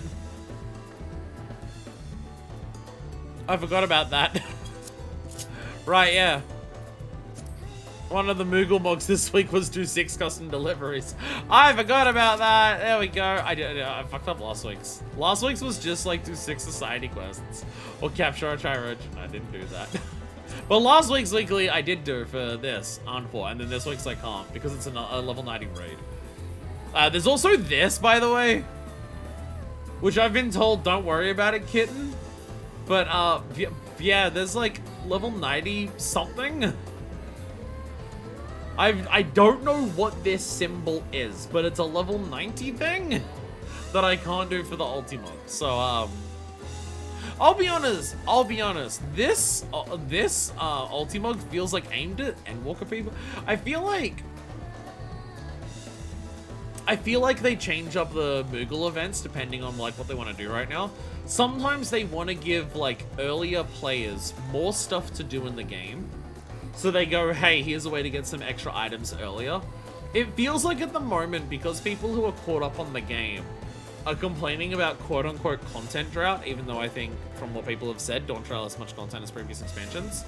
Because people are like dropping because of quote-unquote content drought, there's a lot of stuff here that is aimed at higher level people. Like, the Alliance raid bonus this time is for fucking near raids, which means, hey, they actually have a decent queue time this time. The fucking, like... the fucking Whirlic quests are here. And then there's a bunch of stuff here that is like, oh, by the way, the raids are also the level 90 raids, and the Ultimog challenge is for a level 90 something. A lot of the stuff here is only available to people who are like beaten Shadowbringers or beaten Endwalker. So I feel like they've definitely changed around which ones are available this time to just be like, hey, people who are current, here's something you specifically can focus on doing. while you wait for 7.3 to come out. Anyways, with that, we are done for today.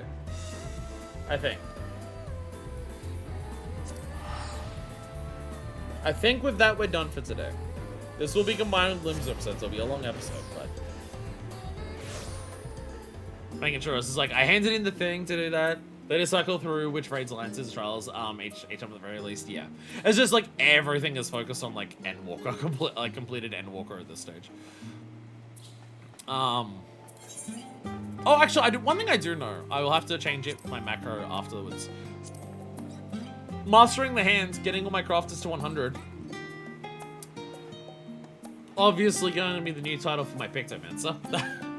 I had the level 90 version of this title for Pictomancer before, which is at Arts Horizon. So the level 90 title, like the level 90 equivalent of the same achievement of get all crafters up to 90. That was my title before for Pictomancer. But now that I'm at level 100 for all of them, I have Arbiter of the Arts. So that's absolutely going to do that. Making sure MSQ and some ARRs are in there for early game players. Yeah, and also gates at this point. Gates are also a big thing for early players. Early game players can always get Mog Tomes by just like a lot of ARR dungeons are there, MSQs there, Gates of the Gold Sorcerer there, and Frontlines. And Frontlines is always on there. So yeah, if you're in ARR, there's still plenty of ways to get it. I distinctly remember like one of the big times that I got like super into playing an absolute shitload of the game was up to 6.1, my first Moogle event. Because I started like I started like a month after 6.0 dropped. Which is why I also, like getting to the end of 6.0 is obviously a big deal because it's the end of all the story up to this point. But also, like, 6.0's release was when I started playing the game. So I distinctly remember a big moment for me of doing a lot of, playing a shitload of the game to do grinding was my first Moogle tournament. Because I think, I unlocked, like, because the main big grinds that I did during ARR, and even then, I don't think I finished many of them during ARR, but like the society quests were like one of the first big things that I unlocked during ARR that I was just like, oh, I'm working on the grind to do that. But we unlocked those a decent way into, I don't think we unlocked those, we may have unlocked those like, I can't remember. We may have unlocked those during ARR, because it was also as we were unlocking the Exile ones that we first fought Odin, because it spawned directly next to the Exile camp. But one of the first times where I'm just like, I'm in the game constantly trying to do shit constantly was my first Moogle event. And that was running Praetorium as many times as I possibly could. That was old Praetorium. That was when Praetorium was not just Praetorium, it was Praetorium and the Porta Decamana Ultima fight and the Laha Brea fight afterwards. So for that one, because I believe now, sorry, we're just reminiscing now. Because if you go here now, Meridianum gives 4, Praetorium gives 7, and Decamana gives 3. I believe because Praetorium and Decamana were combined for that first Moogle event that I did at the very least, I believe doing the Praetorium was worth 10. Because it's basically the 7 plus the 3 here, so they basically just split it. So for me, it was just queuing into Praetorium over and over and over and over again to try and get as many, Moogle Tomes as I could because I wanted to make sure I got everything that was unique in that first Moogle event, which I believe I managed to succeed at. Because this was also before the Mogpendium was introduced, so it was only duties like this that gave you that. Back in the day, that's what I did early on too. Yeah, because we started at very similar times. Where it was just spam Praetorium. Which means, to be fair, that is actually the one time where I'm like, I'm really glad that I spammed Praetorium as much as I did. Because it was also the last chance we ever got to do 8-man Praetorium. So, like, I think that was also a big part of the reason why they made Praetorium so many Moogles tomes as well. Because 6.1 introduced the split between Praetorium and Porta Decamana. That was explicitly 6.1. So going into the end of 6.0, of just everyone spanning Praetorium because it was the best thing for tomes. Because you didn't have gates, you didn't have fishing. I don't even know how many of the other things were there because I was in ARR, so I didn't have any of this other shit unlocked. So the best way for me to get anything was to just spam Praetorium. but it was also like all of the last times that I got to play A-Man Praetorium were just back to back to back to back to back to back to back. Then that was like one of my first big grinds that I got into in the game as a whole.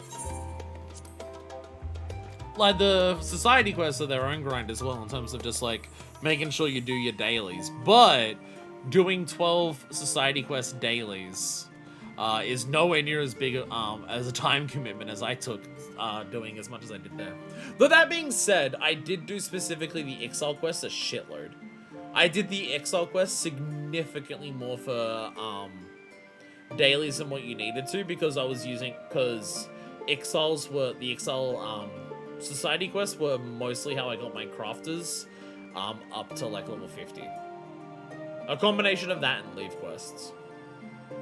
Getting all my crafters up to 50 was primarily exile and that.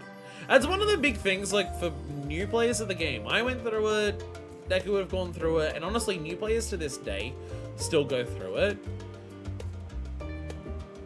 For every job, that hurdle of getting a job to level 50 is by far the hardest part. Getting every job to level 50, you get so much simpler ways of doing things. Getting combat jobs up to 50. Basically, the only leveling options you have is like the hunt and leveling roulette and front lines. Because once you get up to level 50, you unlock high level dungeons in ARR. You unlock the MSQ roulette. You unlock Alliance roulette. You unlock Trial roulette. And then once you get to 60, you then also unlock the Raid roulette.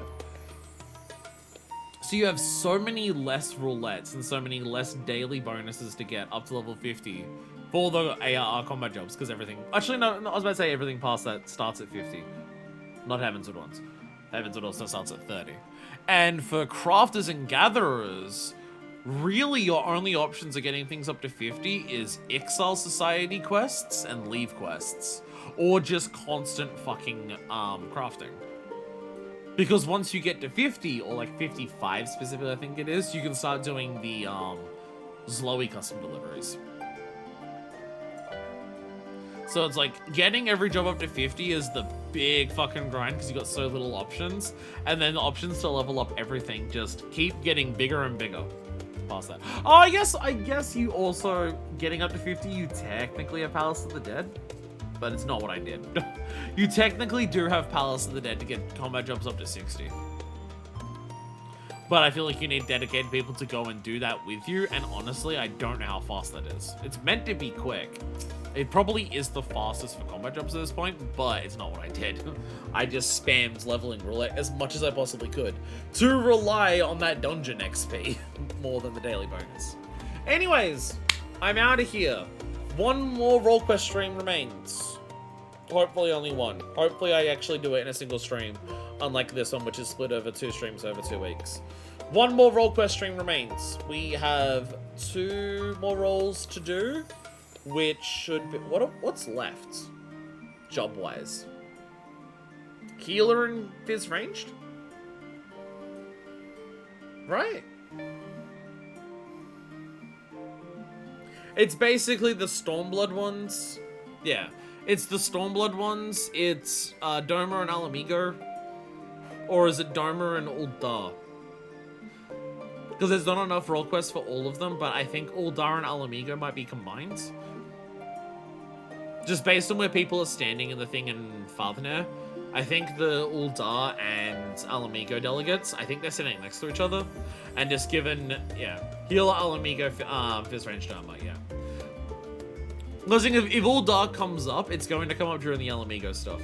Uldar and Alamigo have so much tied at the hip anyways. They are completely different places, but there's a lot of lore and history that just ties the 2 places together a lot. Like, if Ralban comes up, Ralban is both at this point.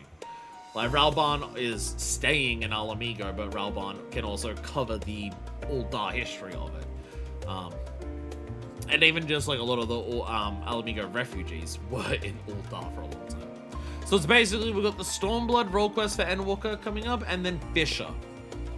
That is going to be what we do next time, and then we get back to MSQ with the final 3 streams of Endwalker MSQ for 6.0. So after next week, with our final role quest, there's 3 MSQs left. Holy shit, we're so fucking close. If I didn't have multiple weeks where I didn't stream, it literally would have been next week we're finishing it, but oh well. Thank you all so much for watching. Next time, one last bit of reprieve. Fish is my favorite stumbling jump. Until next time with more role quests. This is version 2. Signing out.